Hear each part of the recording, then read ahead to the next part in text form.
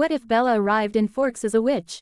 Let's get started. I took one last breath of the phoenix sunshine, trying to imprint the scents into the recesses of my brain where they would never fade. This gesture was my last goodbye to the home I was leaving behind. I held my mother's hand as we walked into the airport. It was not for my comfort, but hers. Ours was not a typical mother-daughter relationship. I had always been precocious, much more intelligent and mature than my age would lead one to expect. Renee, on the other hand, was still a child at HEA.RT even though she was closer to 40 than 30 these days. She'd managed to provide for us both until I was old enough to know what I was doing. At that point, I had taken over the duty of raising myself. And assumed responsibility for my mom at the same time. It was I that had cooked, cleaned, and done the laundry, and I all but coached my mom when it came to making appointments and filing paperwork. I never resented her for forcing me to grow up too fast, it just wasn't in me. My mom was who she was, and I wouldn't trade her for the most blissfully responsibility-free childhood possible. But it was time for us to part ways. She had gotten remarried, to an athletic man almost 10 years her junior. I approved of Phil. He shared my mother's zest for life, but was very steady and dependable. They would be very happy together. And Renee no longer needed me to look after her. With a new most important person in her life, and accounting for the fact Phil would have to travel a lot to find work, I figured the time was right for me to leave Renee and check up on Charlie. Bella, sweetie, you don't have to do this, my mom told me, trying to offer me an out. Deep down, she did want me out of the way, so she could fully enjoy the honeymoon phase with Phil, but she felt guilty about that. She already thought she had failed as a mother, she didn't want another black mark on her record. Plus, she couldn't imagine a world where any daughter of hers would willingly move to Forks, Washington, unless under extreme duress. I knew how she felt the same way I knew how Phil had felt when he'd wave goodbye to me from the car as he dropped us off, and the security guard standing bored at his post in front of us, and the cashier at the kiosk to our right. It was a talent of mine, knowing things about people just by looking at them. I also had a talent to change things about people, but I almost never practiced it because it was rude. In fact, I had a lot of talents, skills that weren't exactly normal but very useful. It was part of who I was, what I was. I tried to keep it hidden most of the time, but that didn't mean I didn't take advantage of it now and then. I turned to face my mom, letting go of her hand to grab her shoulders. We were of a height, and my brown eyes locked with her clear blue. Mom, I love you. I've loved growing up with you. But I'm not going to be a kid much longer. I want to go live with Charlie. And get to spend time with my dad while I'm still young enough for it to count. Besides, a change of scenery will do me good. It'll be nice to stop slathering myself in SPF 100 just to go get the mail. With a smile, I leaned in and hugged her tight. She wrapped her arms around me too, the embrace somehow both a little girl clinging to her favorite toy and a parent cradling their child. Renee might not have been very good at taking care of me or herself, but she'd always loved me with all her heart. I soaked in the warmth of holding and being held, and then I let her go. Go have an adventure with Phil. I'll be busy with high school and teaching the chief how to live with a teenager. I'll be sure to call and tell you about all those exciting rainy days locked in my room reading. I'll tell Bigfoot you're off the market as well. He'll be devastated, I'm sure. My mom laughed, and made no move to hide the tears starting to fall. That's one of the things I admired about her. She was so honest with her emotions. Be safe, baby. Don't give Charlie any heart attacks. As soon as you get sick of rain and snow, just say the word and I'll come rescue you. I nodded, noting with satisfaction that her aura was much more settled. Goodbye, Mom. With that, I turned and left. Security was a breeze, and I had been sufficiently delayed by Renee's dilly-dallying that the wait until my flight was called was negligible. I settled into the middle seat between an Hispanic woman talking across the aisle with her sister and a businessman who'd already shut the window to reduce the glare on his laptop. I settled in to wait, pulling out a dog-eared copy of Macbeth to pass the time. I was mostly a fan of romances, from the tragic to the lighthearted, but it and The Crucible were favorites of mine. It was part comedy at the misrepresentation of witches, and part cautionary tale at the influence they could have on others' lives. That was the source of my talents, by the way. I was a witch. I hadn't sold my soul or anything to get my powers, I'd just been born with them. It was more common than you would think. I wasn't even the only kid in my neighborhood who'd been able to see fairies and ghosts. Or hover a few inches off the ground. But the capacity for magic meant nothing if one didn't believe in it. Over time, the others had become convinced they had just imagined it. And lost their talents. Everyone knew there was no such thing as magic, right?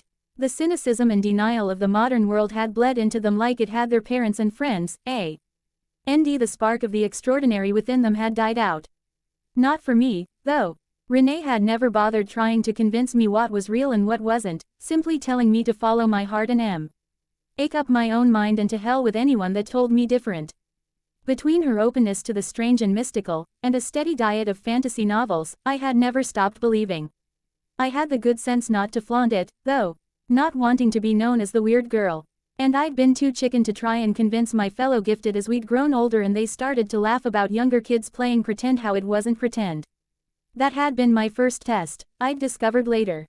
Those without the fortitude to keep faith lost their powers. Those without the restraint or sense to hide it, making spectacles and drawing the wrong kind of attention, had them taken away. If you lasted until you were 10, then you got a teacher. Mine was named Katie. That wasn't her real name, but it's what she insisted I call her. She was nice, if a bit full of herself. I'd probably be seeing her tonight. She'd been very excited about my move to Washington, and had refused to reveal why until I was already there. Maybe it had something to do with the Quileute tribe.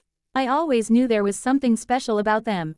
Now that I was trained up instead of a clueless kid, I might be able to recognize it without her having to tell me. The plane landed after 4 hours. As I wandered through SeaTac, looking for the gate for my connection to the Olympic Peninsula, I tasted the energy of the air. I had definitely crossed enemy lines. As Sourplum would say, he was the gnome who supervised our house's garden. He'd been less than pleased about my upcoming change of address. I hadn't been foolish enough to get tangled in city politics and having to declare myself. Still, as a Sealy, a member of the summer court, he had an instinctive distaste for the entire Pacific Northwest, which was UNQ. Questionably unseelie or winter territory. I anticipated some culture shock. Any fi I ran into would be nothing like those I was familiar with. It was cramped and loud on the puddle jumper that took me to Port Angeles. And I was almost running to be the first off. I used to avoid high-speed movements of any kind, not wanting to exacerbate my clumsiness. It was almost terminal, really. I should come with a doctor's note. Then Katie had taught me how to enchant my shoes and socks. Now I moved smooth as a dancer or model unless I was barefoot. It wasn't hard to spot my dad, Charlie Swan. For one thing, he was wearing his police uniform. He greeted me with a hug and a kiss to my hair. I regretted that I hadn't spent much time alone with him. I used to spend 2 weeks with him each summer. But I saw how unhappy it made Renee to be alone so long, so I convinced them when I was 11 we should take family vacations each summer instead. I knew this wasn't an option for most children of divorce. But Renee and Charlie had never been spiteful towards each other. They'd been two stupid kids in love, rushing into marriage and parenthood before they were ready. They would have split over one thing or another eventually. Renee's intolerance for the weather and size of forks hardly their only issue. My dad had resented Renee at first for taking me with her when she split, but he'd had enough on his plate. Taking care of his aging parents. It had been one of their biggest arguing points. Charlie determined to stay in Dreary Forks to care for his family while Renee wanted to be anywhere else. He hadn't been in the best place. After they died within a year of each other. Now he was grateful that she'd spared me from seeing him like that. It was funny how things worked out like that.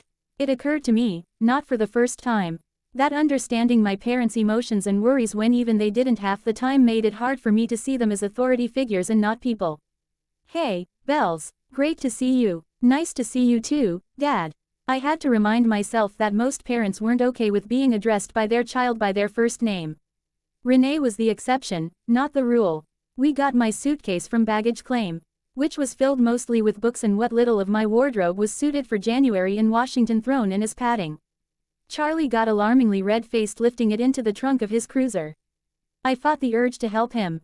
Emasculating as it would be to have his teenage daughter help him with heavy lifting, my slender frame wouldn't account for the strength I could summon with a thought.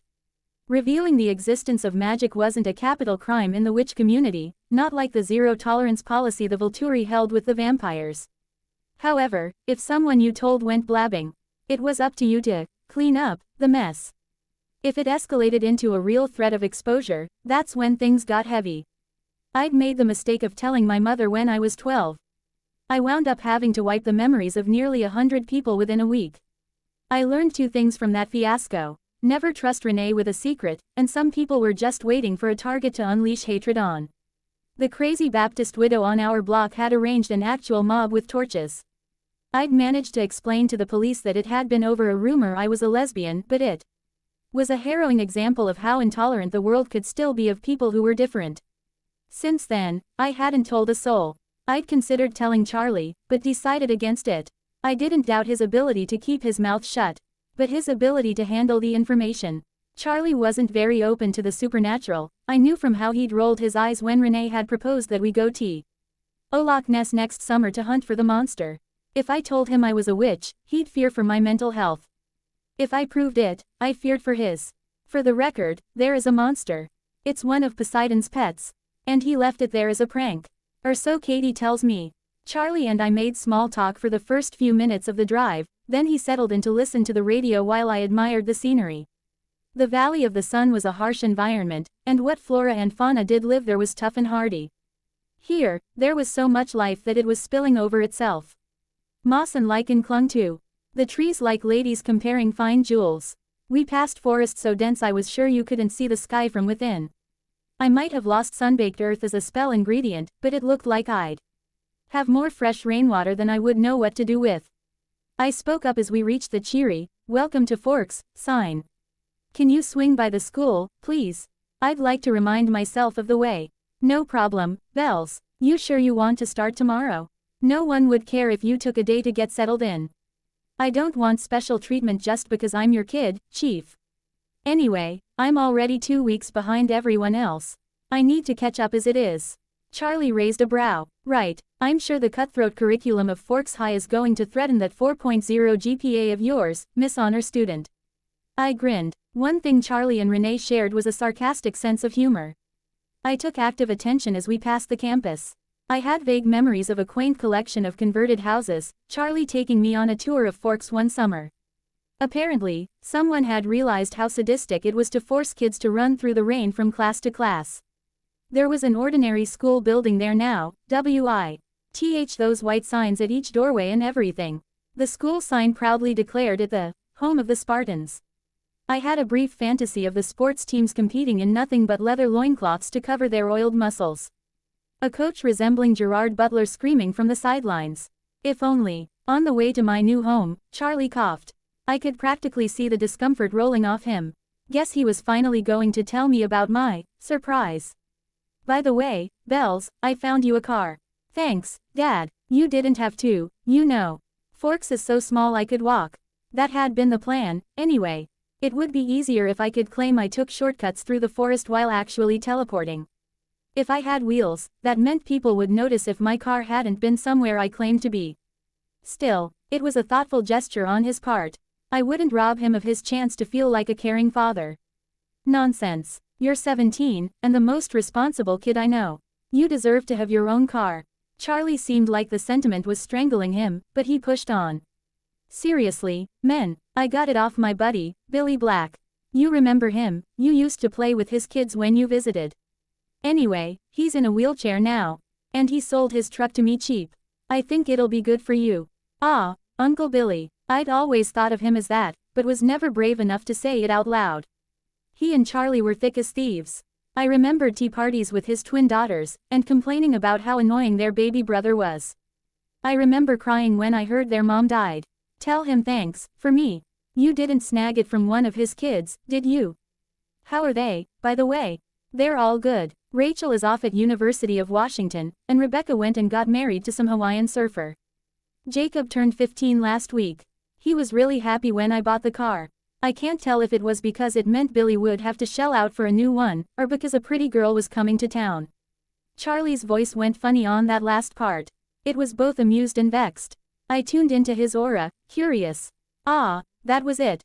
Charlie was so close with the Blacks, he saw Jacob as the son he never had.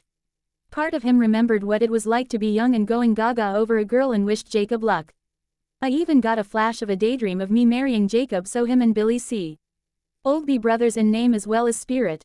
At the same time, that girl was his flesh and blood, his little princess. Part of him also wanted to take his shotgun and make it clear to Jacob that he wasn't allowed to so much as hold my hand. Well, Charlie had nothing to worry about. I had no luck with boys. Once Jacob saw me in person, he'd remember how dorky I was, and I'd turn back into his dad's friend's daughter. We pulled up to the house my parents had bought almost before the ink on their marriage certificate was wet. The driveway was taken up by the orange monstrosity that now belonged to me. It was a real whale of a truck. A reminder of the days when things had been built to last, not replaced with next year's shiny new model. The paint had maybe originally been cherry red, but yay. RS of rain and wind had softened it to tangerine. Wow, she's beautiful, in a post-apocalyptic, grungy, nostalgic kind of way. Who's the maker? Charlie scratched his mustache, eyeing my reaction warily. Chevrolet. Then I'll name her Shirley. Shirley the Chevy. You don't happen to have an old wine bottle laying around, do you? I'd like to make it official and all. Charlie shook his head and tried to hide his smirk. We can christen Shirley later. Let's get you moved in first. It only took one trip, Charlie once again straining himself for the sake of his pride. He set down my suitcase to take a breather and show me where he hid the key. We walked in, and I was struck by how small it was. None of the furniture had changed, but my perspective had. That's what happens when you don't visit a place for years. I felt doubly certain that I had made the right decision. Renee didn't need me anymore, but Charlie did.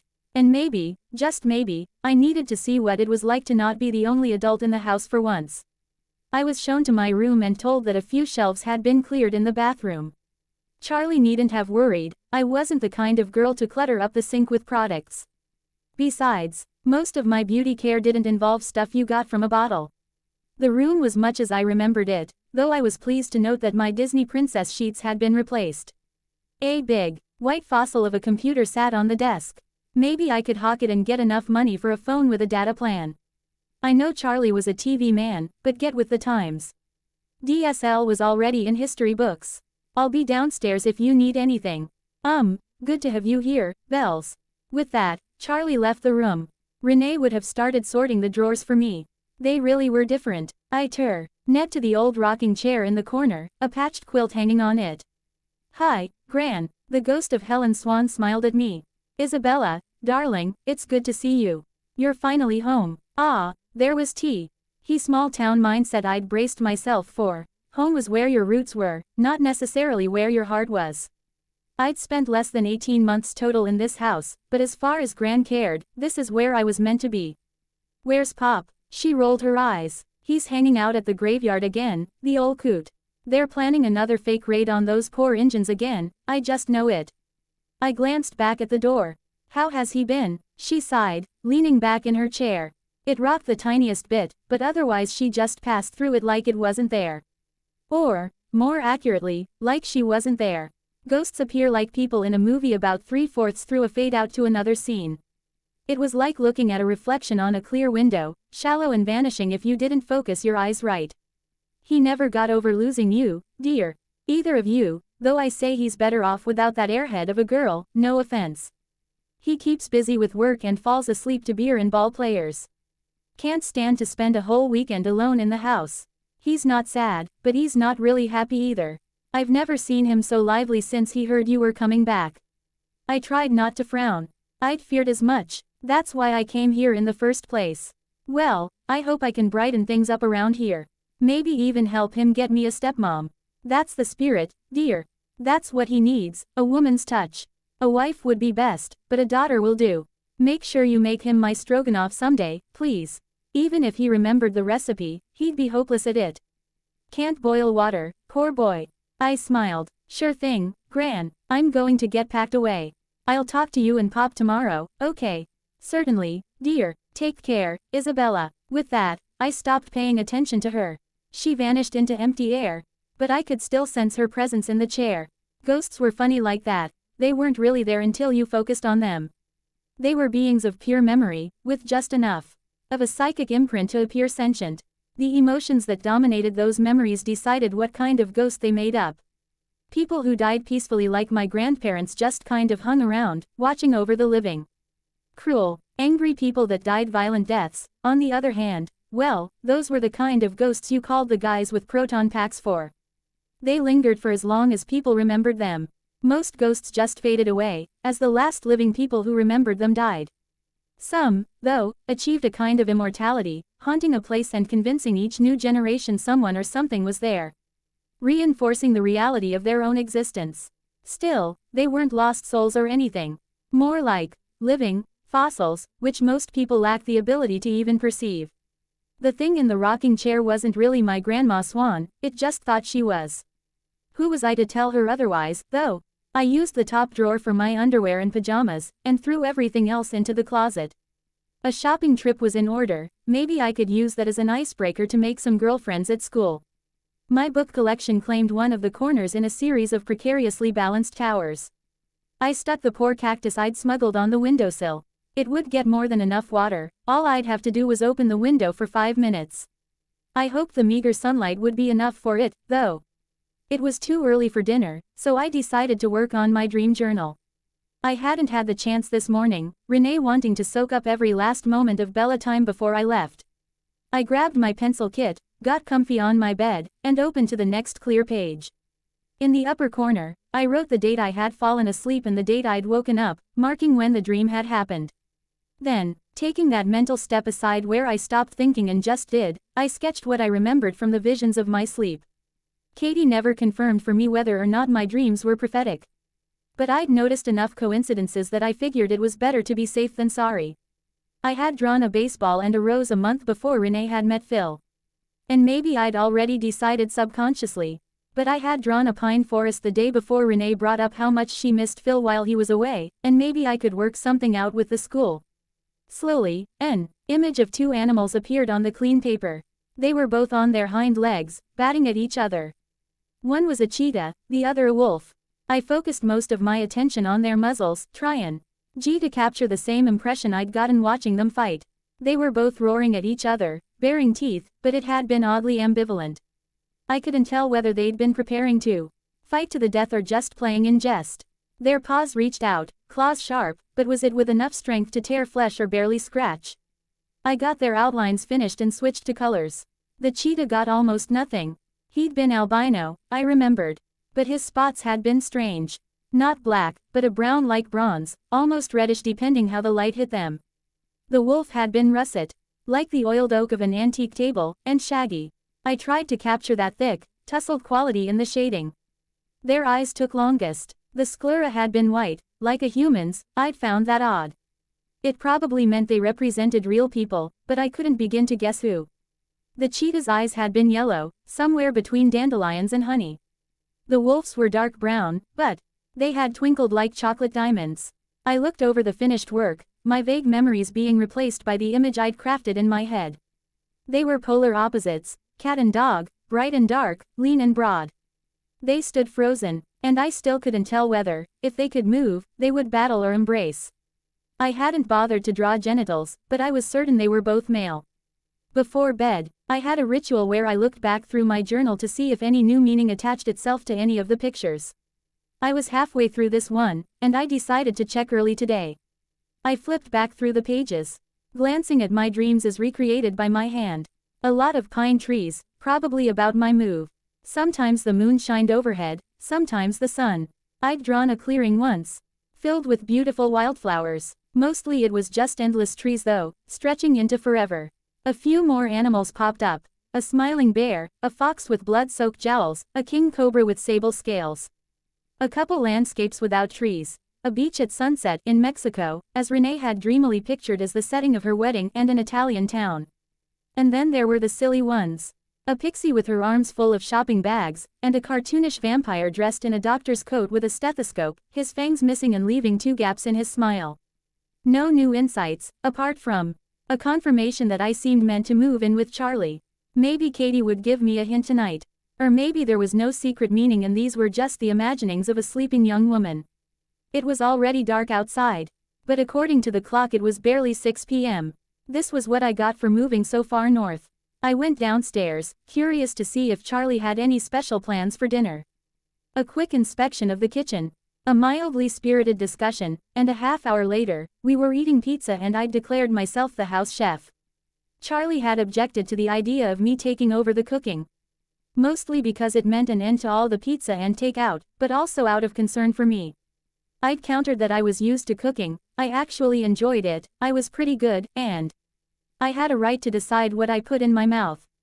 Since I was determined to make my own meals, I might as well cook for him as well.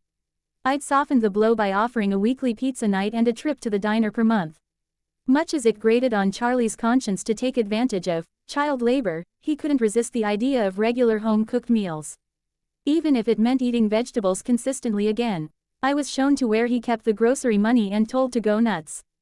I planned to, still trying to get over the horror of the thought of Charlie eating like a bachelor for almost as long as I'd been alive. I'd need to check on his health at some point, couldn't have my dad dropping dead from a heart attack before he was even 40. That would just be embarrassing. Pizza polished off, ch. Arlie wished me a good night before grabbing a beer and plopping down in the couch that was his second bed. That was one thing he'd have to keep buying himself. Though now that I was thinking about it, I wonder if minors could homebrew. None of the equipment was illegal for me to own, and it's not like I planned on drinking any. But if I made Charlie his own beer, I could slip some helpful charms into the potion to make his life easier. I'd have to look into that. Might be a hard sell, convincing the police chief for moonshine to be made under his own roof. Scant as the offerings of the kitchen were, I did find one useful thing. I grabbed the can of salt and went upstairs. I'd do the rest of the house tomorrow after buying the supplies with the groceries, but like hell I was going to sleep in an unwarded room. That would be like going to the bathroom without locking the door, it was just asking for trouble. One line of salt across the window, another over the doorframe, a few phrases in coin, and I was set. I had a quick shower, and then found the plug to have a nice bath. I dried my hair with a muttered word, tying it up in a bun while the tub filled. I'd need to remake all my hygiene potions. Probably have to modify a couple to reflect the local energies. I reveled in the feeling of calm and peace of the hot water, no tension in any inch of my body, free to be in my natural state. Idly, I imagined what it would be like to live in a coven, one of those hidden places in the world where witches could use magic freely. Or maybe even one of the 5 cities, where the our natural denizens of the world lived and worked and fought and ate and coexisted like any other urban center. They even had ordinary humans there. Mostly the mates and children of some of the citizens. But also those who had proven themselves worthy of guarding the world's biggest secret. I was broken from my dozing by a knock on the door. Bells, can you hurry up? I need the toilet. I winced. I got up, pulling the plug to let it drain. I dried myself with a spell and slipped into my pajamas. They were the nice silk ones my mom got for my birthday. It's amazing what the power to change your appearance at will does for your self-esteem. Within a minute, I was unlocking the door. Sorry, Dad, won't happen again. Have a good night. With an impulsive kiss to his cheek, I walked to my room and closed the door. It was a few minutes before I heard the toilet being used, guess I'd frozen him for a little bit there. Getting comfy in my sheets, adjusting to the new lullaby of rain pounding on the window instead of a desert breeze. I closed my eyes, and then I felt an ancient presence gently tug on my spirit, and I woke up in Katie's realm.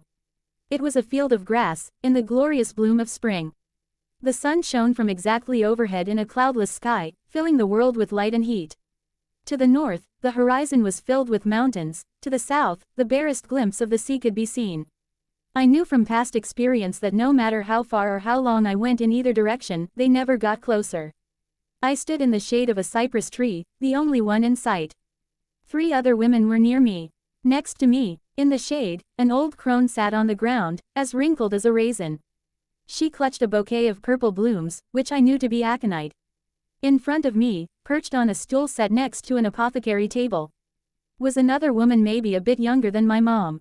She was grinding spices, picking from bunches laid on the ground beside her and packing them into a mortar and pestle, before pouring the ground powder into various cloth bags arranged on the table. Off to the side, a bit far but still in earshot, a little girl played with a dog, chasing and jumping with joyful abandon. It was always a different dog. From a distance, they looked like a family, grandmother, mother, and daughter. Up close, it was impossible to miss how their eyes were all the same acid green. Their chins all jutted out in the same stubborn way, and their hair fell in the exact same ringlets. "Hello, Katie," I addressed them. "Greetings, little witch," answered Hecate, goddess of magic, the 3 who were one, and my instructor. Most witches were taught by their fairy godparent, if they had one, or the nearest witch to volunteer. On occasion, though, one of the major figures of the Magi. Cal World elected to take one on as an apprentice.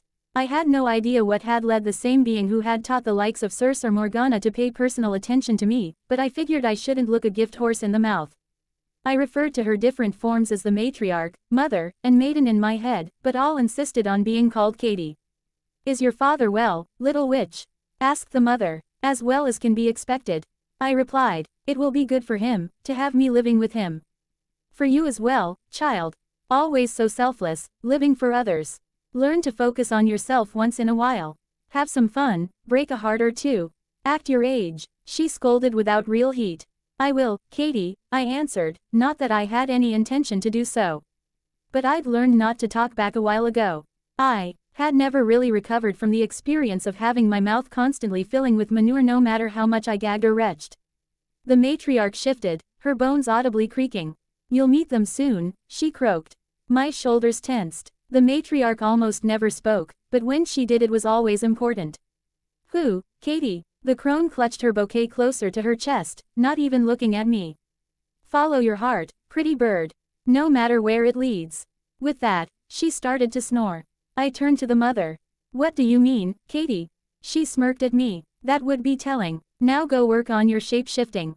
It still takes you almost a minute to change to another form. If you aren't going from a mouse to a drake in a blink by Imbolc, I'll hex you for a week."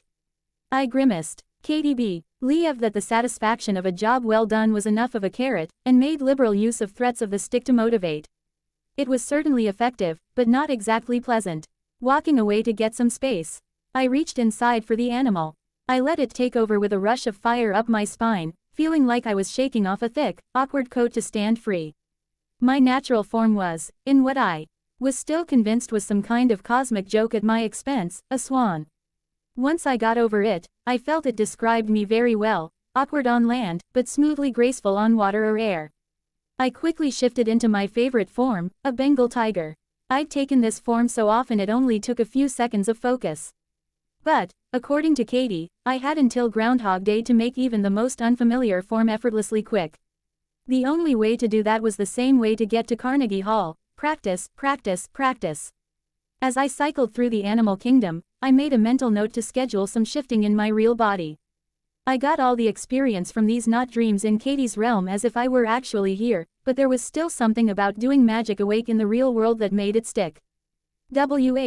And I'd been working long enough that I felt I should be sweating, even though some of the animals I was transforming into didn't have glands, the mother called out. "Enough. You'll be back on Aphrodite's day. Don't embarrass yourself at your new school." Guess I wouldn't be going to any parties Friday night. Before I woke up, I realized that the maiden was singing. The child's voice wasn't forming any words, just vocalizing the notes. And I was 99% sure that it was Wagner's bridal chorus.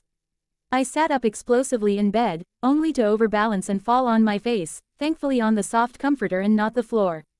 I was aware of an annoying beeping from my watch, and I muted it absently, still reeling from the revelations from just before I woke.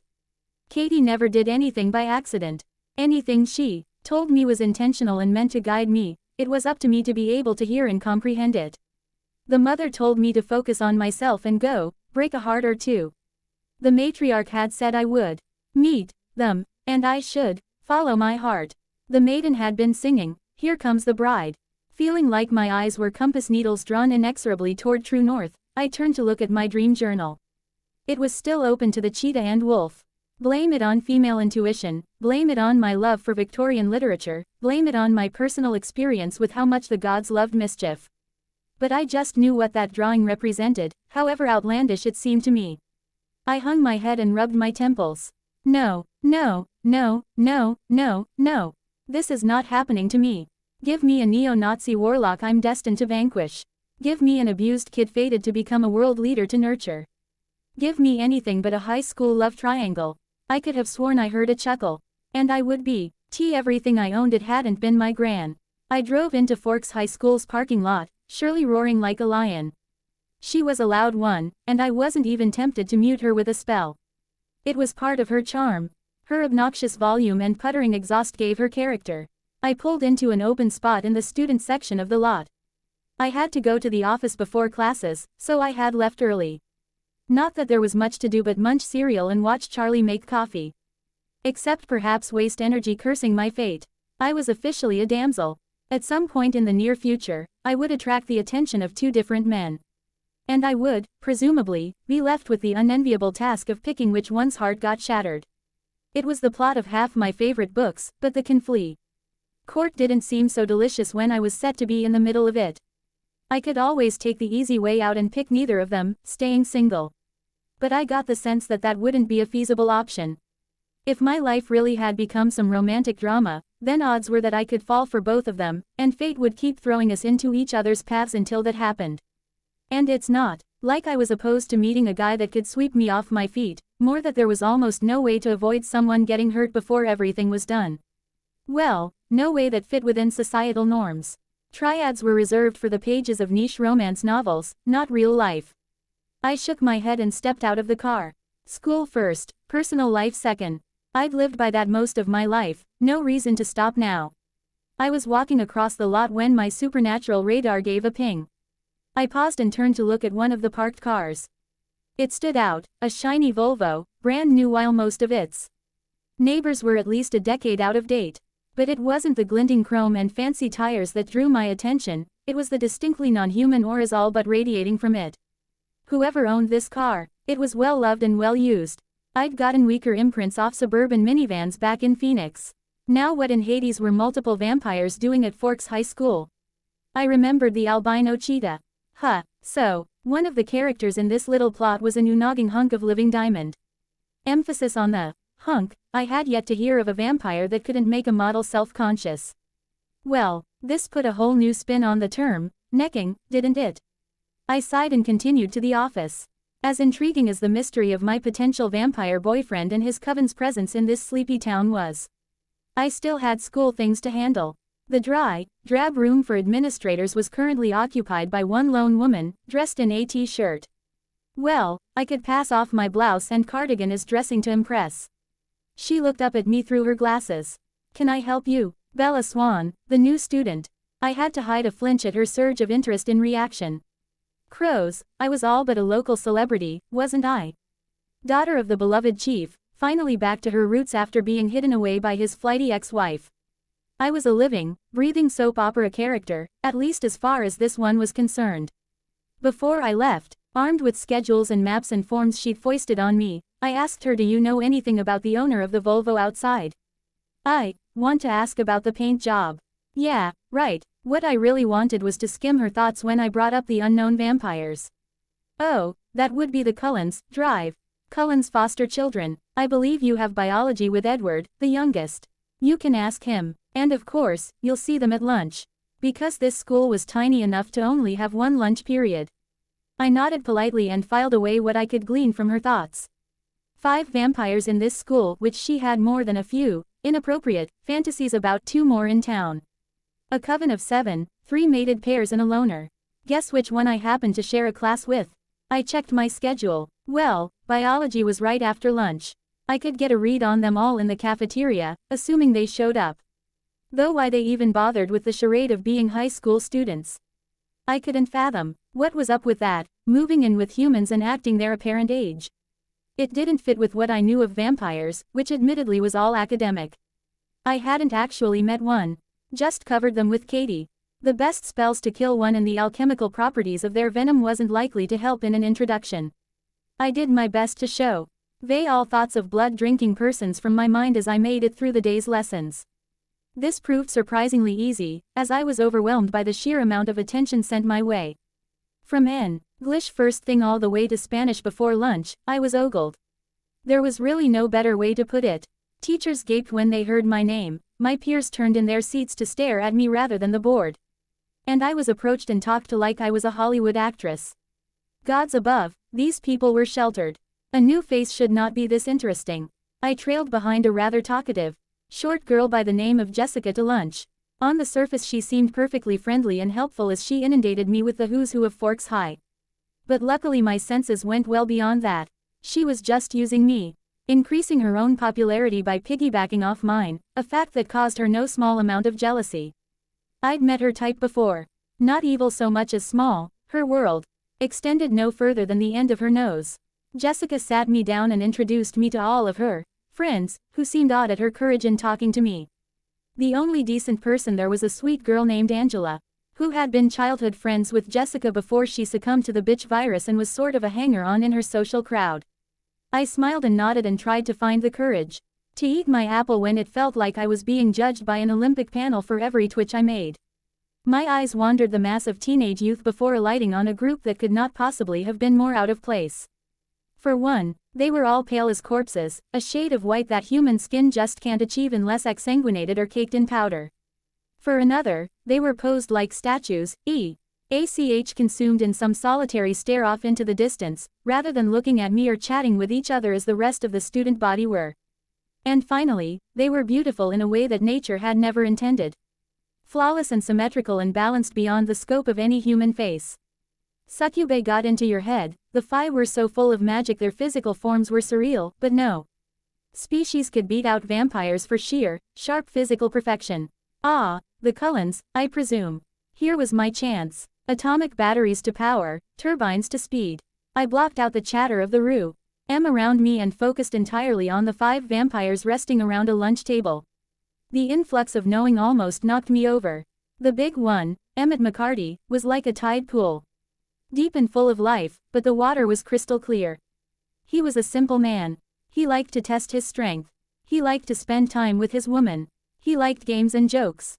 As far as he was concerned, life was good and anytime it wasn't he could make it better easily. A content little boy in the body of an Olympic wrestler. Rosalie Lillian Hale made me sad. Regret and self-hatred rolled off her in waves.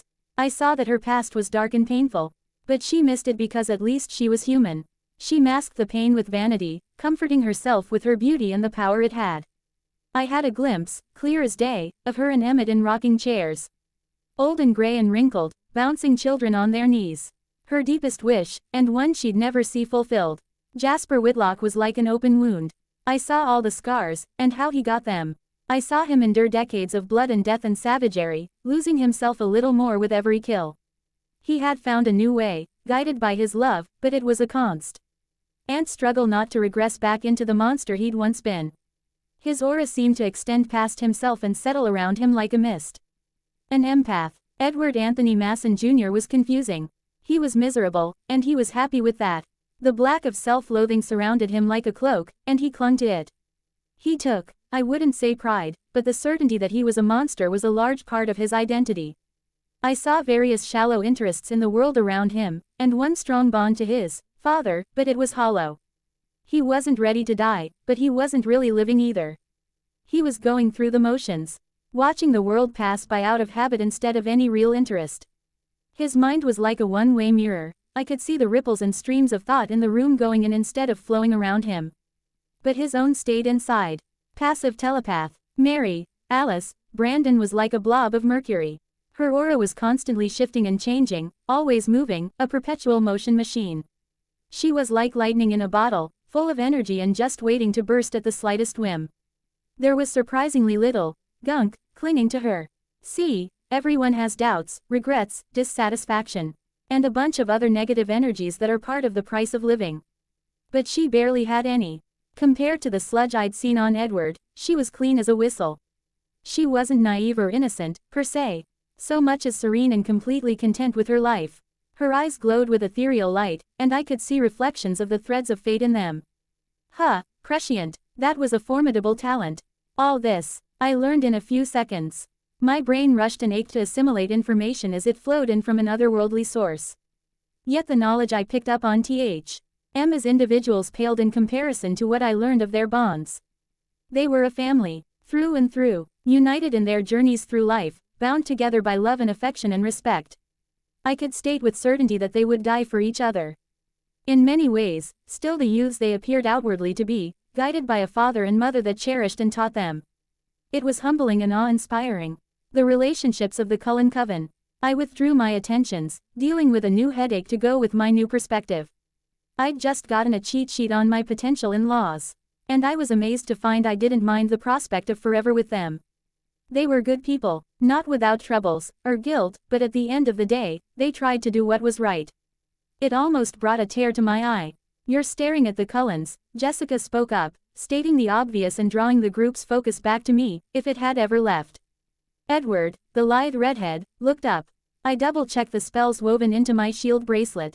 I was pretty sure I was immune to vampire gifts, full stop, but it didn't hurt to be sure.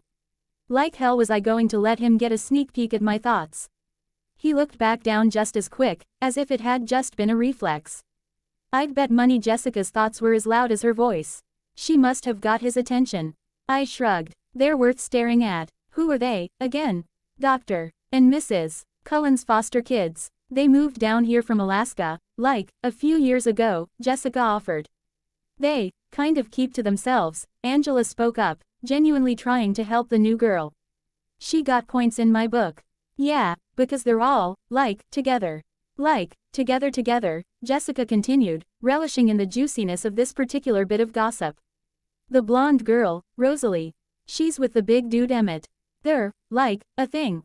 I'm not even sure that's legal. Jess, they're not actually related, Angela protested gently. I know, but they live together. It's weird, Jessica declared. I had to admit, if you believed the lie, it was fairly scandalous. Pseudo-incest in Quaint Forks. Tongues must have been wagging for years. Anyway, the little dark-haired girl, Alice. She's really weird. And she's with Jasper, the blonde guy who looks like he's in pain. No kidding. I wonder if they'd worked out that Jasper could pick up the other's thirst through his gift. Dr. Cullen is like this, foster dad matchmaker, Jessica summarized. Maybe he'll adopt me, threw in a blonde girl at the table. Lauren, I think her name was, and she was even more petty and self-absorbed than Jessica. She'd have to be, to think she could measure up against vampire beauty. And the last boy? I asked, wondering on others' take on my possible husband. He was looking over at us again. This time with a strange sort of frustration. Was he noticing my lack of thought already? Either I'd underestimated vampire perception or one of the others asked him to look into me. Jessica huffed. That's Edward Cullen. Totally gorgeous, obviously. But apparently, nobody here is good enough for him. Like I care, you know. Seriously, don't waste your time. Rejected, much. Lunch ended soon afterwards. All the Cullens getting up a few minutes before the bell in sync and walking out of the cafeteria in a dazzling display of grace. I was once again amazed at the power of human ignorance and denial. How anyone could believe they were human if stuff like that was a daily occurrence was beyond me. I mean it, Rosalie walking a line that straight in 6-inch stiletto heels was just plain unnatural. I made it over to Mr. Banner's classroom, pretty sure I'd find one of the other students more interesting than his lecture. Damn Katie to Tartarus, but she knew me well. I found M.E. self-powerless to contain my interest in the brooding immortal teenager. What made him tick? What was the reason for the darkness in his eyes? Here's hoping he wasn't quite as bad as Heathcliff, but still. He was pretty much copy and pasted out of the Victorian dramas that were my bread and butter. I walked in and, lo and behold, there was only one seat open. 3 guesses where, and the first 2 don't count. This was ridiculous. I sat down next to him, again checking on my shield bracelet. Mental defenses. Check. Obfuscation of scent. Check. I was as safe as it was possible to be sitting next to a finely honed killing machine. Hello. You must be Isabella Swan, he said. He was looking at me with a kind of unmet expectation, an exasperated curiosity. My lack of mental noise or distinctive scent must really be throwing him off. He'd repeated almost word for word the standard greeting I'd gotten from other Forkians. I'd been hoping for something more original. Just Bella, please. I pulled out my notebook and decided to focus on the blackboard. I'd make it at least one day before I succumbed to temptation, for my own peace of mind if nothing else. Edward seemed content with silence as well. And we spent the whole class period merely taking notes. I found it funny that he was probably expending more energy to write at a human pace than to absorb the facts about flatworms. I sat through a gym period, which was enough to make the enchanting of my uniform top priority for me, and then school finally ended. One day down, a couple hundred to go. I went over to Shirley, and obnoxiously drove over to the supermarket. Determinedly not looking at the Cullens. I got enough to feed me and Charlie for a week and had enough left over to pick up all the ingredients on my non-food list. The afternoon passed in a blur of rituals, as I warded the house, replaced my lost potion stock, and enchanted a pen and pencil to do my homework for me. Don't look at me like that, like you wouldn't. That done, I had just enough time to make dinner before Charlie walked in the door. Bells, what smells so good? He called, taking off his gun belt. As far as I knew, he'd never fired it except at the shooting range. Steak and potatoes. And if you don't at least try the asparagus, I'll never forgive you. Well, when you put it like that. We ate in peace, and the meal was quite yummy if I do say so myself. At around the halfway mark, I caved and asked Charlie. So, what do you know about the Cullens? Charlie paused mid-chew. Why the interest? He asked, mouth full. I'd work on that later. I shrugged, going for nonchalance. Curious about the only other foreigners in school, I guess. Charlie rolled his eyes. They moved here from Denali 2 years ago. One of the luckiest breaks this town ever had, if you ask me. Dr. Cullen could be working at any hospital in the world, and he settled on ours. I was a bit wary of all those teenagers, but I haven't heard a peep out of any of them. Straight A's, never act out. More than I can say for some of the kids born and raised here. Wow, a whole paragraph. Charlie really must have a high opinion of them. I see. I changed the topic. So, why don't we invite the blacks up here for dinner? I'd like to pay back Billy my own way for Shirley since you went and bought her for me. And I haven't seen Jake in a while. Charlie's eyes lit up. That sounds great. I'll call them up, see if they're up for this weekend. His eyes narrowed a bit. Hope Billy's gotten over his dumb superstitious prejudice. I heard, like an echo without an origin point. More evidence. The Quileutes weren't run-of-the-mill natives. Seems Uncle Billy might just know the truth about the Cullens. I was intrigued. I washed the dishes as Charlie migrated to the living room. That done, I went up to my room and checked on my homework. Satisfied, I laid down on my bed. Then, before I could second or third guess myself, I slipped myself out of my body. Time to greet the neighbors. If this had to happen, it was going to be on my terms. I flew, intangible, through the night sky, following the trail of the Cullens, auras, which I was much more sensitive to in this form. I finally stopped and couldn't help but stare. They had a mansion, an honest-to-God's mansion smack dab in the middle of the woods. Gorgeously restored 19th century, I believe, with a back wall replaced entirely with glass. I couldn't help but notice the inch-thick iron sheets hidden in all the window frames. The house was like a metaphor for vampires. Ancient antiquity brought into the modern era, white, beautiful, and much tougher than it looked. I settled down in front of their door, making sure everyone was home. I sensed 5 familiar presences and 2 of a similar sort, all accounted for. I licked my lips and then, since I couldn't knock on the door, I called out hello. There was no response, though I sensed all movement inside stop. I waited a few seconds, which were good as minutes to vampires, and then tried again. I can explain the lack of heartbeat and scent. Can someone please open the door? Nothing for a while, and then there was a lightning-fast shift in one of the auras as he went from a second-floor room to right behind the door. It opened, and I got my first glimpse of Carlisle Cullen. He glowed like the sun. The amount of positivity, righteousness, and sheer saintly goodness that oozed out of his every pore nearly blinded me. Past the metaphysical, I saw he looked like one of Phidias' sculptures come to life. Good thing he was married, because the nurses would be all over him otherwise. Hello, he asked, looking at my see-through body with curiosity. Hello, Drive, Cullen, I'm Bella Swan, Chief Swan's daughter. I thought I should introduce myself to the other members of the local supernatural community. May I come in? Yes, of course, please do. He opened the door wide, and I slipped past him inside. The threshold parted to let me through, as I had the blessing of the homeowner. The interior was gorgeous, of course, open and airy. The entire Cullen clan was arranged around the living room, staring at me with looks ranging from hostility to disbelief. I noted a caramel-haired, soft beauty I assumed to be Mrs. Cullen. Hi, everyone. Forgive for not coming in person, but I don't want my dad to think I snuck out. I shifted my feet, even though I didn't have any muscles in this form. You have a lovely home, I offered, hoping they'd help me out a little. Thank you, Drive, Cullen said, walking around to be at his wife's side. Esme, that was her name. He never took his eyes off me. Pardon me, but how exactly are you here? I shrugged. Depends how you see things. A scientist would call this holographic telepresence. A comic book nerd would call it astral projection. I personally refer to it as a spirit walk. The gist of it is, my body is back at my house, but I still get to be here and talk to you guys.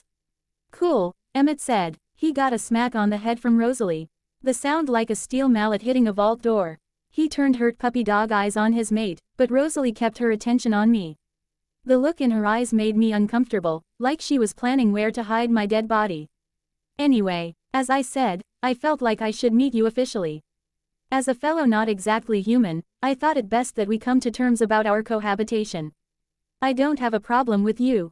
And hopefully you don't have a problem with me, but if you do, we should iron things out as soon as possible. Edward looked at me like I was a ghost, which I actually resembled a bit at the moment.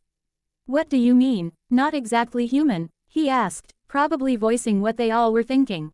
I took a needless breath.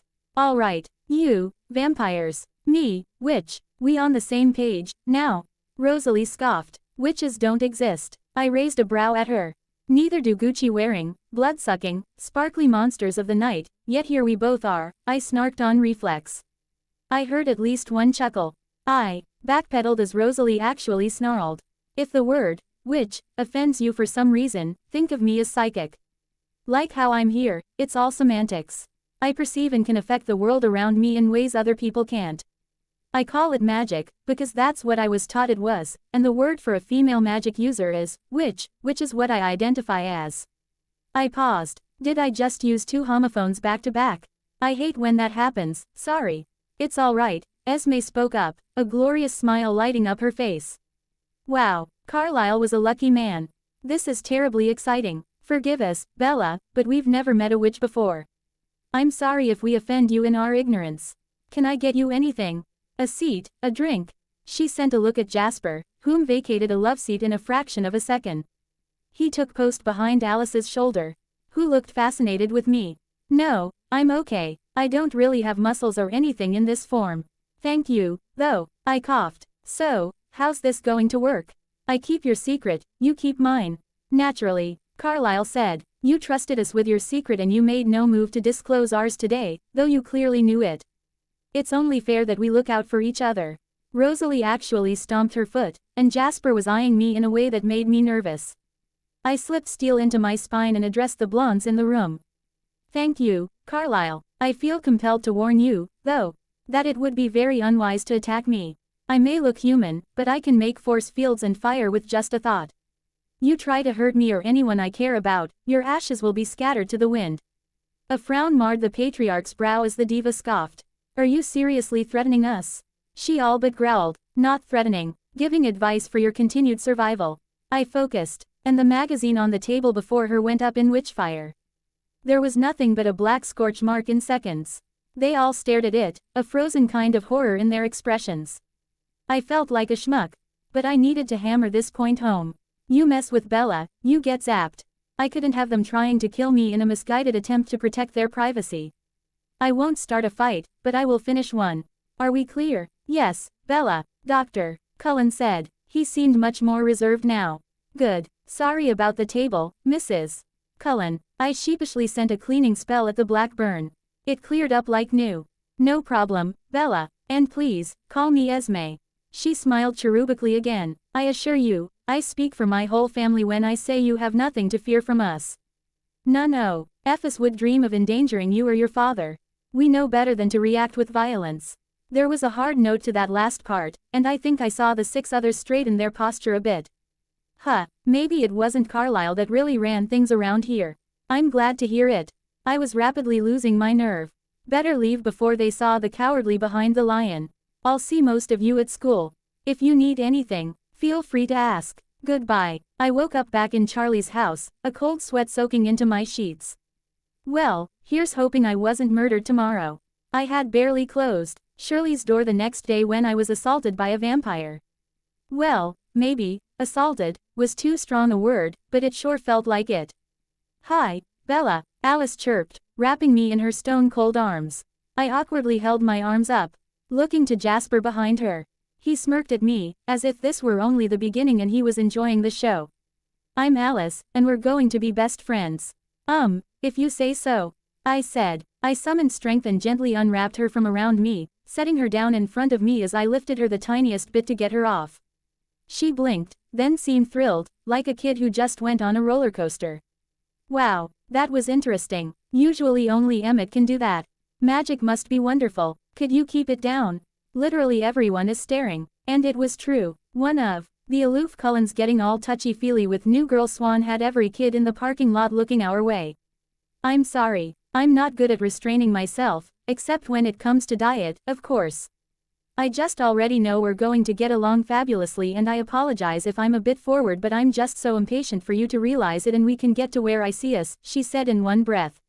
I eyed my shield bracelet as if it had betrayed me. So, you can see me. Not directly. When I look for you, there's nothing. But you show up in my visions for other people. I just looked at my future. And saw us arm in arm, and now I'm just so excited. That's a lovely bracelet. Is that what's blocking our gifts? Jasper's nervous around you, since he can't read you. Same thing with Edward. But I told them we're going to be friends and they should trust me trusting you, and they'll listen to me eventually. I blinked. Is it possible for vampires to do cocaine? Jasper snorted. Oh, Emmett's going to love her. No, drugs don't work on us any more than food. If we drink the blood of someone with it in their system, we get sick for a few hours. This is just my natural energy. She smiled and looked so adorable I half expected anime stars to twinkle around her head. I had a random thought. I'm going to go out on a limb and guess you like to shop. I don't like shopping. I love it. I live to shop and shop to live, Alice said with that effervescent grin on her face. Looks like I'd found the pixie I'd dreamed about. She was like Tinker Bell dressed up as a vampire for Halloween. Right. Well, nice talking to you, Alice. I've got to get to class. Oh, well, okay, but please come have lunch with us. We all have so many questions. You don't even have to buy anything, you can eat off our trays. What you say? I narrowed my eyes at her. You're very used to getting your way, aren't you? Almost exclusively. I sighed. Fine, I'll have lunch with you guys. Will Rosalie behave? Oh, don't worry, she's still cowed over the fact you said Italian Vogelite from miles away. And in the words of Emmett, that was totally wicked, by the way. I'll let you get to class. Bye. With that, she danced in Jasper's AR. Ms. and flitted away towards the school building. Well, that was unexpected. I was accosted by Jessica as soon as I stepped into trigonometry. Is it true? Are you hanging out with Alice Cullen? I shrugged. Apparently. She walked up to me, declared us besties, and invited me to sit with her at lunch. I couldn't think of a good enough reason to say no. I told you she was weird, Jessica offered. But he's never done anything like this before. Like, I don't think she's talked to anyone except teachers in her family all year. What makes you so special? She did not do a good job of masking her jealousy. Beats me. Thankfully, class began and effectively shut Jessica up.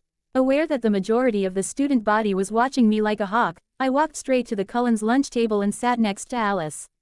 Hello, everyone, I said.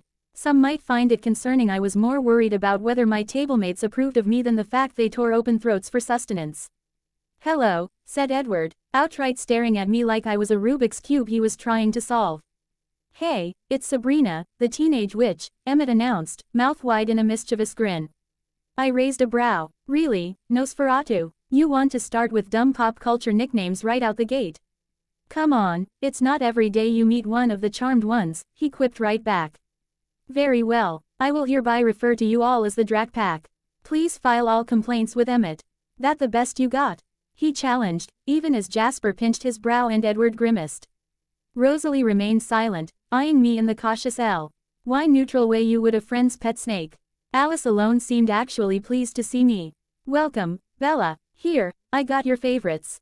She slid the tray in front of her over to me, and I saw it had the most appetizing things I found on the menu.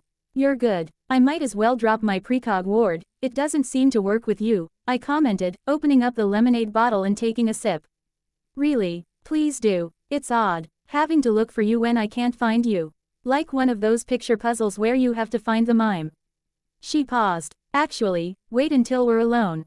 Edward won't react well to what I'll see. I considered the problem and found a solution. I mentally touched the protective layers of magic surrounding me and expanded them to cover her. How about this instead? Edward and Jasper visibly flinched. What did you do? The former gasped as the latter whispered darlin', in a surprisingly small voice. Alice gazed off into the distance with glassy eyes for a full 10 seconds. Then she came back to herself and squealed. Oh, this is perfect. It's like stepping under your umbrella. Edward can't read me through the wards, but I got past your foresight protection. This is going to be so fun. We can finally have a fair game of chess. She kissed my cheek, which almost derailed my concentration. Forget best friends. You and I will be good as sisters, mark my words. Was that a hint? Had she seen my potential future with Edward? Damn, now I was curious. Bella, whatever you did, could you stop? I need to feel my wife. I need to. Jasper was pleading as much as his pride would allow. I eyed Edward, who looked at me almost accusingly. For some reason, I really wanted to twist his nose or poke him in the eye some way. How dare he look at me like that? I got a better idea. I focused, and my words spread to everyone at the table except Edward. There, you all have privacy for the first time since meeting Edward. Edward gaped like a fish. Wait, seriously? Emmett visibly concentrated, then lit up like a Christmas tree when Edward showed no reaction. Oh, this is sweet. Bells, you are my new favorite person. What about me? Rosalie harumphed, and be still my heart, she was actually threatened. How much had I unsettled her with my book-burning trick? Emmett hunched over. Oh, baby, of course I meant second favorite. You know you're my one and only. He gave her a huge smooch, which quickly escalated to the most X-rated kiss I'd ever seen. When he pulled back, I saw onlookers in the background blushing, but Rosalie had content look like a cat hand-fed a salmon. I turned to Jasper. Are they always like this? Worse, he said, nuzzling into his mate's shoulder, while paying much more respect to public boundaries than his brother had. Alice looked ready to cackle. Relax, Edward, she can't keep it up over distances. You'll be back to casually invading our minds once we get home. Emmett's head snapped to me. Samantha, I will pay you $100 an hour to follow us around and keep Eddie out of our heads. My name is Bella. Just for that, my answer's no, I said, trying not to reveal how seriously tempted I was by such easy money. But hey, instead of paying me to follow you around with my umbrella, as Alice put it, why not pay me to make your own? Come again? Edward asked, looking at me like he couldn't decide whether I resembled Godzilla or Cthulhu more. I shrugged. Compensate me for materials, and I can make you guys charms to block out vampire gifts. Nothing fancy, small things like rings or necklaces, things you can wear. Though the ritual ingredients can get pretty exotic and expensive. You're just selling us magic amulets? Rosalie asked. Well, yeah, I have the supply, you have the demand. Basic economics. I wrinkled my nose. Plus, it could keep me in practice. I haven't had a chance to practice my craft for anything but my own needs, ever, really. I'm not ashamed to make some cash making some doodads for you guys. It's not like I could do this kind of thing for the normies. There weren't other weirdos in Phoenix? Alice asked me. None that I could help out. Most weirdos in town were either vampires and other predators much less civilized than you guys are fi, and offering to help a fi with magic is like selling coal dust to a miner. So, yeah, you guys are the first I can really feel comfortable helping out with my gifts. What else can my magic charm do? Emmett asked. Wait, other predators? Jasper questioned. Fairies. Alice cried with all the joy of a little girl at Disneyland. The school bell rang. Sorry, kids, class had ended. We'll catch up tomorrow. Edward, want to walk me to class? I actually might need an escort, so I don't get mobbed by other kids. I picked up the tray I had grazed from and made for the trash cans, withdrawing my wards as I did to save energy. No need to let them know how taxing my little trick had actually been. Edward was at my side like a proper gentleman the whole time, though I could tell he was miles away. I wonder what had overloaded him more, my casual blocking of his talent or my topics of conversation. I pitched my voice low enough that I myself could barely hear it but should be crystal clear to his ears. I'm going to guess by your family's exuberance that you aren't in touch with the greater supernatural community.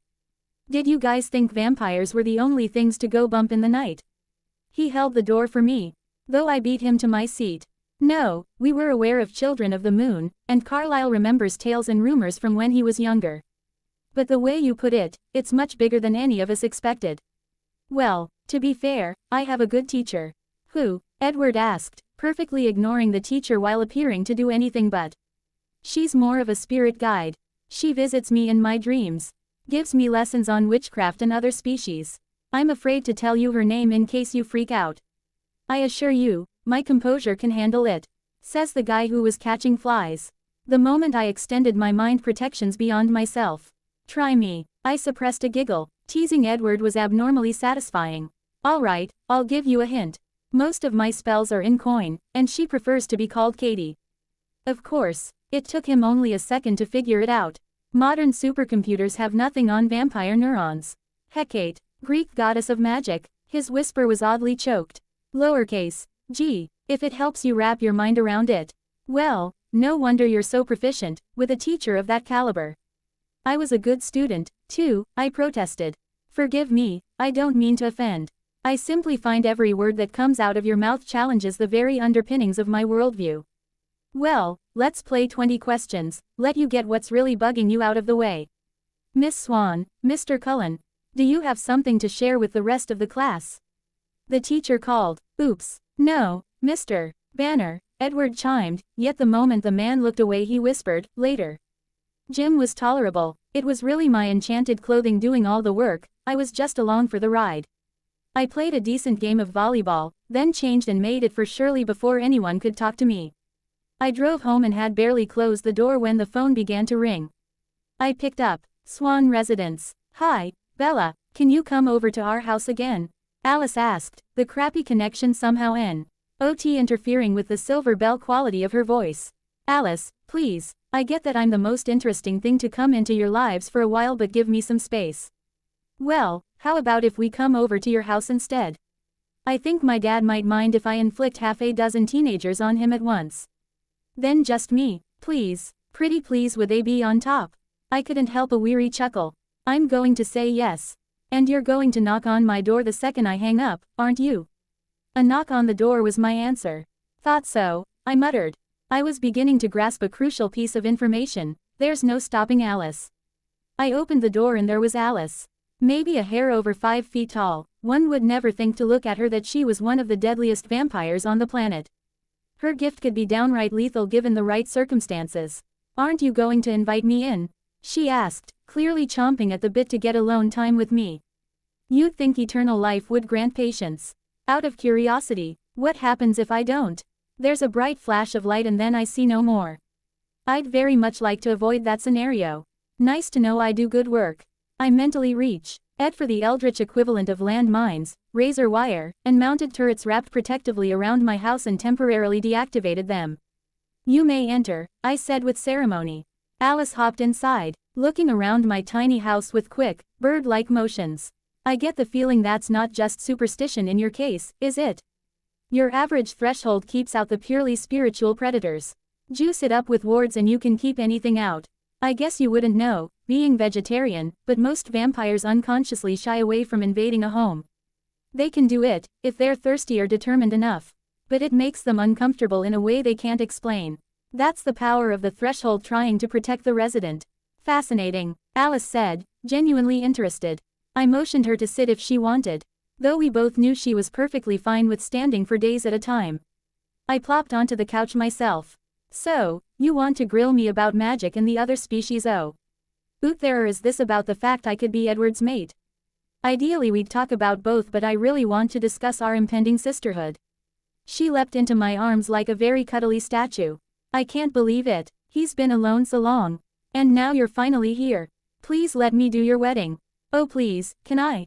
I summoned strength and detached Alice from my person for the second time today. This might become a habit. Whoa, whoa, whoa, cool your jets, Alice. He and I are barely on a first-name basis right now. Give it a while before you start bringing up China patterns. Sorry, I'm getting ahead of myself.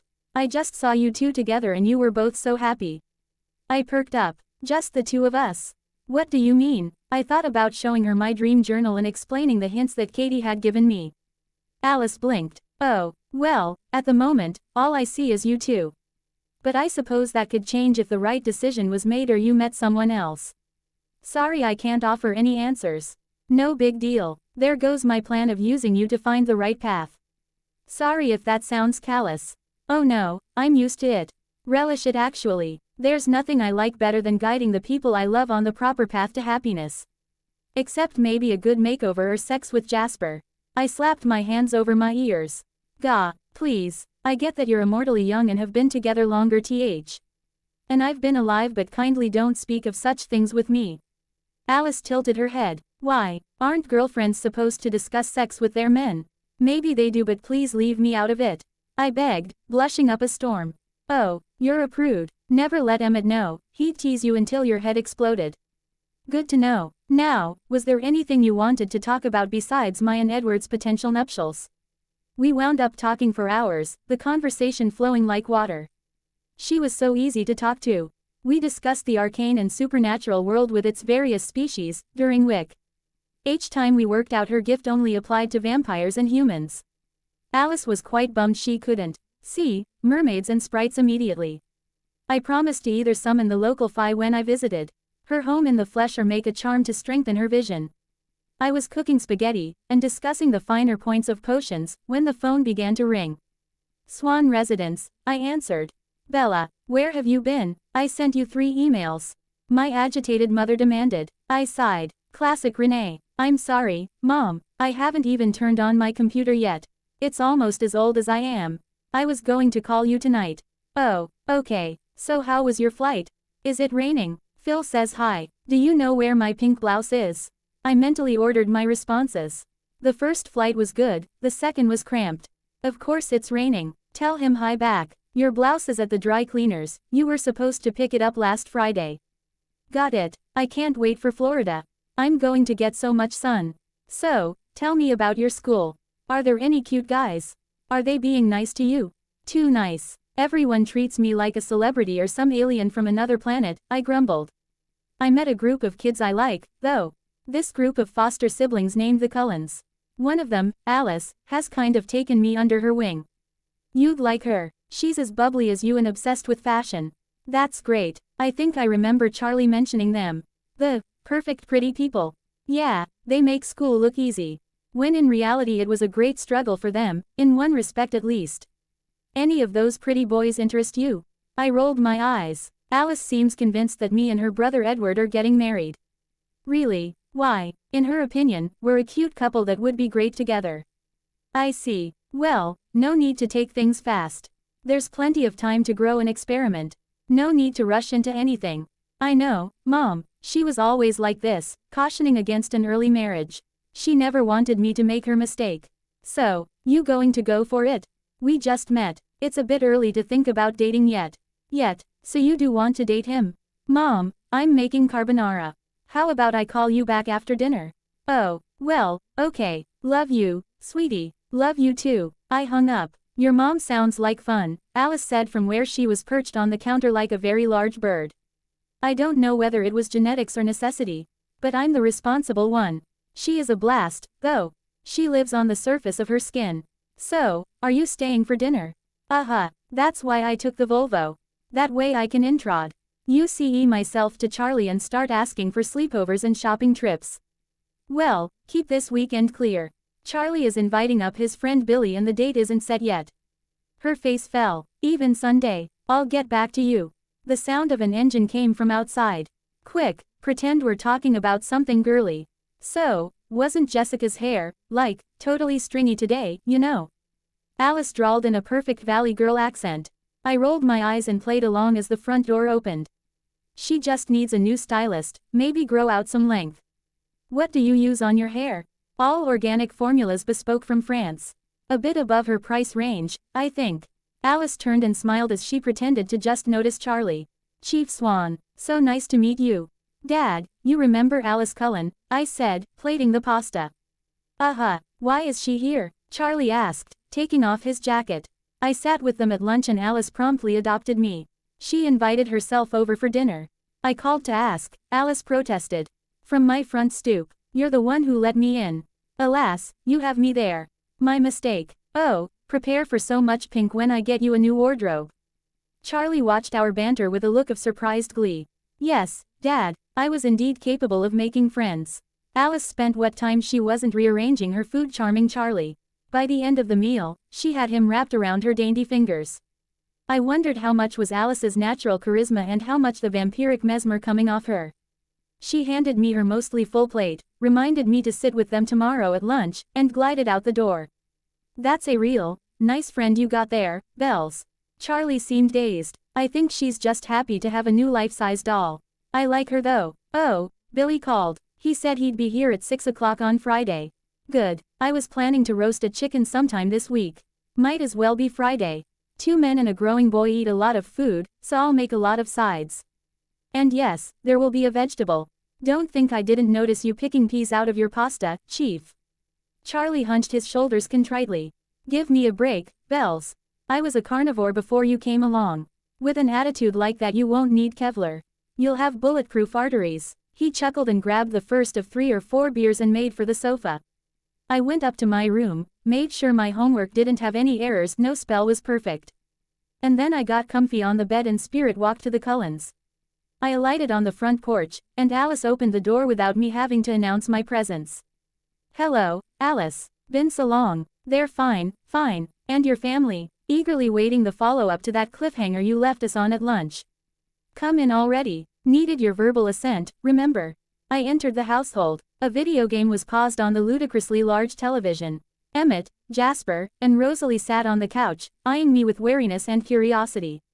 Edward was sat at the bench to what I sensed was his piano. And Esme was coming down from upstairs. Where's Carlisle? I asked politely. Evening in the graveyard shift tonight. He loves his work, Esme said fondly. Welcome, Bella. Alice was just telling us all the fascinating things you told her about the magical world. What's this about global warming being about a war between fairies? Jasper questioned. I winced. First off, never call them fairies. They're the Fae, and that's an umbrella term. Most prefer to be called by their name or species. Second, yes and no. Global climate is determined by the balance of power between summer and winter. Mankind is releasing greenhouse gases, which make things warmer. Summer fires strengthen and begin to seize long-contested territory from winter. Winter weakens, permafrost melts, more gases are released. And the cycle repeats. But winter is vicious and frequently counterattacks, which is how freak blizzards and polar vortexes are a thing. The point is, the weather is, in a very real way, a reflection of the movements and strikes of the two Fae armies. Mankind is throwing that balance into chaos. Hence climate change. And this war has been going on for how long? Jasper asked, fascinated. Since the dawn of life, but it wasn't until humans came along that they became sapient. Summer and winter have always been opposed. Ice ages, heat waves, those were times one side reigned supreme. Even when they were little more than animals scrabbling for territory. Homo sapiens evolves, and suddenly the two sides discover intelligence, and more importantly, politics. They've been in deadlock for the last few thousand years. Until the Industrial Revolution at least. What happens if one side wins? Rosalie asked concerned. It won't be the end or anything, just a major climate shift we have to adapt to. The Fae are conscious concentrations of the planet's life energy, they won't render anything extinct on purpose. Short of thermonuclear war, mankind really can't do anything to affect the outcome. I wonder what the Fae on the Moon or Mars will be like once we terraform them, assuming we get that far. Blank looks met my statement. Oh, come on, you're nigh invincible in unogging. You never think about the far future. I demanded. We tend to take things one day at a time, Alice's visions excluded, Edward explained. So you've never thought about what alien blood might taste like? Emmett perked up. Well, now I am. Hopefully they put up a better fight than the weak Earthlings. Esme smacked his head. How dare you? I raised you better than to say things like that. Sorry, Bella, Emmett said. Pained but contrite. No offense taken, but then I can be super strong on command. I also tend to view my fellow man as puny. But we're going off on a tangent. You had some questions about the charms I was going to make you. The four on the couch sat up while Edward turned to play moodily on his piano. What can my magic charm do? Emmett asked excited. Depends what you wanted, I shrugged. Alice furrowed her brow. What if we asked for the most useful, most pro-vampire charms possible? What would you deliver? Sheesh, that would be expensive. But alright, a shield against vampire gifts, obviously. I could make a protection to stop you from burning up in ashes. I can add a concealment to stop you from glittering. In fact, I'll go all the way and have you appear human while wearing them. And I just might be able to cram in a scent obfuscation so the smell of blood doesn't register. Blank stares met my statement. Edward had stopped playing. What, do I have something on my face? Protection against fire? Jasper asked. Appear human? Esme wondered. No blood scent? Rosalie questioned. I gave them jazz hands. Magic, people, I'm a witch. I do magic. What a fascinating creature, Edward breathed out. Thank you. Anyway, I can make the charms make you fireproof. I can add an illusion of your natural human form. And I can block the scent that triggers the kill response from reaching your brain. You'll still see, hear, feel, and of course taste blood, but you won't smell a thing. They looked at me like I was an angel descended from heaven. Geez, you're this excited over a simple charm. How are you going to react when I offer rituals and potions? I'm listening, Emmett said, leaning forward. Well, theoretically, anything. Magic is Murphy's law in practice. Any potential possibility can and will be realized. You just need the right stimulus. Rosalie stood and came to rest her hands on my shoulders. Bella, answer me honestly. Can you give me and Emmett a child? My mind boggled at the scope of the task. Give me a year to work out the ritual, a few months to set it up, and the right day of power, sure. I could cram 9 months into a flash of light. Actually, it might be easier to just make you human again and have Emmett knock you up the old-fashioned way. They went still as statues, the vampire version of shock. What? Rosalie breathed. I mean, making you a human. Again would be cheaper than making a baby out of thin air. And I presume you would want hybrid children, since they're healthier and immortal like vampires. Statues again. I detached myself from Rosal. I eased grip and stood to the side as she stayed frozen in place. Okay, what broke you? The devamping or the hybrid thing? Both, Edward choked out. Both are a miracle. I tilted my head. That's odd. The old Tory are supposed to offer the ritual as punishment. And the legends of Dampier and Cambion are all over.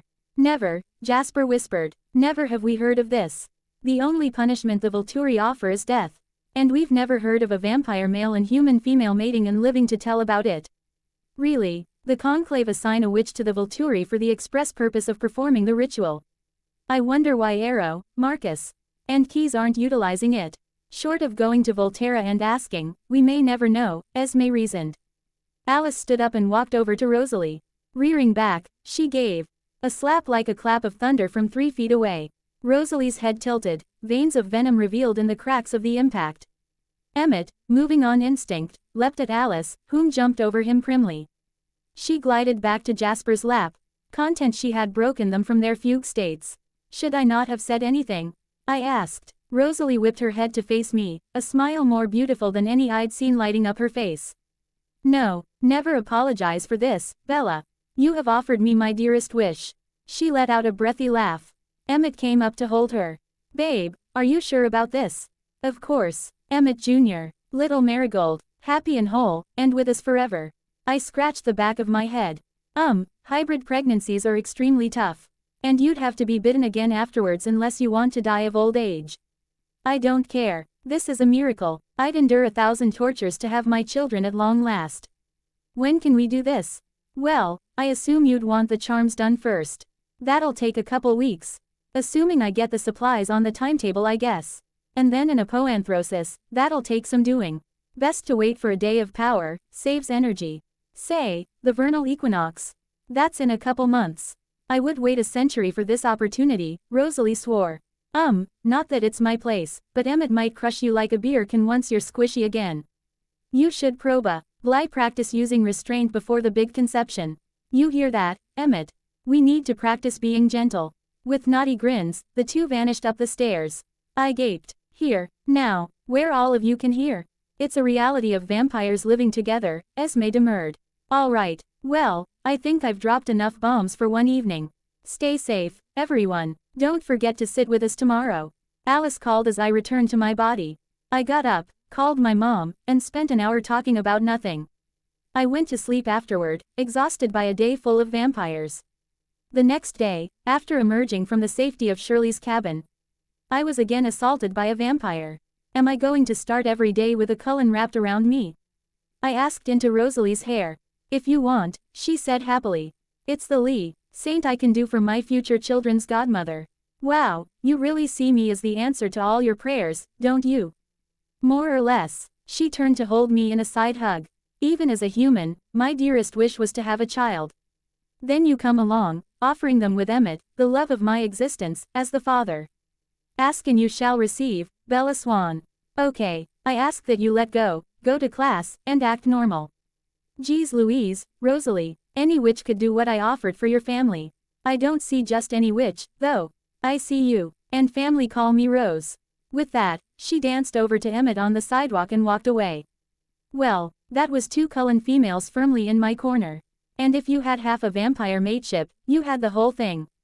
Over half the family on my side in the first week. I hope I was this lucky with any other supernatural groups I ran into. I got through classes, dealing with Jessica with silence, the ultimate weapon against a drama queen. At lunch, I walked around the line and made it to the central table. Hi, everyone. Any obvious questions left over after last night's events? I asked, slathering cream cheese on a bagel. Carlisle is fascinated by the idea of hybrids. He wants to know everything you know in preparation for Rose's pregnancy, Edward answered faithfully. So not only am I this kid's godmother, I'm its midwife. I asked. Pretty much. You're the closest thing to an expert we have on hand, Jasper said consolingly. I shrugged. Well, it'll only last a month. That's a blessing. Come again? Rose asked, looking up from nuzzling Emmett. They seemed extra affectionate today. I sighed. I feel I should write this all down. Then again, why bother? You all have eidetic memory. Hybrids age at an accelerated rate. The length of time from fertilization to viability is roughly 3 weeks. After birth, they keep growing for 7 years until reaching maturity. Then there is Unaging as any vampire. They have heartbeats and actually a higher base temperature than humans. Males are venomous, females aren't. They subsist on blood or food, it's down to preference. Their skin is harder than a human's but nowhere near vampire durability. Enhanced speed, strength, intelligence, senses, you name it. Oh, and they can be gifted. I racked my brain for anything else. Oh, the birth. The amniotic sac is hard as vampire skin. The baby either eats their way out of the mother or you need to do a caesarean with a venom-coated scalpel or your own teeth. With expert magical and medical care, the mother can survive. So I guess I'll be in the room with the blood and the screaming and the bulging belly. I'll ignore the use of the word bulging since it seems my life will be in your hands, Rose said loftily.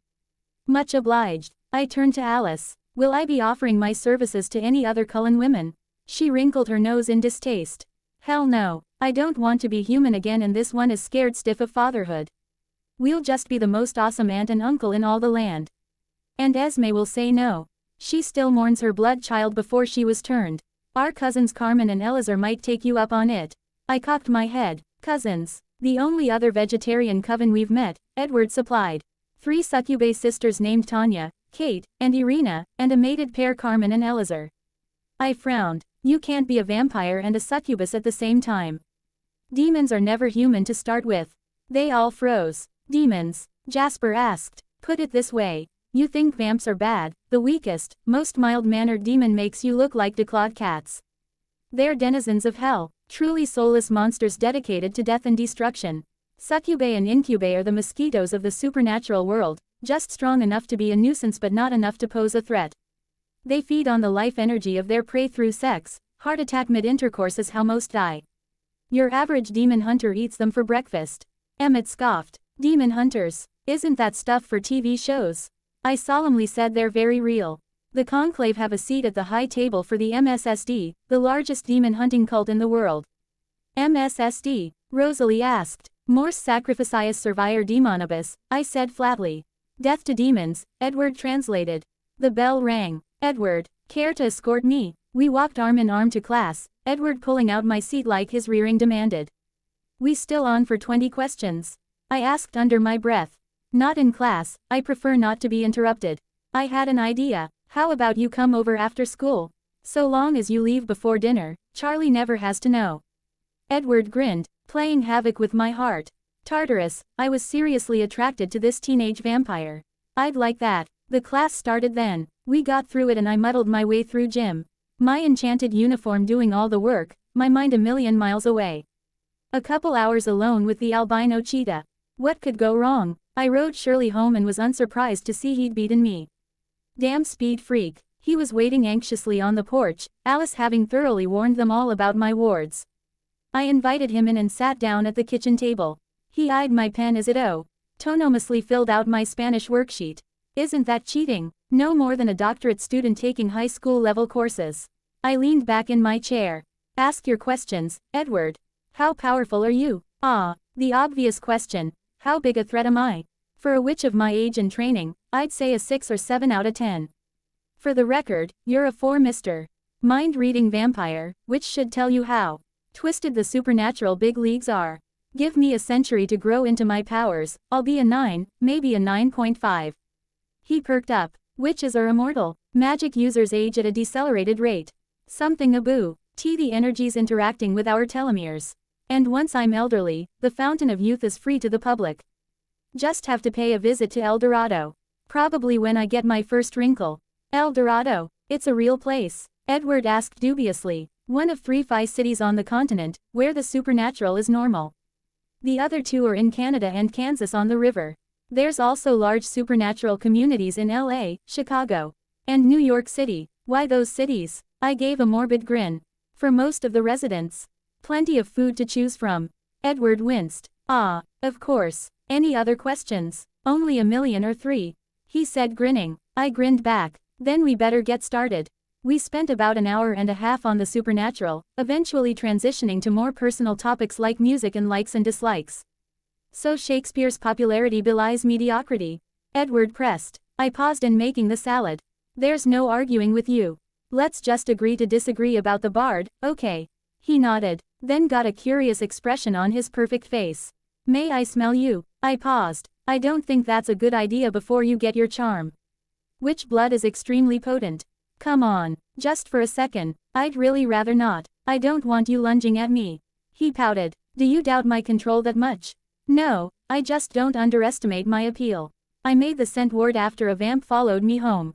He got ashed by my wards but still. I want to know, he insisted stubbornly. Damn male pride. I sighed. Fine, but we're doing this my way. I waved my hand and his back was to the ceiling. What in heaven's name am I doing up here? He asked. This way, there's no chance you can attack me even if you try. That said, I reached into the magic of my shield bracelet and deactivated one ward. The response was instant. His eyes went coal black, his mouth into a grimace, and he snarled like a starving animal I was taunting with food. I reactivated the ward. He froze. I warned you, I said after a minute of silence. You did, he acknowledged. Want to come down? That might be for the best. I gently returned him to the earth, worried for his state of mind. I feel like I just poured an alcoholic a glass of scotch or something. He asked for it, he said moodily. I hope this doesn't make things awkward between us, I said. Awkward? Why would it be awkward? So now I know your blood is delicious as sin and I wanted to kill you. Nothing wrong with that. There was an hysterical edge to his words. Edward Anthony Masson Cullen, this does not make you weak. It makes you a vampire, and I'm a witch. It's that simple. I need to go. He vanished out the door. I called after him, reluctant to see him go. What do I smell like? He paused at the open door of his car. Like honey made from strawberries, he answered. Then he got in and sped away just short of leaving tire marks. The next day, there was a notable absence from the lunch table. Where's Edward? I demanded. He took a personal day, Jasper said flatly. You mean he's beating himself up for his instinctive urge to murder and exsanguinate me? I filled in the blanks. That's what I said. Alice huffed. Be grateful he's still in the state of Washington. For a second he was thinking of running off to Denali. Man, he's seriously a drama king, isn't he? I thought aloud. Like you wouldn't believe, Rose said with an eye roll. He did manage to tell us out creatures before he went off to Emmeland. Emmett grinned. So what's this about ogres and trolls making me look weak? I sighed. They're the heavy muscle of the summer and winter courts respectively.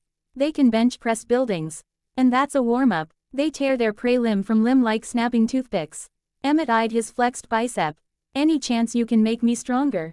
I can make you a steroid potion. But it will take me weeks to work out the formula for a vampire as opposed to a human. But sure, I can make you stronger than a newborn. Not sure when you'd ever need that level of strength though. 'Cause I got to be the strongest. Emmett proclaimed. I saw the chance and I seized it. I see. Should I include any other enhancements in the potion? Perhaps in the crotch area? The table burst into laughter. Emmett gaped at me before smiling and nodding. I'll give you that one, Bella Bear.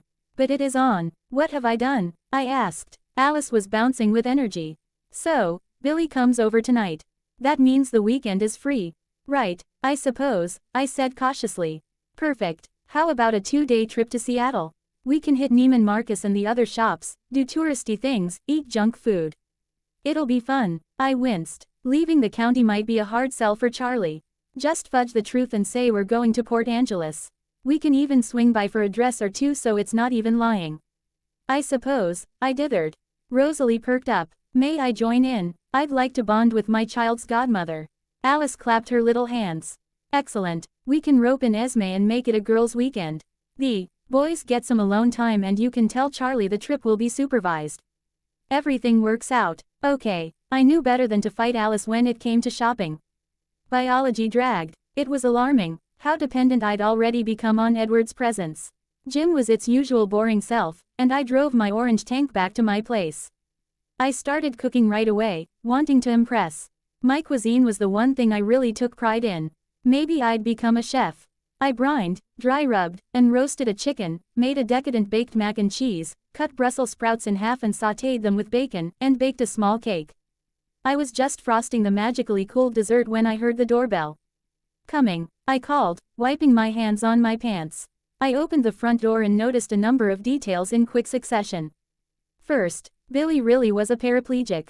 He sat comfortably in a wheelchair, Jacob behind him holding the handles. Second, they were shapeshifters. Dormant for Billy and yet to be awakened for Jacob. The spectral form of the animal clung to them like a shadow. Wolf, unless I missed my guess. Third, Jacob was easily the cutest boy I'd ever seen, with his long hair and bronze skin. With the potential to be heartbreakingly handsome in a few years. And finally, Jacob's eyes were identical to the russet wolf from my dream. This was some kind of irony, I was sure. One suitor over a century old. Another younger than me, though he'd age up to his mid-20s once his genes went live. I blinked and cleared my head. Billy, Jacob, please come in. I consciously let down the wards. Shifters definitely would set them off. Nice to see you, Bells, Billy said, seemingly at ease with his disability. Jacob pushed the chair over the threshold and into the living room, stopping to admire the smells of the kitchen. I closed the door behind them and shadowed them, taking the time to do some knowing. Billy was a leader of his people that knew the legends were true. He'd witnessed his own grandfather phase. And he'd warned Billy to watch out for the cold ones. Jacob was utterly oblivious. He liked cars and movies and, I learned with mixed embarrassment and delight, had carried a torch for me since he was 4. You grew up pretty well, Bella, Billy commented. Thanks. You're looking good. Well, I'm still dancing. Charlie was excited to hear you were coming. He hasn't shut up about it since you told him the news. I rolled my eyes. And he calls me by my full name behind my back, I'm sure. All of Forks High knew me as Isabella. He's proud of the name. He's the one who picked it out. I turned to Jacob. Hey, didn't we make mud pies when we were little? He blushed and smiled. No, I remember. You got real pretty. Right back at you. So bathroom's upstairs if you need it. I sent a mild hex at him. Now you mention it, I do. Be right back. He waved at his dad and made for the stairs. I turned to Billy with a serious expression. We have only a couple minutes to do some serious talking. I already arranged things with the Cullens. What do I need to do to get a treaty with the Quileute? He blinked in confusion. What are you talking about? There's more than just spirit wolves and cold ones in the world, Billy. There's also witches like me. I know there isn't a pack. What terms do you need so that their first target isn't me? His red skin went pale. You're a witch. Don't worry, I didn't sell my soul or anything. I'm no warlock. I was born this way. I want peace with my supernatural neighbors and I'm trying to negotiate. I heard a flush from upstairs and an engine outside. You know what? Just smile and get through dinner. I'll come over to your house at midnight so we can talk logistics. I heard the front door open, Charlie all but running into Jacob. Jake, you're getting tall. 5'9", last I checked. Jacob proclaimed. Everyone at the table, I commanded, setting the plates and cutlery. Billy, looking gobsmacked, rearranged his face into a convincing smile. Dinner was an easy affair. Billy's mask didn't waver, smiling and joking with Charlie. Jacob moaned with every bite, and I puffed up with pride. When I brought out the frosted cake, I got a round of applause. I marveled at the male metabolism as pounds of food that took hours to cook vanished in minutes. I enjoyed my share and kept quiet. Charlie went to watch a game, followed by Billy. He wasn't so crass as to look back at us. But he angled his chair to see the kitchen. I watched as Jacob dried, going through the dirty dishes. So, Jake, you turned 15 last week, right? Yep, it was like a bar mitzvah. By tribal law, I'm a man now. Got a bonfire on the beach and everything. Cool, so you're a freshman. Yeah, but the res school is a joke. Sometimes I think about just taking the GED. No reason not to. And then you can go to trade school or community college. What? No fancy 4-year school for me. No offense, but I doubt your grades merit a scholarship. And I know the Quileute are all Lower income, I said delicately. Jake snorted. That a nice way of saying we're dirt poor. I'm not offended. So what are your college plans? Undefined. I'm not even sure I want to go to college, I admitted, something I hadn't told anyone. He was so easy to talk to. So warm and sunny, like an earthbound sun. So what do you want out of life? I shrugged. Dunno. I cook, I clean, I'm good with numbers. I should have been born in the 30s and made one hell of a housewife. Jake snorted. Seriously, isn't that anti-feminist to say or something? True feminism is about equality of the sexes, men and women free to do whatever they want. That includes pursuing traditional gender roles if so desired, I lectured. You seriously want to be barefoot and pregnant in the kitchen? I cocked my hip. What, you don't think I can pull it off? He checked me out, eyeing me up and down. He turned to the sink, a blush on those russet cheeks. No, you could definitely pull it off. We joined our fathers in the living room. I focus. On divining more about Billy and Jacob. The game ended at 9 o'clock and the able-bodied men stood. Dinner was excellent, Bells, Billy complimented. Thanks. Maybe one day I could come down to La Push and cook for you, I offered. He hesitated. That sounds nice. With a wave, he and his son left the house. I turned to Charlie. Dad, Alice, her sister and their mom are taking a trip to Seattle this weekend. They invited me to come. May I go? Charlie scratched his mustache. The whole weekend? Yeah, I can make sandwiches and you can go to the diner. Please, I really want to go. What would you even do? Shopping, which I desperately need to do. Tourist stuff like Pike Place and the Needle. Gorge on room service at the hotel. Maybe visit a spa. You know, female stuff. He looked constipated. Well, I suppose I'm glad you have friends to invite you on this kind of stuff. I want a number from Renesmee, and I expect a call tomorrow night. I wrapped him in a daughter's embrace. Thank you, thank you, thank you. You won't regret this. I'll go tell Alice the good news. On cue, the phone began to ring. Speak of the devil, I said. Yes, Alice, we're a go for this weekend. Charlie approves. Alice's crow of joy was audible even to Charlie. I spent a few minutes confirming details with Alice and then made my way to my room. I checked my homework, performed my nightly ablutions, and read a book until 11:45. Then I went for a spirit walk for a third time that week. I followed the road to La Push Reservation. I felt at the moment I crossed into Quileute territory. Ancient magic, both waxing and waning with each successive generation, promoted wellness and warded off evil. I think I was the first spiritual presence to invade in centuries. I followed the half-remembered route to the Black Home. I pulled up to the shoebox of a house.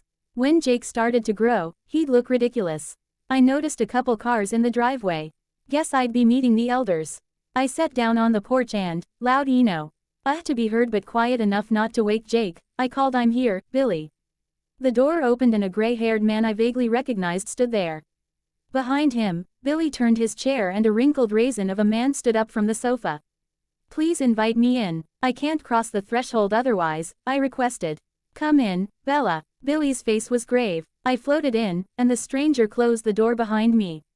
I looked around the tiny home. So, I'm guessing you're the descendants of the original pack to make the treaty.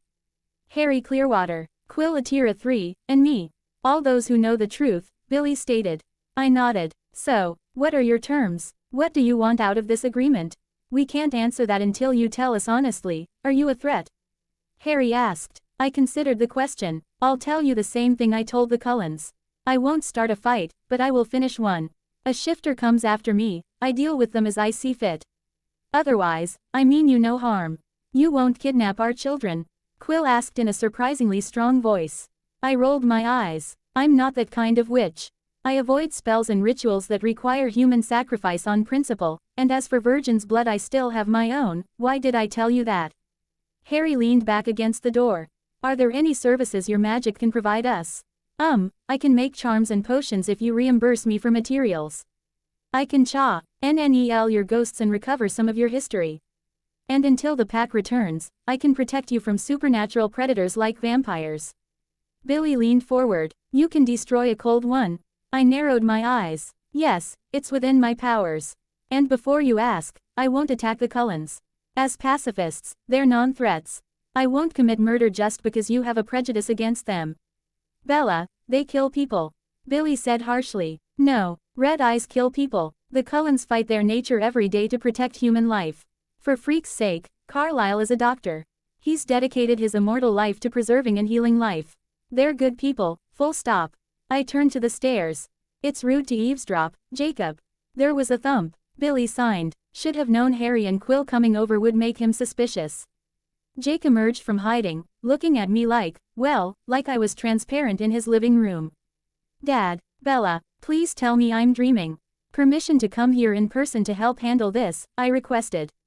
Granted. Billy sighed. I woke up in my body, stood, focused on the black porch, and time-walked. I knocked on the door. You have to invite me in again. I shouted. Harry opened the door and Billy gave me a nod. Sorry, need verbal assent. I don't make the rules. Come in, Bella. I walked in, conscious I was in my pajamas but confident I was the most powerful person there. Yeah, Kay was still frozen at the foot of the stairs. Bella, how did you get here so fast? How were you here a moment ago? What the fuck is going on? I held up my hands. First off, all the stories are true. Name a myth. I can tell you the creature it's based off of. I was astral projecting here a minute ago. Then I teleported here to help you deal with this. Now how much did you hear? I didn't sense you until the end. Around the time you were defending the Cullens. So, you're a witch. A la Harry Potter, just no wand. And the Cullens, they're really vampires, I finished for him. But they're not evil, they're vegetarian, only feed on animals. Your great-grandpa met them and made peace with them. And Grandpa Ephraim was really a werewolf. I winced. Werewolf is a Hollywood term. The children of the moon are vicious, infectious monsters. The Quileute are shapeshifters. The fact you turn into wolves is down to genetics, I suppose. Jake gulped. That means that I signed. With your genes, your age, and the Cullens so close by, yes. You'll become a spirit wolf. The alpha of the pack, unless I miss my guess. Huh, Jake looked in danger of passing out. We never meant for you to find out like this, Jacob, Billy spoke up. Jake whipped to face his dad. No, you were just going to wait until I turned furry with no warning. Would you have believed it otherwise? Seeing my crush see through. And saying she's a witch sure was convincing. Okay, this was getting out of hand. Calm, I ordered, sending a wave of magic at Jake. He went slack, almost falling over as all the tension leaked from his body. What did you do? Billy asked in concern. Magical dose of Valium. He's fine, just out of danger of a panic attack or phasing months ahead of schedule. Thanks, Bells. I needed that, he said, almost falling asleep he was so relaxed. I turned to Harry. While I'm casting, Harry, you're going to have a heart attack in the next 18 months. I can clean out the worst of it, but you should visit a doctor or pay me for a healing potion. Harry gaped. Oh okay, gripping his hand and chanting in coin, his blood flow was suddenly much cleaner. Then, figuring I'd done enough for one night, I made my goodbyes.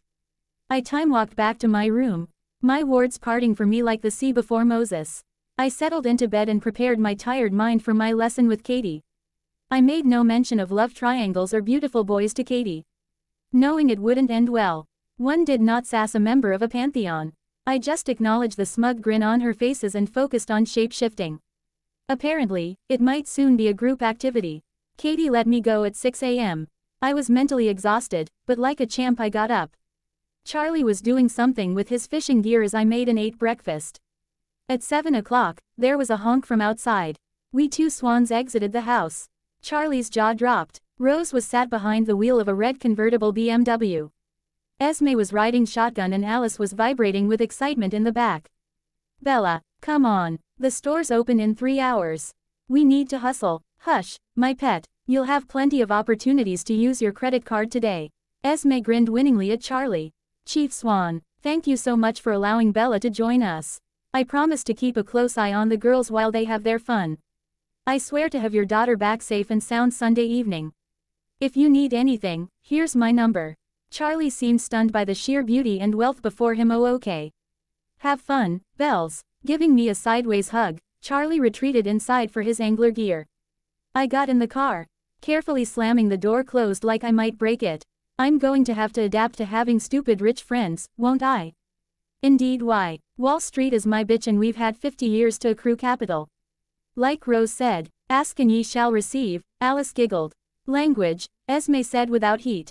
So, I doubt it'll take us 4 hours to reach the city with a vampire driving.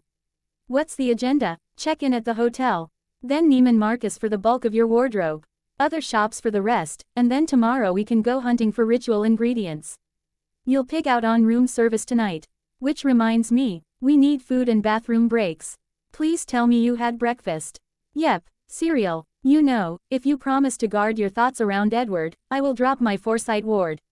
Really? Alice smiled then frowned. Wait, that won't put you in danger or anything, right? I shrugged. It's a formality at this point. I haven't attracted the attention of any precognitive beings besides you, and it's worth it to have you watching my back. Rose reached the highway and really opened her up. I gulped and buckled my seatbelt. I could survive a crash any number of ways, but it made me feel better. I grasped my shield bracelet and began to chant in coin. I felt through the wards and consciously snipped one. Alice froze for 10 full seconds. She blinked and stared at me. Bella, who's Jacob? He owns a big part of your life and then he just vanishes. And I don't think it's because he dies. I eyed the other two Cullens.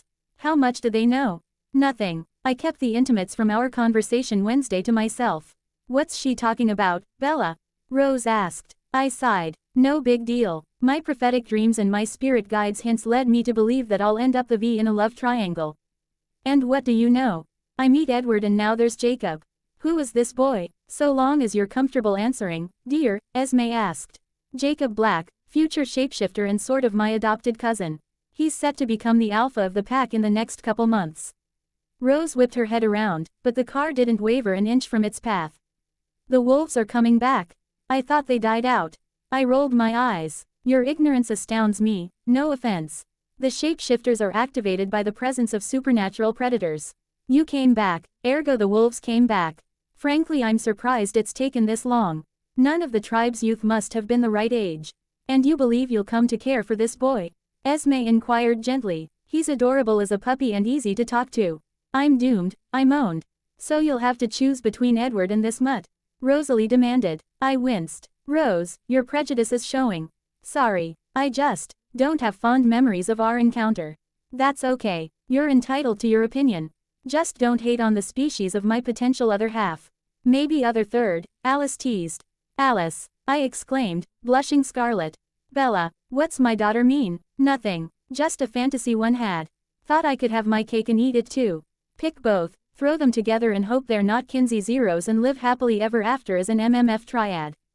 Alice cocked her head. I need to buy a book on polyamory at the bookstore, this sounds fascinating. It's certainly a unique way to solve a love triangle, Esme allowed. Rose snorted. Two guys into you that are also into each other. That's the dream. I wanted a threesome once with this nomad we met. But Emmett said we'd have to have a threesome with a woman first. And my tastes don't run that way. Steam was coming out my ears, I was sure. Good to know. Anyway, it's just a pipe dream. Much more likely, I'll end up breaking one of their hearts. My sympathies, Bella, and I'm sorry I can't be impartial. I would love to have you for a daughter. I believe you would complement Edward quite well, Esme told me. Alice laughed. You'd be okay if Bella had a third eye and webbed feet if she got Edward out of his eternal pity party. How is he today? I asked. Rose rolled her eyes. Carlisle got his head out his ass. Now he's back to whatever passes for normal. Though now I'm curious to sniff you myself. Not until your charm is done. I've learned my lesson. Just a whiff. Nah. We passed the rest of the remarkably short drive with girl talk. Rose got us to the Four Seasons with time to spare, and after check-in we were swept away by Hurricane Alice. We went to Neiman Marcus and she put the personal shoppers to shame, getting me a new outfit every 5 minutes like clockwork. Tops, bottoms, dresses, accessories, the works. I tried hard not to think about how any one of these ensembles cost more than my and Charlie's utilities bill. After a solid 5 hours, we had the bulk of my wardrobe bought and paid for. We had a late lunch, well, I did. And then we went through a series of small boutiques and niche shops, the kind of places where those who need to ask the price need not enter. Rose and Esme bought a few items, but I was clearly the focus. When the last shop closed at 10 o'clock, Alice sighed with regret and said, well, we did our best, and that's all that matters. Whatever you want, just let me off my feet. I begged the tireless vampire. We went to our penthouse suite and I was rendered nearly comatose by the deluxe shower and giant bathtub. When I emerged in a bathrobe, I found a couple of trays loaded with a selection of fattening. Tasty food. We ordered enough for the 4 of us. Just pick and choose your favorites, Esme said with a motherly grin. I dipped a French fry in a vanilla milkshake and turned to Rose. So, you're trying to get pregnant straight away? Can't get knocked up fast enough. Emmett won't let me sleep until I have morning sickness, Rose said naughtily. I dithered. Rose, the apoanthrosis is painful. It's like ice as the venom is purged from your cells. It's supposed to be as painful as the original transformation. You sure you want to go through that and then be turned a second time? For a boy with Emmett's dimples and a girl with my eyes. I'd take a bath in sulfuric acid, Rosalie vowed. Well, it's your life. Alice was flicking through channels at vampire speed. Bella, could you see the future if you tried? I waved a hand back and forth. Nothing like you. Your power is like a telescope, seeing miles into the distance with just a few blind spots. I'm more like a fuzzy radar. I can get a vague sense of the next month or so and that's it. She nodded. And what about a Ouija board? Would it actually work with you? I flinched. Do not mess with Ouija boards. The whole concept is like throwing the front door open and shouting, "Come on in." You might get the sweet grandma, but you could just as easily get the serial killer. There's much safer ways to contact the astral plane. She hemmed, her eyes far off. Bella, could you find out my past? I thought it over. I already know some. Let me touch you and I can get a full reading. Do it, she begged. I hesitated. Alice, it's not a happy story. Maybe you're better off not knowing. I have the right to know, she insisted. I sighed but acquiesced. I grabbed her hand, like cold marble, and muttered in the language of Hellenistic Greece. A rush of memory and thought filled my mind. I dropped her hand. You were born Mary Alice Brandon in Biloxi, Mississippi in 1900. You had a younger sister, Cynthia. Your visions came during seizures. Your parents had you committed in your teens. The date on your grave marker is the same as your admission date. A vampire at the sanitarium took a shine to you. A passing track, Kerr found you to be his singer and hunted you. Your guardian fled with you and turned you to save you. The tracker killed him in revenge and left you mid-transformation. That's why you woke up alone. Alice sighed. Mary Brandon, that was my name. Now it's Alice Whitlock Cullen. Remember that. Still, it's such a relief to finally know. I wonder if I have any living family. Cynthia probably had kids. You could easily track them down with your resources. Rose and Esme had beaming smiles. Okay, I'm Team Edward. I want you for a sister. I blinked suddenly wet eyes. Thanks, Rose. I went to sleep before things got too sappy. The next day was largely spent searching supermarkets, antique shops, and jewelers for ritual ingredients. I found almost everything I needed, the more esoteric ingredients K bottled light of the full moon could be gotten the old-fashioned way. After that, we visited the University of Washington bookstore in the marina. Then we drove back to Forks. I got help packing away all my new belongings. And then waved the 3 vampire women away. That done, I scrambled for something to do. I dug out the phone book and looked up the black number. Blacks, Billy answered after a few rings. Billy, it's Bella. What's wrong? He asked alarmed. Nothing. Just wanted to check in. How's Jake doing? Billy sighed. He was moody and distant yesterday in his tool shed. Today he comes ND demands to hear the legends over again. Well, knowing they're fact and not fiction really changes the narrative. May I speak to him? Very well. In person or over the phone? Let's stick to the phone for now. There was a murmur as the receiver changed hands. Bells, my potential mate asked. Hi, Jake, how are you holding up? Comes and goes. I think about being a spirit wolf, a hero of the tribe, and I think it's awesome. Then I remember vampires are real and I'm scared shitless. Then I remember my friend is a witch and I'm good again. At least you're not in denial or shock or anything, I allowed. Yep. He paused. On Friday, when I was yelling at my dad.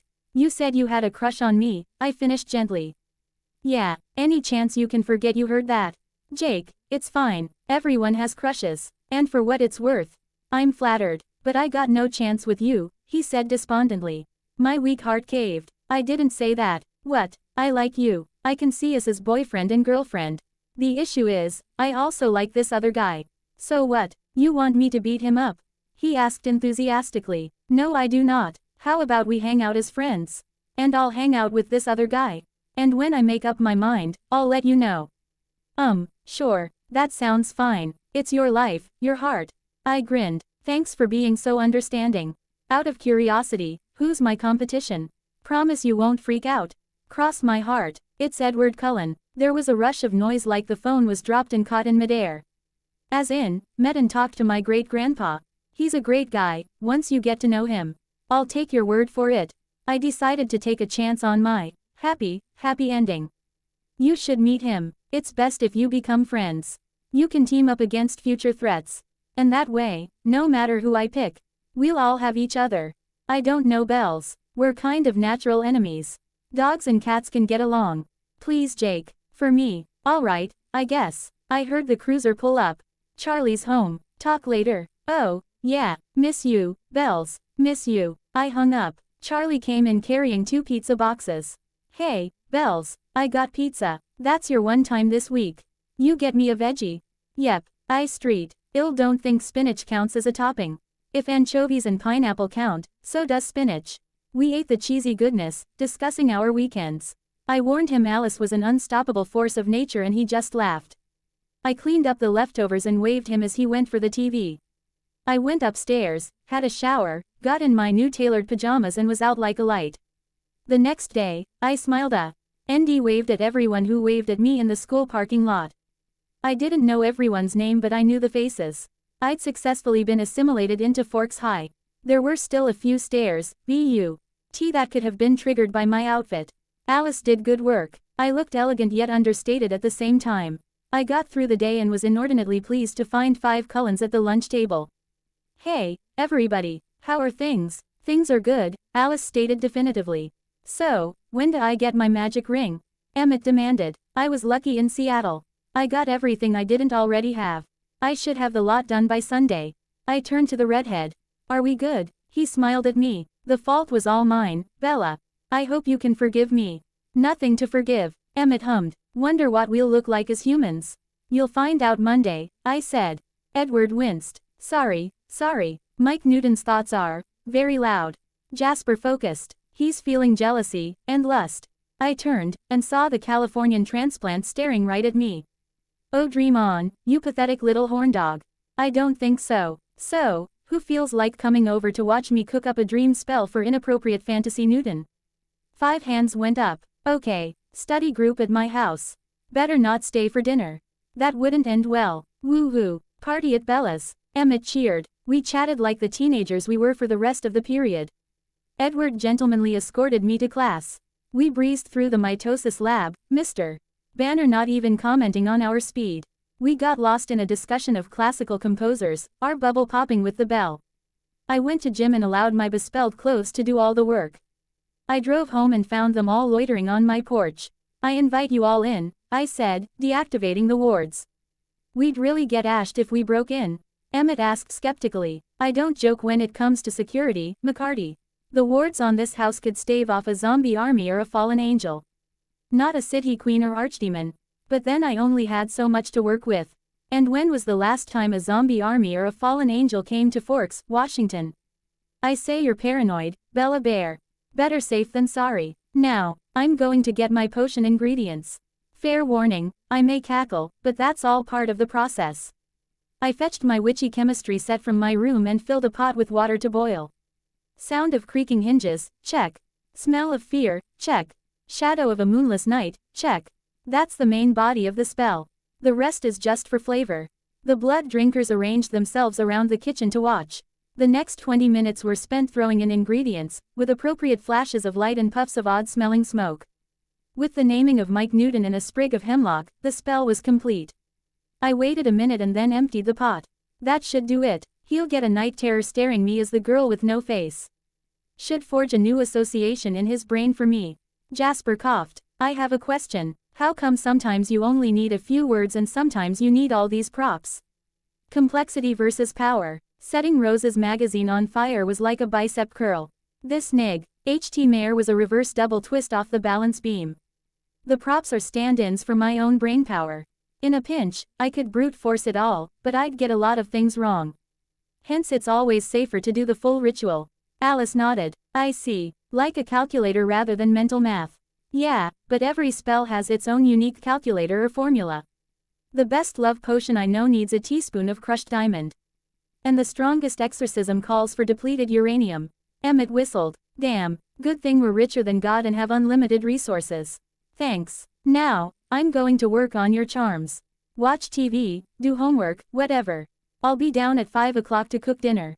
Enjoy. With that, I went to my room. I carved runes in the rings and muttered in Greek over them, preparing the metal to hold multiple enchantments. It was like weaving lace, it wasn't hard but it was time-consuming. As my watch alarm went off, I returned to the kitchen. Emmett and Jasper had found SportsCenter. Alice was sketching what looked alarmingly like a wedding dress on a pad. I hoped it was for her or Rose or even Esme, not me. Rosalie was reading a maternity magazine, wonder how she got a subscription so fast. And Edward, to my embarrassment, was looking at my series of school photos. I opened the shelves to get at the ingredients for dinner. Everyone entertained. I got a general chorus of assent. I cooked for two, keeping up a steady stream of conversation with Edward, Alice, and Rose. Emmett and Jasper stuck to ESPN. I was just setting the table when their heads cocked. Charlie's back, Edward announced somewhat gratuitously. Great, let me just introduce him to my new friends and you can go back to your castle in the woods. Charlie came in. If Alice alone had dazzled him, then the Cullen teens collectively put on a Las Vegas show. Alice greeted him like an old friend, Rosalie was a total lady, and the boys demonstrated their gentlemanly training. Charlie was somewhat dazed as they all shook his hand and filed into the Volvo. I forgot how pretty they all are. Maybe Dr. and Mrs. Cullen are part of a eugenics cult and adopted accordingly. Charlie guffawed. You crack me up, Bells. We ate, chatting about Forkian life. After I washed the dishes, I called up Jacob. We talked for a couple hours that felt like minutes. He was so easy to talk to. I hung up and was about to turn in when Charlie called me into the living room. I stepped up to the sofa, at a loss. Yes, Dad, he muted the game, letting me know this was serious. You were talking to Jacob Black, right? Yeah, we're friends. And you're friends with all those Cullen boys. I saw where this was going. Oh, Dad, come on. Save the sex talk for when I actually have a boyfriend. My father harumphed. You'll get one then too. I just don't want you making any mistakes or rushing into something before you're ready. Dad, relax. I'm not even interested in any of the boys in town. Technically, this wasn't a lie. Neither Edward nor Jacob lived in Forks town limits. Charlie nodded, appeased. Well, that's good then. Night, Bells. He returned to the game. I took a quick shower and read Romeo and Juliet until I nodded off, fantasizing a boo. Romeo and Juliet having an affair with Paris. When I opened my eyes in the morning, the sunlight was different. I looked out the window. A thin layer of snow covered the ground, and even from this angle I saw the roads were icy. I sighed. If I didn't have my trusty enchanted shoes, I would have crawled back into bed for my own safety. Still, I'd be wearing boots and not stilettos today. I USLY made my way to Shirley in the driveway, and paused when a glint caught my eye. Someone, it could only be Charlie, had gotten up before the dawn to wrap snow chains around my tires. I got choked up, I'll freely admit. Renee had certainly never made a gesture like this. I drove defensively to school, parking next to the Cullens' Volvo. Emmett had been having fun keeping it open, acting like a TR. AFIC cop or flight coordinator at other cars. Charlie's going to love the stroganoff, Alice informed me. Of course you already know my grocery list, I grumbled. You removed the ward, take the bitter with the sweet. Emmett wrapped me in a bear hug. So, Bella Bear, how's your first weekiversary at Forks High? I am reminded by all the gods that life is unpredictable. Last week I was a loner. Now I'm being courted by vampires and shapeshifters. What's next? A djinn falls out of the sky. A dragon comes to town. There was a shriek of protesting tires and a screech of bending metal. I whipped around, spotting a minivan wrapped around the corner of another car. It must have hit some ice at speed. Oh my God, Tyler.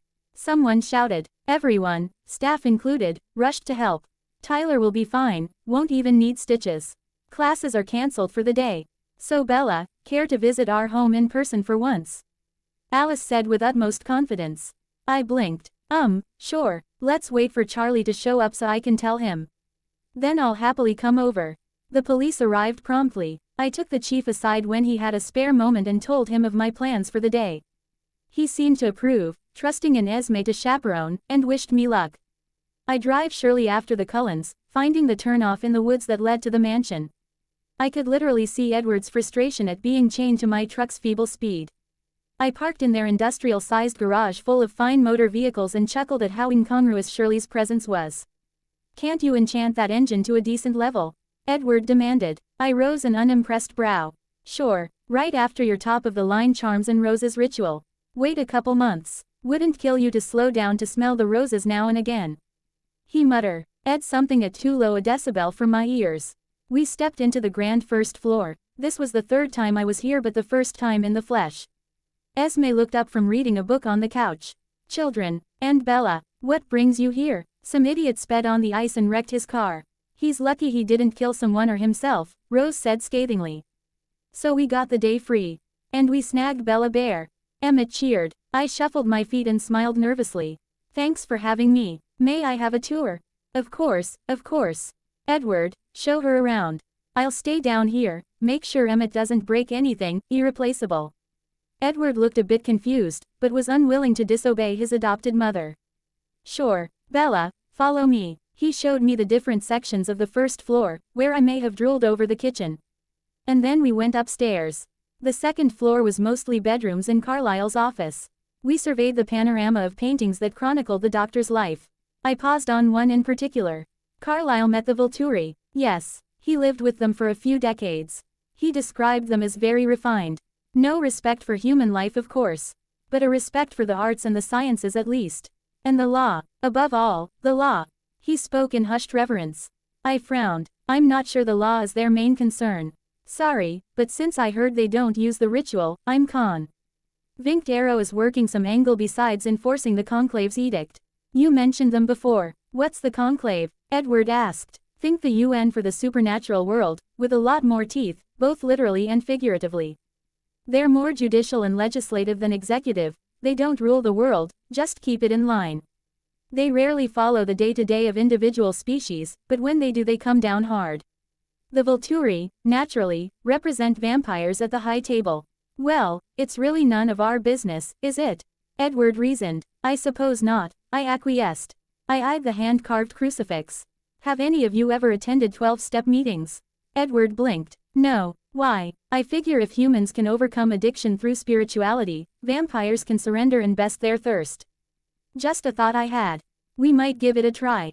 What do you believe, if you don't mind my asking? I shrugged. It's difficult for me. Hard to have faith when you've met God's face to face. Really, seems like it would be a boon.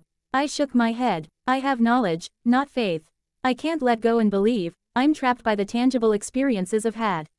Katie told me up front not to bother praying to her as her student. Eventually I settled on a philosophy that works for me. And what is that? If there's lowercase g, gods, there's no reason there can't be a capital G, God, the ultimate authority, the spirit of the universe. Something as far up the scale from me as I am from an amoeba.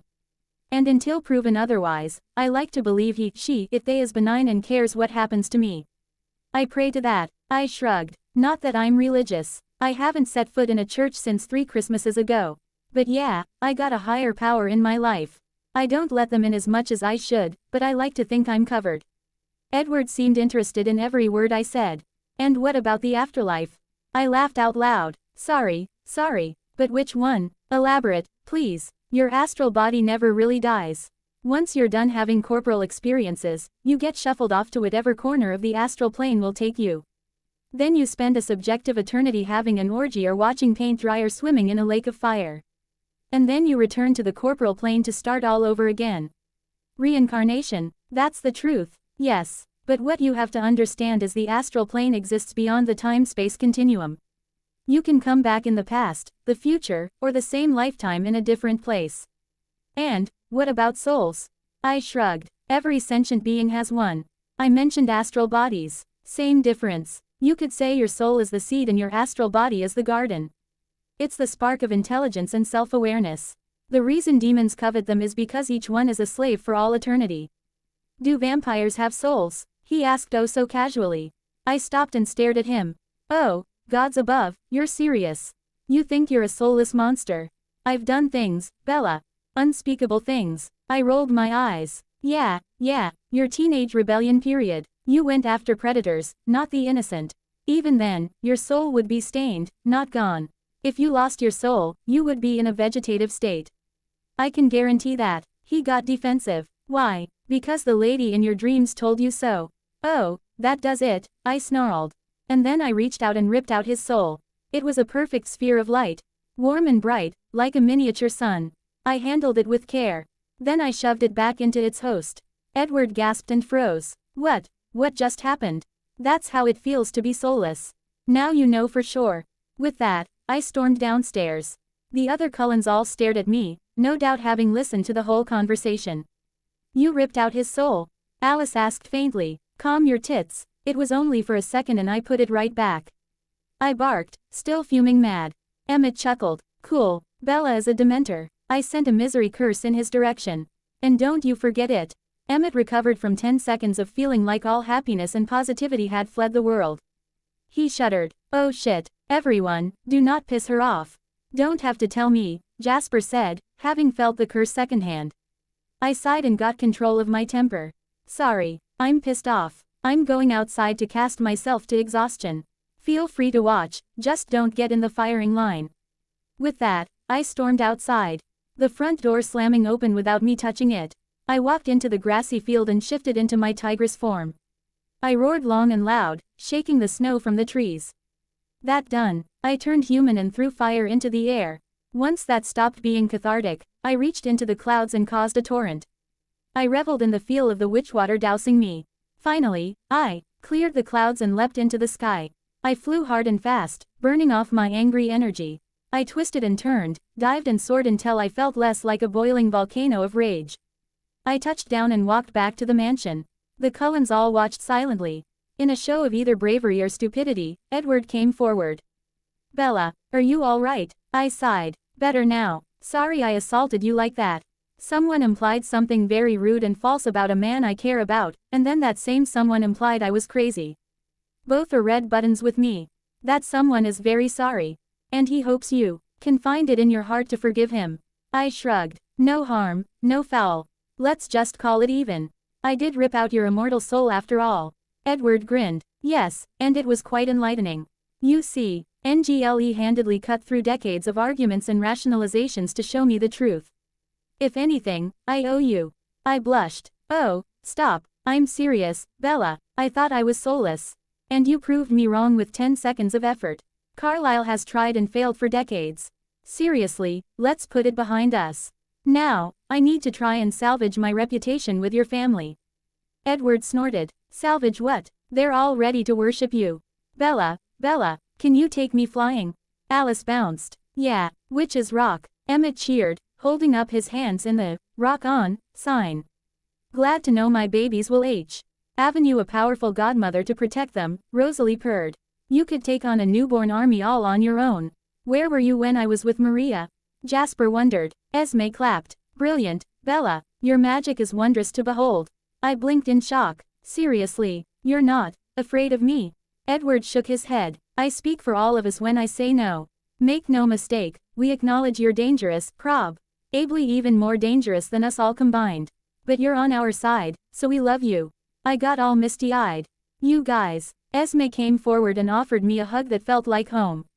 There, now, I think you need some cookies after that rain. Let's go inside, shall we? We returned inside and baked for the rest of the afternoon. Esme and I cooked and talked and laughed. One of her kids joined in now and again. But apparently Esme had adopted me for the day. When Carlisle arrived at 4:30, that was my cue to head home. Esme patiently shadowed me in the Volvo to the thriftway. The Cullens had to buy food to avoid suspicion, after all. We shopped together, talking about mundane topics, and I couldn't help but feel that she'd be the mother-in-law of my dreams. We parted ways in the parking lot and I went home to cook dinner. I made Grandma Helen's beef stroganoff, which as Alice promised Charlie loved. It was quick to clean up after and I was just considering an early night when the phone rang. Swan Residence, I said by rote. Hey, Bells, I know this is last minute, but a bunch of us are having a bonfire on First Beach. Want to be my +1? I considered it. Ideally, I'd balance my time between my cheetah and wolf evenly. And I'd had a lot of Edward time today. Let me ask Charlie. If he says yes, I'll be at your door in 30 minutes. If he says no, I'll sneak out and be at your door in 2 minutes. Here's hoping he says no. I want to see you teleport. Jake said excitedly. In time, Jake. In time, I hung up and asked my father for permission. He dithered but eventually said yes. He trusted Jake, and the res kids were okay in his book. I drove Shirley to the native reservation, pulling to a park in front of the black residence. Jake loped over to me. He paused when he saw my outfit. Whoa, Bells, what's with the designer get-up? Shopping spree with Alice Cullen. High risk, but high reward. My closet probably counts as collateral now. Jake scratched his head. Huh, rich vampires. That's such a cliché. I grinned. See, if you were friends with them, you could enjoy the secondhand high life too. Tempting, so tempting. He wrinkled his nose. Crap, I think I'm allergic to your perfume. I'm not wearing, oh. You smell Esme. Shifters identify prey based on scent. I smell like bleach, don't I? Now that you mention it, exactly. It burns my nose. I'd smell this all the time if we hung out. It'll only get worse once you shift and your nose gets upgraded. I cast a cleaning spell on myself. There, better, much. That's so cool, how you just say the right word and magic happens. Sometimes I just think the word. Or let raw magic do what it wants. Now how are we getting to the beach? It's a 20-minute walk. I grinned mischievously. I got a better idea. Are you greatly opposed to magical transportation as a passenger? His boyish face lit up. You kidding? Sign me up. We teleporting. The proper term is time walk. But yeah, take my hand. His warm paw wrapped around my dainty hand. I tried to ignore how warm he was. I focused on an image of First Beach. I let it suffuse me until it was all I saw. I raised my foot. So how does, Jake started. And set it down on multicolored pebbles. It feel, Jake finished. He blinked and looked around. Whoa, that was fast. Of course, it only took a single step. That's time walking. Why do you call it that? Because if we're getting technical, it's not teleportation. It's time travel, specifically, 1 second into the future. Then how come we're in a different place? He asked me. Because time and space are a continuum. Step out of one, you step out of the other. I walked us 1 step through time. When we arrived, we needed a physical space to arrive at. I picked First Beach. Like a wormhole. I shrugged. If that helps you wrap your mind around it. But a wormhole is different from time walking. Whatever. I'm just filing it as magic, and that's good enough for me. Come, meet my friends. We walked down the beach, arriving at a bonfire already lit despite the fact the sun wasn't fully set. I met over a dozen Quileute teens and did my best to memorize their names. I noticed a trend of biblical names. Over half had the shifter gene, the spectral form of the wolf clinging to them. Jake introduced me to Sam Yulee the host, and then grabbed a couple sodas from the cooler and sat on a beech tree. I sat next to him. I opened the glass bottle and took a sip of cola. So, are Leah and I the only women coming? Sam and Jared put this together. It's mostly a dude thing. Sam brought Leah as his date. And you brought me, I said neutrally. Yeah, as my friend. And hopefully one day more, he said with an adorable hopeful grin. I hung my head. I feel like a bitch or a slut, not dating you because I have the hots for another guy, even though I have the hots for you too. Jake rubbed my back. You're not a bitch or a slut. You're a beautiful girl with options. I mean, obviously I hope you pick me. But even if you don't, we'll always be friends. I promise. I smiled at him. Thanks, Jake. Of course, there's the small issue that I haven't told Edward about my crush or you in general. He blinked. Wait, he's in the dark. You need to fix that ASAP, Bells. He has the right to know. I know, I groaned. I told you over the phone. Think I could tell him in a letter and get away from ground zero? Probably more familiar with them. How old is he again? I glanced around for potential eavesdroppers. He's the second oldest but relatively young. He was turned at 17 in 1918. A century is young for someone like him. I shrugged. The current oil family of vampires dates back to around 1500 BC. And there are vamps even older than that in the world. Damn, and I'll be just like them. Me and my pack mates. So long as you shift regularly. Yo, you can always quit to grow old with your mate, I said impassively. Oh, right, imprinting. Almost forgot about that. Jake ran a hand through his long tresses. The legend's true. I might go totally gaga over some random girl. If it's any consolation, she'll be perfect for you. And your wolf will make you perfect for her. What's wrong with falling in love naturally? Why does it have to be supernaturally? You were born what you are, Jake. Might as well accept it rather than fight it, I said, trying not to channel my own bitterness. At that moment, Quill, a tier of the third's grandson, called out, "Yo, Jake. Stop hogging the pretty girl. Bet she's tired of you already." I chuckled and stood up, offering Jake my hand. "Let's forget all the wolfy and witchy things tonight. Let's just be teenagers and cut loose." Jake grinned and let me pull him up. "Sounds real good, Bells." Then, he yelled back at Quill, "Your mom wasn't tired of me last night, Quill." Ah, the great American male teenager. We let go and just had fun for the rest of the night. It was good for our souls, hanging out with completely normal people. Half of them would be shifters this time next year, but for now they were blissful and ignorant. I pointedly ignored the booze that was snuck in, but Jake rose to the challenge. He lost against Sam Yulee, this being his first time drinking vodka, but he had a surprisingly large number of shots before vomiting. I walked Jake down the beach, waiting until we were out of sight before casting a sobriety spell. Jake blinked and stopped leaning against my side. Whoa, buzzed to stone cold sober in 2 seconds. Magic is awesome. I try to keep that in mind. I time-walked us back to his house. "I had fun tonight, Jake. I'm glad I came. Glad to have you, Bells. Thanks for coming." I took a chance. "Listen, how about you come over tomorrow afternoon? I can answer all your questions, and you can have dinner and bring some back for Billy." His face lit up. "That sounds awesome. Great." Acting on impulse, I went on tippy toes to kiss his cheek. Bye. And with that, I time-walked back home. I threw myself on my bed, my face flaming. What in Hades was I thinking? Alice grabbed me when I was barely out of Shirley and led me to a private nook. I could have fought her off, but I willingly complied. I was desperate to talk to her. "First off, extend the shields. Edward can't hear this," she instructed. I wrapped us in my protective enchantments. "Second, you need a cell phone. Tell Charlie we have an extra line and offered it with permission. You need a secure means of communication. Third, I won't slut shame. But kissing Jacob's cheek when Edward has no idea you like him is a little uneven, don't you think? I don't suppose I can blame it on the moonlight or great time. No. Fourth, I need the charm to enhance my sight yesterday. It's driving me up the walls, being able to see you three up to a point and then bubkiss." I perked up. "The three of us? So Jake is in Edward's future?" "Yeah, but I can't tell whether for good or ill. Which brings us to 5, which is just 4 again. I need that charm." "Relax, gypsy girl. It's the easiest to enchant since it's only the one spell. I can have it done by bedtime. Come and pick it up then. But don't be in range of Edward when you look. He'd freak seeing me with Jake or him for that matter. And as for telling him you're interested but conflicted, I'll tell him at biology, I swear." She looked off to the side. "Don't worry, he takes it well. Though he'll try to convince you to give up on him.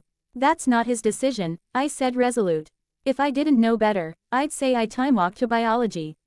I breezed through classes and was distant during lunch. I blinked and I went from talking to Alice to sitting next to Edward. I breathed deep and gathered my courage. "Edward." "Yes, Bella." He turned bright yellow eyes on me. He must have fed last night.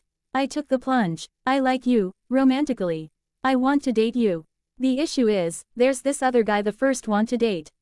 So I was hoping you'd be okay staying friends while I make up my mind." He blinked, shocked. "You're attracted to me?" "Intensely. And unless I've totally missed my guess, you're attracted to me too." "Just a little, right?" I asked uncertain. He sighed. "I'd be lying if I said no. But a murderer like me doesn't deserve an angel like you. You should just pick this guy and save yourself the heartache." I set my jaw stubbornly. "I don't care about your past, Edward. I care about your present and your future. At present, you're a decent man making the best of a bad hand. And your future may just be our future." I looked down at my nails. "Assuming of course that I pick you. Which brings us back to, are you okay being just friends while I sit on the fence between you two?" Edward grinned. "I'll always be your friend. If you pick this other boy, I'll be best man at your wedding." "I promise." "Pinky promise." I held up my finger. He chuckled. "Pinky promise." It occurred to me a split second before he touched that we'd never made physical contact before. An electric shock rushed through my system as his finger curled around mine. Deep within my magical core, an anchor chain reached out to settle somewhere in Edward's heart. The links sang with the magic of love and loyalty. I gasped, dropping his hand. He frowned down at his finger, confused. He hadn't recognized that for what it was. We'd just formed a mating bond. I suddenly knew, without having to confirm, who Jacob's imprint would be. It really would be impossible to choose between them. I looked down at my notebook. So yeah, friends until I pick one of you to date. If I pick you, you'll be second to know. Sound good. Who will be first? Edward asked, brushing the shock of our souls touching aside. Alice, of course. Ah, yes. He furrowed his brow. In the interest of full disclosure, who is this other man I find myself in contest with? I couldn't help a grin. Jacob Black, childhood friend and future alpha of the Quileute shifters. Ephraim's grandson. There's a grade in there, but yeah. He blinked. Well, I'm sure he's a fine young man to have earned your favor. I had a crazy thought. Would you like to meet him? I invited him over after school. You two should meet, hang out. Edward seemed scandalized. You invited a boy your age over to your house unsupervised. I rose a challenging brow. Yes, I did, much as I did with another young man last week. Now who was that again? He had the grace to look abashed. In my defense, I'm really 109. But you're frozen at 17, which explains your angst and brooding. So are you coming over or not? Sure, it's probably a good idea. To improve relations with the pack. The lecture started then. Still cellular biology, a subject I could probably teach myself. I took notes though to pass the time. We did tennis in gym and I did passably well considering I couldn't enchant my racket. I made my way to Shirley and drove home to find a vampire standing awkwardly in the driveway. I wasn't sure where the wards began, he explained. They're anchored to the doorway, you can stand on the front steps. I took the key and let us in. Make yourself at home, I'll go get Jake. With that, I time-walked. I knocked on the wooden door. And with a lot of noise Jake opened the door. His grin could power all of Forks. Who is it? Billy called out. It's Bella, I'm hanging out at her place. I'll bring you back dinner. He slammed the door shut and grabbed my hand. Come on, let's time-walk. I dithered. If he has a problem with you spending time with me, then that's my problem. Come on, before he gets to the door. He was all but bouncing. I rolled my eyes and pulled us through the fabric of time-space. We arrived in my kitchen. By the way, slight change of plans, I began. He sniffed and wrinkled his nose. There's a Cullen here. On cue, there was a small but powerful boom from upstairs. I gave a, just about done, sigh. Edward, there's a secondary ward on my bedroom door. This I know, he moaned from the landing. He tried to break into your room. Stalker alert, Jake muttered. I was only trying to get to know her. Edward protested. Vampire hearing. Privacy does not exist, I explained to Jake. I forgive you, Edward. But for the record, Jake is in the lead now. Woo, yeah, baby, Jake cheered. And now you're even again. I don't like sore winners. Ah, Bells, gimme a break. Jake whined. Edward came down my stairs.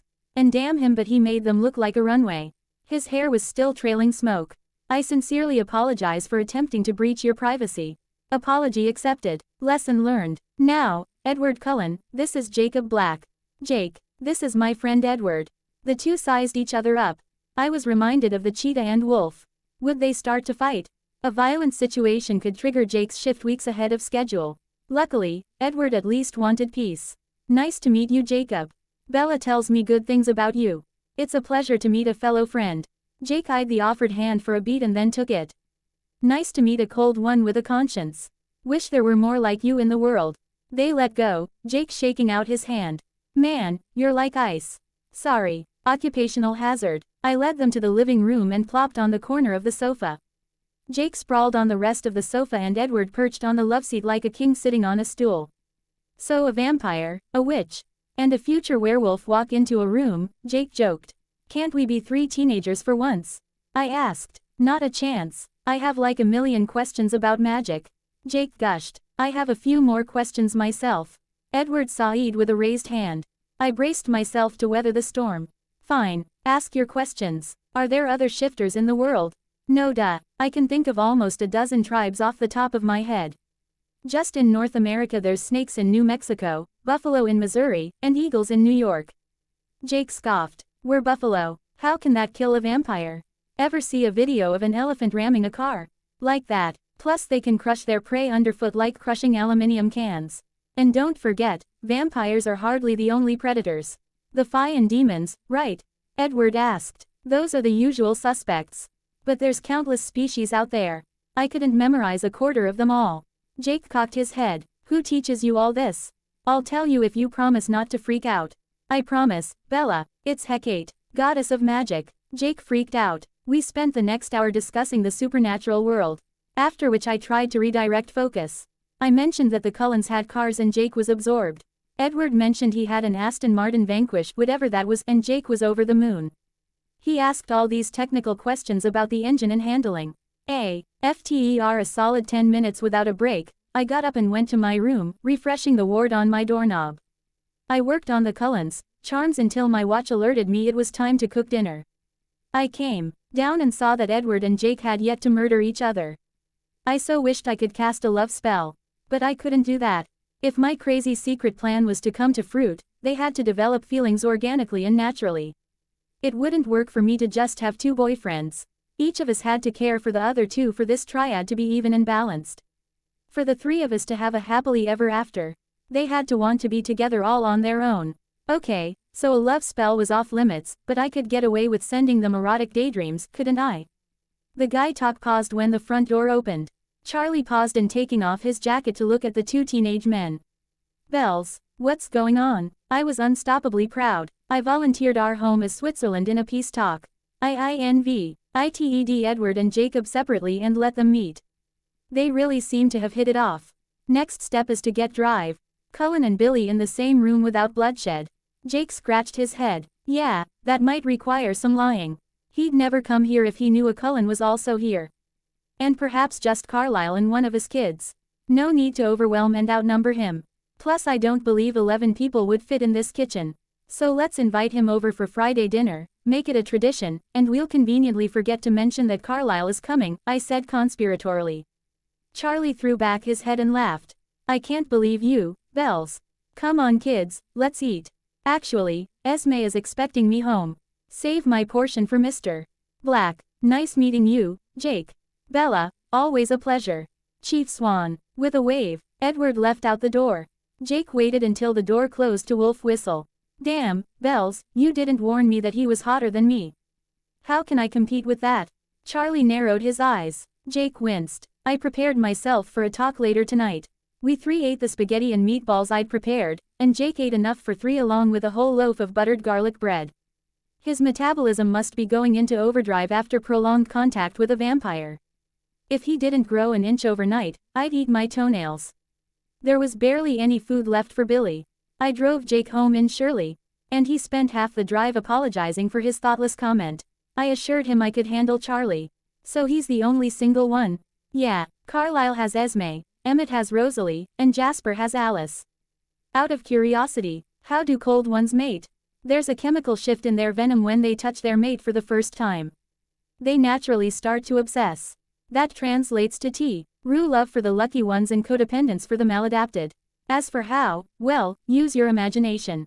What would you do with your wife if you had limitless energy and no need to rest, go to the bathroom, or even breathe? Jacob whistled through his teeth. Damn, and they're all frozen in their teens or early 20s too. And Edward can read their thoughts. That guy must be jerking off 24/7. I blushed. Keep in mind he was raised during the turn of the century. He might not believe in it. Jake gaped. That poor man. So you two seem to get along well. He may smell bad but he's a pretty decent guy. And I'd marry him to get my hands on that Vanquish. I ignored the little hop my heart gave at his words. It was just an expression after all. Like I said, we should all be friends. Why no matter who ends up the groom and who the best man, we all still have each other. Jake sighed. I don't want you to pick him, but I guess it wouldn't be the end of the world if you did. He's good people. You know, he's very insecure. He told me I should just pick you and save time. Jake frowned. Much as I'd enjoy that, it wouldn't feel right. Not that you're a prize but I want to win you fair and square, not get you by default. I pulled up to the black house. Thank you, Jake, and thanks for being okay with this whole twisted situation. He grinned like the sun. What can I say, Bells? You're worth it, thanks. Good luck with Billy, good luck with Charlie. He swooped in to kiss my cheek and then hopped out the cab. I rubbed my cheek. I tingled all over. If just a kiss on the cheek felt that good, I didn't finish the thought. Then I girded myself and backed out the driveway. Time to have a talk with Charlie as my parent and not my roommate. I walked in the house and Charlie called me to him. I walked into the kitchen. Not even in the living room, this was serious. Charlie played with the label of his second beer.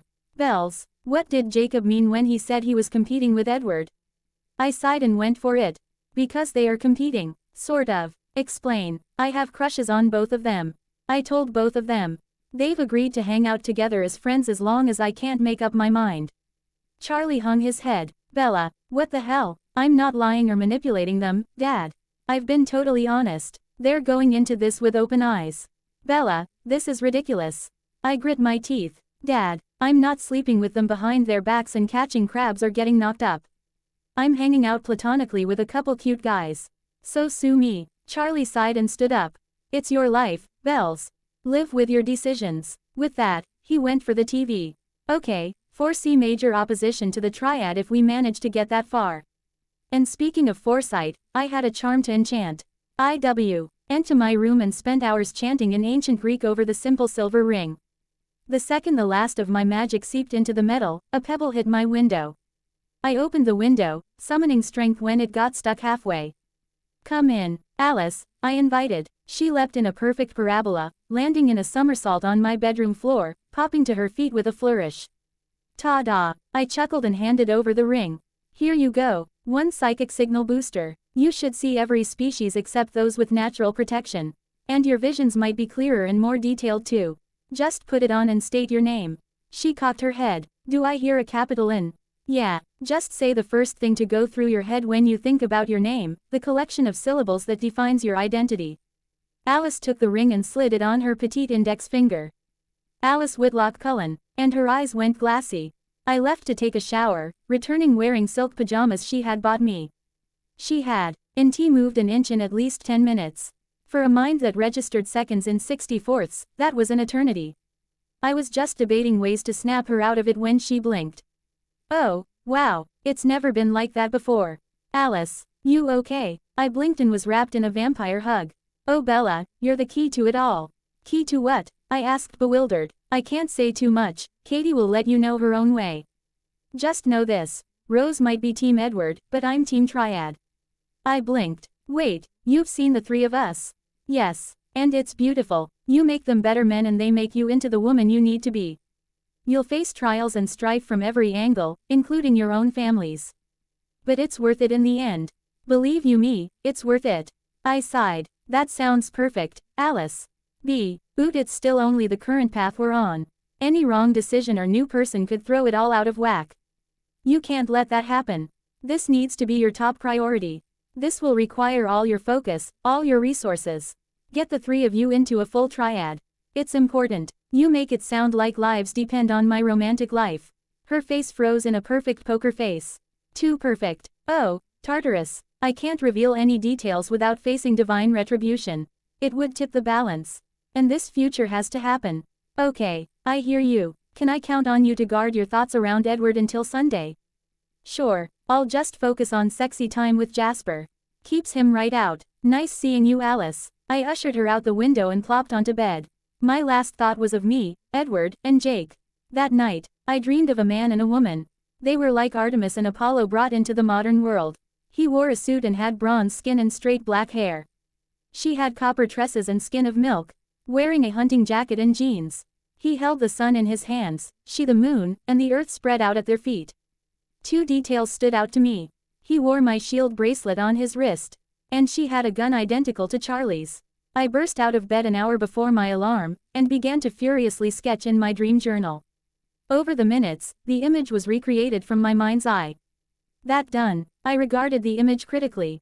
He had my eyes. She had my face. His ebony locks were straight as a ruler.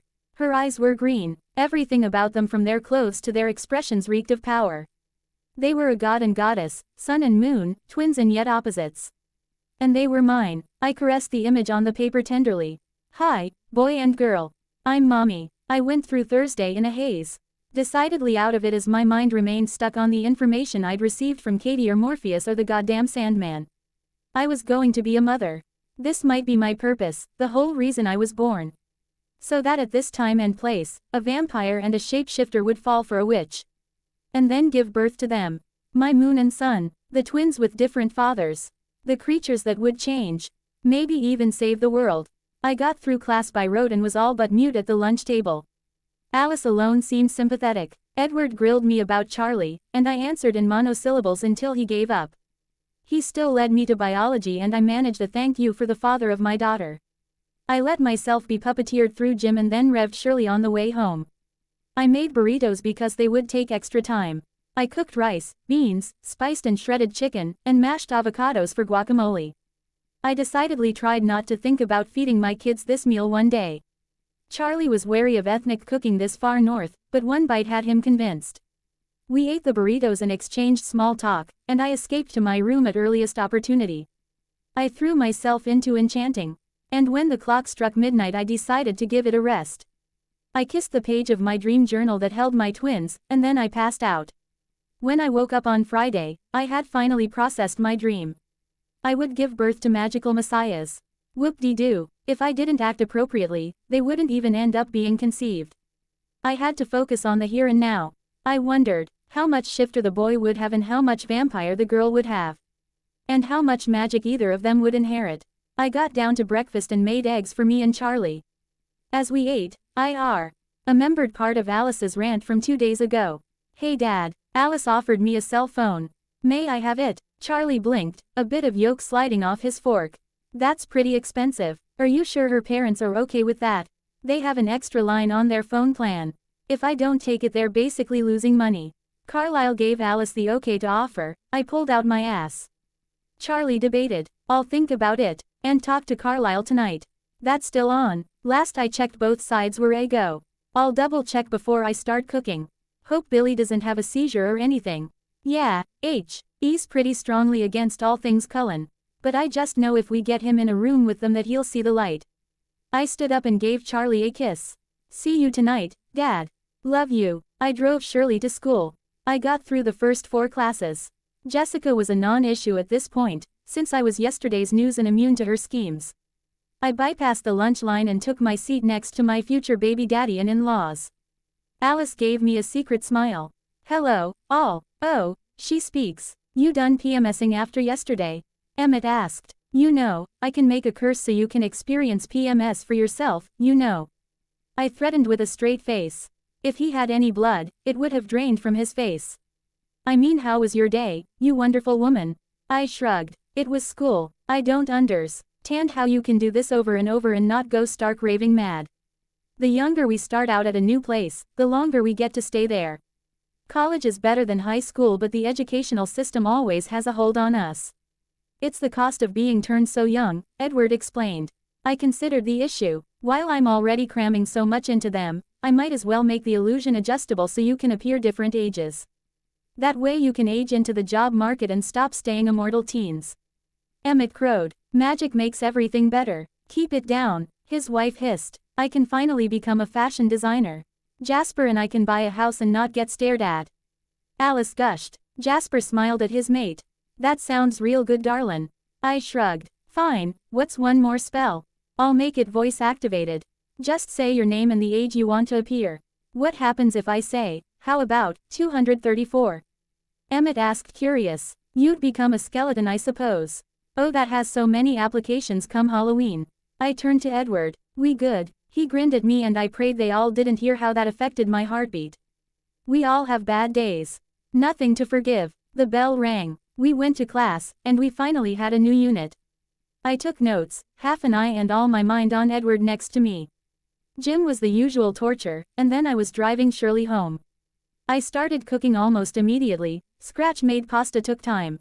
By 5 o'clock the lasagna was all ready except for the baking. I wondered what to do and calculated the time in Florida. I decided to give Renee a call. She picked up after 2 rings. Bella, it's been forever. How are you? Never better. How are things on your end? I was treated to a 45-minute spiel on the wonder of Jacksonville in the world of minor league baseball. Ought when appropriate. I was happy she was happy. Anyway, Bella, Charlie called me about your behavior. Something about leading 2 boys on. That doesn't sound like you. You never even dated in Phoenix. So, Charlie had called in Renee. I mentally doubled the veggie portions for next week's menu. I'm not leading them on. Both are fully aware of the situation. Bella, 2 guys at once. What's gotten into you? She didn't sound scandalized, merely shocked. Nothing. We're just hanging out while I make up my mind which one of them to date. Oh, is that all? That doesn't sound so bad. Charlie made it sound like you were being You know, wanton, small town mindset, I guess. I hesitated before continuing to talk. Mom, can I confess something to you? Fire away, Bella. I don't want to choose. I want them both. I want the three of us to date. Just like a couple, except a trio instead. Oh my. Well, dear, that's very unlikely. They'd both have to be bi for that to work. And it is a small town. Would you hate me? I asked in a small voice. If I had two boyfriends who were also together? Of course not. Sweetie, I love you. I only want you to be happy. If these two young men do that for you, I say go for it. The heart wants what it wants. I relaxed, knowing I had her blessing. Thanks, Mom, I needed to hear that. I know, sweetie. Now let's talk about these boys. Are they jock? Indie? I bet they're smart. Are they smart? I chuckled and spent half an hour talking boys with Renee. I described Edward and Jake, minus the preternatural bits, and she agreed they both sounded like catches. With a reminder to practice safe sex with either or both of them and no less than 4 warnings against early marriage, she hung up. Glad to know I had someone besides Alice on Team Triad. Charlie came home and stopped to sniff the air. Smells good, Bells. Dinner will be ready in a jiffy. Time to catch the score if you want. I was just taking the pan out to cool when I heard a knock on the door. I opened it to see Jacob, noticeably taller. And Billy in his chair. Hey, Bells. Welcome, Blacks. Come in, I said, opening the wards. Billy's smile was a bit strained but sincere. Dinner smells great, Bells. Thanks. Charlie is watching the pregame or something. Dinner is in 5. Billy rolled over to the living room and greeted my dad like a brother. Jake, stumbling a bit on his suddenly longer legs, came to stand next to me. Hey Bells, is there a spooky reason I'm always hungry and grew an inch and a half overnight? I nodded. You touched and then spent 2 hours right next to a vampire. As far as your wolf is concerned, you were in an active war zone. Your body is preparing for the shift. You'll age about 10 years in the next few weeks. Damn, talk about a growth spurt. And how big am I going to get? I eyed him up. You'll be in the physical prime for your height and frame. I'd guesstimate, 6'5" and built like a bodybuilder. His eyes widened. No kidding, no lie. You might want to consider shopping at Big and Tall. You'll grow into them, fast. Damn, that's going to hurt the budget, Jake muttered. I winced, remembering his economic situation. You could always ask Alice for a shopping spree. She loves them. You'll have more clothes than you'll have room for. Dad might burn those clothes in a dumpster fire if tonight doesn't work. So anything touched by the Cullens is diseased or something. Jacob, this is racism. The most literal kind. He snapped his fingers. Tell Carlisle to work that angle. Dad has a real chip on his shoulder from being a minority. Confront him on being bad as the skinheads he hates and he might cave. There was another knock on the door. Billy looked up confused. I opened the door and was nearly blinded by Carlisle's aura. Dr. Cullen, thank you for coming. Please come in. Bella, I insist you call me Carlisle. My children speak of you so often you feel like part of the family. He shook my hand and stepped into the house. I turned to Edward, Carlisle's firstborn. Edward, fancy seeing you here. Bella, so good to see you. His crooked grin lost a few molars but didn't disappear. Hello, Jacob. Always good to see you. Eds, Jake nodded. He turned to the good doctor. Dr. Cullen, nice to meet you. I'm Jacob Black. Pleasure to make your acquaintance, Jacob. Carlisle reached out to take Jake's hand. No, Billy roared. He rolled at full speed over to us, knocking into some chairs but paying no mind. He stopped protectively in front of his son. Carlisle held up his hands in a non-threatening gesture. You'll not lay hands on my boy. Charlie came over to mediate. Billy, for the love of God. This nonsense has got to stop. You invited this leech here. Billy demanded. Get a grip, Dad. It was a handshake, not a murder attempt. Jake spoke up. You were in on this. We all were. We knew if we got you to just meet Dr. Cullen you'd see that he's nothing like the legends say. You and I are having a talk when we get home. Grab the keys, we're leaving. Jake set his feet in stance. No, what did you say? Billy asked like he couldn't comprehend what he heard. We came here to have dinner. So we're going to have dinner. And you're going to have a civil conversation with Carlisle and Charlie. Or you can drive your own damn self home. Jacob, Billy asked like he didn't recognize him. The Cullens are good people, Dad. I like them. I'm going to spend time with them and Bella. And if you got a problem with that, then the Cullens are getting one new foster kid. Carlisle cleared his throat. There's no need for such drastic measures, Jacob. If Mr. Black is that PPOSED to our presence, then Edward and I can leave. No, you won't, Charlie ordered. The three of us are going to eat my girl's lasagna, the kids will eat in the living room, and we'll all have a damn good Friday night.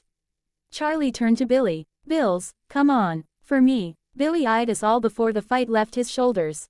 One dinner. I cut and plated, allocating a good quarter just for Jake. Then I balanced my plate and sat at the sofa while the adults took the kitchen table and Edward and Jake sat beside me. So, you'll be feeding Carlisle Billy's thoughts, I whispered. Yes. Hopefully it will give him the inside track to getting on his good side. Now please, I need to focus. I turned to Jacob who, pardon the pun, was wolfing down his portion.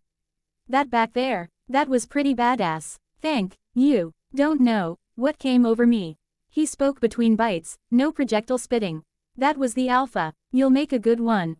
I laid a hand on his arm, practically feeling the magic seep into his sinews and accelerate his growth. I turned to spy on the men. To my shock, Carlisle was eating his portion. I wished him luck puking into a toilet later. He must really want to sell this. In a twist, Ch. Arlie was doing most of the talking while Carlisle responded and Billy replied in grunts.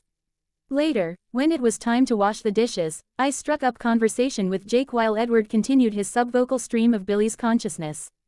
So, can you shapeshift? You seem able to do everything. Yeah, into any animal I choose including dragons. I'm actually working on it right now. Katie is giving me a test on Groundhog Day. Sweet, you can give me pointers once I'm on all fours. Sure, I'll give lessons. Assuming I'm allowed back on the res after tonight. Jake winced. Yeah, give him a week to cool off. Guess it's just calls for next week. I pursed my lips. I could always spirit walk. That way I'm technically not on La Push property. Oh yeah, you can do that too. Come on over, I'll show you around the res. I smiled back. I'd like that. Edward had a mournful expression even as he continued to talk too quiet for human ears to hear. I turned to the last dish which was plenty clean. So, spirit walks at night. I'm working on which stuff all tomorrow and plan to visit the Cullens on Sunday. But come tomorrow, plan to see me. Jake looked between me and the vampire, seeing through my thin attempt to include him. Well, alright then, see you then. The game ended and the menfolk filed towards the door. Carlisle turned to address Billy. I hope tonight cleared up any misunderstanding you had about me and my family. Billy reluctantly nodded. Yes it did. You are not what I expected. I hope to see you again soon. Carlisle held out his hand. Billy eyed it like it was a snake but shook it as briefly as propriety allowed. He shuddered at the temperature difference. But he shook the hand. I considered that a victory. Jake obediently led Billy to their car. Charlie came over to the door. Sorry, Doc, I had no idea it was that bad. It is what it is. Thank you for a lovely evening. Come, Edward. With that, the two pale men left. Well, that was something, Charlie sighed. Tell me about it. I'm pooped. I'm calling it early tonight. Night, bells, sweet dreams. I woke early on Saturday and spent the whole day working on enchanting the charms. I paused only for meals and bathroom breaks, and why midnight I had finished all but the finishing touches. I'd do that for the 7 rings tomorrow and then deliver the product to my second family. Worried I was inexcusably late, I spirit walked over to the black house. Jake, I whisper shouted. Billy physically couldn't come up the stairs, but no reason to risk him hearing. Jake appeared in the window and pantomimed that he would come out downstairs. I waited invisibly, and floated to Jake's shoulder. Night, Jake. To his credit, he barely flinched. I feel like I'm talking to a ghost. Hello to you too. We can do that, you know. I can track down the ghosts of the last pack and channel them so you can ask them questions. Awesome as that would be, let's wait until you're here in person to perform a seance. I rolled my eyes invisibly. So you see and huddle behind me while I summon spooky ghosties. In a totally masculine and respectable way, no shit. So there are ghosts. I launched into a lecture on the astral fossils while Jake led me the long way to First Beach. When the waves became audible, Jake swept his arm. Our first date. Do you remember the night, Bella dear? I chuckled. Indeed I do, sweetheart. You made your mom jokes with Quill and drank until you ralphed. So romantic. Jake winced. Yeah, not my best night. Any chance we can get that date voided? I want our real first date to be special. Special can be a relative term. I mean, a moonlit stroll on the beach sounds pretty perfect to me. We walked in companionable silence. You ever think about kissing a boy? I asked. Might as well feel him out on that front. Jake's hair whipped as he turned towards my voice. Where did that come from? Just popped into my head. So you going to answer me? Well, have you ever thought about kissing a girl? He countered. I gave an invisible shrug. Sure, I've had fantasies and crushes. Not saying I'd get a lesbian life partner, but I would kiss the right girl, maybe more. When you meet Rosalie, I challenge you not to want to worship at her feet. Jake's jaw had dropped. Wow, Bells, that's pretty hot, and it goes both ways. Girls like gay stuff the same way guys like lesbian stuff. So you going to give me an answer? Jake shrugged. Never really considered it. Maybe if it were a girly boy, I'd kiss and maybe do stuff for $1 million or with a gun to my head. I didn't bother to hide my disappointment. What if the only way to be with a girl you liked was to date her boyfriend too? Would have to be a hell of a girl. Wait a minute. Is that what you want? The three of us together? Like, together. I cursed my full mouth. It's med like the option with the least heartache for all parties. I get 2 boyfriends and neither of you gets his heart stomped on. Jake pursed his lips. Well, when you put it that way, still, it's pretty weird, Bells. Weirder than vampires and werewolves and witches, oh my. Okay, I'll give you that one. But still, how would it even work? I date you, you date Edward dates me, and the 3 of us date each other. Like a pyramid, A, B, A, C, B, C, and A, B, C. Okay, moving past me and Edward doing gay stuff, what would we tell people?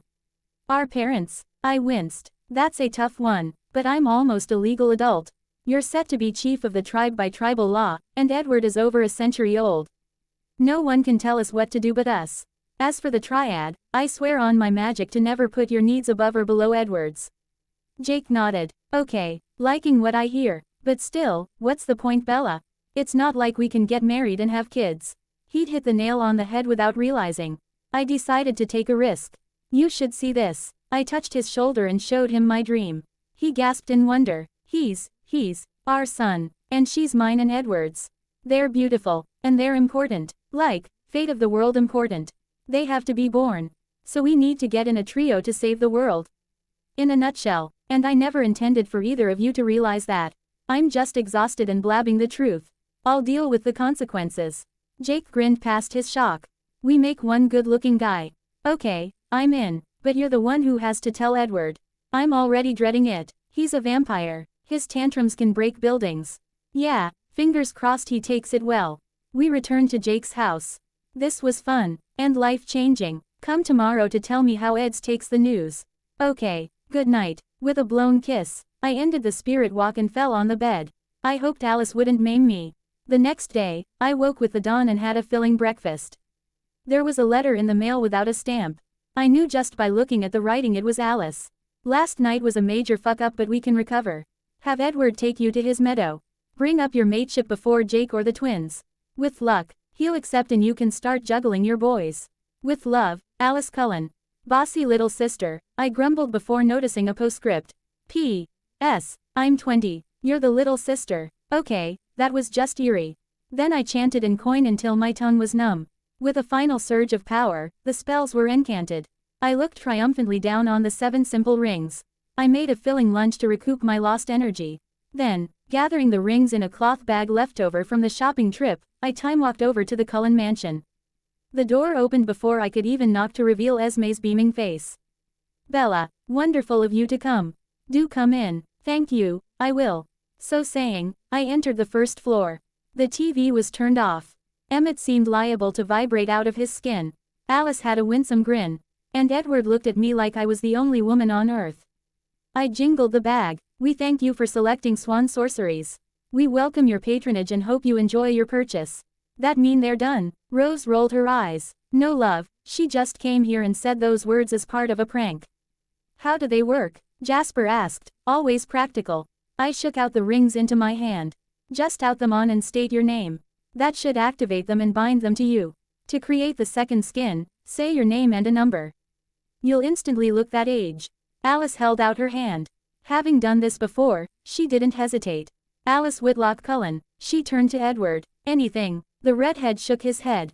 Nothing. Absolute silence. Wicked. Now, to test the disguise. Alice Whitlock Cullen, 17. In a shimmer. There was a girl standing in Alice's place. She was a bit younger, a bit less flawless, and her skin glowed with a healthy blush. It was undeniably Alice, just human and 17. I spoke up as they gaped. To deactivate the illusion, state your name and say, dispel. And it's only skin deep. You still have to watch your strength and speed. Otherwise, not even an X-ray would penetrate the illusion. Sweet, Emmett Cullen, Emmett shouted as he slid a ring on his finger. Without checking with Edward he was protected, the brute said Emmett Cullen, 42. It happened right away, no wasteful flash or boom for my charms. He had lines of gray in his hair. He was still built like a linebacker, but now one on the verge of retirement. And he had human flaws in coloring rather than alabaster perfection. Rose clearly approved. I like older men, she said, quietly, though we all could hear her. Emmett got a salacious grin. I coughed. Can you all just activate them before you go break in your marriage beds? I want to make sure they all work. They all took their respective charm and said their names. Carlyle looked quite distinguished at 30, Rose proved even a 75-year-old could be a vision of feminine beauty. Jasper looked not half bad at college age. Edward and Esme alone stuck to their actual ages. Then, 2 by 2, the couples disappeared upstairs to do couple things. I talked uncomfortably to Edward. You want to get out of here? I have something to tell you and I'm sure you don't want to hear your family engage in roleplay or whatever the heck they're doing up there. Edward nodded, wincing. I can't hear their thoughts but they're being quite vocal. There's a spot in the forest I like. I can piggyback you there. I rolled my eyes. Don't bother. Just run. I'll keep up. He seemed dubious but he was used to me performing the impossible. We went outside and he turned towards the trees. Try to keep up. And then he was off. A cheetah indeed. He was fast. But not as fast as Witchwind. I took off flying, keeping pace over Edward's head. That's it, I'm disappointed. He looked up in shock. Then he smirked and doubled his speed in an instant. I kept pace regardless. I'd never tested it, but I was confident I could produce a sonic boom by flying. Vampire speed, while superhuman, wasn't quite at that level. About 10 minutes later, we arrived at a meadow. The meadow, the one I dreamed about. It was a little early for wildflowers. But the perfect symmetry of the clearing still spoke to me. I come out here to think. It's the closest I ever come to silence. I should learn to take what you say at face value. You could have beaten me here if you knew the way, couldn't you? Easily. But we don't have to race now except for fun. Now I know where to go, I can just time walk here. That's your space folding power. Correct, sort of. But it's not really about space, I said, unable to help myself. I was so nervous. So, what did you want to talk about? He sat Indian style in the center of the clearing. I joined him. I really don't know where to begin. The beginning works as well as anything. Okay, my dreams can be prophetic, and my spirit guide's own hints told me that I'd get involved in a love triangle. And lo and behold, within a week I met you and Jake. With me so far, I can keep up. Then something happened. Something that made it impossible that I not choose you to some degree. I held out my hand. Touch me. With caution, he took my hand in his. A full echo of the electric shock from Wednesday raced through us both. I focused on the chain in my heart and pulled on it. The electric energy surged. Feel that? Yes. What is it? He asked in wonder, staring at our clasped hands. I took a breath, and a chance. It's our mating bond. He let go and pulled away. I sue. Eldon deny a sense of loss from the cessation of contact. Mating bond. Your subconscious recognizes me as your life mate. That electric charge is our body's way of pushing us together. Ask your family if you don't believe me. With great hesitation, he retook my hand. I audibly sighed at the touch. We are mates, like the others. Yes indeed, why? So I knew I'd have to pick you on some level. We can't be apart, so that's why I'll win. A trick of chemistry. Yeah, and also because you're pretty much the man of my dreams. But wait, the fun's not over. What is it? Shapeshifters mate too. It's called imprinting. And guess who Jake's imprint is? I knew, I checked. My mild precognitive powers could do that much. Edward tightened his grip, not painfully. What? So here is the conundrum. 2 men or both, owned by instinct to pursue the same woman. She cannot choose between them. What's the answer? Edward pursed his lips. I don't know. I suppose she'll have to make an impossible choice. See, that's what I thought. And then I had this dream. I channeled the memory through our hands.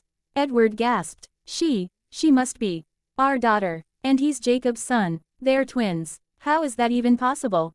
I blushed. Well, mechanically speaking, you and I would have sex, Jake and I would have sex, all on the same night or even at the same time. And the two different sperm would fertilize two different eggs. Wick, H is how I got the idea for crazy idea number 3. Which is, I pick you both. Edward sprung to his feet, ripping his hand off mine. I whimpered at the loss. Edward looked at me like he'd never seen me. What are you talking about? I sighed and stood up. I date you, but I also date Jake. And you two get together. It's called a triad. Bella, that's crazy. Worse, it's obscene. It's the only way. I can't pick one or the other. All three of us have to be involved for the twins to be born. I don't see any other way. I can't pick one of you to get his heart broken. I'm not that selfish. Selfish. This is selfish. You want two men at your beck and call. I couldn't deny I was hurt. Is that what you think? That I'm a greedy whore who wants two men to use as toys? He ran a hand through his hair. No, I don't. But it would be so much easier if you were. I sighed. Edward, I know this is crazy. Triads don't often see the light of day. But I already love you as much as I love Jake. If I could split myself in half and give half to each of you I would, but not even my powers can do that. Is there any part of you that would even consider this? He pinched his brow. This is a hard sell, Bella. I already love my twins, Edward. They have to be born. Have to. They're just a dream. So are Emmett Jr. and Marigold. Can you honestly say Rosalie doesn't already love them? Edward sighed. No, I cannot. I don't know what else to say, Edward. Are you in or are you out? Edward went still. I was so tempted to read his mind, but I respected his privacy too much. I waited a full minute and he still had not moved. Edward, answer me. He eased forward and touched my cheek. It felt oddly intimate. Even though his skin was icy, it felt like I had been burned where he touched. Jacob had the right idea. You're worth it. I blinked, hardly daring to believe. So, is that yes? I'll give it my best, Bella. Just know I expect the whole thing to go up in flames. I wrapped him in a hug. Thank you a million times. You won't regret this, I swear. Whatever you say, Bella. Edward looked down at me tenderly. We talked about tamer subjects for the rest of the afternoon. It was truly an experience to discuss music with Edward. He'd heard it evolve through every decade of the 20th century. When the sun set, I time-walked back home while he ran to the mansion. I threw together dinner and retreated to my room at first opportunity. I got cozy and then spirit-walked to La Push. Jake was waiting on the porch for me. I snuck up behind him in a fit of whimsy. Boo, he jumped a foot. Geez, worn a guy bells. So, which region of the res are we exploring tonight? Can we actually just hang in my tool shed? No problem. We walked to the super small garage. Most of the space was filled with the chassis of a red car. Jake told me the year and model, but all I registered was the fact it was a Volkswagen. Building your own car, impressive. It's easy once you know what you're doing. So how'd Mr. Vampire take it? About as well as could be expected. He started out calling it obscene, but I talked him around. In his words, I'm worth it. And the twins are vital to the future. Phew, barely gotten together and already I picture what the kids look like. This is trippy. I glanced at him. Should I not have shown you? Don't get me wrong, I'm glad to know something amazing is waiting down the road, it's just a lot to take in. So are you on board to hop on the Jakelward? Sign me up, really, no regrets. You're a hell of a dame, Bells. And if I had to turn gay, Edward is who I'd experiment with. And like you said, the twins are kind of essential. So when can we have a proper date? Not sure. I mean, I can time walk you to the house and drive from there. But I don't want you falling behind on your schoolwork. But I already spend all day with the Cullens and we should balance that out. I was rambling. Jake cut me off. How about this? We three spend afternoons after school together. Saturdays you two go on a date. Sundays we hang out. That way we have trio time, but on the weekends we get one-on-one time. Knew I liked you for a reason. But we need to schedule couple time for you and Edward. It's not crucial you fall or each other the way you've fallen for me, but you at least need to be guy friends. You can't be clawing at each other when I turn my back. Sure, I hear you. Man, this is going to be a lot to juggle. Tell me about it. It's not just one relationship, it's 7 relationships if you count our relationship with ourselves. This will be exponentially more complicated than a simple couple. But it's worth it. We'll get the twins and their future siblings out of it. Jake and I talked until he was yawning. Then I bid him good night and returned to my body. I all but passed out, my thoughts on our budding triad. That night, I had a dream. The cheetah and wolf were back, cuddling with a tigress in the middle. I cheerfully sketched it out. It seemed like a hopeful sign for our triad. I drove Shirley to school and made for first period. I was about to take my seat when I felt him. "Hello, love," Edward crooned in his velvet voice. I eyed him up. "You look good with green eyes. I mean, Tawny is better than Ruby. But it really brings out your hair." "I thank you, though it's really because of you I look like this." "Dare I ask what you're doing in this class?" "Given our connection, I find myself reluctant to ever leave your side. I recognize that would be impossible, but I can still maximize our time together during the day. So I talked to Ms. Cope and got myself transferred to your schedule." "Wow, I don't know whether to be touched, impressed, or disturbed. Let's ignore the last and focus on class." "Sure, I suppose any class would be simple for you, might as well be my classes." We got through the day with staring from our peers and held hands. I was glad I was ambidextrous so I could take notes with my left hand while holding Edward's with my right. Jessica looked like she'd swallowed a lemon in trig and Spanish. Edward escorted me through the lunch line and I didn't protest when he paid for both our meals. Why not take advantage of my boyfriend's dizzying wealth? I was still independent, but that didn't preclude letting myself be pampered now and again. We sat at a table full of Cullens in high school age illusions.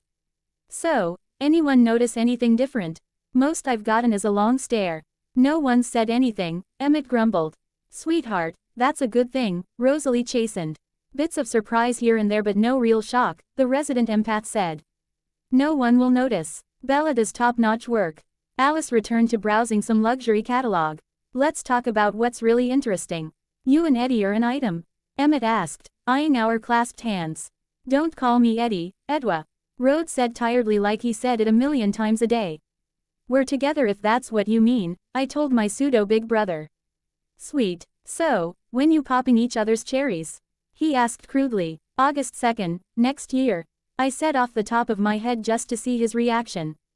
Alice blinked. "I thought you couldn't see the future." We all turned to stare at her. "Alice, I was kidding." "You're telling me you saw that?" I demanded. "I don't control what I see, it just comes to me." She protested. Emmett Wolf whistled. "Damn, Alice watches psychic porn. And Eddie still has a year and a half to wait." "You, be quiet," I ordered as I cast a silence curse. While he imitated a mime, I rounded on Alice. "Alice, tell me you did not just spoil one of the biggest nights of my life." "You spoiled it yourself, I just confirmed it," she defended. I rested my head on Edward's shoulders. "Whatever. So the wedding will be on llamas, makes sense. I scheduled it for a day of power. Accounting for travel time to the honeymoon destination, that sounds about right." Edward wrapped an arm around me. "Well, this takes some of the suspense out of asking for your hand. Not until next year. Let's spend at least that long getting tea. Oh, know each other before committing to forever." There was a beat of silence. "So, I finished the charms. Time to discuss the apoanthrosis." I asked around a bite of pizza. Rose leaned forward. "When can we do it again?" "I'll give Edward a list of materials to gather. I'll work on the more esoteric ingredients myself. Assuming no hiccups, we can do the ritual on the equinox." We talked about the ritual for the rest of lunch. I put Emmett out of his misery at the end of lunch. Biology, which I would always see as our time, was a breeze. I will admit to drooling seeing Edward in little boy shorts. Our team proved unbeatable. I changed and got into Shirley, surprised that Edward joined me. "We're having trio time at your place anyway, right? Besides, I can always just run home." I drove home as fast as possible. Edward chivalrously refrained from complaining about the speed. We walked past the wards and I left Edward in the living room as I time-walked to La Push. I caught Jake just as he was getting home. Still with his backpack, I time-walked us back to the Swan house. I never get tired of that. "You got any food, Bells?" "I'm starving. Tomorrow is grocery day, we're down to leftovers." Charlie caught some base, I could fry them up. "You need fat and protein for all your new muscles." "Sounds tasty. I'll knock out my homework." Jake walked into the living room. "Hey, Eds." "Hello, Jacob. So, I'm your girlfriend's other boyfriend. We going to fight to the death or what?" "The idea is not as excruciating as I expected." "Cool. So anyway, Bells tells me you've done high school like a zillion times. Mind helping me with quadratic equations?" "I'm happy to play tutor," Edward Said with his crooked grin. I watched my boys from the kitchen and didn't that thought fill me with the warm and fuzzies as I thawed 3 large fish.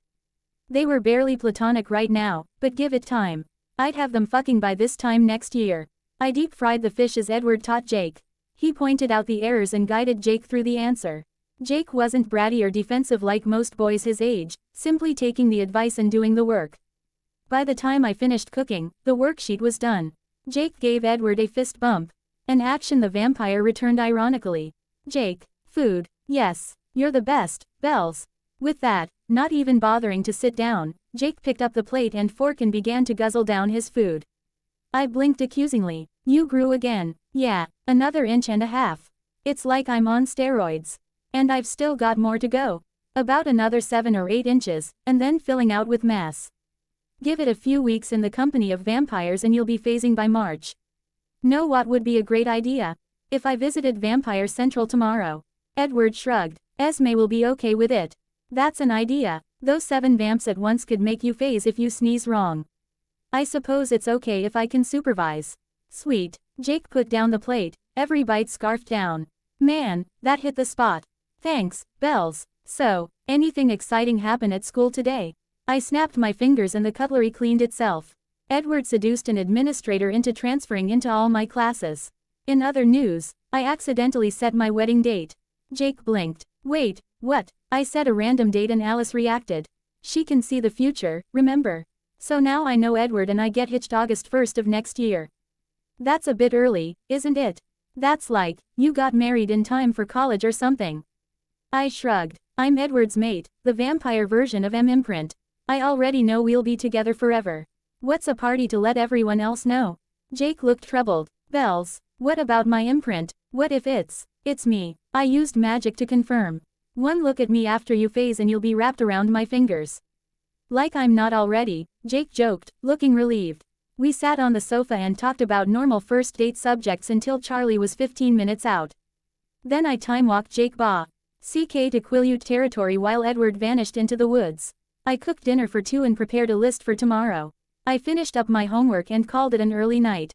The next day passed in both crystal clear clarity and an indistinct blur. Every second with my mate was etched into my mind, but the actual school stuff vanished like smoke. I drove home alone and time-walked to the res to fetch Jake. I transported us to the lawn of the mansion. Jake got the full effect of the house. Holy Wayne Manor, Batman. They actually live here. What did you expect? Coffins and dungeons and moats. I teased. Nothing wrong with a good moat. So, ready for this? Are you? To spend hours in a house of cold ones and the den of bad smell. Bring it on, babe. We walked to the door, Carlisle opening it when we got close. Greetings, Bella and Jacob. Please, do come in. Thanks for having me, Jake said, shaking the patriarch's hand. He manfully controlled his facial expression. Esme greeted us indoors. Welcome back, Bella, and happy to meet you. Jacob Black, isn't it? That's what it says on my underwear. Esme didn't blink. Ah, another jokester. You'll get along well with my son Emmett. Speak of the big burly devil. Bella Bear, he cheered, racing at vamp speed at me. I grounded myself to the earth and summoned strength. When he went to fold me in his arms, I threw him back into the couch, fortunately without breaking it. Hugs at human speed, McCarty, I instructed. How can something so little be so terrifying? He asked rhetorically. It's a gift. Jake relaxed from where he'd tensed at the charging vampire. Emmett Cullen, I presume. That's me. You're the werewolf. Not yet. Give it a minute. Wow, you look just like the chief wolf dude from last time. That was my great-grandpa. Huh, humans grow up fast. You any good at video games? Jake blushed. I've never played one before. Le gasp. We need to fix that immediately. We'll cut your teeth on Call of Duty, basic first-person shooter. I shook my head as Jake was led to the giant couch. Where is everyone? Are Alice and Jasper occupied? They're upstairs enjoying a game of chess against Edward. They're ecstatic that the game is finally fair. Lyle had an indulgent smile for his children's antics. Right, and Rosalie, where's she? Wondering what my brain-dead but well-hung husband is up to, Rose said as she walked down the stairs. Jake looked at her and his jaw dropped. I wasn't jealous, Rose could even turn my head. Jake turned to look at Emmett. Dude, he exclaimed. Dude, Emmett echoed with a grin. Dude, Jake acknowledged. Men are from Mars, where they speak dude. I made for the industrial kitchen. Jake's metabolism is about to skyrocket. I'm making fuel for the fire. Esme, care to help? No problem, dear. To my surprise, Carlisle picked up another controller. Guess anyone could like video games, including those born before the discovery of electricity.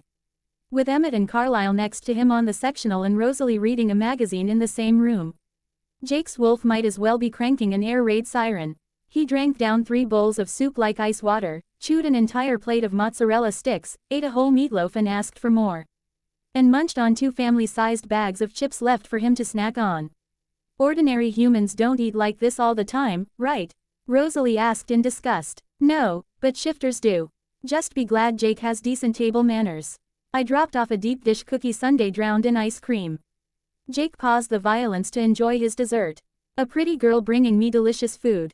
Bells, I don't deserve you. With that, he began to eat the sugar bomb. I turned to Carlisle. Am I hallucinating or has he actually grown since coming through the door? By 3/16 of an inch. It's remarkable. Jacob, I would very much appreciate if you would donate some samples after you phase. I would relish the opportunity to study shifter DNA. Jake paused in his feast. Promise not to engineer some super virus to wipe out the pack.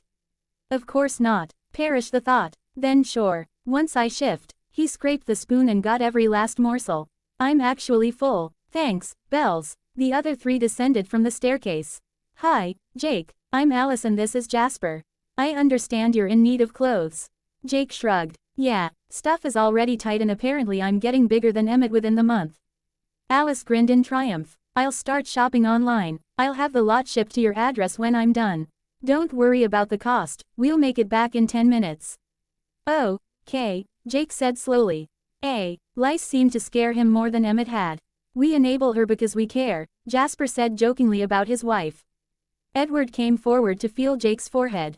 You feeling okay? I detect a fever. Jake tilted his head. Now you mention it, I feel hot and itchy in my bones. But it doesn't feel like a fever.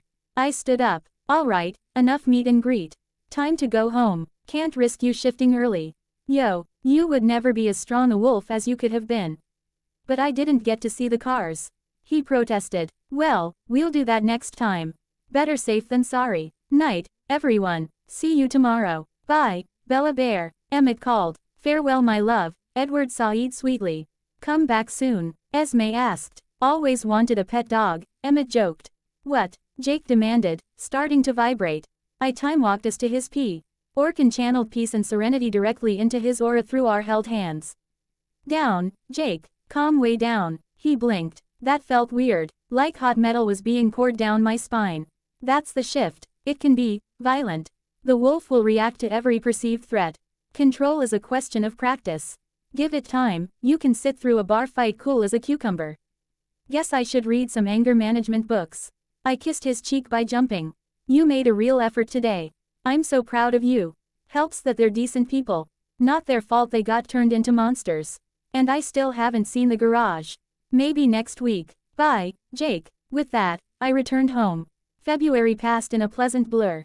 I hung out with the Cullens during the day, enjoyed trio time after school, bonded with my father over dinner, and had one-on-one time with Jake in the evenings. Life couldn't be better. I was young and in love and doing great in school. I had yet to kiss either of them, but hugs and cheek pecks were increasingly common. As for my boys, they hadn't touched lips to skin, but handshakes, pats on the shoulder, and even guy hugs were becoming things. It was only a couple weeks in. Who knew what the future might bring? The first Saturday, Edward took me to a simple restaurant in Port Angeles. I think he'd decided to work up to the more extravagant dates. I ordered mushroom ravioli, and laughed at the inner thoughts of the other patrons. Edward's crooked grin never failed to dazzle me. The waitress was a total flirt, but Edward ignored her. The next day, Jake hosted a Star Wars marathon at his house. Original trilogy, of course. We laid on the couch and watched the rebellion take on the Empire as a young man learned to be a space paladin. Things were different between Edward and Jake. If Edward was my literary sweetheart brought to life, then Jake was my bestest friend in the world. Letting him hold me, play with my hair, just felt natural. I was falling for them in different ways but equally as strong. In magical news, I got most of the materials for Rose's ritual and managed to get the rest of the ingredients for a decent price out of the local Phi merchant. Now Saint had to work out the specifics and wait for the first day of spring. It was a particularly strong day for a rebirth. Emmett Jr. or Marigold could be born by graduation. The second Saturday, we went to Seattle to the Museum of Modern Art. Edward had an encyclopedic knowledge of each painting and its painter's history. I think he'd been an art history major at some point. He made our tour guide look like an idiot. The only part one didn't like was the speedster ride to and fro. I was fine with high speed, just not as a passenger. Give me time walking or flight any day of the week. Jake took me to the La Push Community Center for our date. He gave me an insider history lesson on the tribe beyond what the small museum provided. I channeled the ghosts in the room and spoke to him in his native tongue, to his surprised delight. He told me I should tell Billy about this talent, how I could remember words that had been lost to history. As a freelance witch, I was eager to help. Might earn me some points with the elders. I got my cell phone on the 7th, and promptly became addicted. Texting and calling Alice between dinner and Jacob hour became my new favorite pastime. I also developed an unhealthy obsession with King games. Alice got on me to do something for my boys for Valentine's Day. Short of wrapping myself in a bow and asking for a threesome, I was drawing a blank. Then somehow I got the idea about cooking them something. Idea in place, I planned out how to give my boys gustatory orgasms on the day of St. Valentine. I woke up on the Monday in question at 5 o'clock. I spent a couple hours cooking the two concoctions. I paused to let them simmer while I worked on Charlie's Valentine's breakfast. The stack of heart-shaped chocolate chip pancakes got a lot of bluster, but he ate every bite. With him out the door, I finished off the two treats and put them in the fridge to cool. I drove Shirley into the parking lot, parking next to my boyfriend. He met me on the sidewalk with a red rose, dethorned. Just to be weird, I tucked it behind my ear. He shook with suppressed laughter. Happy Valentine's Day, my love. Love you back. Now let's get to class. We got to lunch floating in a romantic bubble, which Emmett helpfully decided to pop. So, Bella Bear, still planning on spending time with Jake? Of course, I just figured you'd want some alone time with Eddie. After all, he is your boyfriend. Don't call me Eddie, my boyfriend said in a resigned tone. I glanced at Alice and got a small nod. It's because it's Valentine's that I want to see Jake. I want to spend time with both my boyfriends. Emmett gaped. Jasper appeared unsurprised. Alice must have told. Rosalie shrugged. So long as it doesn't interfere with the ritual, power to you. Her priorities were clear, and I was okay with that. Edward continued to sniff my hair. They were bound to find out sometime. True, dude, you share your mate with another guy? Emmett asked incredulously. Edward was stiff but sincere. Jacob is a wonderful person. If I had to share Bella with someone, I'm glad it was him. He's my friend, maybe more in time. I snuggled him extra tight. We fled to biology and got through the simple lab. We worked our magic in gym and then I drove us and Shirley back to the chief's house. Edward sniffed deeply when we crossed the threshold. Bella love, what is that bewitching scent? A surprise. Be right back. I time-walked to La Push. Jake met me with a bag of candy hearts. He gave me a beaming grin and a big gangly hug. Be my Valentine, he asked oh so sweetly. Of course. Come on, I've got a special surprise back at my place. We time-walked back to find Edward sniffing the air like a bloodhound in the kitchen. Jake got his own whiff of liquid desire. Bells, what am I smelling? Just give me a second to warm them up. I took out the pot and pan. I cheated with some witchfire and then poured the red liquid in a glass and plated the brown pastry square. I laid them on the table. Ta-da, my gift to you. Edward seemed half high on the scent while Jake swallowed a waterfall of drool. Bella, what exactly are those? I waved a hand over the glass. This is nectar with my blood as a base. This is amber, OSHA modified specifically for a wolf's palate. I wasn't sure what gifts to get you, then I remembered the way to a man's heart is his stomach, so presto. Edward swallowed and I could hear the venom in his throat. You're letting me drink your blood. Splitting hairs, no, you're drinking a potion with my blood as the main ingredient. If you want blood straight from the tap you need to give me time to make an anti-venom. Jake blinked himself out of his trance. Technically, the treaty states that if any Cullen bites a human, we're at war. Huh, good to know. So he'll have to settle for the nectar. Settle for the drink of the gods? Edward asked. You know what I mean. Come on, bon appetit. Edward picked up the glass, sniffing it like a connoisseur. Jake picked up the pastry in his massive paw. Simultaneously, they sampled their treats. Oh, spirits, Jake moaned in ecstasy. Edward growled, though it was really more of a purr. They both raced to finish their respective food while savoring each bite.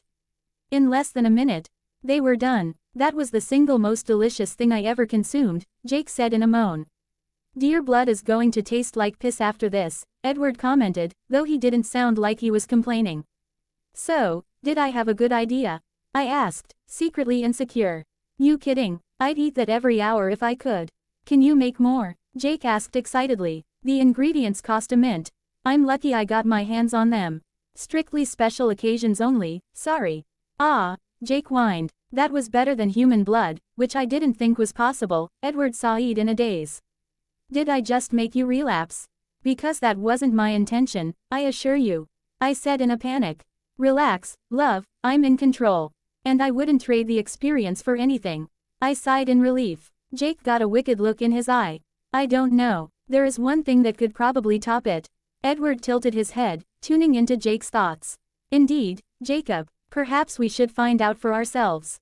They backed me into a corner. Guys, what in Hades are you doing? It's Valentine's Day, love, Edward cooed in his perfect musical voice. What do couples do on Valentine's? Jake asked, the predator alive and well in his eyes. I caught on just as Edward cupped my cheek. He turned my face to his, leaned in, hesitated for a second, and then kissed me. Tines of pure lighting arced and raced throughout my body, centered on my heart and lips.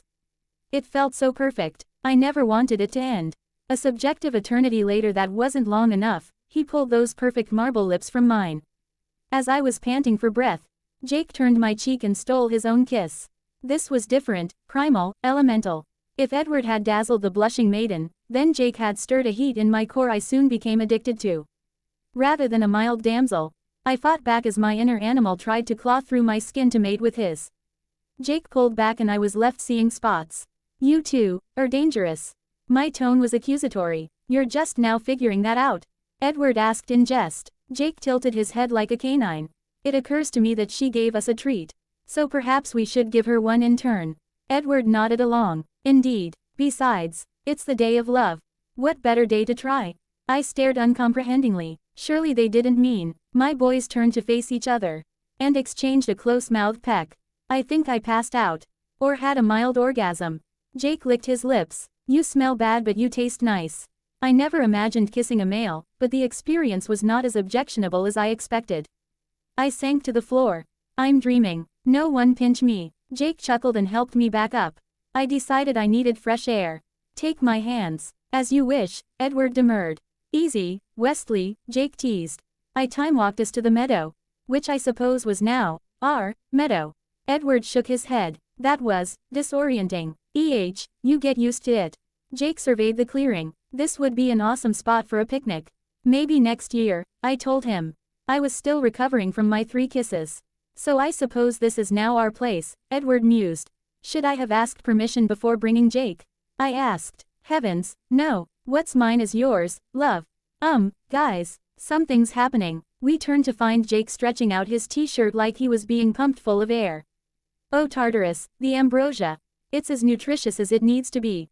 It must be magically giving you the calories to fully phase in one big burst. Mystery solved. Now is there any way to slow it down? Nope, just have to ride it out. Edward had wide eyes. It's like a time-lapse video. We watched as Jake clawed his way out of his shirt before hulking out of it. His sweats were elastic and the waistband stretched but got very tight in the crotch and glutes. I saw the boy I love go from a 6'1" beanpole to a 6'7" lumberjack. I will admit to drooling as tens of pounds of premium muscle packed onto Jake's lean frame, until he made the Farnese Hercules look puny. He finally stopped growing before bursting out of his pants, though his socks and shoes hadn't survived him growing a few shoe sizes. Jake looked down at his fully mature body. Wow, I got abs. His voice had dropped at least an octave. And pecs. And obliques. And serratus. And shoulders. And biceps. I rattled off like an anatomy checklist. I think it's safe to say that Bella approves, Edward sighed with slight jealousy. I'd ogle you too if you took your shirt off, love, I assured him. If he had blood, he would have blushed. A gentleman does not expose himself to a lady. Geez, join us in the 21st century, bro. Jake loped over to us with his newly long legs. So, this mean I'm ready to phase? I nodded. So, I just have to get angry. I shifted into a giant wolf and looked down on my boys. Basically, what you really have to do is feel hot. Like you're too big for your skin. I projected my mental voice into the air. Jake blinked. Damn, you make for a pretty she-wolf, Bells. You should see her tigress form. As deadly as she is beautiful. Edward waxed poetic. Yeah. For the record, I apologize for everything I'm about to say. Now shut up and phase, you brain-dead apple. Jake blinked, unaffected. Gonna have to do better than that, Bells. Your daddy is a lame cripple. He need help pissing and shitting. Jake furrowed his brow. Okay, that's getting closer. Injun, Redskin, Scalper. I racked my brain. Edward's a better kisser than you. That one did it. With a burst of explosive energy, Jake grew into the russet wolf of my dreams, just the size of a Clydesdale. He roared in my face. Well, that wouldn't do. I channeled magic into my vocal cords and roared my power and dominance over this young pup. The trees vibrated with the force and it was probably heard in Forks. Jake tucked his head down and curled his tail between his legs. Edward had moved a good 10 feet away. Remind me never to get on your bad side, Bella. Every day. Now Jake, look at me, I ordered. He whined and disobeyed. I'm not mad. I was provoking you. Your instincts were screaming. Happens all the time. Now give me a smile. Come on. Jake looked up, and our mating bond formed. 1,000, no, 1,000,000 tendri. LS as thin as spider silk but strong as steel cable tied to my heart alongside the anchor chain connecting me to Edward. They filled me with a sense of power and responsibility. For I was now the center of a man's universe. Jacob's universe. It wasn't gravity holding him to the planet anymore, it was me. Edward gasped as his telepathy let him eavesdrop. Bella, his thoughts, it's like a blind man seeing the sun. That's imprinting. Jake, you still with us? Never better, he said serenely. Man, Bells, you're so fucking hot. Let's save the sweet talk for when we're two legs. This is a bit too furry for my taste. Sure, he all but rolled over to show his belly. Don't become a wet noodle, Jake. You're the alpha wolf, need to exude authority. Only with you, my chiefess, only with you. Edward shrugged. I think I've had enough excitement for one day. So long Jake, Bella. Thanks for the nectar, and everything else. My pleasure. Remember, we have that project due next week. See ya Eds. Jake thought loudly. Farewell to you both. And then he blurred into the woods. Jake stumbled forward on 4 legs. Man, how do you walk like this? Having a tail is weird. Best not to think about it, just face forward and move. Now let's get to La Push in your house without being seen. With that, I raced into the forest. Jake was slow and hesitant but quickly gained confidence. He hadn't put the pedal to the metal. But he was about as fast as Alice. We moved through trees and hiking trails to make it to the Black House. We came to a stop at the edge of the woods. So how do I turn back? Get all zen. Think of it this way. The beast is rage. The man is serenity. You need to slip down the spectrum from one end to the other. Jake closed his eyes and focused. In half a minute, he was human again. An extremely buff, naked human. I averted my eyes from the baby-making parts as I phased back, beyond glad I could magically store my clothes in a pocket dimension. We ran through the lawn to the porch, Jake inviting me in out of habit. He knew crossing the threshold uninvited would leave me comatose. Jake, why the hell are you naked? And then Billy got a good look at his son. Oh spirits, you phased. Yep skerdoodles. Good thing Alice sent me those clothes last night. I'm going to fix this naked problem and come back down. So saying, he went for the stairs. He probably didn't notice, but he moved with the grace of a hunting animal. Not as smooth as a vampire or Phi but more than human. Billy eyed me accusingly. Did you have something to do with this? I made him a magical power bar as a Valentine's snack. The magic in it sped his growth to his prime. Then we worked on making him phase. And now we're here. A meeting of the elders must be called. The spirit wolves have returned. Billy spoke with reverence. Jake came down in a pair of tight basketball shorts. I could see from the bulge that he wasn't wearing underwear. Bella's invited. Bells, any reason I feel so hot? Am I about to phase? Nope, just new standard temperature. 108 degrees Fahrenheit, give or take. Good thing you have accelerated healing because you can't go to a human doctor anymore. Can always use Carlisle, he's in the know. Billy frowned. Jake, I get that the girl is important to you, but this is a tribal matter. Bella is tribe. She's my imprint, my wife and mother of my pups by tribal law. Same laws that name me chief and what I say goes. She has a spot at the table.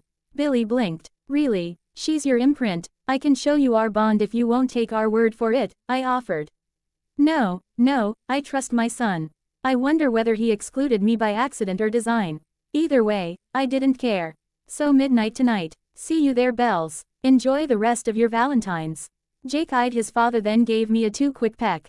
Bye, Wolfman. With that farewell, I time-walked back home. I called Charlie and told him to pick up a pizza on the way home. I didn't have it in me to cook after all the effort to make the nectar and ambrosia. I watched some mindless sitcom on television to pass the time. Charlie came home with pizza in hand, one large pepperoni and one small margarita. Bells, everything okay? I debated telling him the truth. Or at least part of it. Edward got me a rose. Jake got me candy hearts. I made both of them a special meal to celebrate. Both of them kissed me. I'm emotionally wrung out. Charlie almost had a heart attack when he pictured two boys kissing me.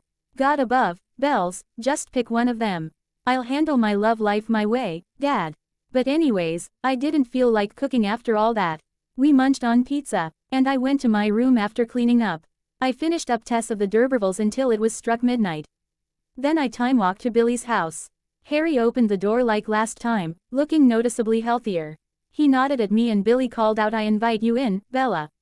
I stepped into the postage stamp-sized kitchen. The three elders all seemed to radiate a quiet resentment at my presence. Jake, looking too big to be allowed, was the only one to smile at me. "Okay, this meeting is called to order. First order of business," Jake put to the floor. "Jacob has shifted. The pack is reborn," Billy stated excitedly. "What is the witch doing here?" Old Quill asked in Quileute. "She was invited by the chief," I replied in the same tongue. The elders shifted in unease. Harry alone seemed on my side, but then I'd averted his imminent death. Enough. Bella is my mate. More importantly, she's a powerful witch and her magic can be a potent tool. We're lucky to have her on our side. End of discussion, Jake said decisively. Harry shifted. What about the next wolf? It'll happen when it happens. When it does, I'll use my alpha mojo and show them the ropes. Oh, Bella warned me, females can shift too. So don't just watch the boys. Quill seemed intrigued by this information. Truly, can two wolves mate? I spoke up. Female shifters have an estrual cycle like their animal rather than a menstrual cycle. Assuming no incest and genetic viability, it's possible for two shifters to imprint mutually. It's rare though, and it's more common as a cross-species thing than members of the same tribe.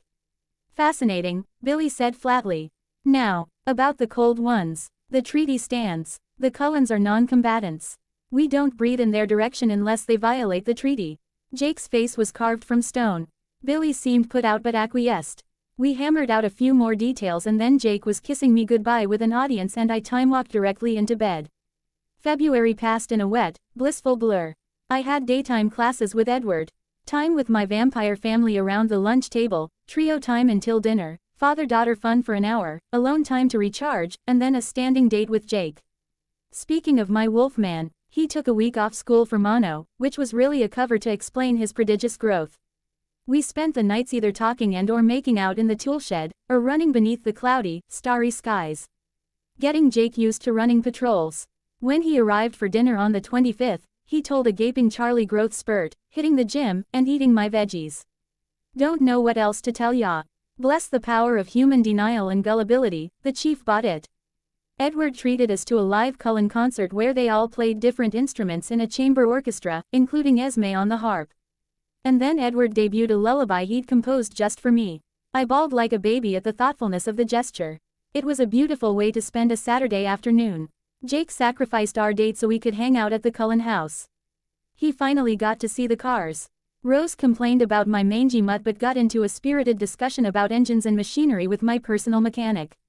I loved seeing people from two different worlds bond. When it struck 4 o'clock, Esme handed us a picnic basket and urged us to go to our meadow. I time-walked us to save time and we settled down on the dry ground. So, we've been together about a month. Edward, still convinced this will spontaneously combust. He paused in playing with my long hair. When it comes to you, Bella love, I am always surprised. Mayhaps this mad arrangement will last after all. Of course it will, Jake said, munching on a cracker with $200 paid. His appetite was no less ferocious now that he'd stopped growing. It takes calories to Jekyll and Hyde into a massive animal. The twins have to be born. Fate of the world and all that good stuff. Edward froze. Fate of the world, he said faintly. I snapped. Knew I forgot something. Diana and Solomon are capital, important to the future. Want the specifics, pry them out of Alice. Edward smiled paternally as Jake got a dopey grin. Diana and Solomon. Diana Cullen, the huntress. And Solomon Black, the wise king. I'll let you pick the middle names, I conceded. Barely together a month and already she's naming the kids. This one's trouble, Edward. Ah, fortunately, I adore this kind of trouble. So saying, he attacked my neck to suck a hickey. Don't hog her, Jake protested, assaulting the other side of my neck. I was held between them RLESS as they sucked matching bruises on my neck. I think I might have accidentally set the forest on fire, but I didn't give a hoot. Then I felt both their sizable erections pressed against me and I lost all control. I ground forward and back in a rolling motion. Both my boys moaned. Edward gave one last suck and withdrew. Temptress, he accused without heat. Jake stopped what he was doing to stare. Dude, join us in the modern day. Why don't ya? We're in love, practically engaged already. This is what people in love do. In my time these activities were reserved for the marriage bed. I rolled my eyes. Well, in this time, marriage is a piece of paper and there is nothing wrong with rounding the bases with the person you trust. Or people in our case. I don't want to damn you two because of my own selfish desire, Edward exclaimed. Jake cocked his head like a hunting dog. Come again, I don't speak Puritan. I sighed and disentangled myself from the boys. Edward here has a complex about the final judgment. Until a month ago, he thought vampires were soulless and inherently damned. He knows better now but he's still obsessed about going to hell and dragging those he loves down with him. Jake looked like he wanted to snort. And sex before marriage is what will push us over the edge. I've lied, stolen, cheated, and murdered. My virtue is all I have left. Please let me preserve it in yours. I sighed. The man has a point. And for all he's the oldest physically, Jake is still legally jailbait. So I guess it's time we had the sex talk. Oh, joy, Jake grumbled but he sat up. Edward sat down so we formed an equilateral triangle. I'll start things. Hi, I'm Bella. I define sex as a penis going into my vagina. Can we all agree on that? Works for me, Jake said with cheer. I can accept that, Edward allowed. Great. So, in keeping with Edward's religious views, we won't engage in sex until our wedding night. That means the furthest we can go is oral sex and fingering and handjobs. Maybe anal. Does that sound acceptable? Chance to go down on your juicy muff. Where do I stand in line? I'm not sure I'm entirely comfortable with those acts. Give us something, Eds. You said sex before marriage, not orgasms.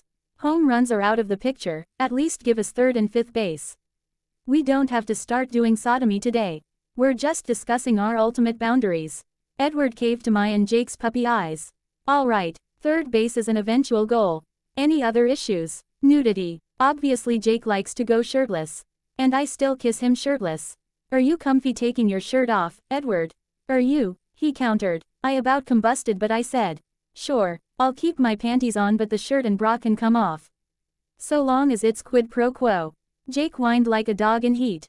Edward seemed punch drunk. A goddess. That's what you are, my wolf groaned. I'll take my shirt off, Edward sighed in a daze.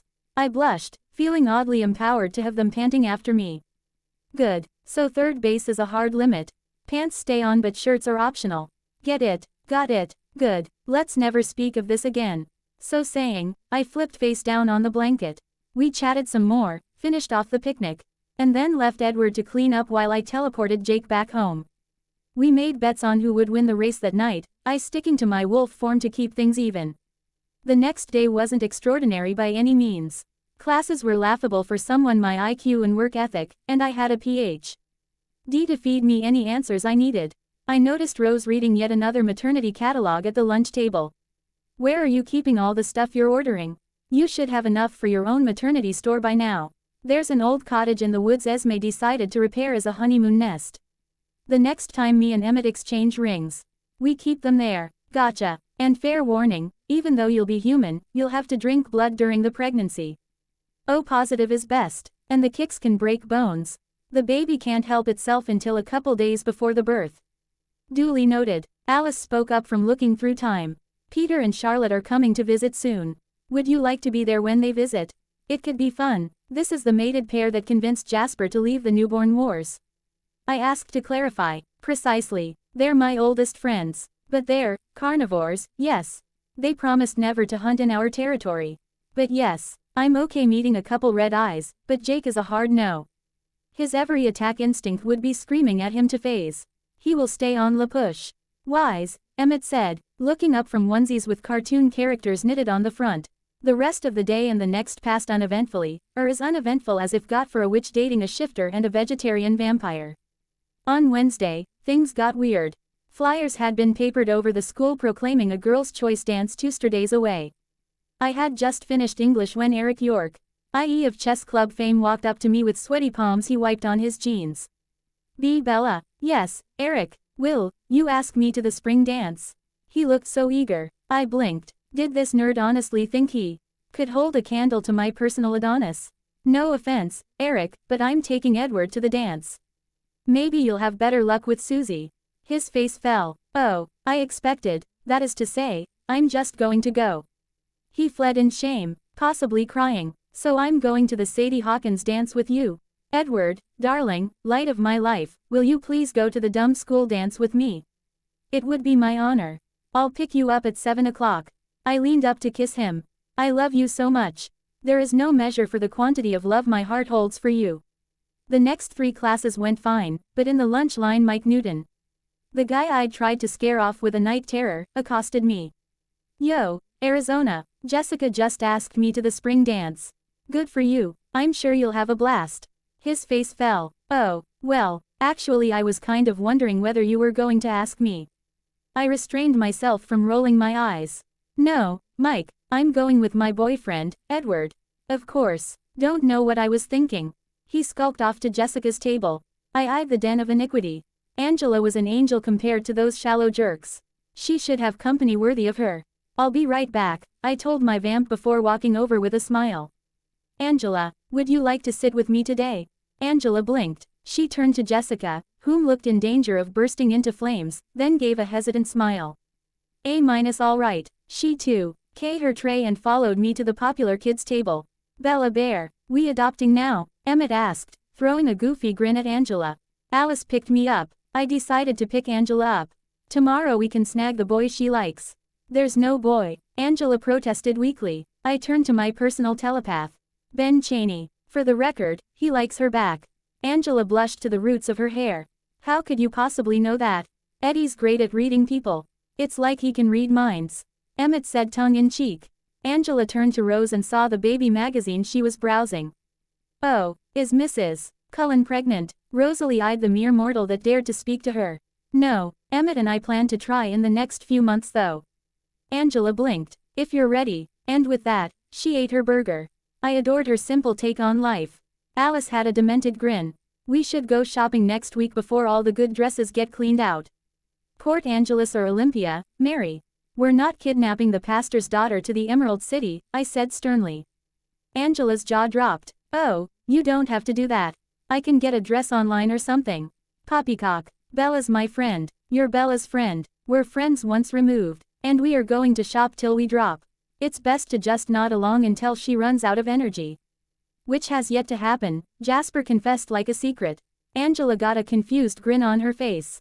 Well, okay then. I hid a smile. I'd been too absorbed with the supernatural since coming to Forks. Ben and Angela would remind me of the normal world. Edward and I dominated Jim and hopped into Shirley. I was held up by traffic when there was a knock on my window. I think I heard Edward mutter, "For the love of all that is holy." I lowered the window and saw it was Tyler, the boy who totaled his car. Yes, Tyler, I'm held up. I can't move. I don't care about that. Will you take me to the spring dance? I very seriously considered setting his overly gelled hair on fire. No, I'm going with Edward Cullen. Gods, titans, and demons below grant me patience. That's what I heard. Don't worry, babe, we still got prom. He walked off before I could turn him into a newt or curse him inside out. Of all the fucking nerve. I all but screamed into the wheel. Some people live in their own little world, Edward sighed wisely. I drove us home, got Edward a glass of squirrel blood I'd drained for potion ingredients, and then brought Jake over. His face hardened when he heard about my train of suitors. So this is what jealousy feels like. It's not pleasant. I can see how the Trojan War was fought over this shit. I am in utmost agreement.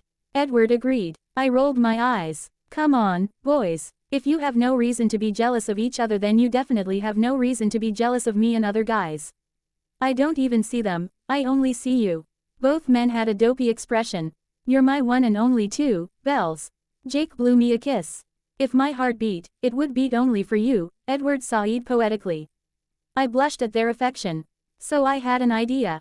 There's not enough hours in the day for us to be together. At least that's how I feel.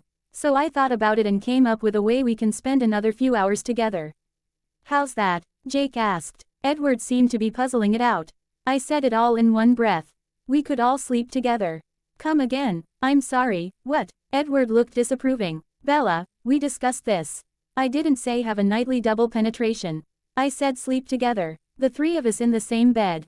You can watch over us and enjoy my sleep talking, and Jake and I get the comfort of each other's sense in our sleep. Jake perked up. I am totally on board with this idea. I have some reservations, Edward began. Lighten up, choir boy. It's totally innocent, like the Amish bundling together. Just there's two penises involved. Just do yourself a favor and say yes. Pretty please with Puma on top. I asked in my sweetest tone. My vamp's resistance crumbled. Very well. It might be fun, watching you sleep. You had to make it weird. I cooked Jake a second lunch or early dinner depending on how you looked at it. Then I sent him home while Edward vanished like a ghost. Charlie and I enjoyed sirloin burgers. Until he asked me who I was taking to the dance. Wasn't there some law that says he wasn't supposed to know the school event schedule? I'm taking Edward, I said simply. So you made your choice. He seemed pleased I'd stopped my weirdness. My temper flared. It does that on occasion. Actually, I'll invite Jake too. The three of us can go as friends. Boyfriends and girlfriend, still technically friends. Charlie sighed. Bella, this nonsense has got to stop. Just pick one, for goodness sake. What if I didn't? I challenged. What if I dated both of them at the same time? I didn't raise you to cheat. It's not cheating if I have their verbal consent. No normal boy would be okay with this. I sighed. You are so small town. What's that supposed to mean? So terrified of anything beyond the norm. So afraid to rock the boat. For your information, I've been dating Edward and Jacob for a month. The three of us are very happy. Then I stormed off to my room to do homework. Well, it was homework and fine-tuning Rose's apoanthrosis. It was all academic at this point. We had the materials, we had the spell. All we needed was noon on the equinox or day of equal night. And then Rose would have a pulse again. At 11 o'clock a pebble hit my window. I opened the window and saw Edward standing in my backyard next to a giant wolf. As I watched, Jake phased human, his clothes enchanted by yours truly to vanish when he became the beast. I moved back after verbally inviting them in. Edward leapt smoothly while Jake scrambled up the nearby tree and leapt horizontal through the window. Welcome to Chez Swan. We ask that you don't touch anything, I said after greeting both with a kiss. I'm going to take a shower. Help yourself to the books or computer. I then took the shortest shower I could get away with. I trusted them, but a girl had to keep her men on their toes. I came back and almost fainted. Both were shirtless and lounging on my twin bed. If Jake was a copper juggernaut, Edward was the David. Clean-cut lines on white marble. Lithe and lean but still powerful. The two were fire and ice personified. And I was the lucky girl who got to be in the middle. Could you freeze and melt at the same time? I'd find out. I crawled on the bed in between them. It was a tight fit but I had no complaints. This is my favorite place in the world. Safe between my boys. We're happy to have you, love. My feet are hanging a foot over the edge but I'm comfy as hell. I leaned back and relaxed for the first time since dinner. I outed us tonight. Charlie called me a cheat. You're not. They both denied. Infidelity requires lies and manipulating. You've been upfront and honest with us from the start. Just because he doesn't understand triads doesn't make what we have wrong. I sighed. I hope you're right. We both nodded off to sleep, Edward humming my lullaby. I dreamed of my godchildren. I sketched an Emmett Jr. who seemed to join every possible sports team and a marigold that could have won Teen Miss America with half her natural looks. Wonder if Rose and Emmett would put them through public school or stick to homeschooling. I made it to school and the first 4 hours flew by with my hand in Edward's. He informed me I did indeed speak in my sleep. I said his name, Jacobs, and something about magical forests full of gummy bears. At lunch, I was quite pleased to see diminutive Ben Chaney bouncing in his chair next to a smirking Emmett. Angela seemed to be gathering her scraps of courage. Hi, Ben, I hope you're okay sitting with us from now on, I greeted. Oh, happy to be with the cool kids. No idea why I got invited, but I'm stoked. I turned to Angela. She seemed to find her voice. Ben, will you go to the dance with me? Ben looked shocked as all hell, and then pleased as punch. Of course, I'll go get a suit. Angela beamed and was easily the most beautiful human girl in the room. Well, all right then. Alice sighed. We're positive we can't go shopping at Neiman. Let's keep the local religious authorities' progeny within a 10-mile radius. The selection is going to be so limited. Well, if all else fails, you can sew your own custom dress. The first of many Alice Cullen couture pieces. This I like. Angela looked dubious. The dance is next Saturday. Sleep is for the weak. Emmett clapped his big hands. Call me Cupid. Now there's 4 couples at this table. Well, 3 couples and 2/3 of whatever Bella Bear and Eddie are. McCarty. I swore. Don't call me Eddie, my older mate said by rote. Angela tilted her head. Bella, what does he mean? I grabbed Edward's hand in solidarity. Guess we were telling people. Well, at least Ben and Angela were good ones, unlikely to spread malicious gossip. Edward and I have a boyfriend in La Push. Ben's eyes about popped out. Seriously, 3 of you, people do that, they're just so cute. You just look at them and you know it might be unusual, but you just know it will last forever. Alice spoke in our defense. Rose shrugged. If a man can have 4 wives in parts of the world, what's wrong with a girl having 2 boyfriends? Angela pursed her lips. Bella, are you happy this way? More than I've ever been before, I said honestly. Well, all right then. And with that, she bit into her salad. She was chiller than most Eskimos. Maybe we'll run into him on the trip this Saturday, Ben mused. What trip? Mike Newton is putting together an excursion to La Push.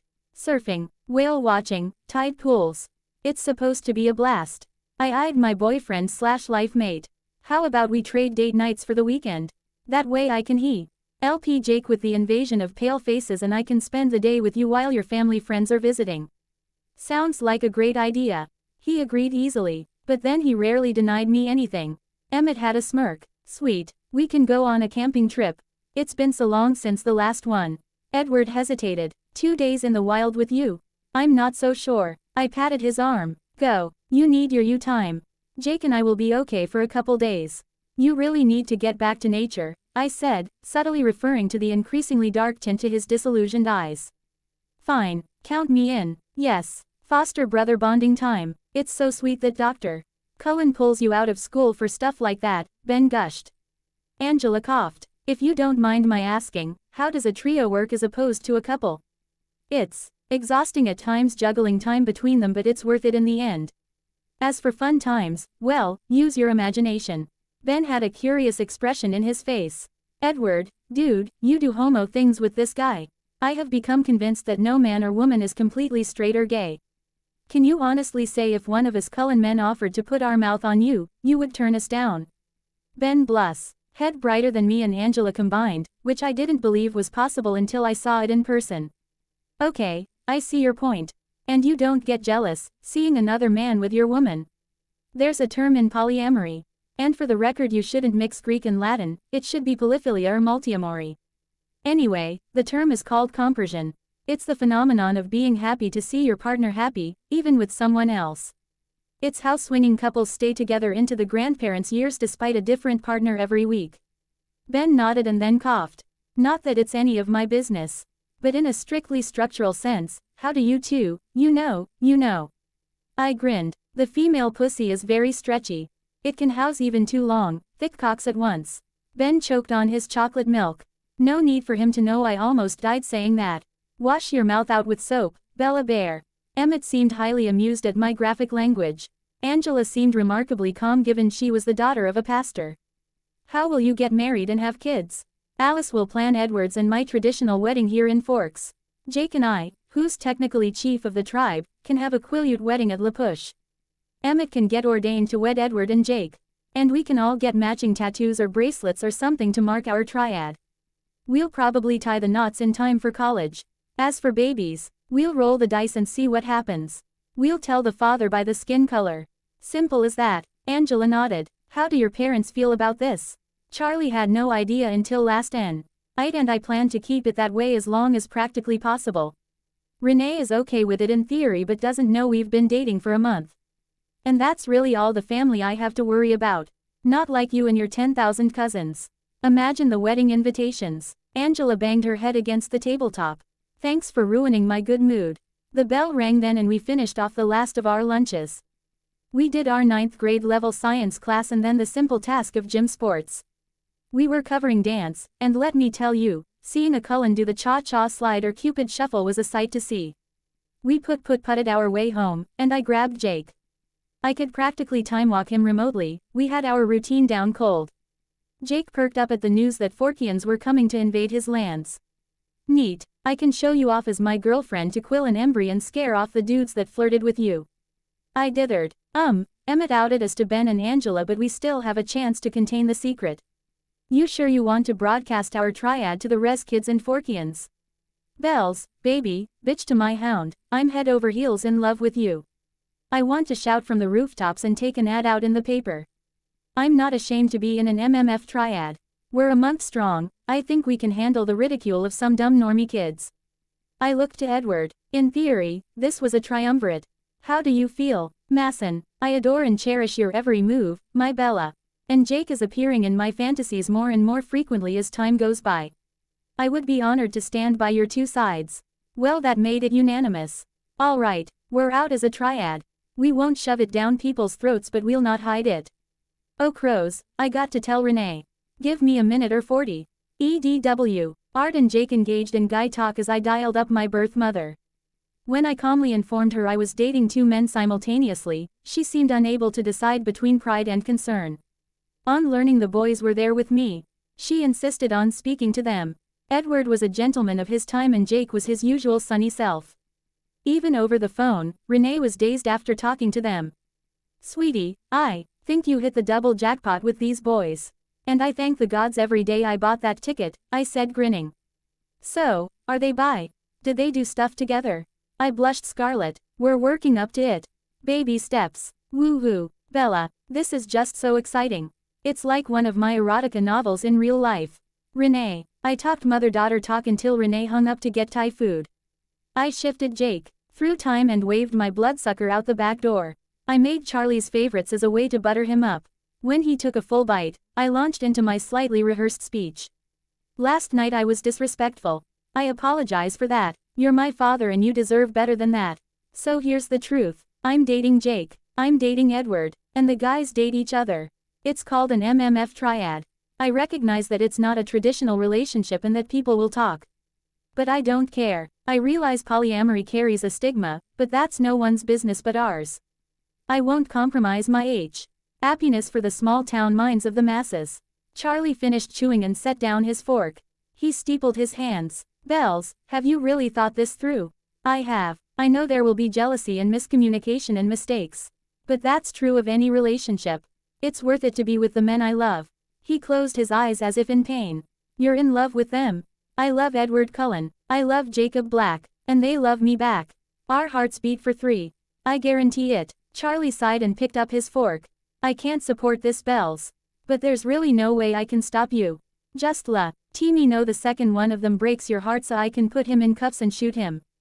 Daddy, I protested. We finished dinner in silence. I considered this a victory. We didn't have his support B. He wasn't actively trying to split us up. I washed the dishes a la sword in the stone and then took a bath. I was just in time for the pebble hitting my window. Jake and I paid extra attention to Edward, aware he'd be leaving for 2 days. We eventually fell asleep, my back slotted to Jake's front and my head tucked under Edward's. The next day dawned bright and misty. Edward kissed and hugged me goodbye then, after a beat. Did the same with Jake. I made breakfast and Jake ran Wolfie through the forest. The whole school day dragged. I felt Edward's absence like a lost limb. I shamelessly orbed some energy from Alice and discussed the shopping trip with her and Angela. Ben had no more questions on the mechanics of MMF sex. I drove Shirley home as fast as I dared, and practically stumbled through time into Jake's arms. Whoa, Bella, are you drunk? On ketamine or something? I'm having Edward withdrawals. In the absence of vamp venom, my hormones are all out of whack. I need you, Jake. I can't function without at least one of you. The bonds ache with your absence. Jake frowned. Guess Eds and I never thought about how hard it was on you having 2 bonds.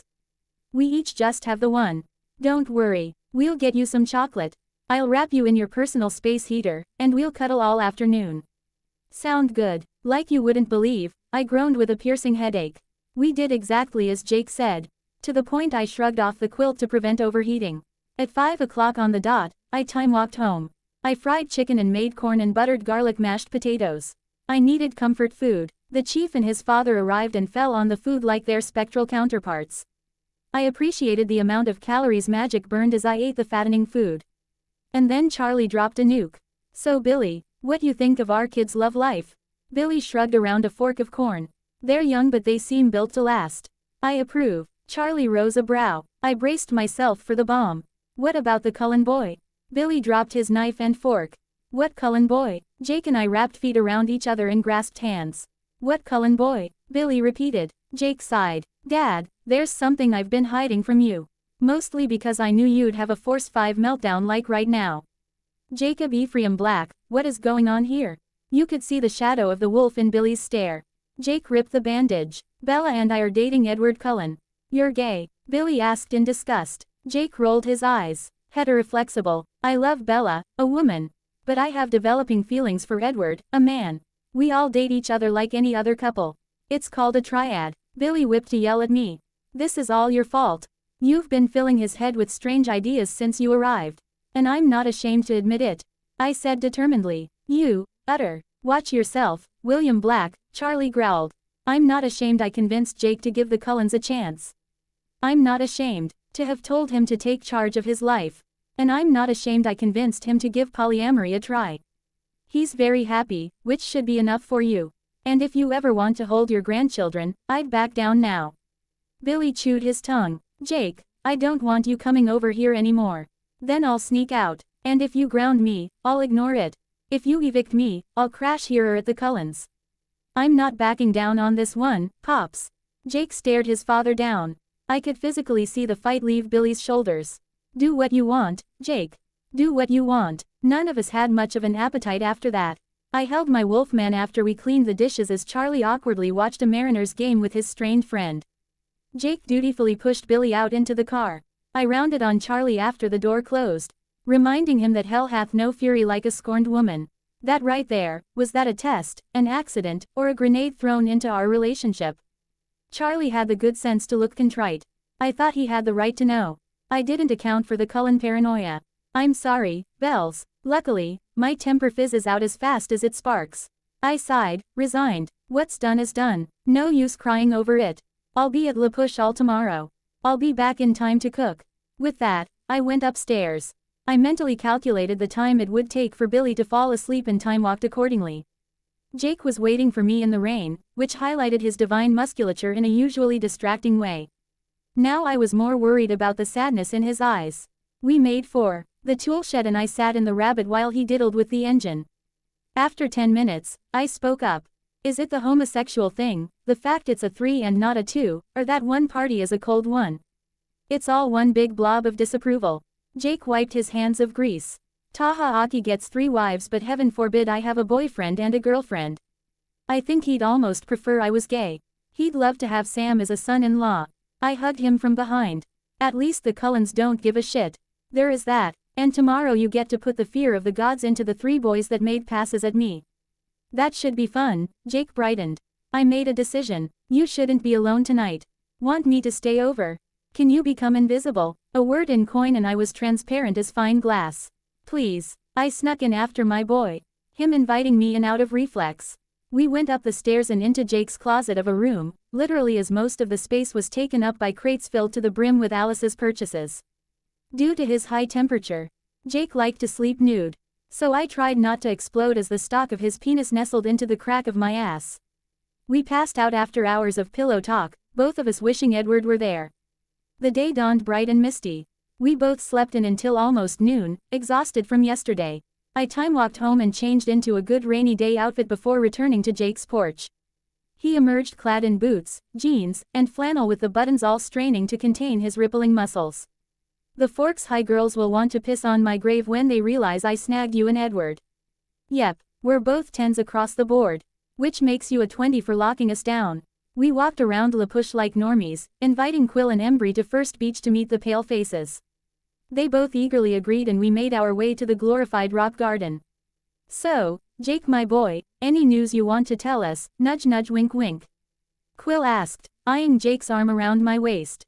I got a fuel pump for the rabbit. Jake said, deliberately obtuse. I think Quill was referring to the pretty girl on your arm, Embry pointed out. You guys met Bella. Quill threw up his arms. Dude, my man, just spit it out. I put them out of their misery. Jake and I are dating. Just had our 1-month anniversary. We're very happy together. Ah, yeah, no wonder you never hang out with us anymore, Embry shouted. Jake shrugged. Had more important things to do. No offense. None taken. So you do the horizontal mambo yet? Because you know Bella, once you go red you never leave the bed. Quill burst into hysterics at his own joke. I sighed in exhaustion. Dear gods, there's 2 of them. Let's pray they never meet. Who are you talking about? Embry asked. Emmett Cullen is a crude piece of work much like Quill here. They'd get along like a house on fire. The 2 Quileute teens froze. Well, Embry was supposed to be Maca but he had the shifter gene. Had to alert the elders to that little snafu. You hung out with the Cullens? Embry asked like he were asking about aliens or pirates. I invited him over. I'm practically family over there, I explained. Oh, and Edward Cullen is our boyfriend. Jake was utterly nonchalant. Dude, you're bi? Quill asked not unkindly. I'm not straight, I can tell you that. Kissing Eds is almost as good as kissing Bells. You kissed a cold one. Embry seemed shocked, and I liked it. Quill blinked a couple times and whooped. My boy Jake, getting male and female ass. I taught you well. Yes, you provided a brilliant example of what not to do. We arrived at First Beach to find a gag. Liv Forkians huddled around the fire pit. The only guy the first saw was little Ben, staring into Angela's eyes. Mike and the gang must have gone surfing or to the tide pools. Yo, Angela, Ben, I called out, waving a hand. Angela looked up from making goo-goo eyes at her date to stare. I think she about fainted when she registered Jake's sheer size and presence. Still, she held out her hand. Angela Weber, you must be Jacob Black. That's me. Welcome to La Push. Angela didn't comment on Jake's supernaturally hot hand any more than she would have Alice's diamond hard skin. Ben drew himself to his full small height. Ben Cheney, Angela's date. Nice to meet you, Ben. Any friend of Bella's is a friend of mine, and therefore a friend of the Quileute. Being chief has some perks. Angela grinned faintly. Friends, I suppose we are. Angela, I'm not Jessica or Lauren. This isn't the wind-up to a prank. I think you're awesome and the awesome should hang out with other awesome. And as the awesomest in all the land, we're peas in a pod. I smiled comfortingly at her. At that moment, bitch 1 and bitch 2 came over. Bella Swan, never thought we'd see you here, Jessica gushed, like it was a pleasant surprise. Aren't you going to introduce us? Lauren asked, eyeing my man like she wanted to kill, stuff and mount him on her wall. Jake squeezed my hand for comfort. I'm Jacob Black, Bella's boyfriend. Jessica's eyes lit up, smelling prey or gossip or both. What about Edward? What about him? Jake asked clueless. Well, surely you know. She's all over him at school, Lauren said, pyro thoughts in her eyes. Jake rolled his eyes. No duh, they are boyfriend and girlfriend. The 2 girls froze. But, didn't you say, what? I put them out of their confusion. Edward, Jacob and I. We're all an item. How does that work? Lauren demanded, as if she could set one up herself. The technical term is a closed MMF triad. Basically I have 2 boyfriends. And Jake and Edward do stuff together as well. We don't cheat and we stay faithful to the other 2. We're the same as any other couple, just a trio instead. Wow, Swan, I had no idea you were so sophisticated. Jessica said sophisticated like she really meant a hooker. Angela spoke up, bless her heart. It's really none of our business, is it? Whatever works for them is their business. We all should just respect that. Yeah huh. Hey Lauren, come help me with the radio. With that the bitch twins stalked off, ready to spread the news of our triad to every student in the county. Jackson says the whole school knows by this time tomorrow, I muttered. I hate taking your money, Jake joked half-heartedly. A couple Quileute kids joined the party, including Sam Yulee. I eyed him critically with my witchy senses. He was due to phase. With Peter and Charlotte incoming, possibly this weekend. Jake and I sat in our tree and chatted with Ben, Angela, Quill, and Embry. Sam came up to us with a genuine smile. Jake, haven't seen you around for a while. Was starting to wonder where you were. I've been spending a lot of time in Forks lately. I'm sure you can guess why. Jake leaned in to peck my cheek. I grinned like a fool. Sam nodded and eyed my appraising ly. Sam Yulee, we met at the bonfire last month. No, I remember. Is Leah coming? Slammed with homework, he said with a loving grin. At that moment, the invasion force tripled as Mike and his posse returned from the tide pools. Arizona. Who's that? Mike asked weakly. That nightmare I sent him must have been defective. Maybe the fear scent had gone stale. This is Jacob Black, boyfriend number 2, Jake said humorously. Wait, what? Sam demanded. Bella, Edward Cullen and this guy. Mike asked me like I had personally betrayed a vow to elope with him.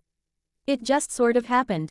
I said helplessly. Edward Cullen? Sam asked in confusion. Jake took his alpha stance.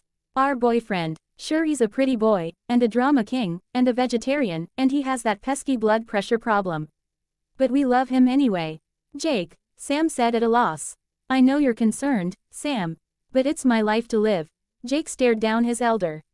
Sam eventually nodded. Fine, Jake, so long as he doesn't set foot on our land. Of course not. Am I missing something here? What's with the Cullens and LaPush?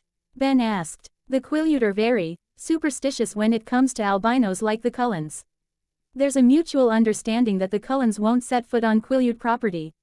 I answered. Angela's jaw dropped. You're kidding. Nope. Tribal law, Embry said with a shrug. All because of a bunch of old scary stories, Quill said with an eye roll. Those stories are our history. Our heritage, Sam lectured. Yeah. We spent a few hours talking and having fun, someone lighting a proper fire to keep everyone warm. Jessica and Lauren kept glancing at me like they were gleefully planning my murder. I walked everyone to their homes the old-fashioned way and had one last heated make-out with Jake before returning home. I made Chinese food for something to do. Charlie seemed to approve. I did some idle research in a ritual to make me as immortal as my boys. A pebble interrupted my arcane calculus and I was overjoyed to see both my creatures in my lawn. Never leave us again, I said into Edward's pecs, clinging to him like a koala. Jake wrapped us both in his long warm arms and I felt complete. My favorite spot in the world, in between them. I'll cheerfully comply. I missed you both so much. I drove Emmett insane that you'd fall victim to the Black Death or get eaten by a passing manticore. From now on, only deer for me. Heck, T might be a bonding experience for you to hunt with me. There's an idea. Now, be warned, those two queen bee bitches seemed on the warpath when they learned about the triad. Expect lots of stares and whispers Monday. Duly noted. Now please, let's snuggle. I missed it immensely. We did our very best to try and melt into each other's skin. When Edward began to hum, Jake and I conked out like switches. The next day dawned very clear. Just a few clouds. Edward warned me to get gussied up and jumped out the window. A feat that Jake mimicked before shifting and running back to LaPush. I made eggs Benedict just to test my skills. And I was pleased to report my hollandaise was perfect. Charlie enjoyed the rare treat before getting his fishing gear and going off to God's new where. I had a hot shower and cast a couple beauty spells. Then, at 8 o'clock on the dot, I time-walked to the mansion. Esme opened the door as soon as she heard my heartbeat. Our home is your home. You look radiant today, Bella. Likewise, Esme. Emmett and Jasper were playing one of those Japanese ninja pirate alien fighter games. Naturally they picked characters that reflected their natural builds. Which meant Emmett's avatar took up half the screen. Freud was onto something about the male preoccupation with size. I called out Edward, and my vampire appeared. Emmett made whip-cracking noises from the sofa. Like you aren't, and proud of it. Welcome to the club, Eddie. Don't call me Eddie. When can we expect company? I asked Alice, whom was doing something on a laptop. 2 hours, 37 minutes. They'll assume you're our pet at first. Kindly don't traumatize them with witchcraft. I'll behave if they do. Edward, let's go to your room. Emmett made wolf whistles audible from the top floor. Edward and I sat on his our couch and listened to his top-of-the-line sound system. Music was truly his passion. We listened to an original recording of La Traviata, the quality such that it was like we were in the front row. I sensed the second Peter and Charlotte entered his range. He cocked his head and looked into the distance. I paused the aria we'd been listening to. What are they like? They're happy to be visiting. They know they can get a shower and a change of clothes here. Edward's face wrinkled in distaste. They're full. They fed on a campsite in Oregon. Well, let's go introduce the warm blood to Jasper's old war buddies, shall we? We walked down to the second floor, where Carlyle exited his office and joined our side. Walking down the stairway, I saw Jasper embracing a lanky vampire I presumed to be Peter. Alice was chatting at vampire speed with Charlotte, who barely had an inch on her. It was obvious that they weren't civilized like the Cullens. It wasn't just the rags they wore or their ruby red eyes. They held themselves like animals. They both whipped their heads around when they detected my heartbeat. A human, Peter exclaimed. Jasper shrugged. Told you a lot has changed. For example, Edward found his mate. Charlotte cocked her head. Mate, but she's still alive. It's not unheard of for mates to meet when one party is still human. It happened to Rosalie and Emmett. Welcome to my home, by the way. We hope you enjoy your visit. The mated pair exchanged wary looks. The Volturi are not a problem. Bella and I will be together forever and she'd never think to reveal the secret. We are safe. Peter shrugged. To each his own. No skin off my back. Charlotte pursed her lips. Are you sure you're mates? Electric charge, racing thoughts, live to see the other smile. Sounds like a mating bond to me, I snarked. I don't know why but I wanted to get back at them. I muttered in coin and their clothes dissolved into their constituent threads. Just like that, there were two naked vampires in the living room. Peter blinked, more curious at the phenomenon than anything. What just happened? A mild hex. Tolkien was right about that subtle and quick to anger bit. You needed new threads anyway. Charlotte didn't bother to cover herself. I envied being that comfortable in your own skin. What magic is this? Just that, magic. Bella is a witch. Quite powerful too. She made us charms to help in our day-to-day lives. We're quite proud of her, Esme said, every inch the doting mother. I blushed. Edward took my arm. Okay, that's enough chit-chat for now. Let's go to Olympia. Alice made us lunch reservations. Well, goodbye Peter and Charlotte. I hope we meet again. We went into the garage and I slid into shotgun on the Volvo. They're nice. For nomads at least. I'm just glad we got you out of there. Before you started throwing around the four elements. My father warned me about ill-tempered women. We raced to a nice restaurant, the kind with cloth napkins and a wine list. We toured and window shopped until it was time to return. I gave a very hot kiss in the Volvo before going inside to make dinner. That night, we paid special attention to Jake, who'd been alone all day. He laughed when he heard what I did to the nomads. Then he asked very personal questions about the size of certain organs. I went to sleep still blushing. The light was odd the next morning. Weak but pure rays of sunshine streamed through my window. It was a rare cloudless day. Without these charms, we'd be chained to the shadows, Edward mused as we activated the illusion. Can we watch you sparkle sometime today? Please, oh please, Jake asked. Perhaps, if you promise not to mock me. Edward opened the window silent as death. I should get going. I'm the unofficial chauffeur after all. Bet I can race you to the treaty line, Jake challenged. He'd yet to really find his pause but he was improving in fits and starts. I chuckled as I thought about Edward's reaction when he realized he was the slowest in our triad. My cheetah would sulk for days.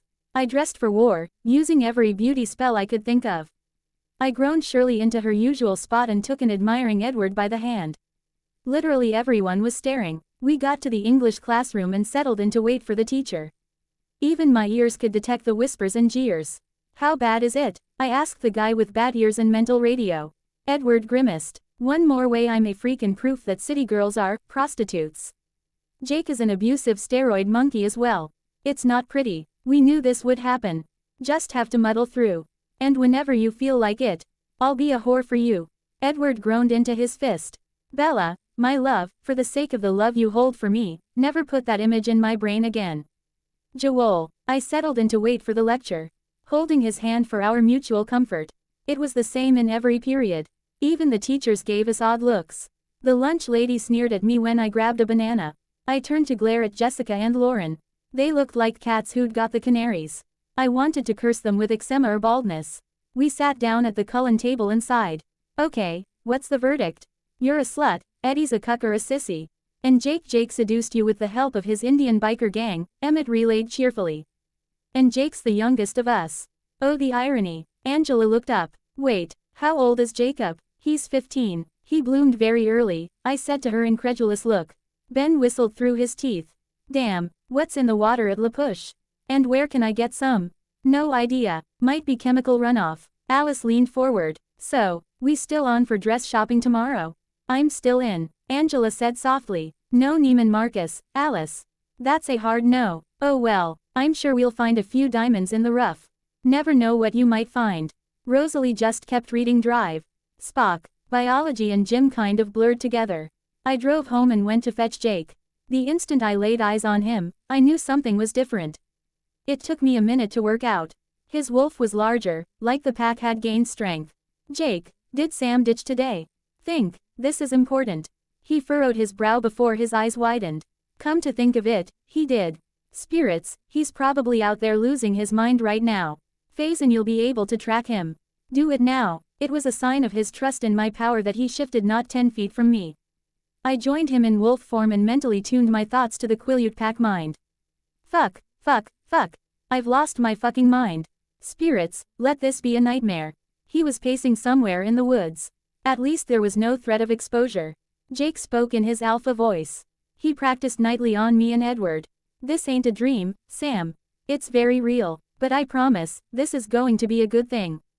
Sam froze. Jake, how can I hear you? Where are you? He whipped his head around. Remember the legends. The spirit warriors could hear each other's thoughts. And so could the spirit wolves. I'm really a wolf. Fuck, just relax. We're coming to get you. How far did you get from your house? I have no fucking clue. I was headed out the door and I tripped and I felt hot and necks. Thing I know I'm running through the woods all, canine. We'll swing by and track your scent. Shouldn't be hard, no rain today.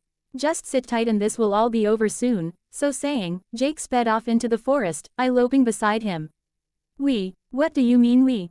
Are there more than just us? Sam sounded like he was having a nervous breakdown. Remember Bella, my girl? She's also a witch. She has powers like you wouldn't believe. And one of them is shifting. I spoke up in the pack mind. Hi, Sam, this was a big, scary change for you, but I promise you'll look back on this with joy. Spirit wolves are real. Witches are real. Are the Cullens really vampires? Yeah, but they're vegetarian. Only eat animals. The treaty stands since the last pack made it and I see no reason to change things. Vegetarian, you knew he was an actual blood-sucking leech and you're still dating him. Sam accused. My personal life is really none of your business, Sam. Even if we share a brain in wolf form. NK of it is improving diplomatic relations. Anyway, we're coming up to your house. We're nearly there. Jake upped the speed and I matched pace as we followed the scent of a fresh shifter through the woods. Sam went a surprisingly far distance before coming to a stop. Are all the legends real? Sam demanded. Jury's still out on the canoes on the mountain during the flood thing. Otherwise, yep, you're a wolf, I'm your alpha. Alpha, like the head wolf. I phased first. Plus Grandpa Ephraim was the last alpha. I didn't make up the rules. If it helps, I promise to never boss you around and make you my beta. Great, not only am I a werewolf. You're in charge. What else can go wrong? You might imprint on someone besides Leah. Just warning you, I answered. Sam snorted. Imprinting, that's real too. What am I supposed to do if we're not mates? Break up with her out of the blue. One thing at a time, Sam. For now, let's focus on getting you home and finding you some clothes. We finally arrived at the tree Sam had marked as his. He was a dark wolf, black as night, and a respectable size. Though a purely animal part of my brain noted Jake was bigger and was very pleased. Sam blinked. It's real. It's really real. Oh fuck me sideways. Hey, Sam, time to follow me back. Don't think, just move. With that we reversed direction. I noted that while I ran a bit to Jake's side, Sam instinctively came up on his right shoulder. The beta position. We arrived at the Yulee house and I phased back. Scraps of clothes and backpack along with books littered the ground and the door was hanging open. Wonder how no one had triggered an alarm. I snapped my fingers and the detritus repaired itself and assembled at my feet. For good measure I closed the door. I turned to the two wolves. Sam had wide eyes and a hanging jaw. Whoa, legit magic. Funky. She's awesome, right? Anyway, Bells, tell Eds we have to cancel trio time. I got to get Sam phased back and then call a tribal meeting. Tell him I'm sorry. No one's fault. Just a reality of being chief. I kissed the bridge of his muzzle. See you tonight. Love you. Love you more. With that, I time-walked back home. I found Edward pacing and pulling his hair out. Bella, what took so long? Is Jake sick? Is it his dad? I mimed zipping my lips. Relax, worrywart. Peter and Charlotte must have passed by the res. Sam Yulee phased today. Jacob's handling the transition and calling the elders. Edward visibly relaxed. Oh, thank God. I was panicking. This much anxiety can't be good for your heart.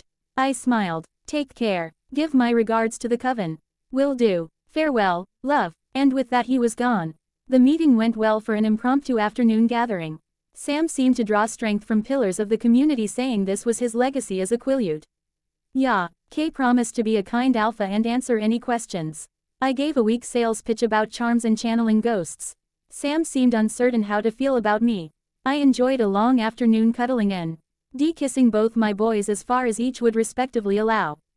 Jake was ready to pierce my womb with his mighty spear, but Edward was still a slave to his childhood programming. We were making slow but unmistakable progress. I cooked dinner by rote, starting to recycle my recipes, and discovered the joys of second base that night when I hesitantly took off my pajama top. Both boys moaned when they saw my creamy breasts. I learned the sinful feeling of a mouth on my nipples, one frigid and the other scorching. I cried out repeatedly until the coil burst and a rush of liquid filled my bottoms. As the scent of my arousal filled the air, both Jake and Edward froze. Bella love, did you just? Edward stuttered. Jacob whined like a dog denied a treat. I need new bottoms, I said around the sting of so much blood rushing to my face. I stood up and made for the hamper in the bathroom. I removed my sweats and put on a clean pair. I returned to my room to find Edward still in shock and Jake with a shit-eating grin on his face. Are both of you okay? I know that had to have aroused you. I don't even care about blue balls right now. I made my woman come. I am flying high on life right now. You, because of us. Edward was still stuck. I snuggled in between them and cupped his cheek. I had an orgasm, yes. And it was caused by both of you. Are you okay with that? He blinked. Forgive me, I'm just not used to feeling so accomplished. Jake's cupped Edward's other cheek. That's male pride, man. It's how you know you're a stud. I rolled my eyes. Yes, you're gods among men. Now am I touching dick? Kay tonight, or am I just watching you jerk off? I got up close and personal views of my boys, as the Germans call them, baby-making snakes. I couldn't wait for the day those magnificent copper and ivory towers were inside my womanhood. I even tasted their finished product and found it not as nasty as it was made out to be. They looked ready to worship me after I licked my hand clean. On Tuesday, I drove into the lot to find most of the male populace clustered around Rose's M3. I parked next to the unnoticed Volvo, and again wondered what it was in the Y chromosome that triggered autophilia. Then again, female mechanics and race car drivers were a thing. So maybe it was gender neutral. Edward and I endured the gauntlet of judging eyes and mean whispers to make it to lunch. The Cullen table was a haven, already a refuge of outcasts. So I'll pick you both up after school. That's why we took 2 cars today, Alice explained. Ben whistled. He did that a lot. Might be a habit. Does Dr. or Mrs. Cullen come from money? No way he makes that much at Forks General. They inherited a few bonds, Rose said distractedly as she browsed toys for ages 6 to 12 months. I blinked and I was back home. I set my pen to do my homework while I was away and grabbed my wallet, which had a shiny black Amex Esme practically forced me to accept. There was a honk outside and I got into the Volvo, Angela already riding shotgun. We talked clothes, music, boys and sex on the way to Port Angeles. Angela blushingly admitted her mother was addicted to bodice rippers as they were known and she'd been reading them as well as Cosmopolitan since the age of 9. It seems like we'd barely crossed the town border when we were at, in Alice's words, the one decent store in this Northwest tourist trap. We modeled for each other, working our way through the singular rack of formal dresses. We gave constructive criticism on what dress brought out our eyes or made our boobs look good. Angela settled on a lavender gown. Allie, CE deemed the iconic little black dress appropriate, and I wanted a maroon number that highlighted the red streaks in my hair. I should wear flats, right? Angela asked the resident fashionista. Ben wouldn't care if you were 7 feet tall. Besides, these heels match your dress. Alice had sent me off to hunt for jewelry. I was browsing the limited selection when I felt something like nails down a chalkboard rake against my shields. I realized with alarm that someone had just cast on me. Another magic user was here. We were in danger. The warlock was stood in a dark corner of the store. From that NGLE he could have been watching us dress. Then he'd aimed for me, the one to break ranks. At this distance, he either didn't recognize Alice for what she was or he just didn't care. I sent a mental bunker buster at his shields. How dare this trumped-up slave attempt to cast at me? He put up feeble resistance before I broke into his mind and I owned him. His name was Chris and he was one of a cove. And of 4 that had sworn their souls to Abrazax, a mid-level demon. They were searching for a virgin to violate and slaughter for an empowerment ritual. This bastard wanted to find a girl Angela's age. To rape and murder her all for a slight boost in power. I knew just how to deal with scum like this. I sent Chris to wait outside, firmly in my thrall, and gave my excuses to the girls. Hey, guys, I just remembered that I wanted to check out this bookstore in town. I'll go check it out then meet you at the restaurant. Angela paused in readjusting her clothes. Are you sure? You'll be alone. I have a black belt. I'll be fine. Alice blinked away her visions. I'm sure you'll meet up with us before the drink order comes. I hope you find that book you're looking for. She silently lent me support. As I had Chris lead me to his brothers in crime, I mentally prepared myself to end 4 lives. The conclave was clear, warlocks were dangerous criminals. And there was only one acceptable punishment. I had never enforced the conclave's edict before, but tonight I'd have no problems doing my civic duty. We met the warlock coven on a street corner. They were drinking cheap beer and laughing, eager for a night of carnal delights. The 3 peons may be young and dumb but Lonnie had been in Abrazax's thrall for over a year. They needed to be stamped out. Like an infestation, Lonnie gave a wolf whistle when he saw me, led by Chris. Woo, nice catch. He eyed me in a way that had me craving the arms of my boys and a scalding shower simultaneously. Huh, shower fun, need to look into that. I sent Chris up in smoke with some witchfire. I sent 3 bolts at the others. The 2 pawns went up in ashes before they could move but the boss managed to raise a passable shield in time. Fuck, witch, he sent a destructive bolt of ruby energy my way. I deflected it with a thought and ignored how it collapsed a wall. I flew forward to wrap my hand around his neck. I summoned strength and slammed him to the ground. A word in coin and he was bound, unable to cast or even move. Speak, I ordered. I ain't saying nothing bitch. He spat at me. I wiped away the spittle, unimpressed. Not you, puppet, your boss. Abrazax, I invoked. He whipped his head too fast and then his eyes went wide and bloodshot. Surefire signs of demonic possession. A witch. These mortals have terrible taste in women, the extra-dimensional being remarked. Shut up and listen, you no-name son of an imp. The Olympic Peninsula is my territory. You and your pawns have no place here. It snarled. No freak kind is a match for the mighty Abrazax. I couldn't believe my luck. Last mistake, idiot. Know what I can do with your name from your own lips. Its eyes widened even further. No, Abrazax, I unname you. Abrazax, I banish you from human memory. Abrazax, never be invoked again. Abrazax, Abrazax, Abrazax. Be gone. It gave a death knell and then Lonnie was just an empty shell. I stood up, satisfied. There's only 2 ways to deal with demons long-term. First was to unname them, making it so they could never be summoned to the corporal plane ever again. The second, harder way was to vanquish their true body, not one of the shells they inhabited. The MSSD kept a grimoire of every known demon in existence. It was the dearest wish of every hunter that each page be blanked out by an unnaming or crossed out by a slaying. I flew invisibly to the restaurant we'd decided on. It was the same one Edward took me to for our first date. I went inside and sat with Alice and Angela and tried very hard to pretend I didn't have blood on my hands. We drove home. I carried my dress to my closet, hugged Charlie, and sat on my bed trying not to think. I was shocked when the pebble hit my window. I let my boys in and tried to smile. Hey guys. Bella, what's wrong? Edward was supremely concerned. Talk to us, Bells, Jake begged. I turned to Edward. How many criminals did you kill before your conscience came back? My vampire blinked. Hundreds, if not thousands.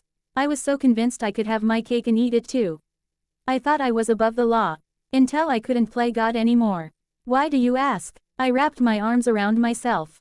You're not the only executioner in the room anymore. What? The 2 gaped. I explained about the Warlock Coven, the Conclave's imperative, and the actual act of murder. I felt so numb. What kills me is how easy it was. Like squishing bugs. I don't even regret it. Why don't I regret it? Because they don't deserve your regret, love, Edward crooned. Bells, they wanted to abuse and kill an innocent girl. You performed a public service. You should be proud. There's one less demon in the world. My mouth twitched up but got stuck on the middle. Katie trained me for years to protect myself and destroy my enemies. Now that I've actually done it in practice, I feel like I lost something.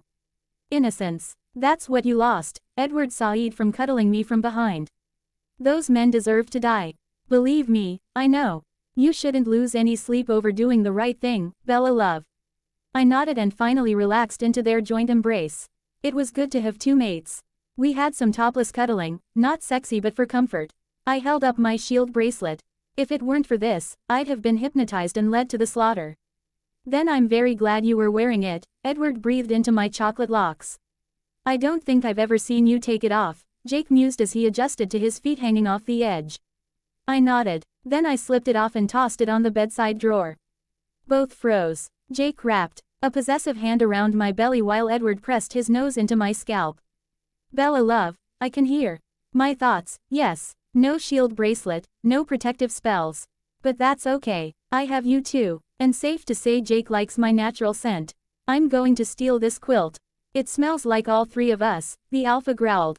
Not if I steal it first, Edward hissed. I rolled my eyes. Grandma Helen's quilt stays here. It's haunted anyway, you'll just have to come back and smell it over and over. That is not a problem, they said in unison. The next few days passed in a pleasant blur. Edward and Irema, in the objects of ridicule and ostracization.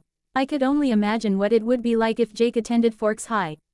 Still, all it was words, and they couldn't hurt me if I didn't allow them to. Though I had an awkward conversation in the locker room with a girl named Brittany.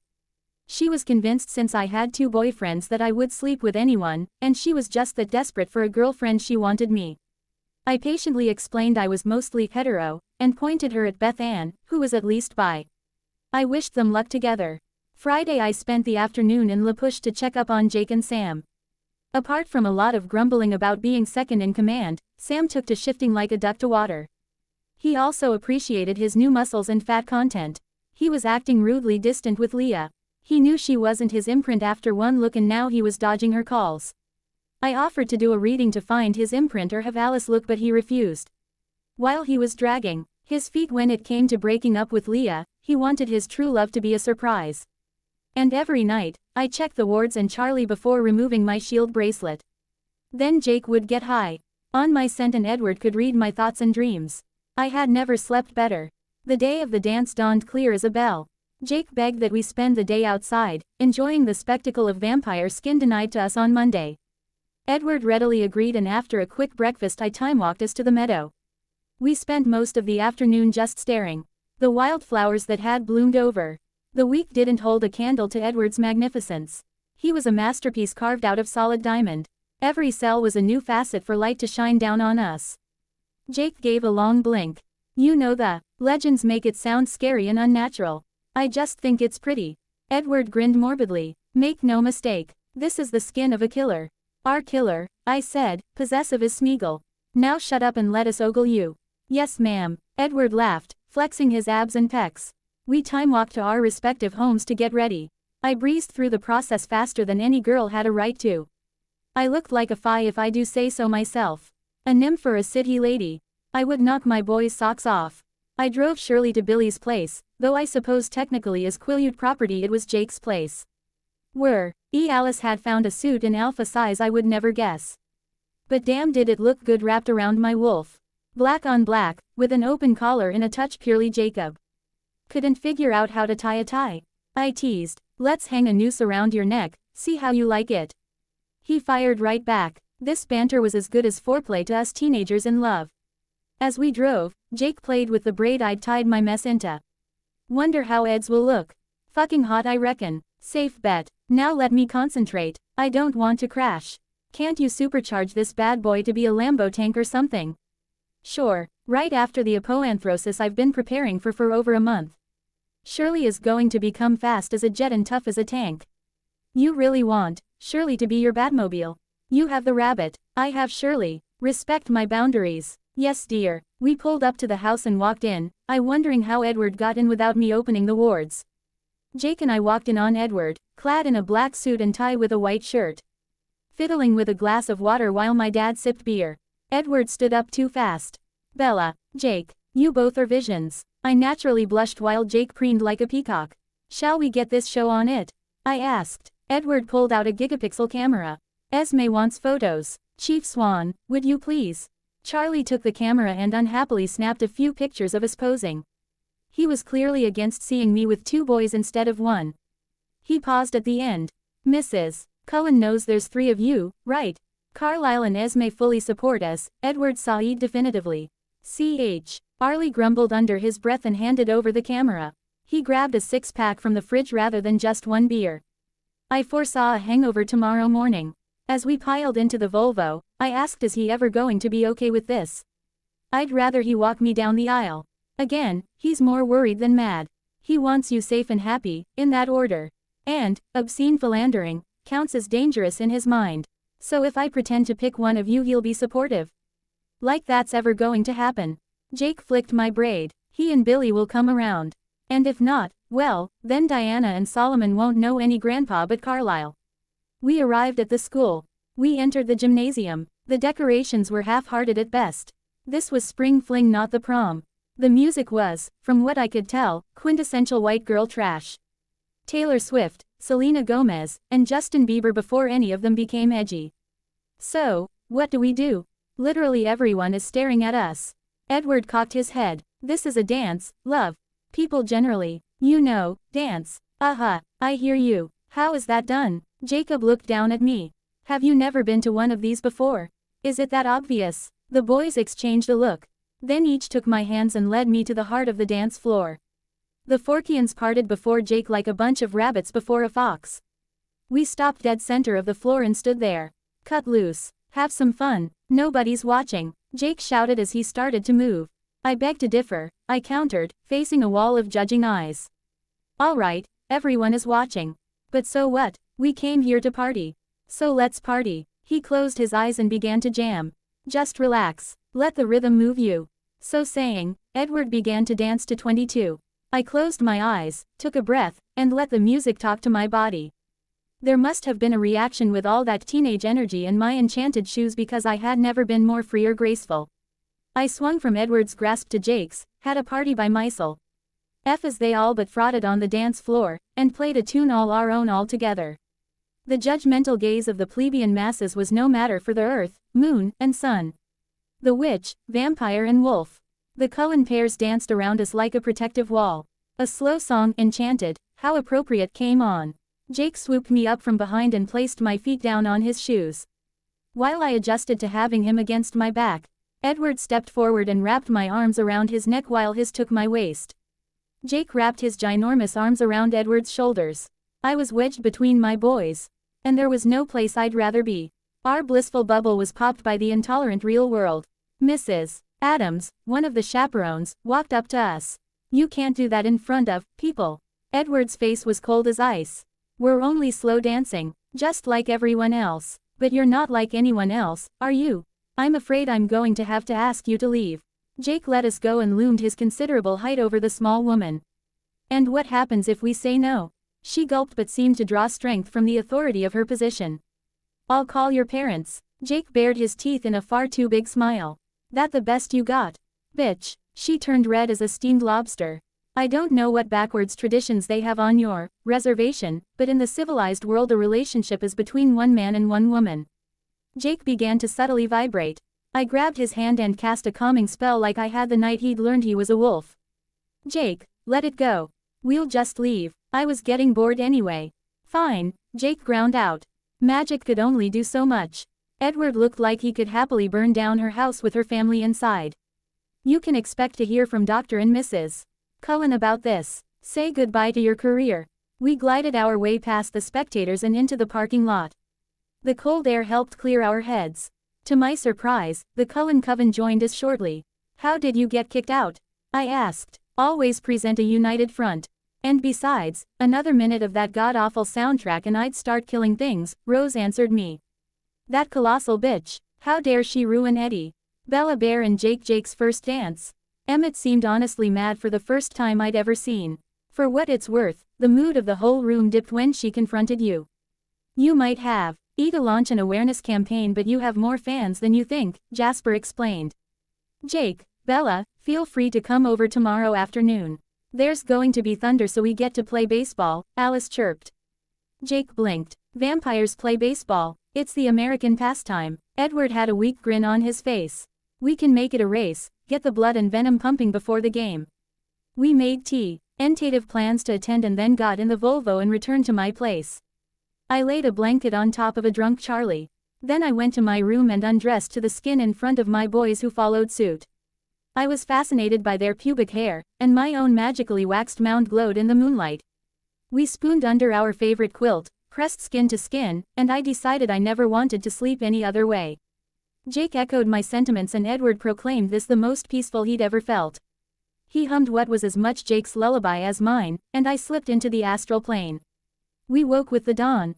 And after checking Charlie was asleep, I sneaked my future baby daddies into the cramped shower. We knocked limbs and heads, but it was worth it. I got to drool as I watched them rub out their morning wood. I wondered why Edward's semen had venom-like qualities but wouldn't change me if I ate it. I asked him since he'd been an MD and he admitted he'd never jerked off into a petri dish to look under a microscope. Jake offered to do a similar experiment. He was curious if shifter swimmers were different from the standard model. We dressed for sports and then I kissed them out the window. They raced to the Cullen mansion. I made a greasy breakfast for my sore-headed father and gently shook him awake off the couch. "So how was the dance?" Charlie asked, at least making an effort. "Mrs. Adams made us leave for slow dancing as a trio," I said neutrally. Charlie sighed. "I tried to warn you, Bells. I never said I'd campaign for poly rights and raising social awareness. I just wanted to go to the dance with my lovers. If that's too much trouble for certain small-minded people, well, too damn bad." Charlie frowned at the lover word choice but refrained from comment. "So what's the game plan for today?" "Alice wants Jake and I to join in the family baseball game later today. Only in Washington state would the fact it would be raining 3 inches an hour not impede outdoor sports." Cha. RLIE frowned but didn't have a leg to stand on. "Don't tell Billy," he advised. I got in Shirley since Charlie would notice if she didn't leave, and puttered off to the Cullen mansion. Even from outside, I could detect an aura of excitement and anticipation. Carlisle opened the front door and welcomed me like he'd turned me himself. There was a sports game, FIFA or Madden, paused on DOS TV. Emmett and D. Jasper were already in baseball uniform and doing something with a deck of cards. Alice was rubbing her signal charm and pursing her lips. Esme sat up from the kitchen. "Welcome, sweetheart. Never fear, I'm giving this Mrs. Adams a piece of my mind. How dare she ruin your special night?" "There's really no need for that," I protested. "No, but I want to. I take care of my sons and daughters. That includes you, dear. 3 months ago I didn't know this woman. Now I was as good as blood family." I got choked up. Alice sighed and sat up. "Charms back on. 3 nomads will be attracted by the noise we make. James, Victoria, and Laurent. James is a sadistic tracker and Victoria is his loyal pet. I strongly advise we kill them and send Laurent off to Denali." The young patriarch of the coven frowned. "Alice, you know I don't approve of lethal force against another living being. Not even demons, God bless them."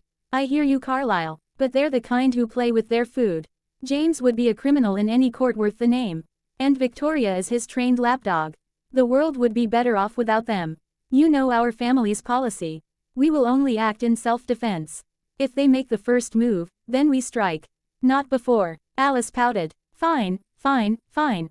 But I'm telling you James isn't worth your mercy." "Where are my men?" "Upstairs listening to music. Can't miss them," Jasper said distractedly. I went up to the 3rd floor and found Jake sprawled on the 5-star couch and Edward sat at the proper distance to have Jake run his fingers through his copper locks. Muse's supermassive black hole blared from the studio-quality speakers. The wonders of billionaire status. "Hey, baby daddies. Bella, love," Edward sighed like he hadn't seen me in years instead of hours. "Hey Bells," Jake smiled at me upside down. "Join the concert. You hear about the nomads?" I asked, sitting on Jake's lap. He clutched me close on reflex. I was waiting for the song to end to tell him. "What nomads? They're vamps in the area. 3 red eyes are going to crash the game. Alice is of the opinion we should roast the 2 bad guys and send the medium guy up to the Cullen's cousins." Jake blinked. "That sounds aggressive of her. Not that I'm ever against a traditional cold one barbecue. But that doesn't sound like Alice, too bloodthirsty." He paused. "I heard it." He responded to Emmett's audible laughter. "I had a flash of intuition. Just a hunch. But I think James is the tracker who killed Alice's maker. I think she's hungry for revenge." "Makes as much sense as the next theory," Jake reasoned. "I can't hear her mind. But she's grumbling about perceptive witches. That's confirmation in my book. Edward shrugged at his sister's antics. Well, in either case, we're having a ball game. Sure we won't need magical umbrellas. The clearing's in a windfall. Never rains there. You sure you two want to play? You'll be handicapped at best. Jake grinned wolfishly. Hells yeah, this is what I was built for, taking on carnivore vamps. And I need to represent the First Nation at the game. And I like physical exertion as much as the next girl. I see. My protective instincts will be screaming at me, but I need to remember that you two don't need me, just want me. Expect me to never leave your sides during the conflict though. Wouldn't expect anything less. Now let's jam. We rocked out to Muse for a couple of hours, just a teenage triad enjoying the afternoon. Afterwards, Edward took us to his piano and played a very primal staccato piece he titled Jacob's Run. Jake was nearly in tears. Then Edward dazzled us with virtue. Oh so level performance until the thundering torrent started. I trusted Alice more than the weatherman. We gathered in the front lawn and decided to make it a race. I flew just short of supersonic speed, leaving even a sprinting shifter in my dust. I touched down in a large clearing perfectly sized. Jake caught up first, then Edward the human cheetah. The rest of the Cullen family arrived. We quickly split into teams, blondes versus brunettes. Carlisle, Rosalie, Jasper, and Esme against Edward, Jake, Emmett and Alice. I would be umpire, and I expected a game dirty as mud. Hey, team, I want a nice clean game. I'm talking to you, Emmett and Jake. Remember that I can make you pee your pants on command. And venom burns on the way out. Yes, ma'am, Jasper and Emmett said in perfect military salutes. What a couple of goofy bros-in-law. We played a few innings, and I did indeed utilize my bathroom hex more than once. Alice proved a deadly pitcher, but Jasper could hit a curveball with his eyes closed. Rosalie could totally be a sports mom. And Carlisle proved that age provided experience. I was having fun watching their fun, when there was a frisson on the edge of my senses. I turned towards the woods. We have company, I stated at a volume even Jake could hear. The game froze and we gathered together as a united front. They came from the woods like they were wearing 7-league boots. The earth seemed to rush beneath their casually moving feet. The blonde man, who looked like a toothpaste model, moved aside so an African man with an open coat could take point. Victoria seriously needed a cut and color and wore a fur I was pretty sure I'd seen on a passing camper at the Newton's store. They came to a halt, 2 foreign packs meeting in the wild. I cast a spell to silence mine and Jake's heartbeats. No need to give the game away. Hello, I am Laurent, and these are Victoria and James. I'm Carlisle. This is my family and coven. Rosalie and Emmett, Jasper and Alice, my mate Esme, and my son Edward with his mates Jacob and Bella. Your hunting activities have caused a bit of a mess for us. Laurent looked properly abashed. Our apologies. We didn't realize the territory had been claimed. Yes, well, we maintain a permanent residence nearby. Laurent blinked. Really? How do you manage that? Our diet is non-traditional. It allows us to keep in touch with our human sides. We'd be why to tell you about our way of life if you were interested. Laurent looked hooked. I'd very much like that. We'd love to see your home. Wouldn't we? Victoria looked to James like they shared a brain. The dirty blonde tracker grunted his assent. It looked like we might walk away peacefully. Then the wind blew the smell of fresh blood in Jake's direction. His face twisted. Murderers. With a boom of magic sound, he was the alpha wolf. The 3 nomads leapt back. A child, James said in glee. I could see venom dripping from his teeth. Victoria was poised to leap, and Laurent seemed hesitant. I placed my hand on my wolfman's shoulder. Jake's a shapeshifter, not a child of the moon. The 2 are apples and apricots. He's a natural protector, hence his rage response. Don't worry, he doesn't bite hard. I can vouch for that. Edward had his crooked grin. Laurent cleared his throat and straightened up. Our apologies. We had a snack on the way here. It's amazing how humans try to climb mountains without proper equipment. Jake snarled. I scratched behind his ear and his leg almost started thumping. He claimed it felt better than an orgasm when I hit the right spot. And for the record, I'm a witch. Which, as an agent of the conclave, makes me your judge, jury, and executioner. I snapped and the 3 of them were held crucified by hardened air. James and Victoria snarled. Laurent went still. I touched their foreheads and muttered in the language of Athens and Sparta and learned all about their lives. James Gigandit, Victoria Lafarve. I judge you and find you wanting. The sentence is death, effective immediately. I sent 2 bolts of burning witchfire at their trapped forms. They felt no pain, it was so fast. Laurent gulped in fear. Your mate is named Irina and is living in Denali with another vegetarian coven. You're taking up the diet. Ever stray, ever take a cheat day, and I will know. And I will find you. To hammer it home, I shifted into a black drake and breathed a spout of fire in his face. Laurent nodded like a bobblehead. I will find her. I will be devoted. I will be faithful. Please don't ash me or eat me alive. Then we have an understanding, I said, shifting human again. I let him go and he vanished back into the woods, heading north. I turned to see the lot of them eyeing me in wonder. Edward looked ready to break his chastity. Jake looked like he wanted to knot me in wolf form. A sex act one might seriously consider once we were sexually active. Where were you when I was bargaining with thrift store owners? Alice asked facetiously. I repeat, you could conquer the globe with the right general. Jasper grinned. Bella Bear, let me wrestle your dragon form. That's like my biggest fantasy. Rose grinned. The kids will be riding Aunt Bella when they get big enough. Always a pleasure to watch you work. Dear. Esme glowed with praise. Carlisle beamed proudly that I hadn't dragged out the kill. We finished off the game and I time-walked home. I asked Charlie if we could go to the town diner tonight. I got the veggie burger and the blackberry cobbler, my favorite since I was 4. Charlie chewed his steak and asked what brought this on. I don't want to vanish into my relationship. It's easy enough to do with one partner, let alone 2. I love you, Dad, more than Mom in a way. I want us to stay close. I want you to want to give me away. Charlie hemmed. Speaking of commitment, have you thought about how this triad will work out long-term? I rolled my eyes. Alice called dibs on my and Edward's ceremony. Traditional secular wedding. Jake and I can have a tribal wedding on the res. One of our friends can officiate a ceremony between the guys. And we can get tattoos on our wrists to mark our triad. 3 people, 3 weddings. Bing bang boom. Charlie blinked. I forgot how organized you are. You sure you want to deal with the stares and the judgment until you're old and gray? I know it's early days, but I fall hard and fast. I want to grow old with them. I want babies with their eyes. And I hope Pop Swan will help to babysit. Charlie got misty-eyed. That sounds real good, Bells. But you don't want to rush a wedding because you made a dumb mistake. Do I need to buy condoms? I almost exploded. Edward is extremely religious. I had to beat his head to get him to take off his shirt. We're staying virgins, technically, until at least graduation. Charlie nodded in approval, liking the boys a bit more now. You'll understand when you have a baby girl. I thought about Diana, my little moon and huntress. I can imagine. We settled the bill and returned home.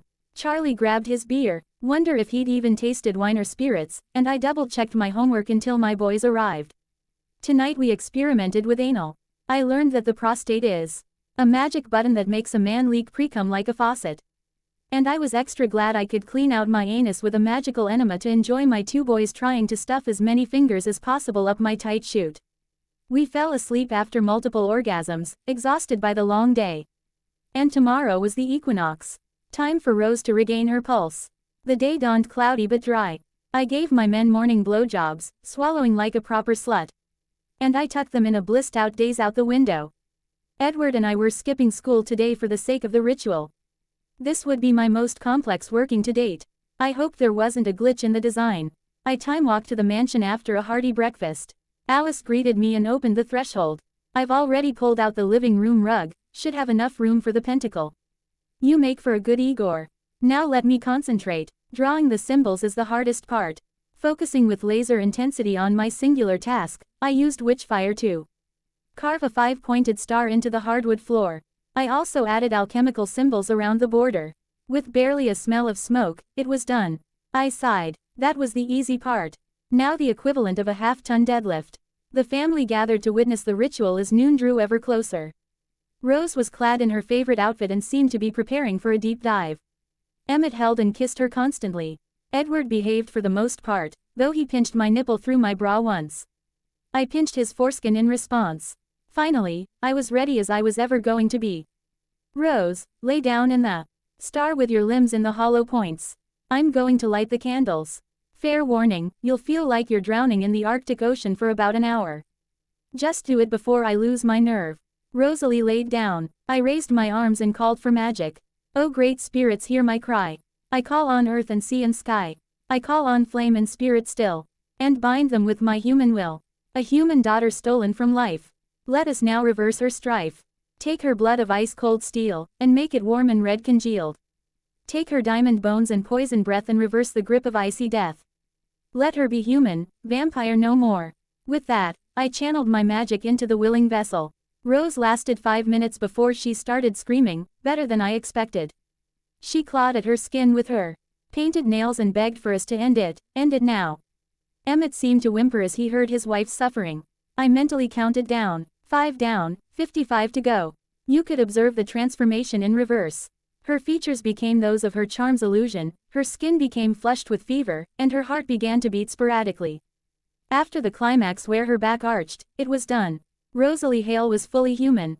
She panted. Emmett, she begged. He moved in a blur. He cradled her bridal style.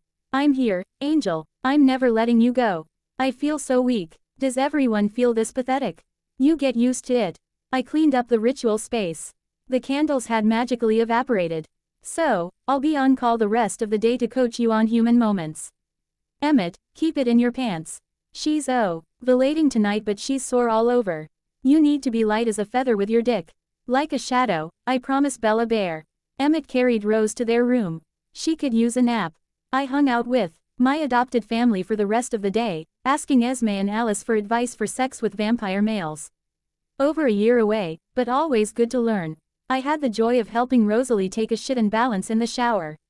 She had the bad habit of locking her knees like she was still a vampire and had no circulation. I time-walked back home and cooked shrimp fra diavolo. Charlie, for all his fishing, wasn't a fan of shellfish. I mentally noted that and adjusted the meal plan accordingly.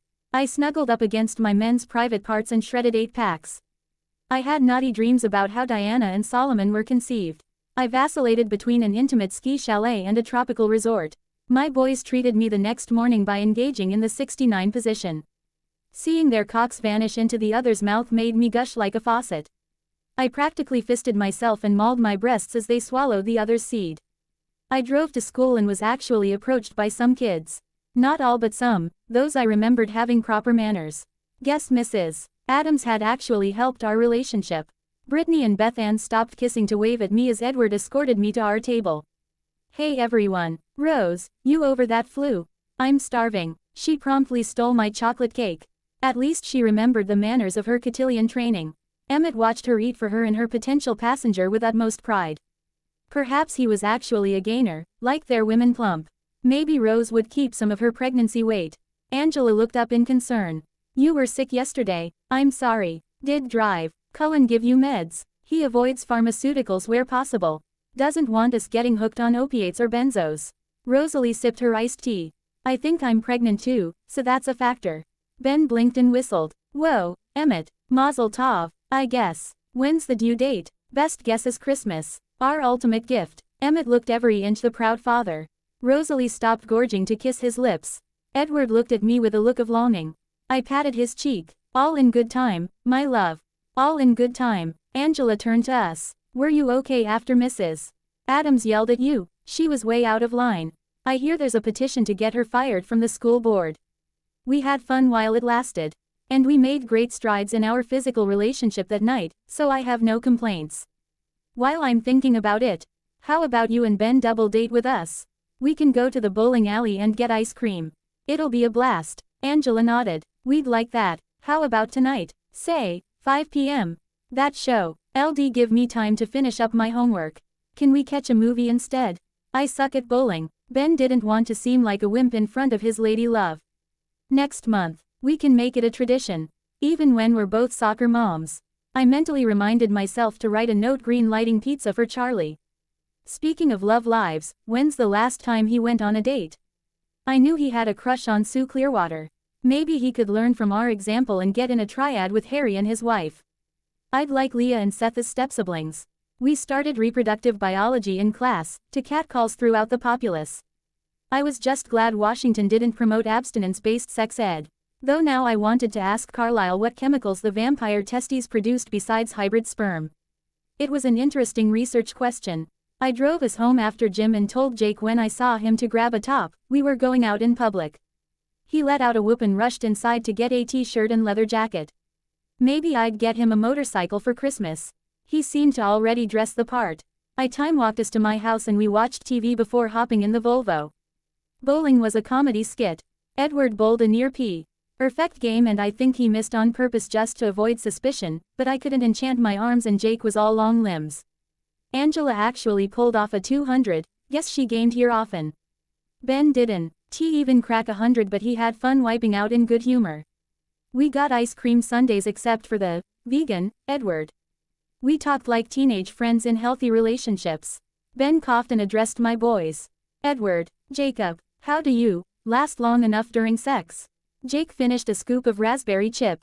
First off, can't speak to pussy but Bella's mouth is phenomenal. It's so soft and wet and warm. You never want to leave. As for not busting early and ruining the fun, it helps to recall baseball stats or do mental math. We last about 10 minutes or so, and that works for Bells. And Angela, if you want to keep a man happy, only the weak don't swallow. Angela nodded with a blush over her simple pistachio. I'll try to remember that. I love making love to Bella. It's like our souls are touching.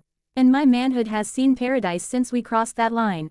Just don't worry if you start shooting blanks the third or fourth time. The testicles simply run out of seed and seminal fluid. Ben nodded like this was gospel. Gotcha. And you seriously plan to do double vaginal for your first time together? Dude, a baby the size of a ripe August watermelon can fit through there. Mine and Ed's cocks will have plenty of room.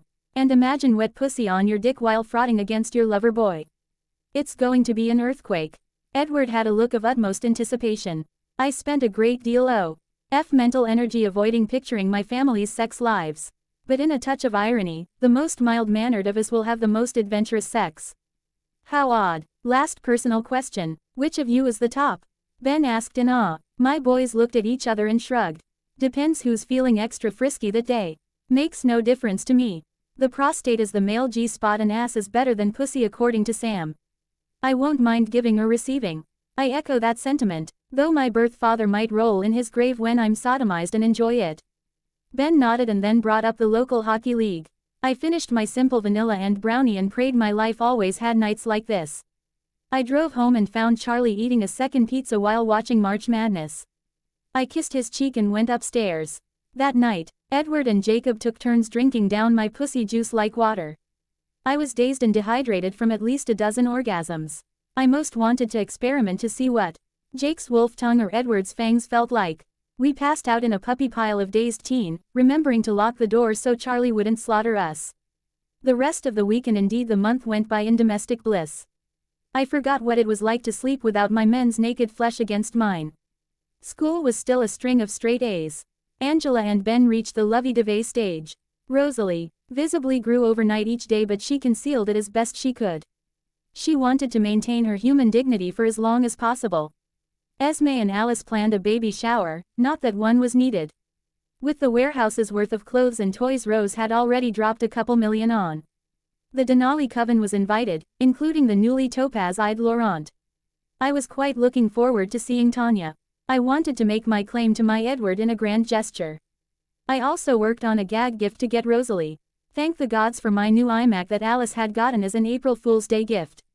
Charlie had nearly returned it but Alice always got her way. The Saturday of the party dawned sunny. Jake shoved his tongue down my throat and went to La Push.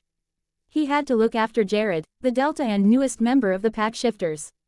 I wished him luck. Jared seemed pretty chill. It helped that he'd already imprinted on a girl in his class. I time-walked to the mansion to find the front door festooned with balloons and banners. Esme opened the door for me and took the gift out of my hands. At last, the godmother is here. Come in already. The party's already started. I'm fashionably late, I hope.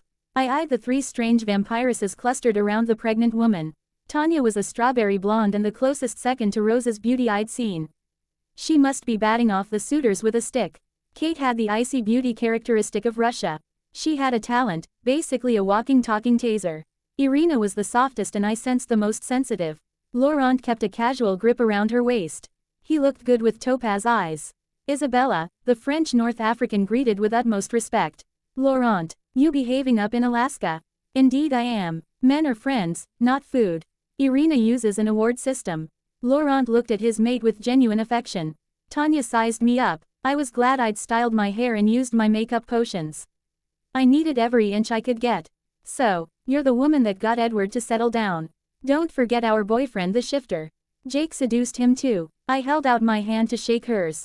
I unsubtly tried to crush her hand into dust with my super strength. Tanya shook out her hand. You really are supernatural. I thought the witches all died out. Oh no, we're out there. About 1 in every 100k born. I turned to Kate. Bella Swan. Charmed. Likewise. She took my hand and tried to shock me. My shield bracelet could have held off a lightning bolt. This was nothing. Kate eyed me impressed. Oh yeah, she's a witch all right. That should have knocked her on her ass. I jingled my shield bracelet. This thing could hold off an ornery god.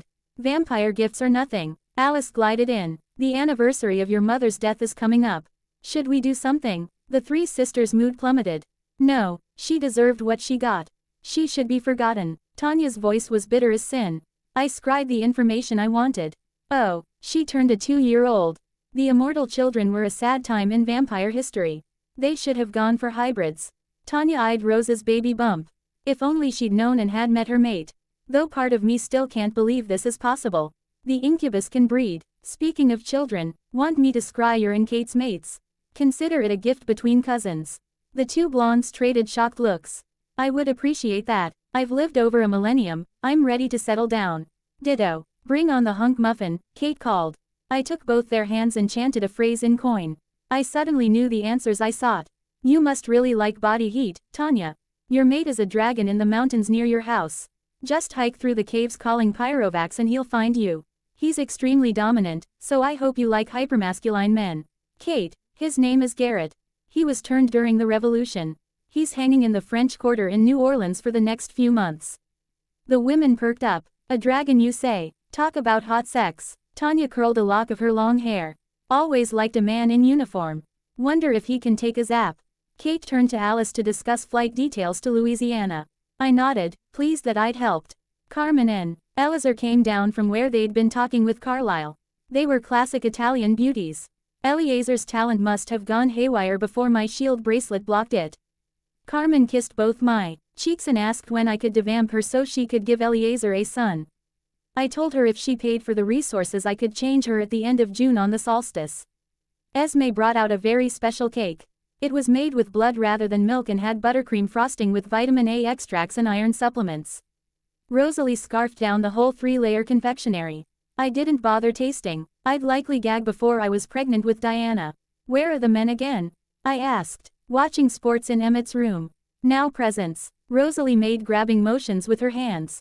Tanya got Rose an antique carved bassinet. Kate got a lube sampler kit. Irina got a book called Parenting for Dummies for Emmett. Then it was my turn. Rose tore open the box and shrieked in delight. Bella, how'd you know? In the box was a silicone white copy of Emmett's erection, which I'd used an uncomfortable degree of scrying to divine. Wrapped around it was a leather cock ring with the spear and mirror symbols hanging from opposite sides. The dildo is for you to have your double penetration fantasy. The cuff is for Emmett. Depending on the symbol touching his balls, he'll shoot X chromosome sperm or Y chromosome sperm. Little way to control the sex of the next baby. I love it. Thank you, Bella. Rose was actually in tears. The Denali coven eyed me with interest. I shrugged. Just did what felt right. Blame Katie for teaching me how to do this stuff. Alice had thought in a similar vein as me. She got Rose a sex game kit, with sex act dice and dirty playing cards. Esme presented a hand-knit cozy toes that would fit a newborn. Rose swore to wrap the baby in it when the little blood-sucking angel arrived. I time-walked home to make Charlie his dinner. I chatted with Renee for an hour afterwards and tea. Hen showered with my boys before spooning on my bed. I was out like a light in minutes. Another week passed, until the day came at lunch when Edward and Jasper both stopped what they were doing to stare at Rose. I can hear them, Edward breathed. They're happy. They love you and Emmett so much, Jasper mumbled in awe. Rosalie cradled her bump. She'd taken to wearing a maternity bra since her breasts started leaking. Hello, baby. Mommy loves you very much. Daddy can't wait to play with you. She was positively crooning. Emmett pressed an ear to the bump so he could hear the baby's heartbeat. You're my little miracle, our little angel. I swear on my ashes, I will keep you safe. I nodded. Carlyle should probably do the procedure when we get home. They're just going to keep growing and Rose is running out of space in there. I'll keep Rose alive with all the blood loss, and the charms should keep you in control. We watched a live birth in biology, and played badminton in gym. Edward's show. Urquhart waved like a sausage in his short shorts. I made sure no other female saw the source of half my pleasure. We drove directly to the mansion. Esme and Carlisle greeted us at the door, the latter already in hospital scrubs. "Ah, Bella, we've been waiting for you." The baby cracked a rib. "She needs to be born ASAP." I nodded and sanitized myself with magic and Greek. "Let's get started. Time for Marigold to be born." We made for Carlisle's office. It appeared Carlisle had brought his work home with him. There was a full hospital bed complete with IV. Rose was there, gown already pulled up over her tummy. Even her lady bits looked beautiful. Emmett was at her side clutching her hand with both of his. Carlisle put on surgical gloves after I sanitized him and grabbed a scalpel. He brought the blade into his mouth and soaked the metal in his venom. Then, acting decisively, Carlisle dug the scalpel into the apex of the pregnancy bump. Rosalie bit her lip and screamed with closed mouth as pain of the incision and venom burned through her. Carlisle lifted her small intestines out and into a bowl, before going for the gunmetal gray of the amniotic sac. Wiping his unsweeting brow, the vampire patriarch cut out the still baby. I kept up a consistent chant, slowing and constricting her blood flow. Carlisle reached into Rose's guts and pulled out a sticky, bloody, beautiful baby girl with blonde curls and blue eyes. She cried out in full voice, revealing a mouth full of pearlescent teeth. I waved a hand and Rose's injuries healed themselves like a movie in reverse. With nary a scar, Rose was healthy and a mom. She reached out to cradle her daughter. "Marigold, she's so beautiful, too beautiful. I'll be scaring off the boys with a shotgun," Emmett grumbled, playing with his daughter's fingers. I grinned, exhausted but proud of them. "Congratulations, Mommy and Daddy. This is the start of the rest of your lives. Enjoy it while it lasts." Edward held me as the happy couple cuddled and bonded with their baby. I can't wait for the twins to come. Over a year, plenty of time to ourselves before never having a moment alone. We left the room and time walked to my house. I brought Jack over and we shared the wonder of Marigold McCarty Cullen's birth. Jake got a funny look at all the talk of naked babes and little extremities. Have either of you thought about grandchildren? The NS are already going to be creature witch hybrids. What new blood will our babies have? I considered it honestly. Solomon will be more wizard than shifter. He'll meet a nice witch or wizard or maybe even a fae and settle down. Diana is going to be a little spitfire. She'll pick one of the Quileute pack or a demon hunter, ordained to bear his children at least. And I can't speak for Great G. Rand children since I haven't met the grandkids yet. Edward nodded. We can bug Alice. She catches glimpses of the singularity, she can tell us about the next couple generations. That afternoon, after lots of loving rimming, Jake took Edward's anal virginity. I had an out-of-body experience, seeing Jake's face possessed by ecstasy as he sawed in and out of an Edward moaning like a cat in heat. Jake finally spilled, his clementine-sized balls pumping their load into Edward's colon. I sucked out the clumps of Jake's swimmers like I was dying of thirst. We cuddled for a little bit and then Edward returned the favor. Jake sang like a bird, and apparently wolf shifters were screamers. I was never washing my bedsheets again. In the blink of an eye, it was Marigold's 1-month birthday.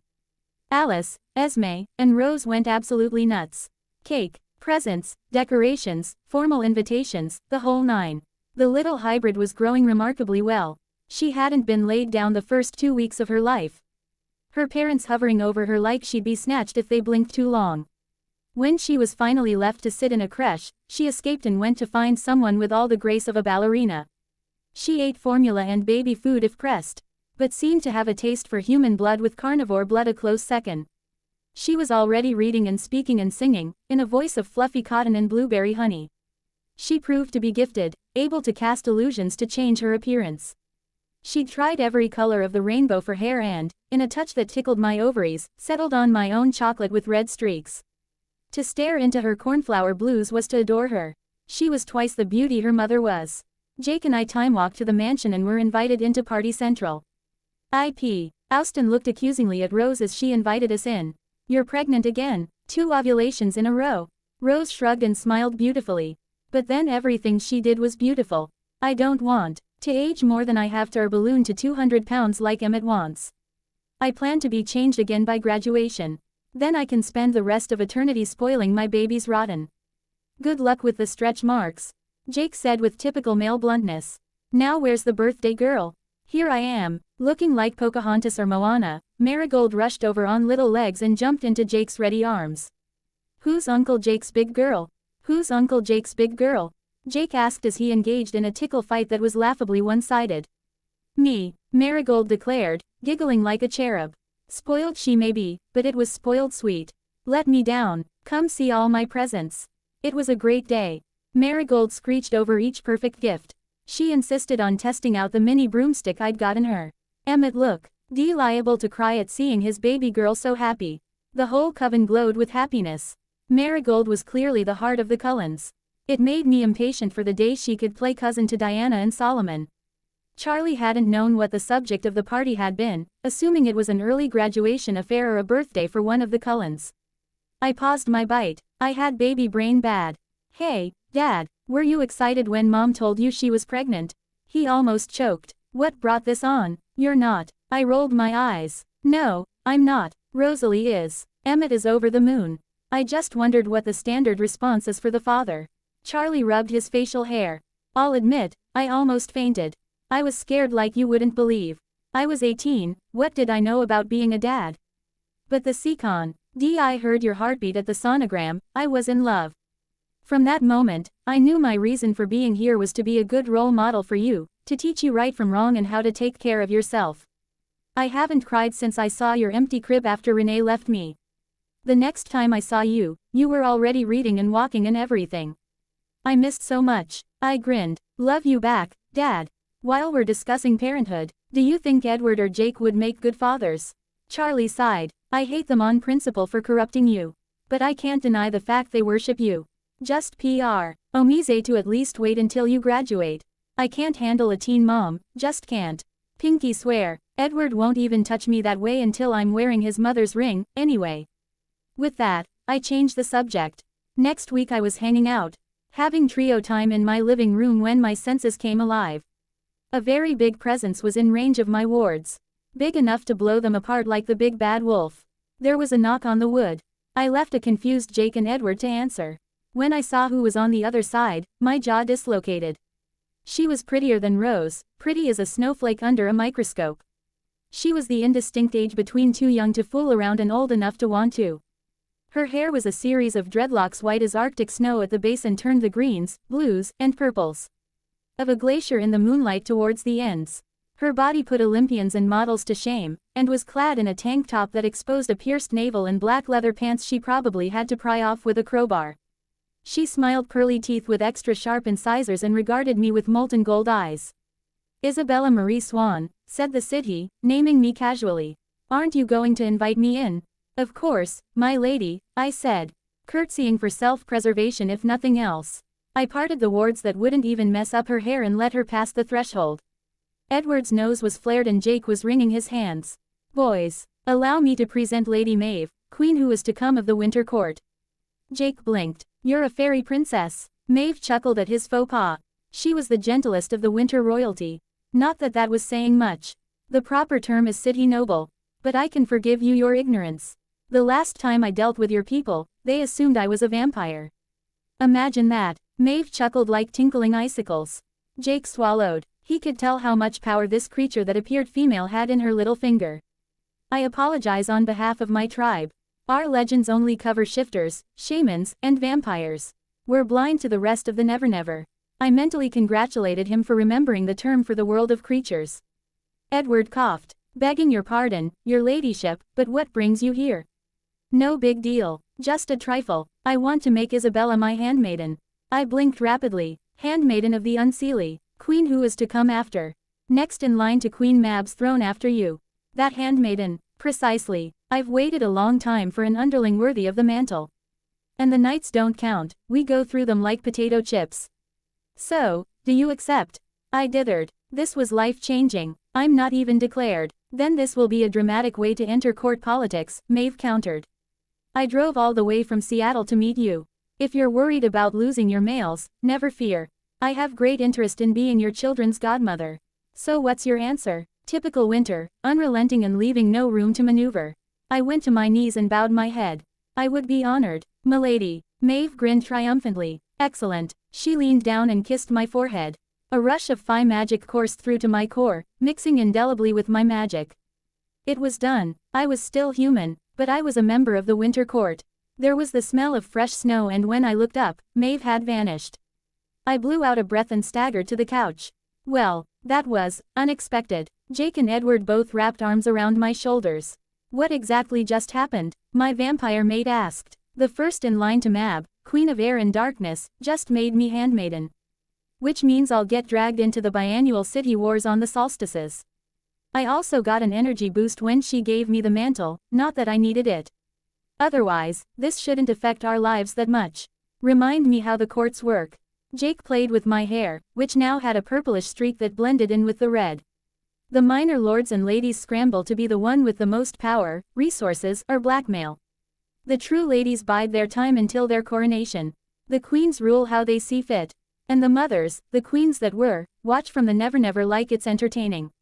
The knights, always male, are the errand boys/assassins of the three royals. There's technically kings, 2 wild fae associated with one of the courts. Last I checked, the Earl King was summer and Santa Claus was winter. Santa Claus is a fae? Jake asked in disbelief. Can you imagine how in demand his information network is? For goodness sake, he sees you when you're sleeping. And the Earl King has an army of goblins. I always tried to avoid the courts. Guess I was too popular for my own good. What role do you serve as handmaiden? Edward asked concerned. I'm a step below the Lenan side he. Mab's most trusted servant. Whenever Maeve has a task she doesn't feel like doing, it's my job to do it and be grateful for doing so. And I'm her unofficial bodyguard on the battlefield. And millennia from now, when Mother Winter fades and Mab takes her place, I'll be lady. Who are the royals and knights? Jake asked, getting less worried and more excited. Maeve, Mab, and Mother Winter on the Unseelie side. The Winter Knight is a Chicago-based wizard named Harry Dresden. He's actually infamous as a loose cannon. Mab spent years pining for him. For Summer, it's Aurora, Titania, and Mother Summer. Their knight is a mechanic named Fix, Aurora's childhood friend. No idea if Summer has a counterpart for me. I was too frazzled for any sexy time. Edward and Jake were so attentive they stayed for dinner. Charlie said nothing for or against their presence. Edward and Jake hopped into Shirley. I let Edward out before we hit the treaty line to run home, and Jake was dropped off at his house. I returned home and went to sleep. Katie visited me that night. All 3 of her regarded me and pursed her lips. There's something different about you. I had to declare myself Winter. I shrugged. Ah, that must be it. Well, now's as good a time as any. I'm going on vacation. I need you to do my job while I'm away. I gawped at her. Are you fucking kidding me? I have school. I have a life. I can't be a goddess. Oh pish posh. It's no big deal. Just keep the magic of the world in balance. I'll make it easy and tie it to your emotions. Chair. With a wave goodbye, the 3 avatars Vani. Shed and I woke up in time to feel a tsunami worth of raw magic flood my reserves. Gods were potent fuckers. I closed my eyes and meditated until dawn. When I awoke fully, I had evolved into my new role. I was the interim goddess of magic itself. No wonder Diana and Solomon were powerhouses. Edward noticed something when we held hands that morning. Love, the bond is stronger. And you smell better than usual. Did you make some perfume? Long story short, I'm temping while Katie fucks off to travel the globe. Sabrina the teenage witch. Try the teenage deity. Oh, well, I hope you never decide to smite me. Edward had a goofy grin on his illusion face. I definitely preferred the actual model. Please, if I ever wanted to hurt you, I'd give my cherry to Jake and not let you watch. His face fell, like I'd denied him the meaning of life itself. I'll be good, he whimpered. I tried to ignore the fluctuations in the global balance of magic as I took notes and filled out tests. This would be as distracting as vampiric bloodthirst. I just knew it, but I didn't really have a choice. We sat down at our table, and I hugged Angela. Random hug day. She returned the embrace. Random hug back. Nice to see you, Bella. Ben was eating his pudding first, classic teenager. Yo, Rosalie, Emmett, how's your pregnancy going? Little did Ben know that the initial pregnancy he was thinking of had already finished and been replaced by a second. It's good. Morning sickness is fine. Cravings are manageable. And Esme restored this beautiful cottage in the woods for us. The baby will have its own room. Rosalie was positively glowing and wearing a loose dress to hide Emmett Jr.'s bump. We're already planning another one after the birth, Emmett proclaimed. Unfortunately, Jessica had been walking past. She whipped her head, got an infernal grin, and speed-walked over to Lauren. Well, if you're registering for the baby shower, I think the resident gossips can handle the invitation list, I snarked as I vividal. Why imagine setting their clothes to be eaten by moths while they were still wearing them? Rose shrugged. Who cares, who knows? I'm proud to bear Emmett's children. If not him, who? Emmett smooched her cheek. Love you too, babe. Mr. Banner and Coach Clapp were particularly boring that day. I invited Edward and Jake into my divine domicile and debated souping up the wards to reflect my new phi connections and power level.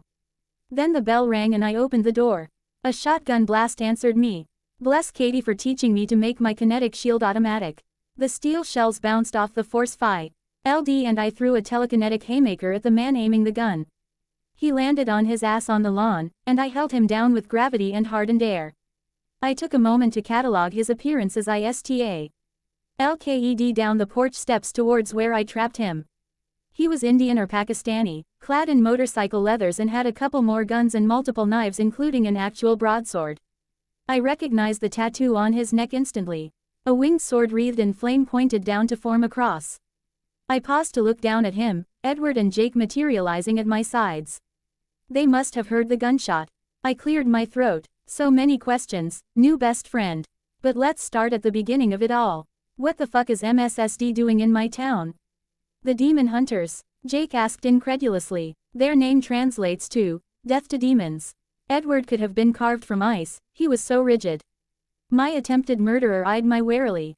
You haven't castrated or crucified me yet. Maybe I made the wrong assumption about you. You know what they say when you assume. Start talking before I let Edward drink you. I was not messing around.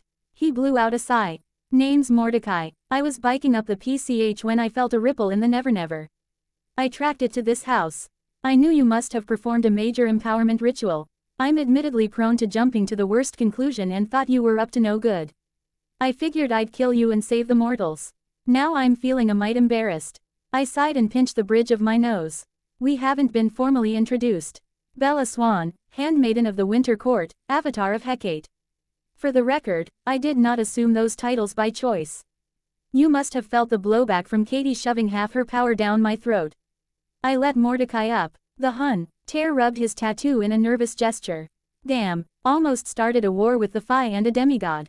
Not one of my brightest ideas. My bishop is going to chew my ass out. I suppose your intentions were honorable. But you're officially on my list. I held out my hand. If you want, there's a vegetarian coven of vampires nearby. You could rest and get some food before going off hunting. Where's your bike? Left with a very overpriced mechanic. Vegetarian, you say? Haven't seen those since South Africa. Mordecai shrugged and took my hand. Boys, grab on, I ordered.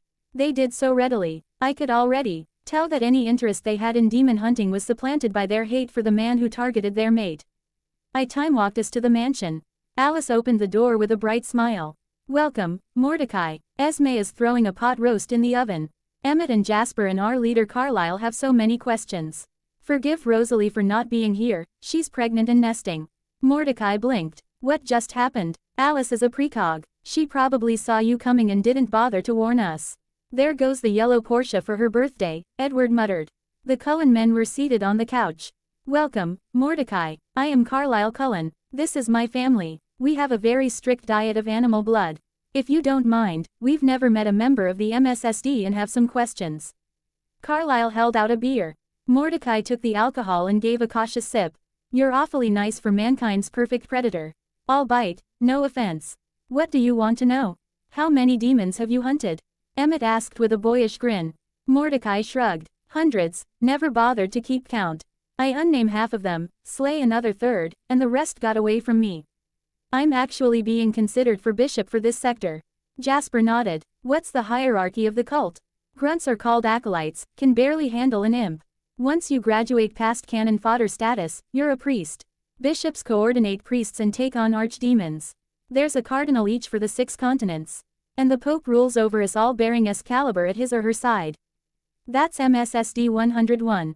Carlisle pursed his lips. And, how many humans are hurt or killed by each demon? Mordecai grimaced. You don't want to know, man. Trust me. But you know what they say. Write your successes in stone and your failures in sand. Ever been seduced by a succubus or incubus? I asked. He blushed. Brother-sister pair when I was still in training. Was mid-coitus when I clued in. Good thing I had a knife in my boot. Tracked them down after they regenerated and got them. My first kills, actually. Where are you from? Esme asked, bringing him a plate of steaming food. Mordecai waved a ring with an amethyst over the plate and I sensed a poison detection spell. Satisfied, he took a bite. Born to a witch and demon hunter in London. Moved to California when I was 8. Got inducted into the cult 10 years later. Just turned 34. No partner, I've lived for my work. I stay mobile. We kept grilling him about his adventures and life. At 5, I time-walked Jake home and cooked for Charlie after vanishing the buckshot on the front porch. That would have been an awkward conversation. He blinked mid-bite. Billy wants to throw a barbecue next month. Invite half the res and everything to celebrate the end of the school year. Want to go? I considered. Only if I can invite the Cullens. Charlie grimaced. I'll tell Billy your terms. It's really Jake you should talk to. Technically, he's the chief, not Billy. 15-year-old leader. God help the Quileute. I took turns handing my anal virginity to my boys that night. Edward's icy diamond made me feel every millimeter and Jake's burning wood made me feel stuffed and full and feminine. I had an awkward trip to the toilet afterwards to leak out their cum, but I'd be doing it again in the morning if I had my way. My boys were both cross-eyed with post-coital bliss as I snuggled between them. I was so glad we didn't have to worry about condoms, we weren't doing vaginal and we were all immune to diseases. Before I knew it, June was coming to an end, prom came and went, and it was summer vacation.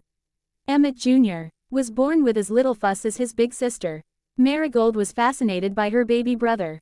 She'd taken to dressing like a boy and helping Alice and Rose decide his outfits.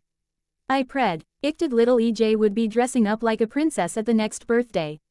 Prom was wonderful. Alice sewed me, Angela, Rose, and herself original dresses exactly to our taste. Jake and Edward in tuxedos were a lethal combination. We slow danced to some song called Flightless Bird, American Mouth, which I immediately pegged for the weddings. We'd found our song. There was no Mrs. Adams to ruin it. I even took a few sips of the punch spiked by Emmett with grain alcohol. I turned out to be a giggly drunk. The Saturday after the last day of school, Charlie and I loaded the trunk with sausages, ND hot dog buns and made for First Beach. We parked in the lot and found a massive bonfire prepared with kindling and a couple tables and portable grills set up to the side. Billy rolled his off-road treads over towards us. Charlie, Bella, good to see you. Happy summer. Good to see you, Billy. Now fetch me a vitamin R and I'll start grilling for the hungry horde. Charlie was in his element. Billy turned to face me. The cold one's still coming? He asked in Quileute. They come bearing gifts and freshly fed, I told him back. Charlie had swallowed me picking up the local dialect easily enough. I was a straight-A student after all. Bells. Jake jogged over to me in jean shorts. Sam and Jared shadowed him in the same positions they used when running as wolves. A couple women followed after them. Imprints, I guessed. Jake swept me up into his arms and gave me a generous dose of tongue. I giggled and hugged his broad rock-hard shoulders. If our dads weren't there I would have given little Jake a squeeze. Are you cooking? When it comes to the grill, best to stick with Charlie. I undercook things. No need to give someone E. coli. I turned to the women Sam and Jared were holding hands with. Goy, ing to introduce me to the sisters-in-law. Sure, this is Emily, Sam's I mean girlfriend. And this is Kim, Jared's date. Jake waved a hand at each girl. Emily could have won a beauty pageant on a bad hair day. Kim had a few glaring flaws. But her smile was warm and genuine. And I had the conceit that they were perfect partners for their respective mates. Imprints were cool like that. I'm Bella. I suppose I'm technically co-ruler of the tribe besides Jake. Promise not to exile either of you. So, you cuddle with your new pets yet? Emily blushed. Sam is embarrassed about his dog. I haven't seen it except from a distance. Kim giggled. I have. The way his tongue hangs out is adorable. We should have an imprint sleepover sometime. I'll cook dinner, we'll paint our nails, trade sex tips. It'll be fun, Emily and Kate readily agreed. Handing my cell phone info to both of them. At that moment, the Volvo and Rose's M3 parked. I grinned even wider. Jake let me go so we could both tackle Edward with open arms. His diamond hands clutched our asses, a move he wouldn't have even considered a month or two ago. We were such a bad influence, and I loved the results. Alice came up to us carrying her smartphone and a couple Bluetooth speakers. Enough PDA. Point me where the music is. Jake chuckled and waved a hand at our tree. Set up wherever, free beach. To my shock, Marigold and EJ were being buckled from kid seats in the back of the M3. Rosalie and Emmett swung them between their hands. Meet our cousins, Marigold and EJ. They promised to behave or they won't get dessert. Yes, Mommy, Marigold and EJ said dutifully.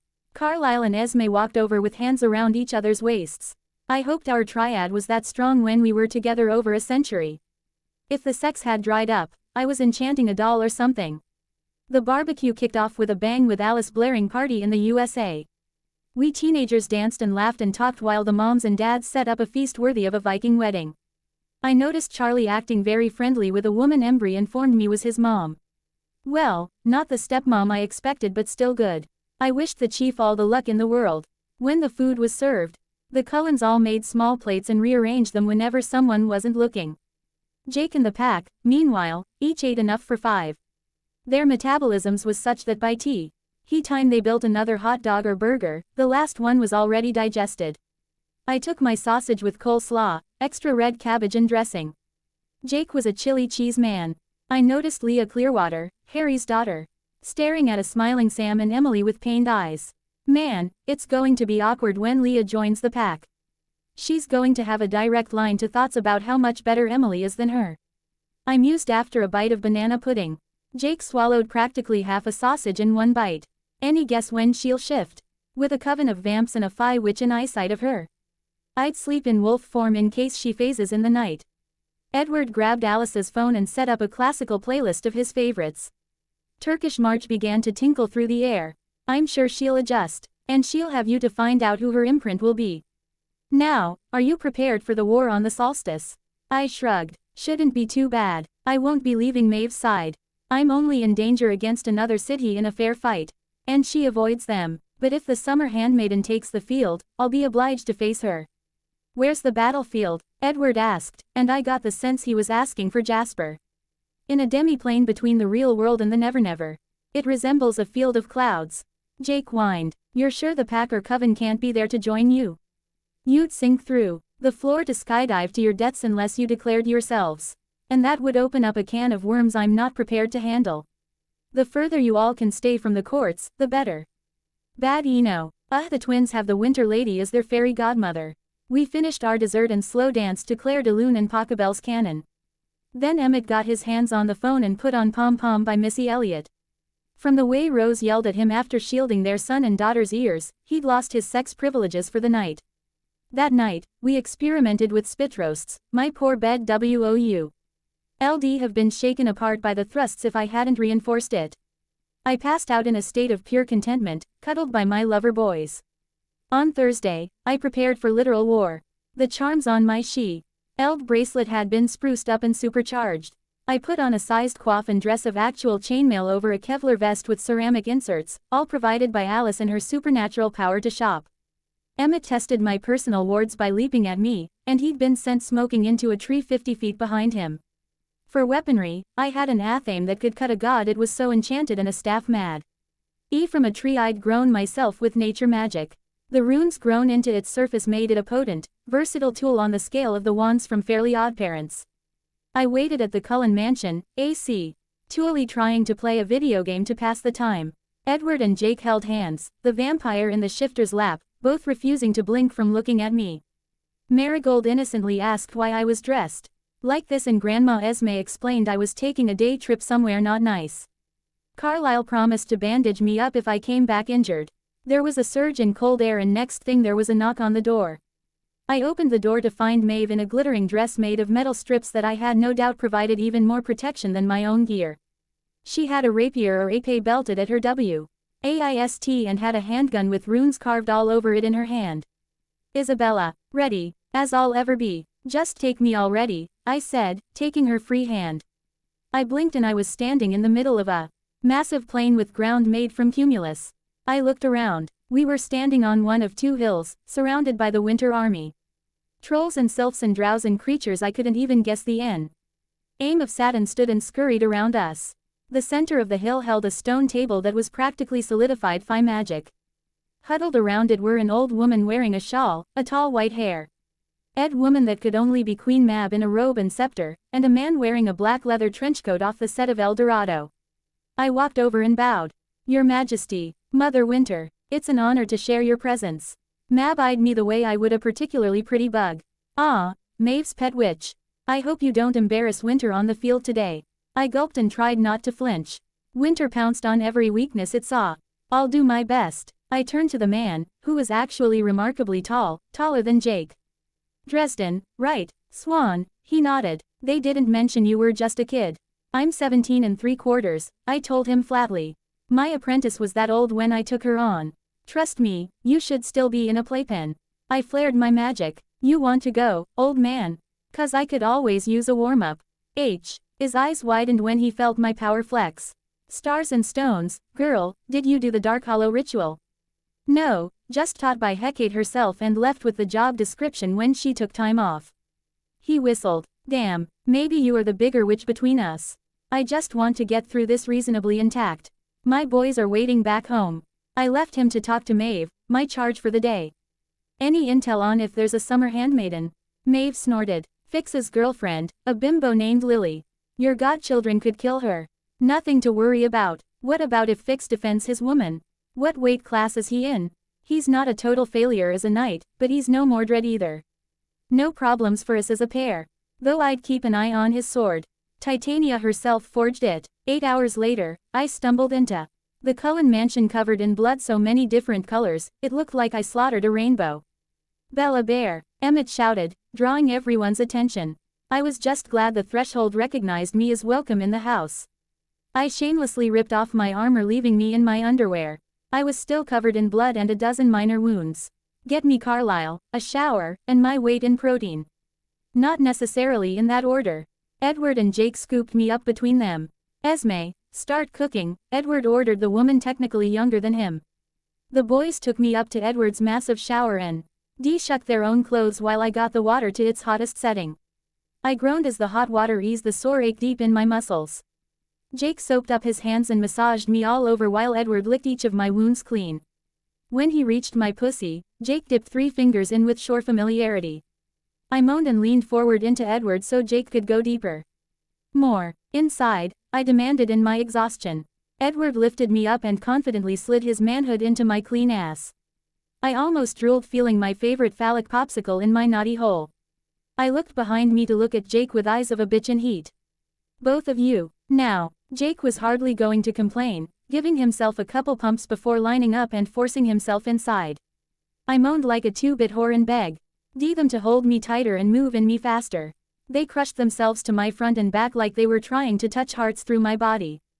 Edward took the passive stance of just staying balls deep, with Jake giving me smacking thrusts that sounded like slaps to my butt cheeks. We all tumbled over the edge 20 minutes later, and sort of sunk in a pile to the tiles. I needed that on so many levels. Thank you, studs, I said with a tired grin. Edward held up a thumbs up while Jake barked a laugh. It was our pleasure, Bells.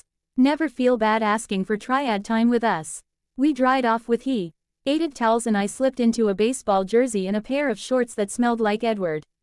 I came down to find that Esme had made a cheesy shrimp dip that I could happily drink like soup and a variety of dipping snacks.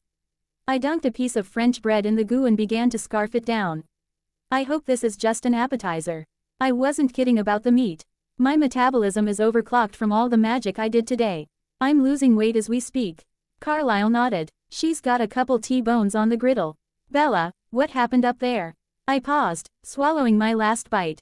It was war. Phi war. Not sure what else there is to say. Jasper nodded, knowing what I was talking about better than any of them. Where's all the blood from? I snorted. Ogres, centaurs, pixies, giant carnivorous butterflies, an attack unicorn. What didn't bleed on me? Maeve was licking it all off her sword. My boss is a twisted freak. Rosalie looked up from a napping Marigold and EJ. She'd endured her vampirization with remarkable stoicism, barely whimpering. In a clever workaround to the treaty's no-biting rule, Carlisle had used a syringe filled with his venom. She was back to the diamond-skinned beauty I'd met in January. Was there a contemporary on the field? I nodded. Blonde half-nymph weakling named Lily. I cast a pain spell like Jane uses and she lasted 10 seconds before having a seizure. Then her boyfriend the summer night tried to avenge her. I sent him to a nice shark pit around Cuba. Summer won, of course, it always wins today, but we made them pay for it. I shivered. Remind me never to get between Mab and Titania. Those two could break the planet if they weren't perfectly balanced in power. Carlyle nodded and began to apply medical tape and gauze to all my grazes and cuts. At least you have a 6-month reprieve. You kidding? Today we were playing defense. It's going to be a bloodbath on the winter solstice. It's their idea of a family vacation. I used a carrot to scoop up the last of the cheese. On cue, Esme came over with a plate, fork, and steak knife. I attacked the dead cows with fervor. I swallowed down the glass of ginger ale that accompanied the meat. Esme happily got me refills and also fetched a whole cherry pie a la mode after I'd eaten 2 pounds of steak. I sighed, feeling full. Where's my dress? It's nearly curfew. Alice handed it to me and I eased it on as gently as I could given my injuries. I kissed my boys, waved goodbye, and drove Shirley back to my place. Charlie noticed my injuries despite watching hockey at the time. I must have inherited my sensitivity to blood from him. Bells, what happened to you? I made up a typical teen story. Edward, Jake and I went for a walk and got a little frisky. Turns out the forest floor is surprisingly sharp. Don't worry, Carlyle did first aid. Charlie chugged his beer. Forget I asked. Go to bed, young lady. No problem. Night, Dad. I staggered up the stairs and stripped nude, crawling under Grandma's quilt. With a strain of my overworked eldritch muscles, I opened the window to let my men in the room. They stripped and snuggled next to me and I dreamed without dreams. My summer was the happiest in human memory, and that was a fact. I spent all day either on the res with the pack or at the mansion with my vampire family. I took the time to upgrade my house's wards and add protections to Jake's and Edward's houses. I wanted my creatures safe and sound at all times. I'd have made them shield bracelets if I thought they'd wear them.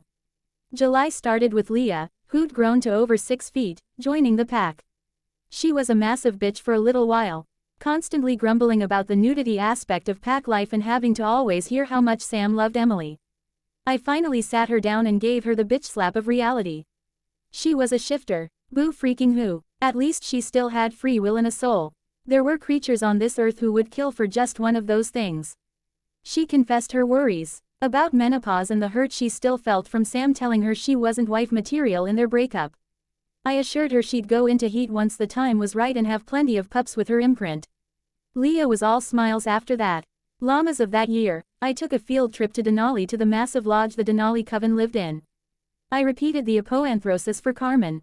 Either she was made of stronger stuff than Rose or she was just in too much pain to scream, but the woman made no sound. I handed Eliezer the cock ring I'd made Emmett and reminded him how it worked. He nodded and went scoop Carmen up to their bedroom to work on making their son. Tanya smiled, wearing an electrum collar and snuggling with a shirtless 7-foot man with muscles that made Jake and Emmett look skinny. Pyrovax, obviously. Kate had yet to return from New Orleans, but phone calls confirmed she'd met Garrett and worked her considerable seductive skills on him. Irina and Laurent seemed content to stay Saint a couple when I offered to change Irina for Mabon. Then I time-walked back to Forks. Charlie indeed started dating Ms. Tiffany Call. I made them a couple candlelit dinners and was doubly glad Embry and I were frequently out of the house. I didn't expect to be a half-sister by my weddings, but maybe Charlie would propose at the reception. In between sex and pack bonding time and dates, Jake applied for the GED. He ended up the youngest to pass in the history of La Push. I cooked a 4-layer cake and a feast to celebrate. In an act of quasi-bestiality, I used my mouth on his canine cock. He came in buckets in his wolf form. Senior year started with a bang. I started planning SAT tests and college applications. Edward refused to leave my side the whole day. At lunch, Ben and Angela waved at us with joined hands. To my surprise, Jake was there too, wearing a shirt for once. Jake, what are you doing here? Are you even allowed without an escort? I asked as I gave him a peck. Jake chuckled. Bitch, please, who's got the guts to report me? He waved a hand at his hulking, rippling form. He looked like the right flex could break the seams of his clothes. He has a point, Edward pointed out as he gave me his tray. Hecate's power was a constant effort to contain so I didn't vaporize those nearby. I practically had a 6-pack and I didn't do a lick of exercise besides sex with my men. Angela, who had grown out her layers over the summer, turned to me. So, Bella, isn't your birthday in a couple weeks? I nodded as I tried the ham and cheese on croissant sandwich. Yep, the big 18, but oath, than a 10-inch vibrator or a vacation to see my mom, there's nothing I really want. Rosalie grinned at me. Well, now we know what to get you. Emmett nodded. First class or private jet? I sighed. Damn rich vampires. First class. Private jet for 3 people is tacky. English Lit was starting the year with Romeo and Juliet, which I could recite half drunk I was sure, but I wasn't the one writing the essays so who cared. Gym was still final period. I had to focus not to tackle Edward after each 3-pointer basket. I was feeling randy after eating lunch with both of them. We drove Shirley, which old now top 300 miles per hour and run headfirst into a train without a dent. I parked her in the driveway and let Edward and a DeWolf Jake in. I pulled down my pants and bent over the kitchen table. 2 cheeks, no waiting, I said sultrily. Jake threw back his head and howled. Edward took the moment of distraction to plunge into my anal depths with his impressive erection. He plowed me like a cornfield, pulling out when he finished creaming my insides so Jake could have his turn. His thrusts moved the table, and I loved how forceful he was. He bit my neck when he climaxed, and took the time to eat out the mixed cream pie from my hole. I pulled up my panties and golf clapped. Bravo, gentlemen, bravissimo, I can't wait for you to do it to my other hole. Solomon is going to be a real steer. Whereas Yana is going to be a virgin until she's 30. Or 300, either or, Edward sighed, not even out of breath. Jake opened the fridge like he owned the place and put a piece of chicken parmesan in his mouth. So, what's the next big thing? Evidently, flying to Jacksonville, Florida. I can finally introduce Mom to my boys. Hopefully get her blessing for a wedding. Laugh as you guys outperform Phil at baseball. Maybe visit Atlantis while on the East Coast. Edward perked up. Atlantis. It's real. Phi City on the mid-Atlantic ridge. Lots of nereids and kelpies and water-loving city. As handmaiden of winter in attendance. We'd be given the red carpet treatment. The next few weeks passed unremarkably apart from Marigold falling in love with afros and EJ discovering his first baseball glove and bat. The morning of my birthday, Charlie almost caught Jake and Edward in my bed because he surprised me early with a camera and photo book. I wouldn't get the image of a nude Jake and Edward jumping out my 2-story window off my mind anytime soon. At school, random passerby congratulated me on becoming legal. I nodded and leaned into Edward's side. At lunch, Jake surprised me with the gift of a handmade dreamcatcher. He'd done a good job. It would actually work to an extent. Angela handed me a rosary that was an heirloom from her grandmother and Ben promised to treat at the next double date. He'd gotten a job at Mike Newton's store as a stockboy. We drove Shirley to SeaTac. Jake's age was almost an issue but Edward slipped a Ben Franklin to the man. We enjoyed caviar and hot stone massages in the first-class lounge. I thought it tasted like salty tapenade.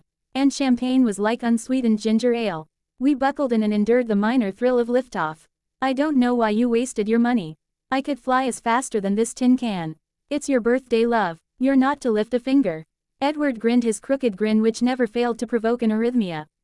Jake stretched out, for once not cramped in a seat. So, excited to see your mom? Sure, I half expect her to be pregnant. She never thinks about birth control and I know she and Phil are going at it like frisky dogs. Just hope she's okay with you too. We enjoyed the in-flight movie and Edward handed Jake his meal. At Orlando, I figured we were close enough to time walk. I'd already scried Renee's house. I took my boys' hands, cast an unnoticeable ward around us, and time walked to my mom's home. I admired the threshold as I rang the doorbell. For a house lived in for barely 8 months, the domestic energy was strong. The door opened and I was pulled into my mother's embrace. Bella, I can't believe you're here. Renee pulled back to look me over.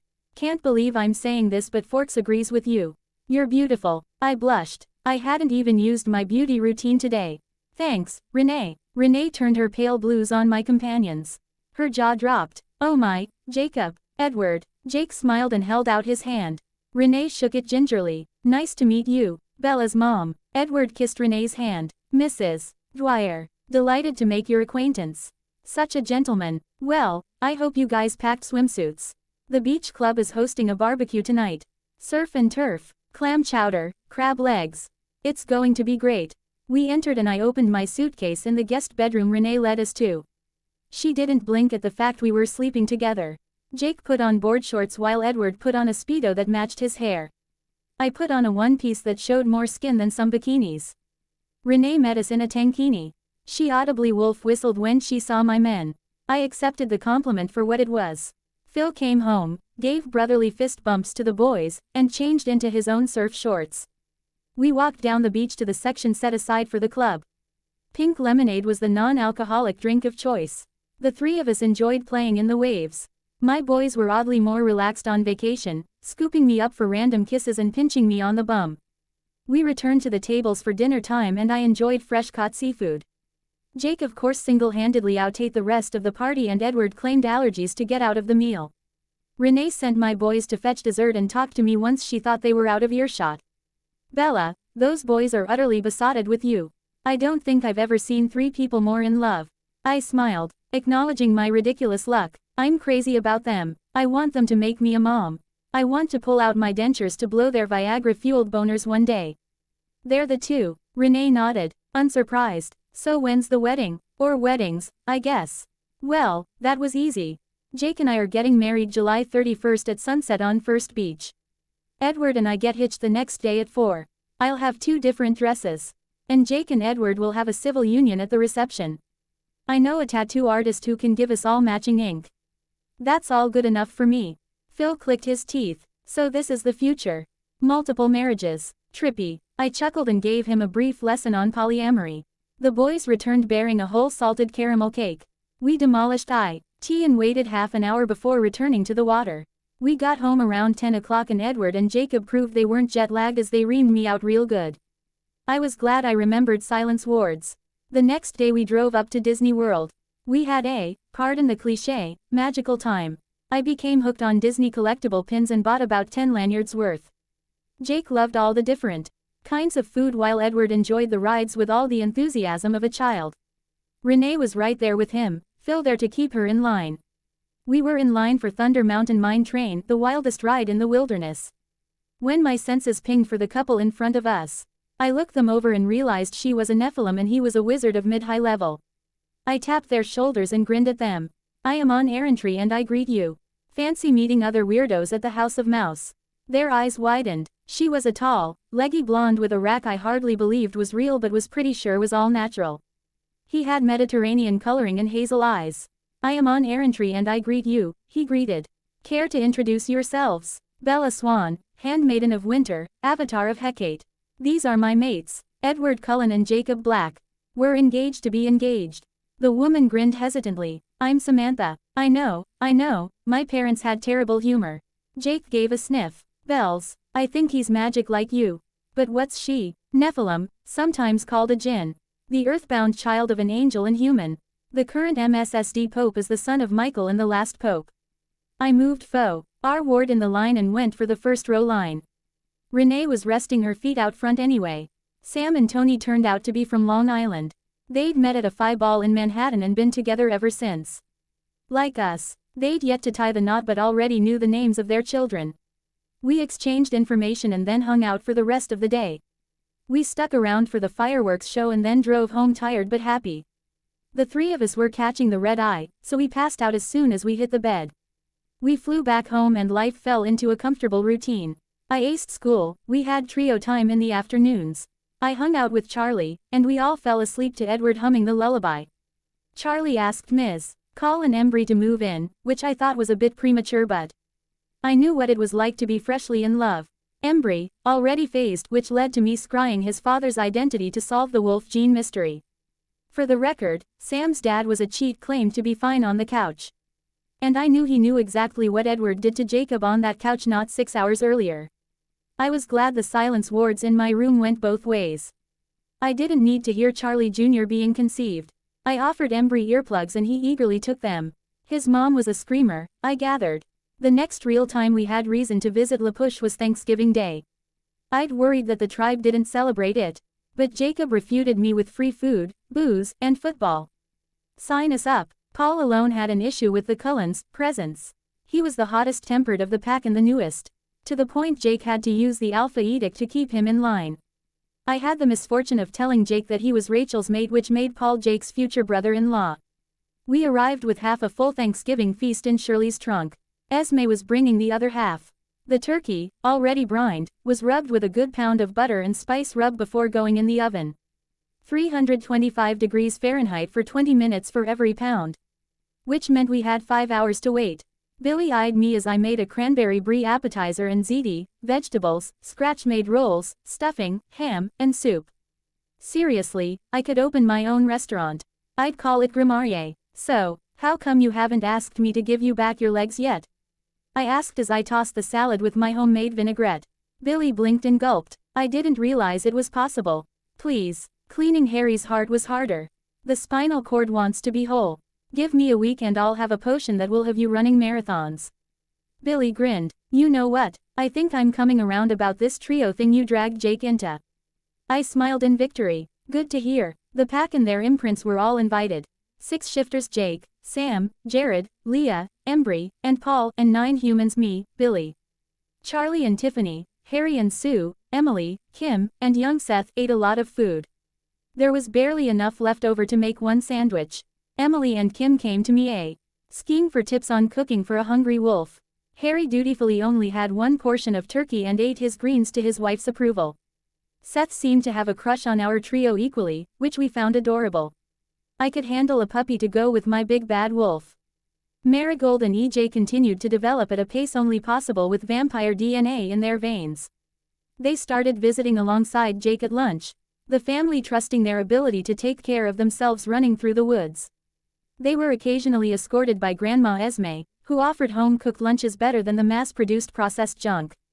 In the blink of an eye, it was Christmas. I preferred not to think about the winter solstice, and that's all I'll say on the subject. I worked long and hard on my boys' Christmas presents. We had the gift giving at the mansion. Marigold and EJ, now looking 6 and 4 respectively, were all excited for Santa to come down the chimney tonight. I made a note to stick around and talk with the Winter King. Best to have allies in the court. The pack enjoyed the buffet Esme had laid out and exchanged simple gifts under $20 or made by hand. The Cullens gave big, extravagant gestures, but what did you expect from a family where the patriarch gave an island as an anniversary gift? I gave the godchildren a blanket enchanted to promote good dreams, got books for everyone else, and then it was time for my men. I summoned a crate into the space next to Edward's piano. The crate is kind of a gift too. It's bigger on the inside than the outside. Now open it. Edward pried open the top and pulled out a baby grand piano clear as glass. Play my lullaby, I commanded. Edward sat down and began to play. Each note created a different streak of light that rippled throughout the piano. The Rasul tea was as much a treat for the eyes as the ears. Cool, Jake exclaimed. What's my present? He was hopping in place on the floor. I grinned and pulled a collar from thin air. It was studded black leather with a metal disc hanging from it. On one side it said, Jake, and on the other, if lost, please return to Bella Swan. I snapped it closed around his willingly offered throat and felt the charm take effect. Jake blinked. Bells, the wolf feels different. Because he's no longer alone. You can shift into any animal you want so long as you're wearing this collar. Anything from a mouse to a dragon to a velociraptor. Quill, who'd phased a week earlier and did indeed get along with Emmett like his long-lost twin, whistled through his teeth. Hot damn, why can't I have the magical girlfriend? Jake shrugged. Just lucky I guess. Don't forget the vampiric boyfriend. Dude, we know things about butt sex and vampire cum we never wanted to know. Don't remind us, Embry said with no real heat. EJ tilted his head. What's sex? He asked innocent as a lamb. Emmett did a spit take of the blood punch I'd made and turned to his son. It's a grown-up thing that I'll tell you two about when you turn teenagers. Oh, okay. With that, he returned to his trains. Emmett just saved your life, Embry call, Rose hissed in all seriousness. We kept the talk PG after that. A week later, we all regathered to celebrate the new year. Jake, Edward and I did a three-way kiss when the ball dropped. And my boys surprised me by proposing 2 seconds into the new solar cycle. Edward gave a minute-long speech about true love and soulmates and how I was the most beautiful woman on earth. Jake just grinned nervously and said, "Marry me, babe." I couldn't say yes fast enough or too many times. Edward gave me an oval ring, studded with half-carat diamonds I put on my left ring finger. Jacob got me a 2-carat ring that his great-great-great-grandpa had supposedly spent his life savings on for his imprint I slid on my right ring finger. Charlie took the news surprisingly well.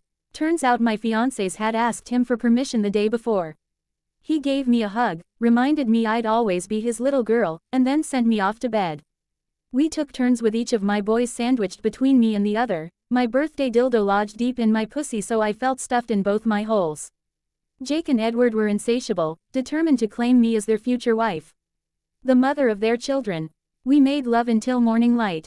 I made breakfast for Charlie, Tiffany, Embry, and myself, glad it was still winter break. Tiffany gushed over my rings, which I admitted were dazzling.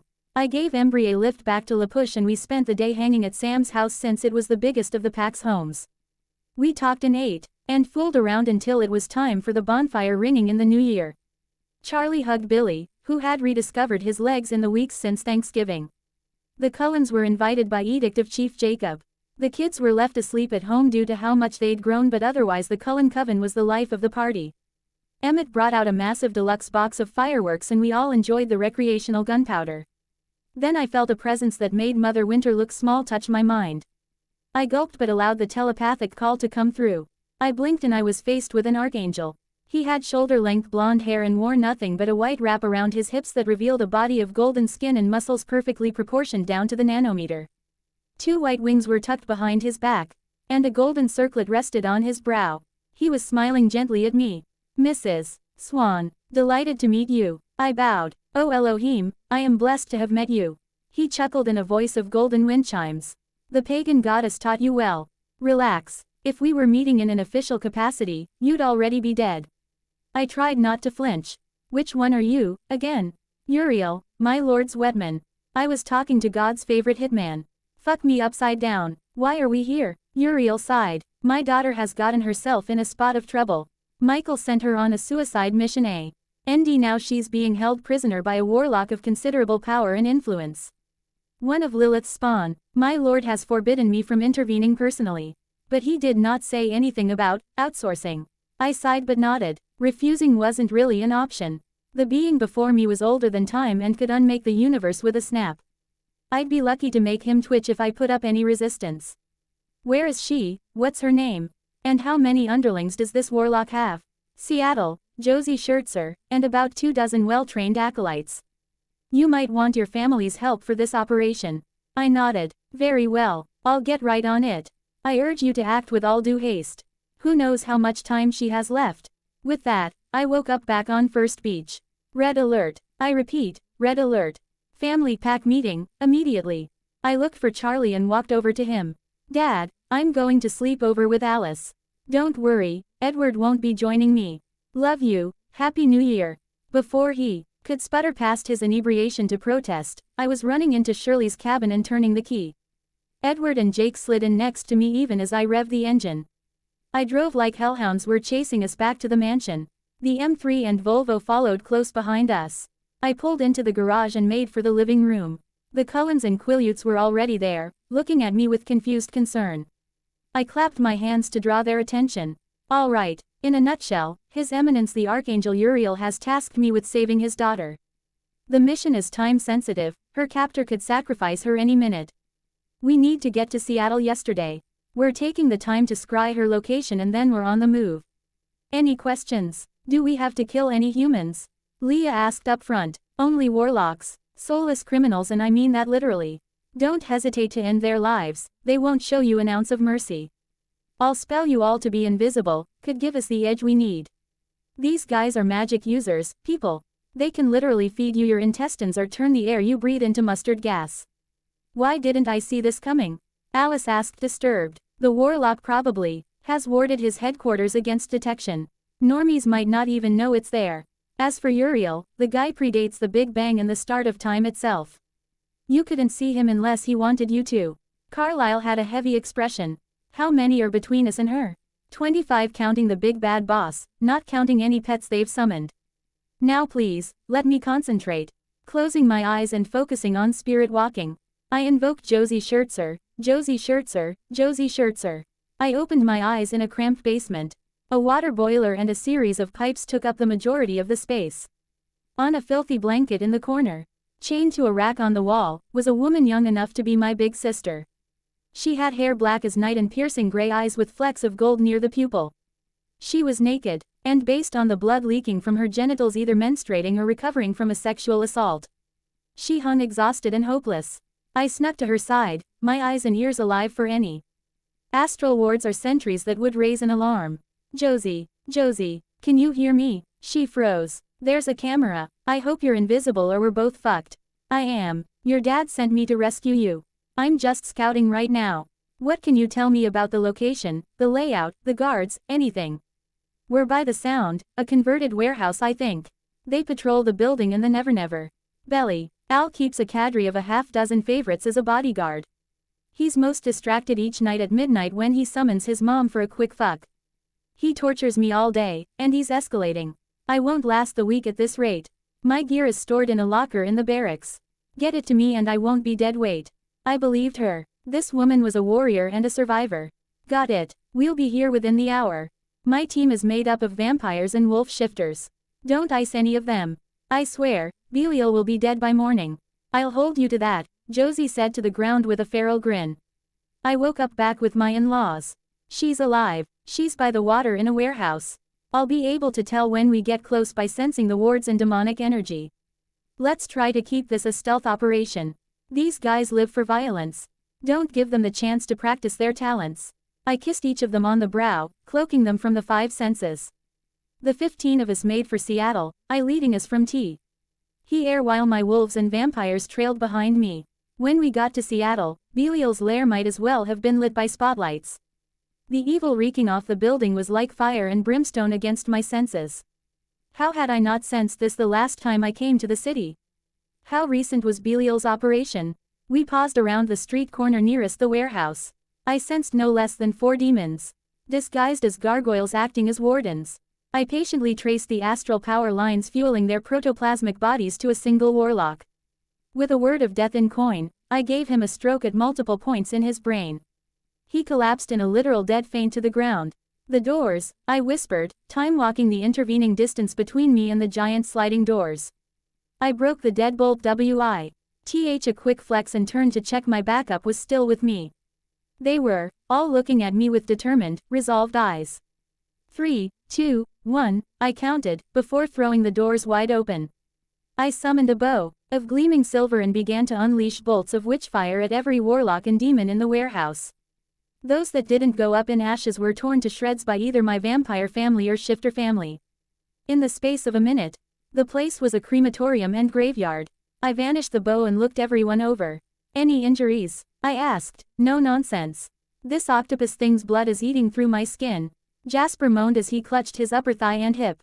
I pulled out a flask of holy water I always kept in my personal pocket dimension and poured it on the neon green blood eating into his snow-white flesh. There was a hiss of steam like the liquid was screaming in pain, but the acidic effect ended. I waved a hand and repaired his skin and his clothes for good measure. I turned to count the piles of ashes and dead bodies. 16, 17, 18. Not counting the demons, that means there's still 10 warlocks alive. I'll clear out the Never, you guys survey the building. If you find Josie, free her after telling her Uriel sent you. Believe me, even naked and injured she's lethal. If you find Belial, fucking wait for me to find you. Killing you is the least he could do. That said, I reached INTO the veil separating our world from the next and tore open a hole. I stepped through the portal of rainbow light to find myself in a dark, dungeon-like space. Hardly surprising, that warehouse was a den of evil and suffering. Of course it had a dark reflection in the abstract. I flew with speed and slayed the 3 patrolling warlocks as fast as I could. I exited the Never and found myself back where I'd started. I went over to the lockers by the corner filled with bunk beds and found a silk kimono harder than titanium, a katana I was pretty sure had been forged by a Japanese god, and Roman sandals that enabled superspeed. Josie's gear, I presumed. I grabbed the lot and went looking for the basement. I found Alice taking the shirt off her back to clothe a trembling Josie. Even in an unbuttoned blouse and pink lace panties, the woman stood proud and unbroken. I think I may have found Diana's mentor in demon hunting. Bella Swan, here's your gear. I handed over the magical artifacts. Josie silently slid on the kimono and sandals before doing a quick kata with the katana. She nodded. I don't care which of us kills Belial. Just promise me that you'll make it hurt. She had a grin, more bloodthirsty than all the Cullens combined.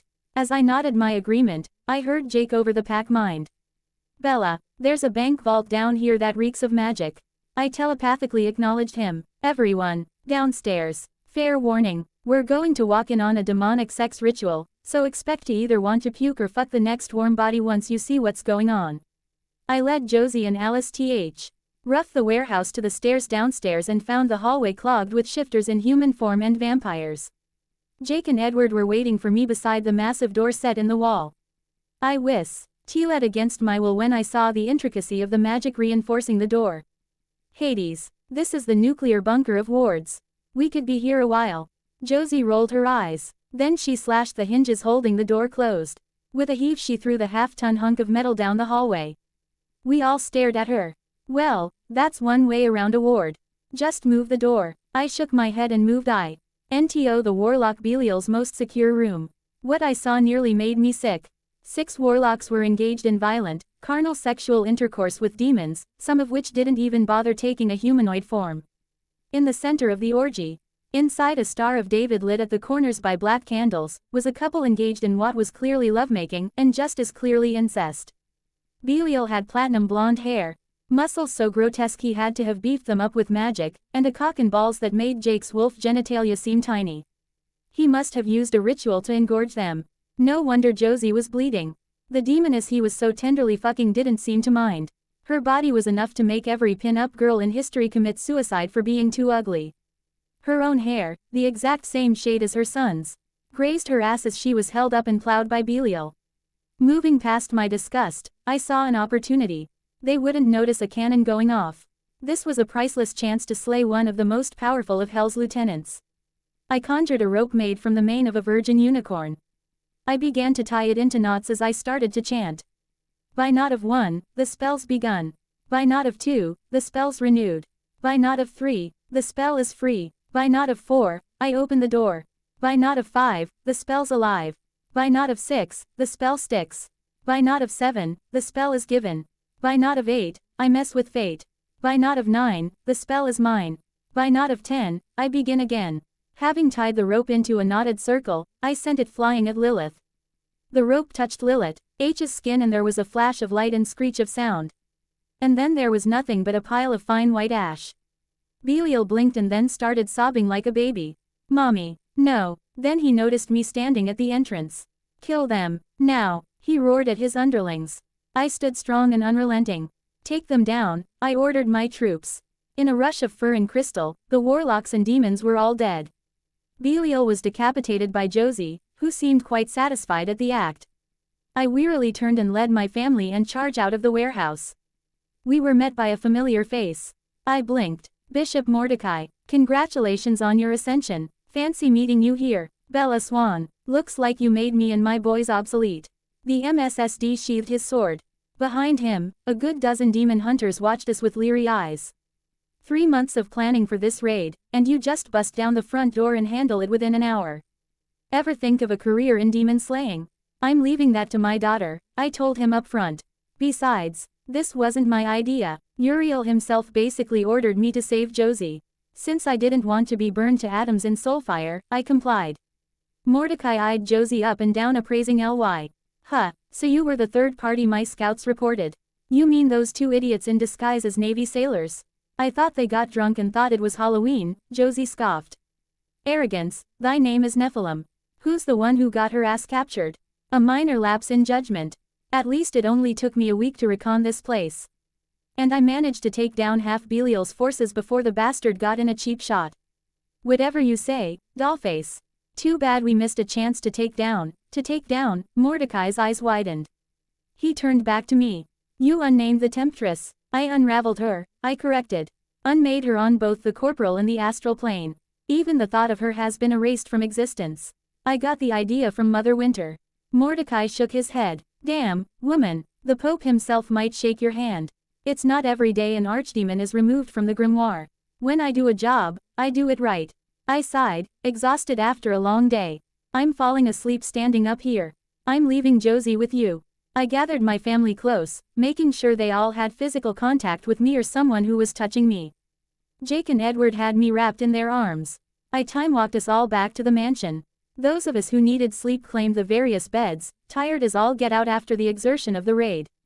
Edward watched over me and Jake wrapped around each other, keeping a constant hum of the lullaby. School resumed. My engagement to 2 men generated the level of buzz I'd come to expect from the Forks High grapevine. I sent out my applications and thought no more of them afterwards. This was all theater. I was getting a deferment until the twins were at least weaned.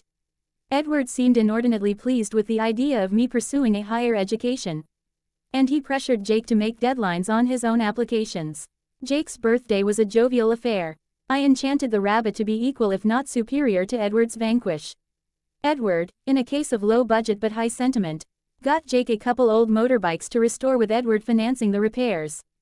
Tiffany started having morning sickness. I gave her and my dumbstruck dad a hug and prep. ARED myself for impending big sisterhood. Embry already had a half-brother in Sam and an unofficial stepsister in me, but seemed eager for the new addition to the family. Alice started going nuts with the wedding plans. Apparently even billions of dollars and a lack of need to sleep didn't translate into the perfect wedding without copious amounts of micromanagement. Edward didn't care so long as I walked down the aisle to him.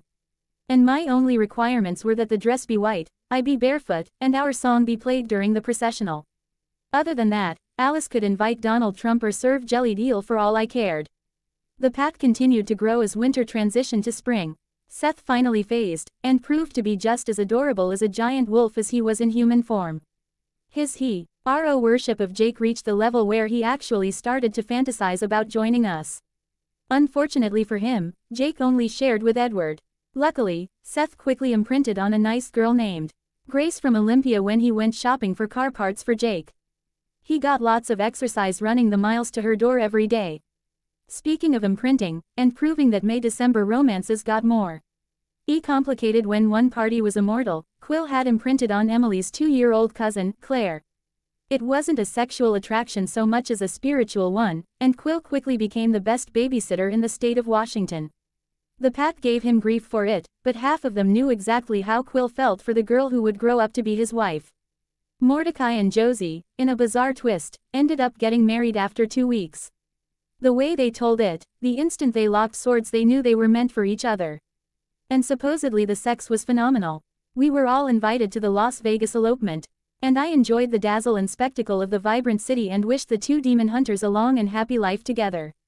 They decided to go on a honeymoon to Chechnya hunting demonic terrorists.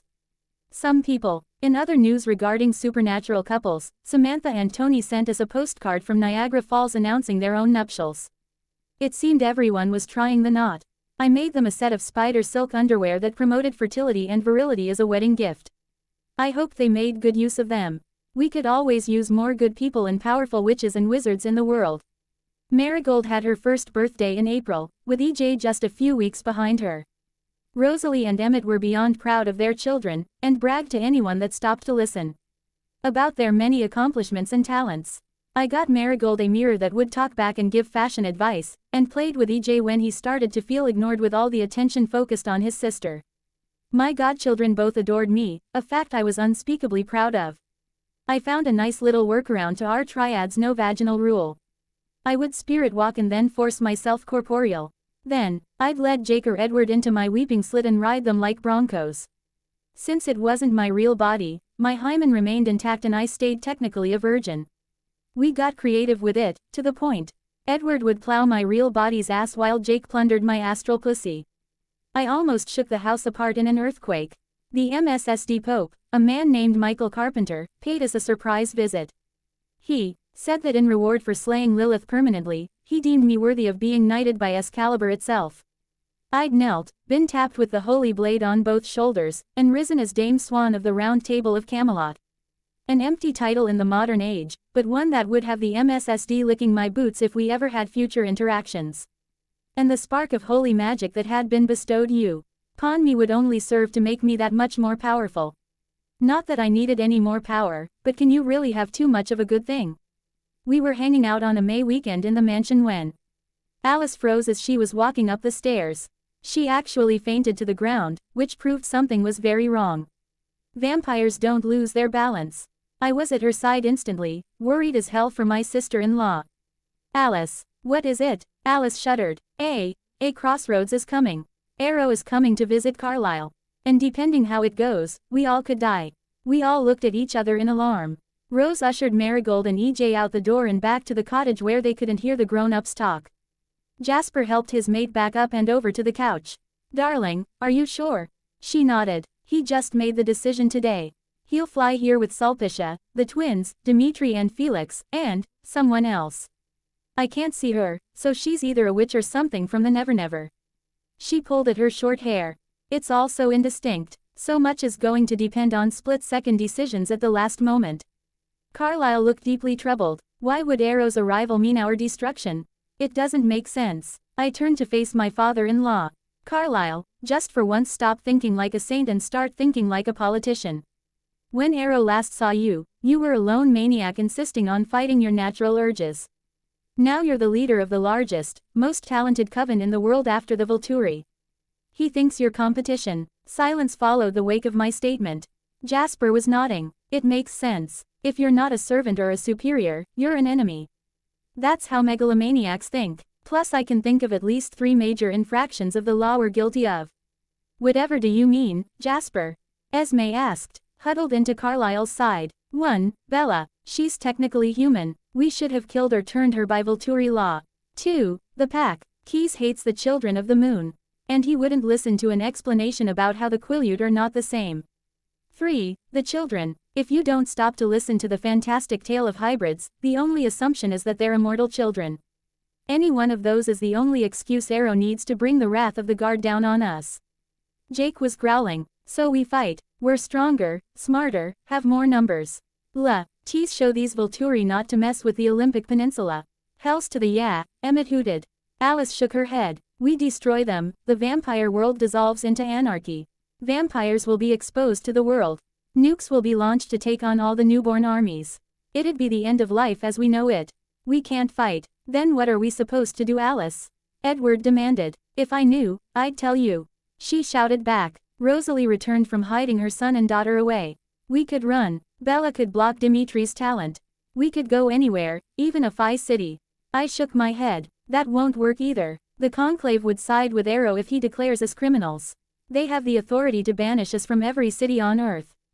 But there might be a third option. I turned to Alice. How long until he gets here? We have 48 hours, give or take. Her topaz eyes were wide with fear and uncertainty. I sighed, cricked my neck, and cracked my knuckles. I snapped and my staff appeared in my hand.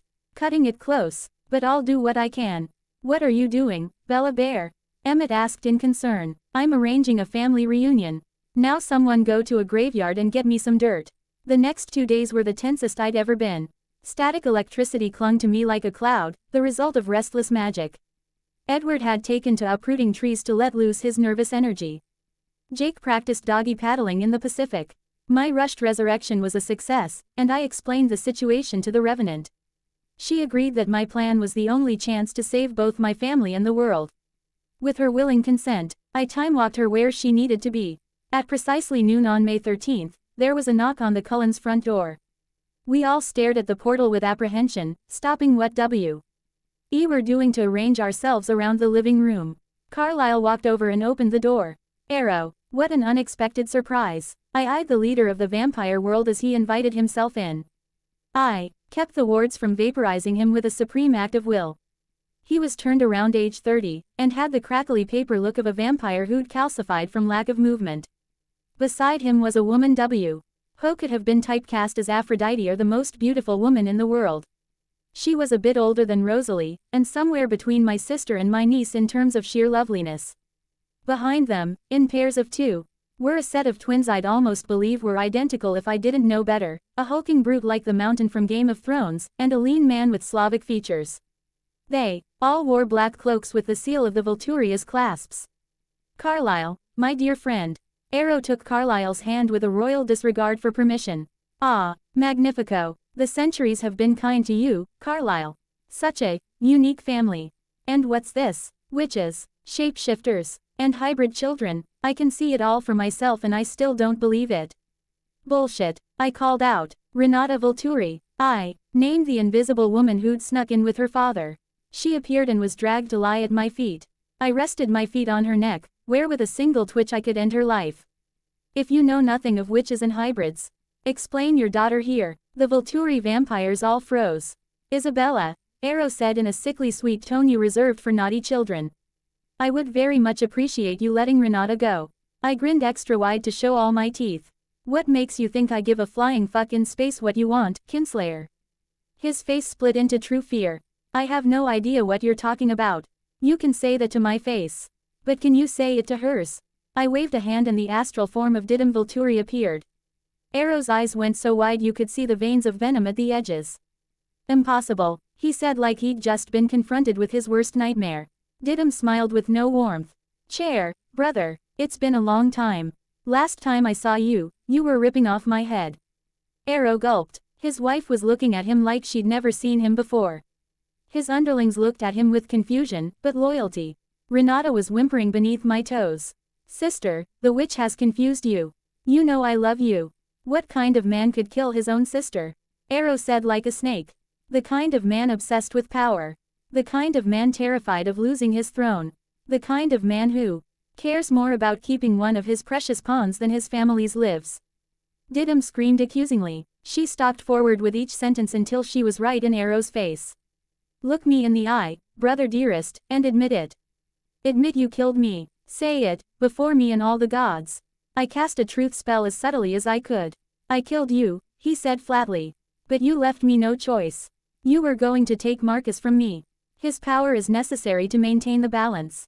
Besides, you were useless as a vampire. Only feeding on the sick and elderly. And your gift, what use does an army have for making people happy? I killed you, Didim. And I have never once regretted it. Didim didn't look hurt, merely resigned. If I were there, I'd slap you like I did when we were young. Allow me, Sulpicia saw it before backhanding her mate so hard she left cracks in his cheek. You utter bastardo, vae farti foter. You told us the Romanians killed her. You said you would never touch that putana again. How can you lie to me all these years? Arrow was still affected by my spell. A better question, dear wife, is how could I not deceive you? I never loved you for your brain, Sulpicia. You were a reliable fuck and a decent bodyguard. Nothing more. You're a sleeve for my cock, not my queen. Sulpicia let out a howl of agonized fury and lunged for Arrow's throat. A mixture of Felix's quick blocking and Jane's sadistic telepathy stopped her from decapitating him right then and there. Let mommy and daddy settle their differences, I told them. Then I sent Felix to hang in midair and Jane to get a dose of her own medicine. Sulpicia hopped back to her feet and, in a display that proved vampire females were hardly weak, broke off both of Arrow's hands. The man fell to his knees, face contorted with pain. Didim looked down on him with pity. It would be so easy to hate you. But what's the point? Your life is over anyway. What do you mean? Arrow demanded. I snapped, and the astral projections of Keys, Marcus, and the rest of the Volturi guard appeared in silent judgment. Arrow whipped his head around in panic. You killed my mate, the love of my existence, the source of all my happiness. Marcus looked like the heat of his glare could set Arrow ablaze all the way from Volterra. I made you, child. And this is how you repay me. Brother, this is all a misunderstanding, Arrow tried to say. I think we all understand perfectly. Keys said with a sneer. The child that almost killed Athenadora, you sent it didn't you? You had me wipe out an entire species just to keep me from going off on my own. As if you didn't enjoy it. Arrow said with eyes that said he dearly wished his tongue would stop betraying him. I stood up. The conclave is clear. The Volturi must rule the vampire world. But nowhere does it say that you must rule that world. Marcus, Keys, members of the Volturi coven. How do you judge Arrow? Guilty, Marcus and Keys said in unison. Guilty, Didim said simply. Guilty, Sulpicia said with broken heart but unbroken pride. May the gods have mercy on your soul, I told him before sending him up in witchfire. It was quick, and more than he deserved. I turned to Sulpicia. What do you want done with them? I indicated Arrow's guard, all of whom were frozen in shock at their leader's passing. They're too valuable to destroy. But you can do what you want with the witch, Sulpicia said flatly. This visit did not go as expected. But I'm grateful it happened. Carlyle nodded. You're welcome to stay as long as you need, of course. We only ask that you not hunt anywhere within a 10-mile radius. Sulpicia shook her head. No, we must return with all due haste. Arrow's death must be reported to the conclave. And we must present a united front when we do. Come, she told the guard, snapping her fingers. Snapping out of their daze.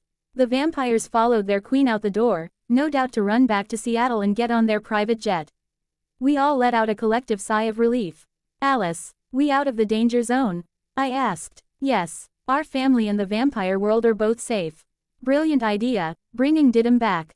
The Volturi will actually become even more effective and beloved thanks to her gift. Arrow seriously underestimated the effect she has on morale. They won't even need Chelsea to keep them loyal, people will flock to the guard to feel her touch. Alice grinned, and then turned to regard Renata. So, she going up in ash like her dad? Ask me after I scry her to see if she's anyone's mate, I said before doing just that. The knowledge flooded my mind. Damn, Embry. I flipped her up to stand on her own 2 feet. But she was still bound from casting or even moving. She eyed me like one would death itself. Listen well, Renata Volturi. I am sparing you only because I believe anyone with AS. Ol is redeemable and you're the mate of a man I consider a friend. But I don't believe you can be trusted with both a hybrid's powers and a witch's. So I'm taking the latter. I said a few words in and ripped her magical core out of her body. If she could have, she'd have screamed. I ate it, noting it tasted like candied violets, and felt my already significant reserves grow even further. I let her go and she collapsed to the ground sobbing. I felt no sympathy for her. She'd done terrible things in service to her father.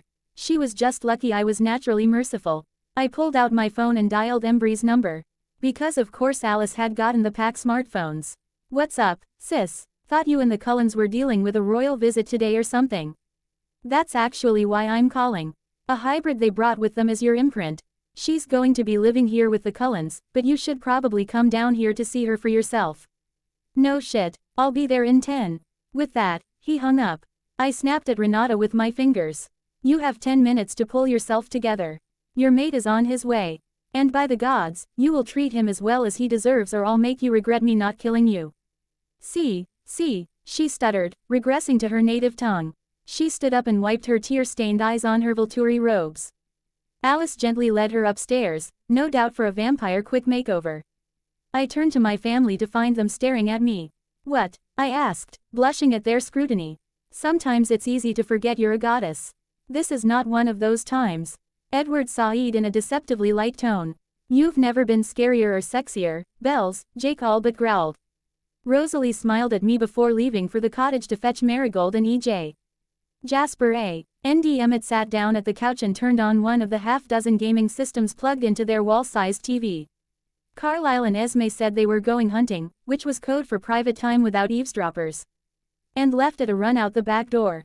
Embry was knocking on the door just as Alice returned with Renata. She was dressed in a black floor-length dress just this side of a formal gala. Alice apparently thought Embry deserved a big impression from his first sight of his imprint.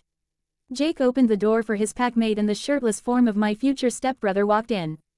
Hey, here's, he started before Renata stepped down the last step and turned to face the door. I'd never seen an imprinting or a mating from the outside before. It was curious to watch. Embry's face went slack like he'd just seen the face of God.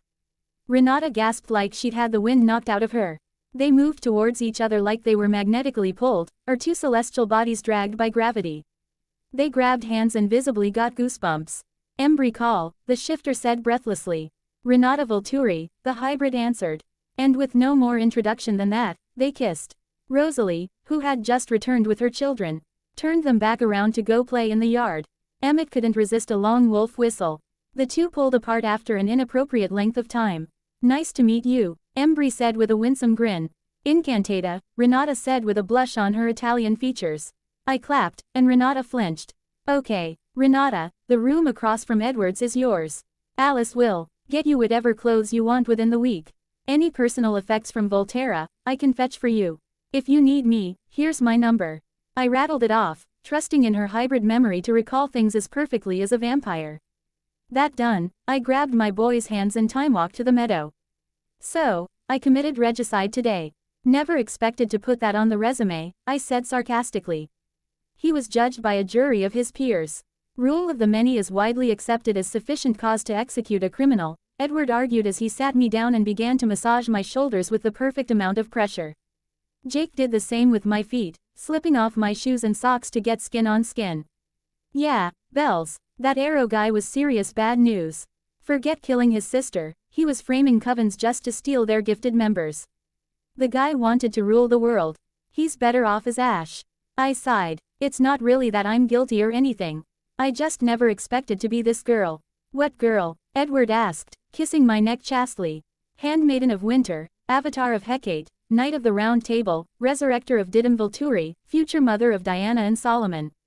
What's next? Uriel or another angel puts me on a long-term contract. The Conclave task me to end a necromancer scourge. Pyrovax gives me a spark of his fire as a wedding gift. I was supposed to be your average, everyday witch. Instead I'm practically as infamous as Dresden in certain circles.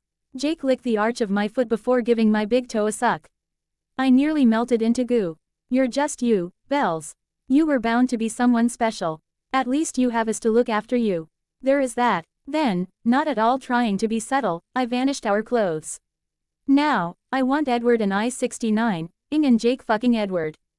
Go, OT grass stains and dirt all over our bodies as we reaffirmed our love after the existential threat Arrow had presented. Jake and I had near limitless energy thanks to the magic in our blood, and Edward was tireless as a vampire. We wound up collapsed in a heap, seed leaking out our rear ends and mouths. I fingered my pussy tiredly, too exhausted to really enjoy it. Less than 3 months until you both break my maidenhead and we conceive the twins. I can't wait to see what it's like to really have one or both of you in here. I feel half numb when we do it to my astral body. Edward and Jake look Ed up from kissing to look at me with sated eyes. I'm counting the days, Jake said simply. Emmett offered me sex toys to practice, but I don't want silicone, I want you, Edward purred like a contented cat. I cleaned us with a spell and then made our clothes reappear. Come on, I got to remind Embry he's expected at dinner at home. Hope we don't walk in on him and Renata in flagrante delicto. We did, indeed interrupt Embry and Renata in an amorous embrace, though luckily they were still in their underwear at least. Embry was still blushing as I drove him home in Shirley. I cooked the 4 of us I've if you counted my in utero sibling, a delicious dinner, and Charlie and Tiffany and us teens discussed the day, leaving out the fact Embry had met his life mate or I had burned someone alive. I retreated to my bedroom, checking the website for Dartmouth to consider whether or not I actually wanted to attend an Ivy League school I'd somehow gotten accepted into. By the time Edward and Jacob arrived, my threshold not even registering them as threats, I had recovered from our afternoon lovemaking and was hungry for more. I spirit walked and decided to simulate our wedding night. The rest of May passed by in a blink. We elected not to attend prom that year, since we'd had such a wonderful time last year. Jake and I, both of us suspecting some form of bribery was involved in his case, sent acceptance letters to Dartmouth for the fall semester. Jake, as the first Quileute to attend an Ivy League university, got a massive bonfire to celebrate. I channeled some of the Quileute ghosts and, teaching my fellow imprints. We gave the pack a traditional, surprisingly sensual dance complete with chanting and ululating. I speak for all us lucky girls when I say our shifters were particularly lustful when they took us home. I was just extra lucky that I had a vampire too. Before I knew it, Charlie was driving me into the Forks High parking lot, my graduation gown complete with valedictor. Ian sash on over my blue chiffon dress direct from Paris. I was rehearsing my speech in my head as I took my seat on the graduation stage when I heard Jake. Woo, that's my girl and guy down there. I rolled my eyes and waved at him and our whole hodgepodge family. I had cast illusions over Marigold and EJ to look half their physical ages so they could attend. I saw Edward blowing a kiss from where he was sat next to Emmett. When the principal and the school counselor finished their speeches, I stood and addressed my matriculating class. Well, guys, congrats. We all made it. We're graduating. Now, the adults tells us this is just the first step. That we have college, careers, families, kids, mortgages to look forward to. Faced with all that, we can all be forgiven for being a little scared. I don't have the answer for each of you on how to deal with life. Only you can figure that out. What I can say, is to take it one day at a time. Wake up each morning and remember all the wonderful things in your life. Go to bed each night and think of all the little miracles that happened during your day. I'm not going to lie, there will be bad days. Sometimes, you may even want to give up. But as the song goes, the sun will come out tomorrow. The good days may not outnumber the bad, but they're all worth it, because they're part of this amazing thing called life. So I'll leave you all with wise words of a cartoon turtle. Yesterday is history, tomorrow is a mystery, but today is a gift. That is why it is called the present. Good luck to us all. I got a standing ovation. I got my fake degree first and retook my seat. Emmett, naturally, decided to rip himself out of his gown and pose shirtless for the masses. Thankfully, the rest of our peers weren't so theatric. And then came the Moment we all moved the cords on our caps and tossed them into the air. We were high school graduates. I hugged Charlie, whom seemed in danger of weeping, Tiffany with her baby bump, Billy, the pack, my godchildren, and Carlisle and Esme. I openly kissed Jacob and then Edward back to back, officially past caring about who saw or raised a fuss, and admired them as they passionately kissed each other. Charlie and Billy had adjusted to such sights long ago, and patiently waited for us to finish our moment before interrupting. Carlisle is treating us all at the lodge. Come on, kids. We went in our procession of cars. Edward and Jake slipping into Shirley with me and Edward and I shedding our gowns and hats. I burned our fake scrolls in a flash of witchfire. Our real diplomas would come in the mail. We had a lovely, lively meal at Fork's finest dining experience, which wasn't saying much but the company more than made up for it. Carlisle, citing his European heritage, convinced the other parents to allow us graduates to drink wine, though it was really only Jake and I who could enjoy it. I considerately changed the red wine in the vampires' glasses into the carnivore blood of their preference. I paused after doing so.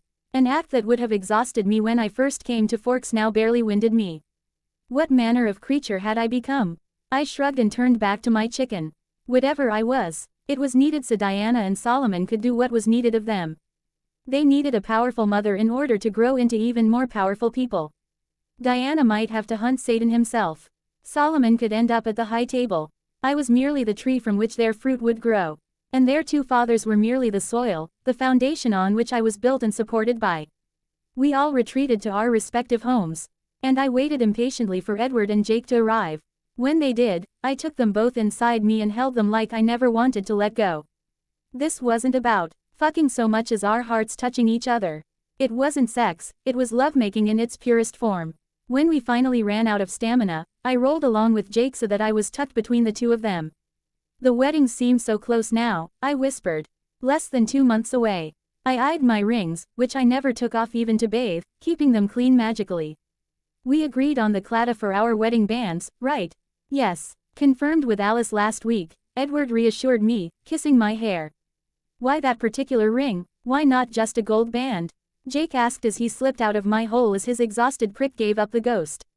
His big arms were wrapped around Edward's back, pulling us into a close cuddle. I figured Edward has some Irish ancestry given his hair. And besides, it's a powerful symbol. The hands holding the crowned heart. I wanted something more meaningful than just a metal loop. I wiggled, and felt Edward's own superhuman arousal press into currently forbidden territory. Ink of Emmett and Rose during their honeymoon, Edward. See, that used to work. Now when I think about all the fantasies they had, I just want to show them up and out to them, Edward sighed with a hungry smirk he wouldn't have been capable of when we first met.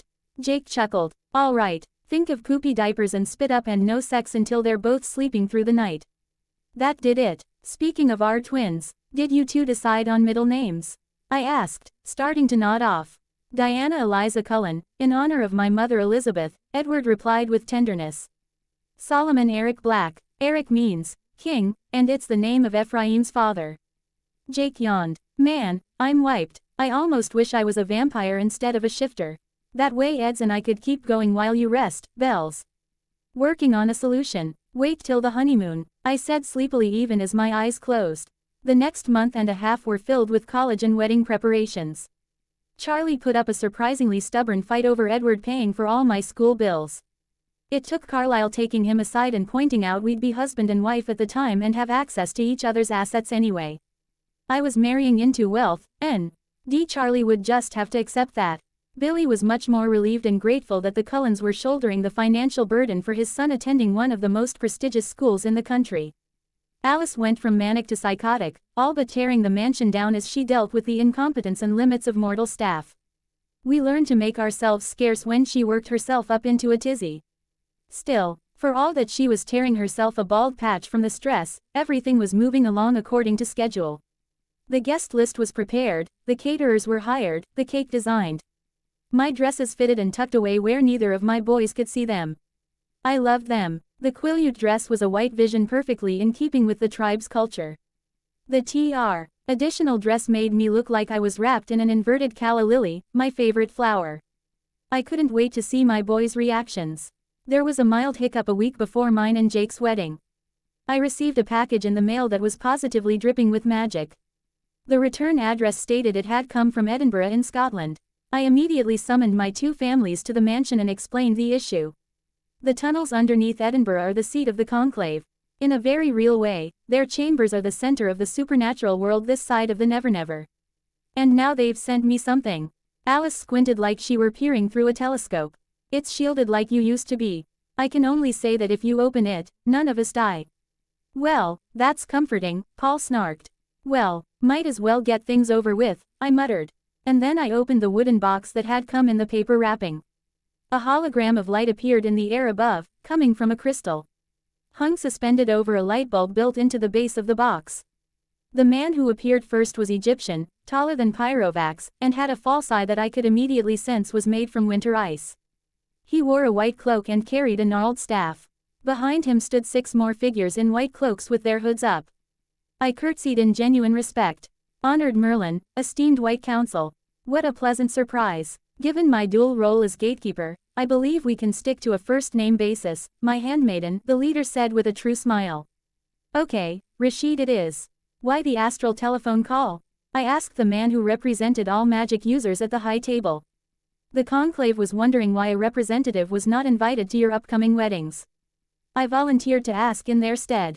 I eyed his shadows. And your fellow council members joined in because we were all eager to meet the mother, of course, Rashid said. I sighed. Of course. You're even more powerful than Alice at Foresight.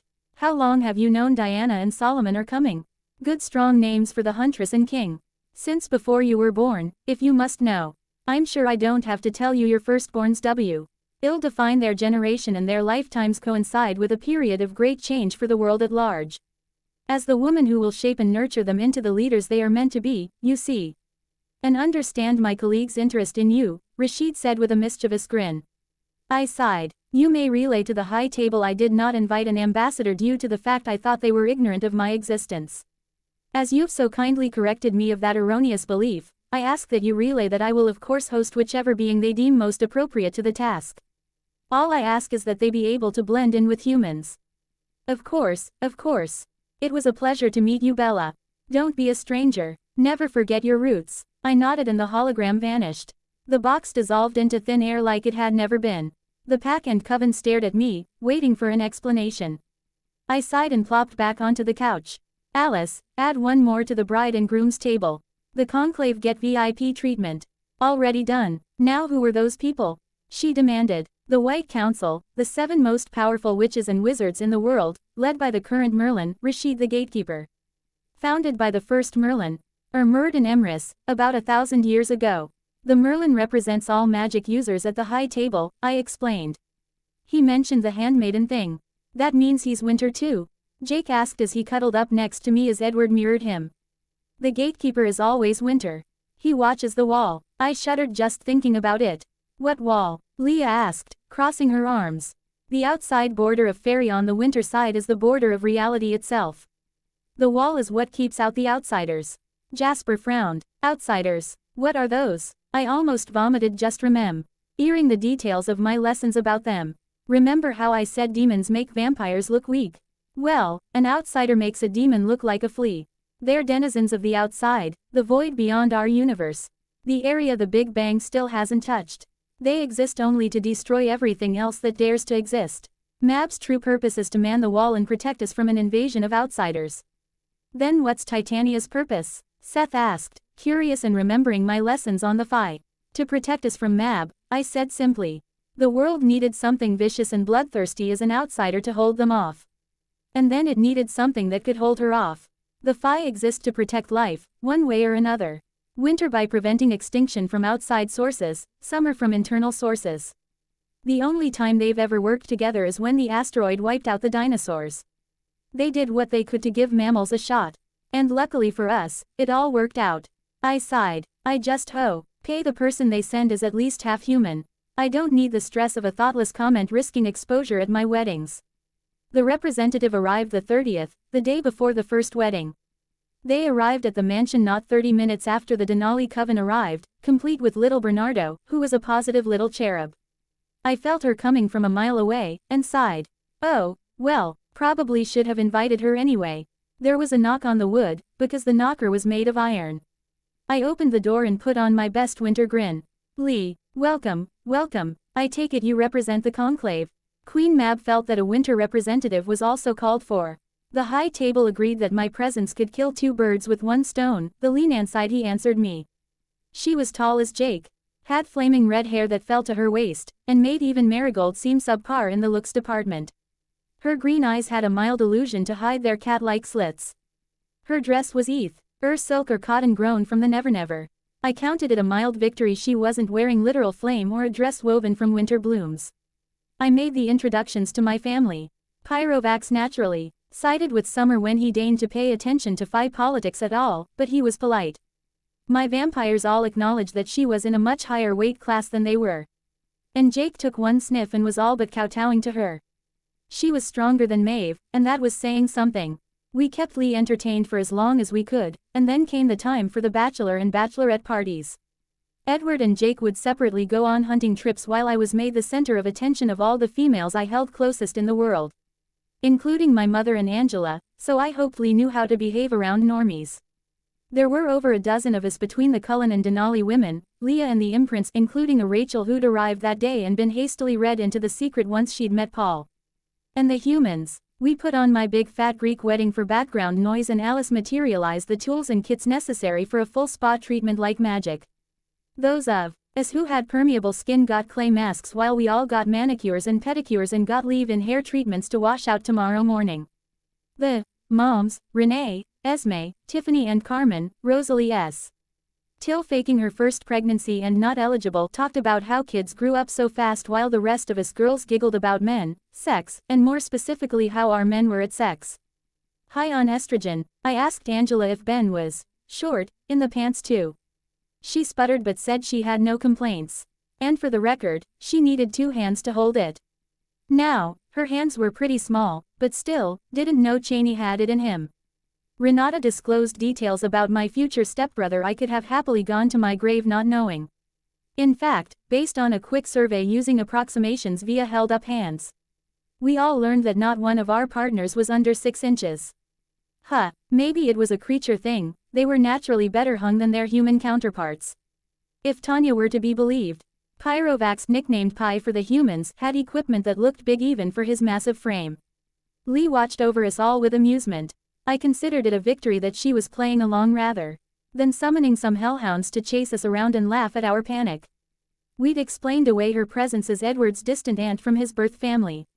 She had the right coloring, and her height as at least within human limits for a woman, if in the top 5%.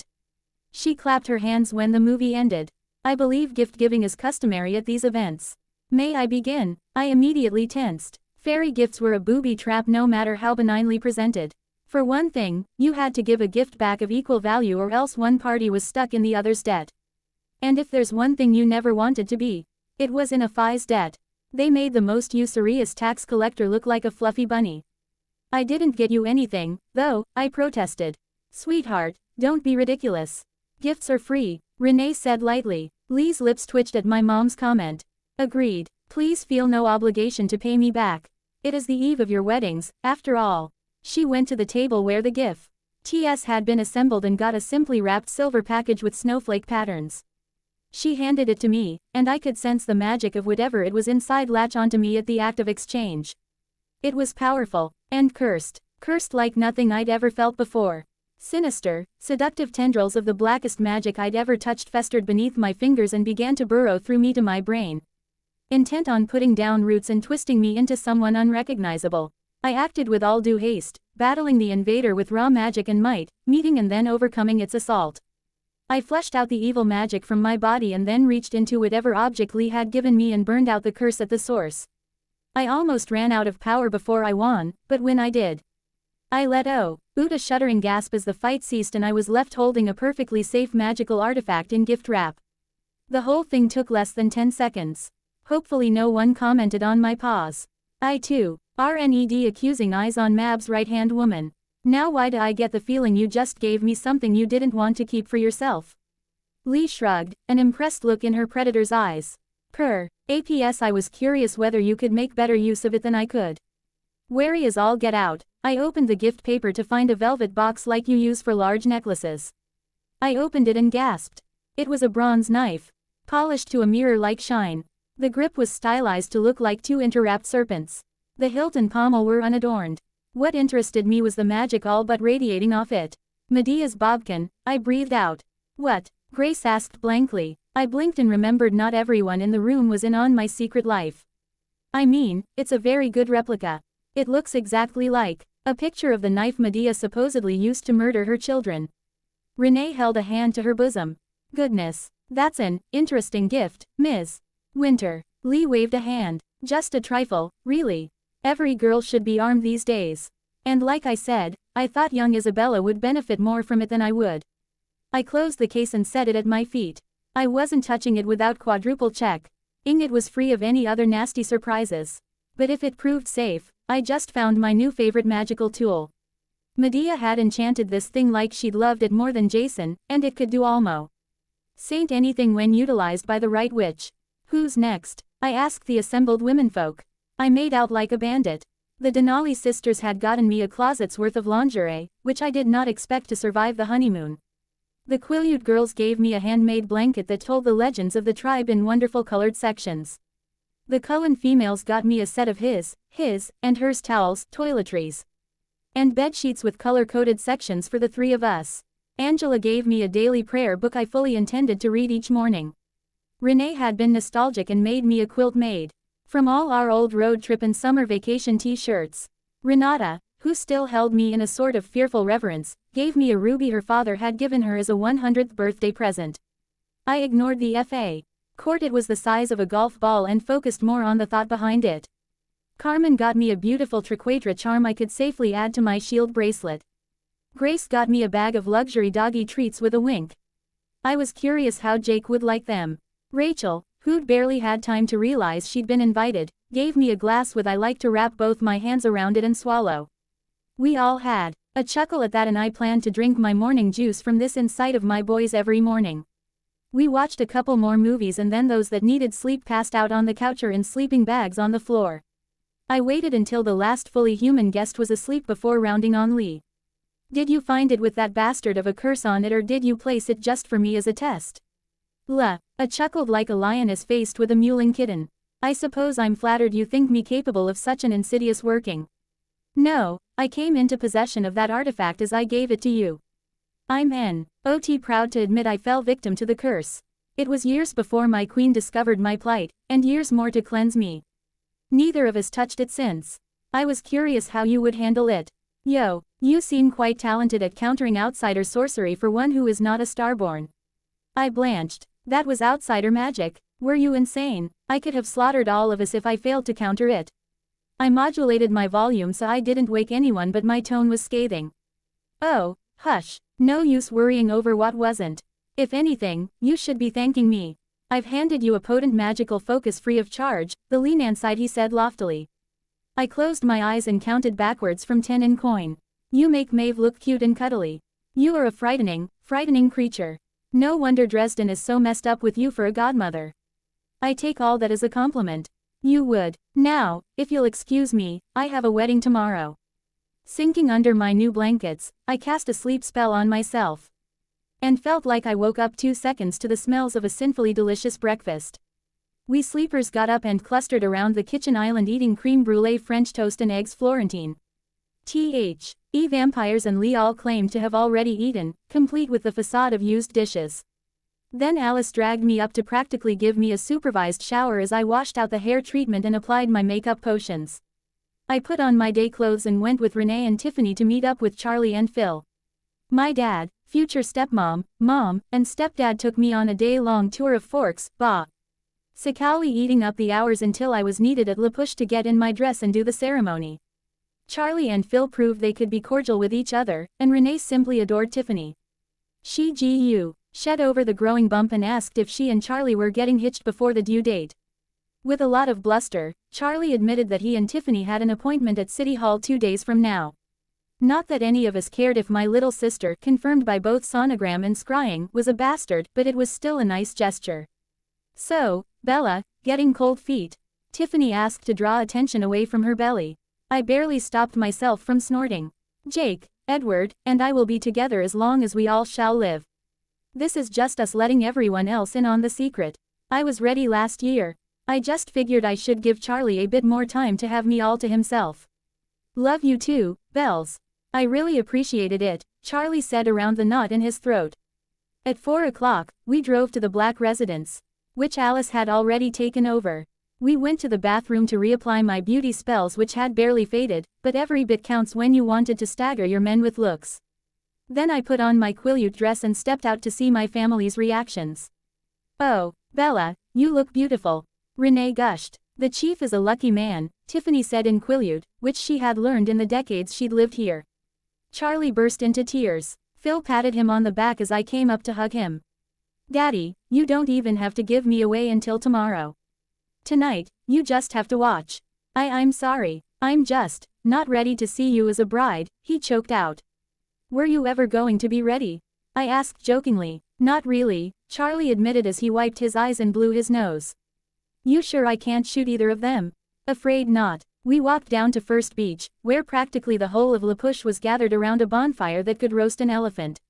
The vampires, pyrovacs, hybrids, and Lee all stood to the side. With the exception of Edward. He was stood right next to Jake in pride of place, in front of a waiting Billy. Both my boys seemed gobsmacked to see me in white tribal garments. I took my place beside Jake and grabbed his held-out hand. Quileutes like their wedding simple. Bonfire on the beach, check. Bride and groom present, check. Sunset on the horizon, check. Then, all in Quileute. Billy led a prayer to the spirits to bless the union of two young hearts. Jake and I exchanged vows of love and loyalty. We ritually washed our hands in clean water to symbolize the cleansing of past loves and evils. And then, with a kiss, it was done. Someone, Quill or Emmett or both, let out a whoop. The entire tribe burst into applause. With the ease of Alice Cullen's planning power, because of course she'd spared a sliver of attention for mine and Jake's wedding, the preheated feast was reheated, chairs and tables were set up, and the wedding turned into a party. Jake picked me up and swung me in a circle. Bells, we're married. You're my wife. He sounded like he was just realizing this now. And you're my husband, I laughed. We turned to Edward. Less than 24 hours to go. Feel like running? I asked him. I'm counting the heartbeats, he said in all seriousness. He offered us a hug and, given it was Jake's and my night, didn't kiss either of us. We got lost in the revelry. And the string of well-wishers, and the music coming from the speakers Alice had hidden around the beach. I drank the free-flowing booze sparingly, didn't need a hangover at my second wedding. Jake physically couldn't get drunk, his shifter metabolism burning off the alcohol too fast, but he'd developed a taste for beer, the darker the better. When the party was starting to wind down, Jake scooped me up in a bridal carry and walked off into the night to thunderous applause and at least one catcall. So, the real honeymoon isn't until tomorrow night. How do you guys want to spend the next 12 hours? I asked as Edward appeared like a phantom at Jake's side. Jake shrugged, his freshly cut hair brushing his shoulders. We can save the all-night sextravaganza for next night. Tonight, I just want to cuddle with my man and my woman. Setting me down on my feet, I grabbed my boy's hands and time-walked to the meadow. I spelled our clothes off and summoned my wedding gift blankets from last night. We laid down there, under the stars, the night silent except for the sound of our breathing and the rustle of woodland creatures. This might be our last night alone, I mused after a solid hour of just quiet and skin contact. I mean, it'll take a couple days for them to attach to my uterus, but Diana and Solomon could be fertilized in about 24 hours or so. I felt their reactions to that thought against my hips. I rolled my eyes. No need to ask if you're ready to be fathers. If we'd met in 1918, I would have prayed for a honeymoon baby, Edward purred in my ear. I don't even care about finally getting in your real pussy. Well, I do, but I'm more looking forward to holding our son in 9 months, Jake confessed in a hot whisper.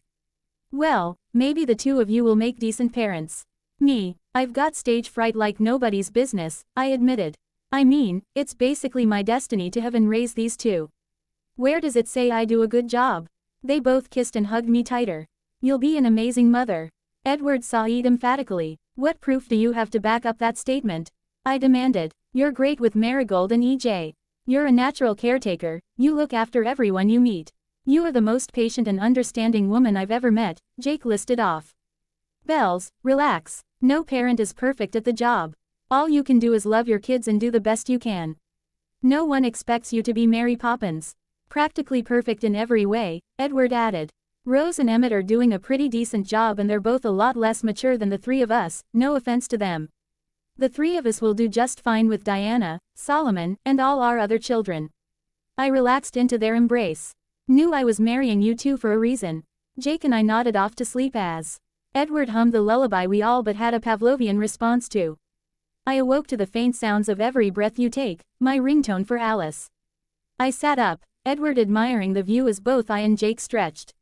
I pulled my enchanted cell phone that never lost battery or signal out of the folded pocket of space I kept near my right hand. Are you calling as my sister or my maid of honor? I asked drowsily. Take a wild guess. She roared so loud even Jake could hear her. It's already noon and you're still in the wind. Get your ass off your men's pricks and back to the house. She sounded demented. I turned to my boys, blew them a kiss. And time walked nude to Alice's room. I tapped her on the shoulder. Here, I said cheerfully. She huffed and hung up on me. Esme, brunch, now.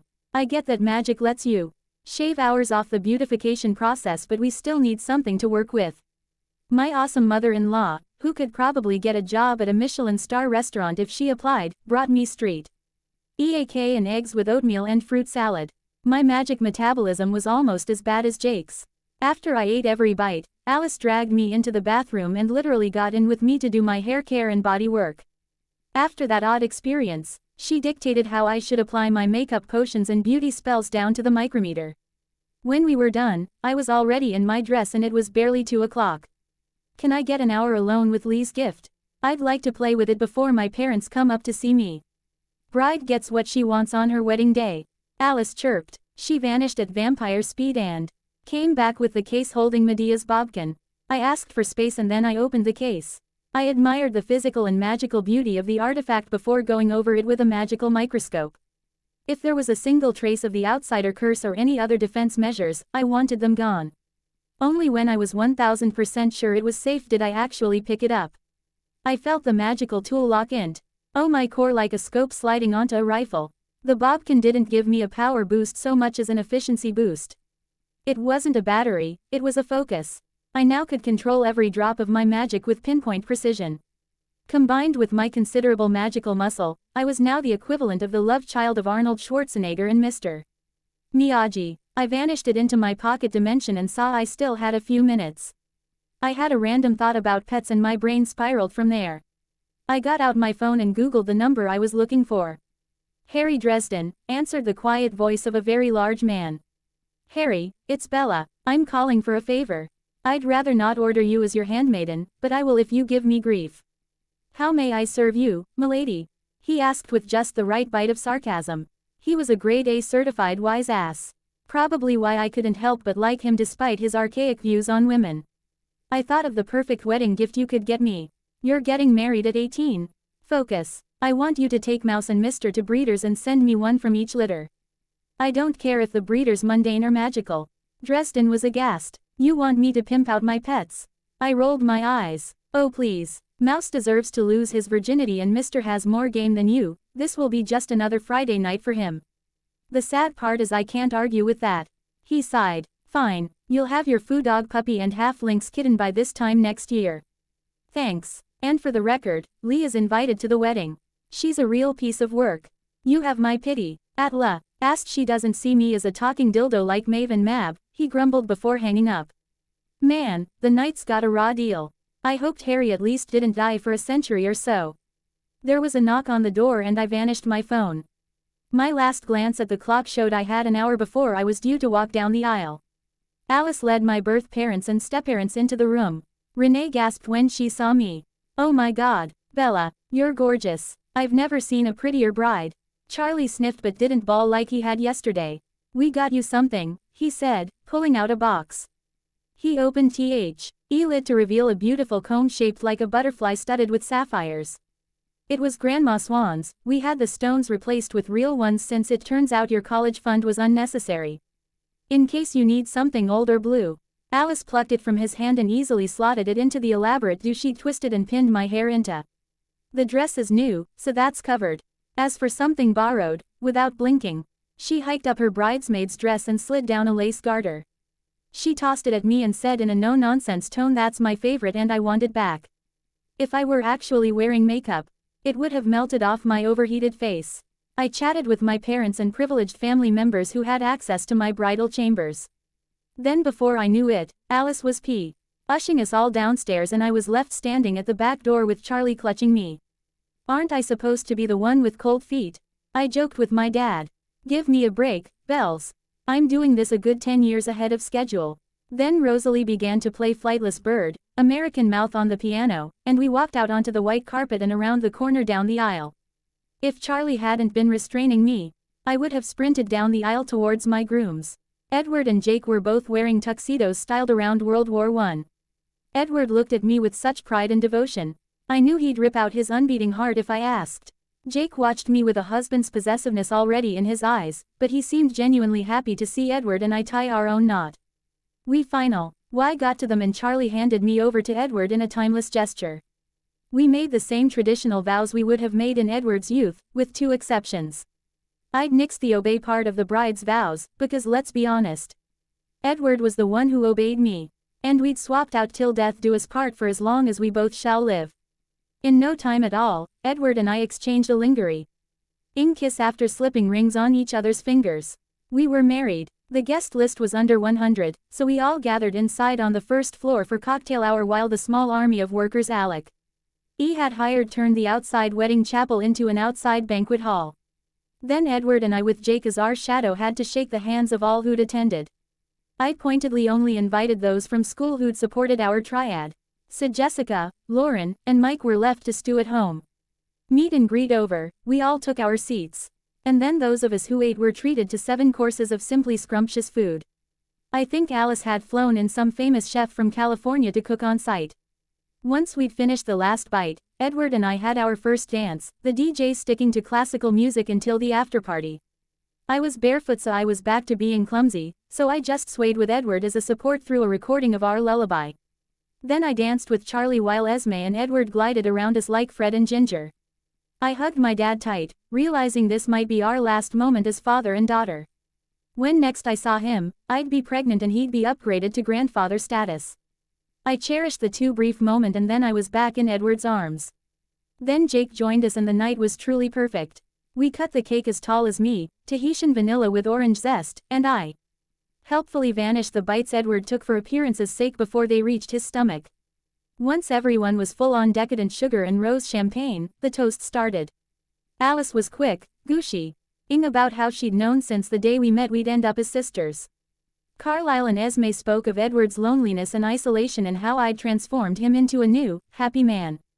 Charlie coughed and grumbled through something about how if he had to give me away, there were worse guys than Edward. And then Emmett stood up.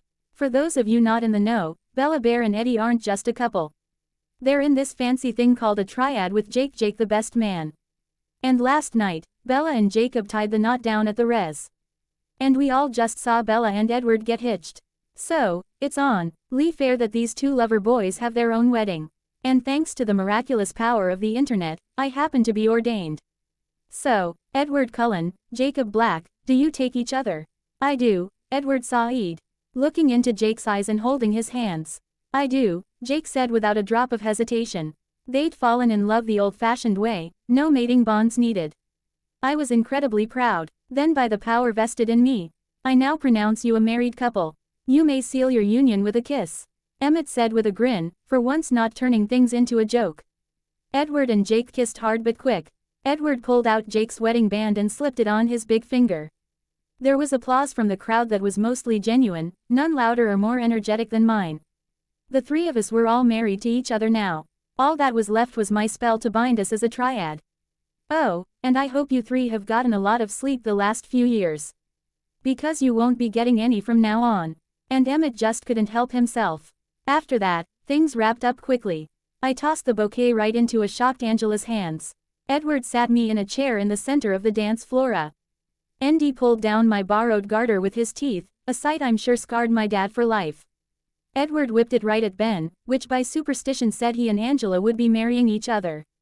Then, Alice was shoving us to separate rooms to dress in our leaving outfits.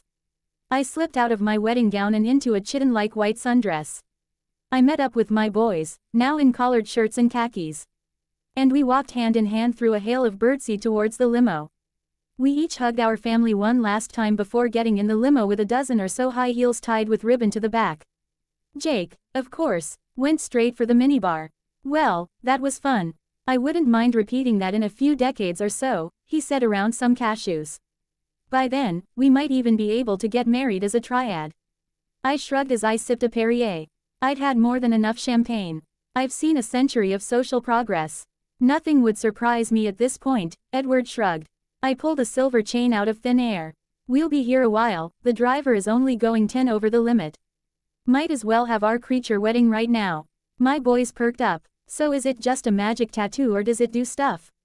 Jake asked. Over a year together and he still got excited at this stuff. We'll always know where the other two are. We'll be able to share energy, so you and I can leech off Edward so we never have to sleep. And so long as one of us is still alive, the other two are forbidden from dying. A nice little safeguard given we seem to keep getting dragged into outside conflicts, I listed off. Edward raised a brow. With our respective immortalities, the three of us could become eternal after this. Like I said back when I became Handmaiden, in a few thousand years I'll become Winter Lady. And I fully intend for both of you to still be by my side when that happens. And, if by some tragedy, I lose one or both of you, I'll bring you back. I refuse for us to be torn apart.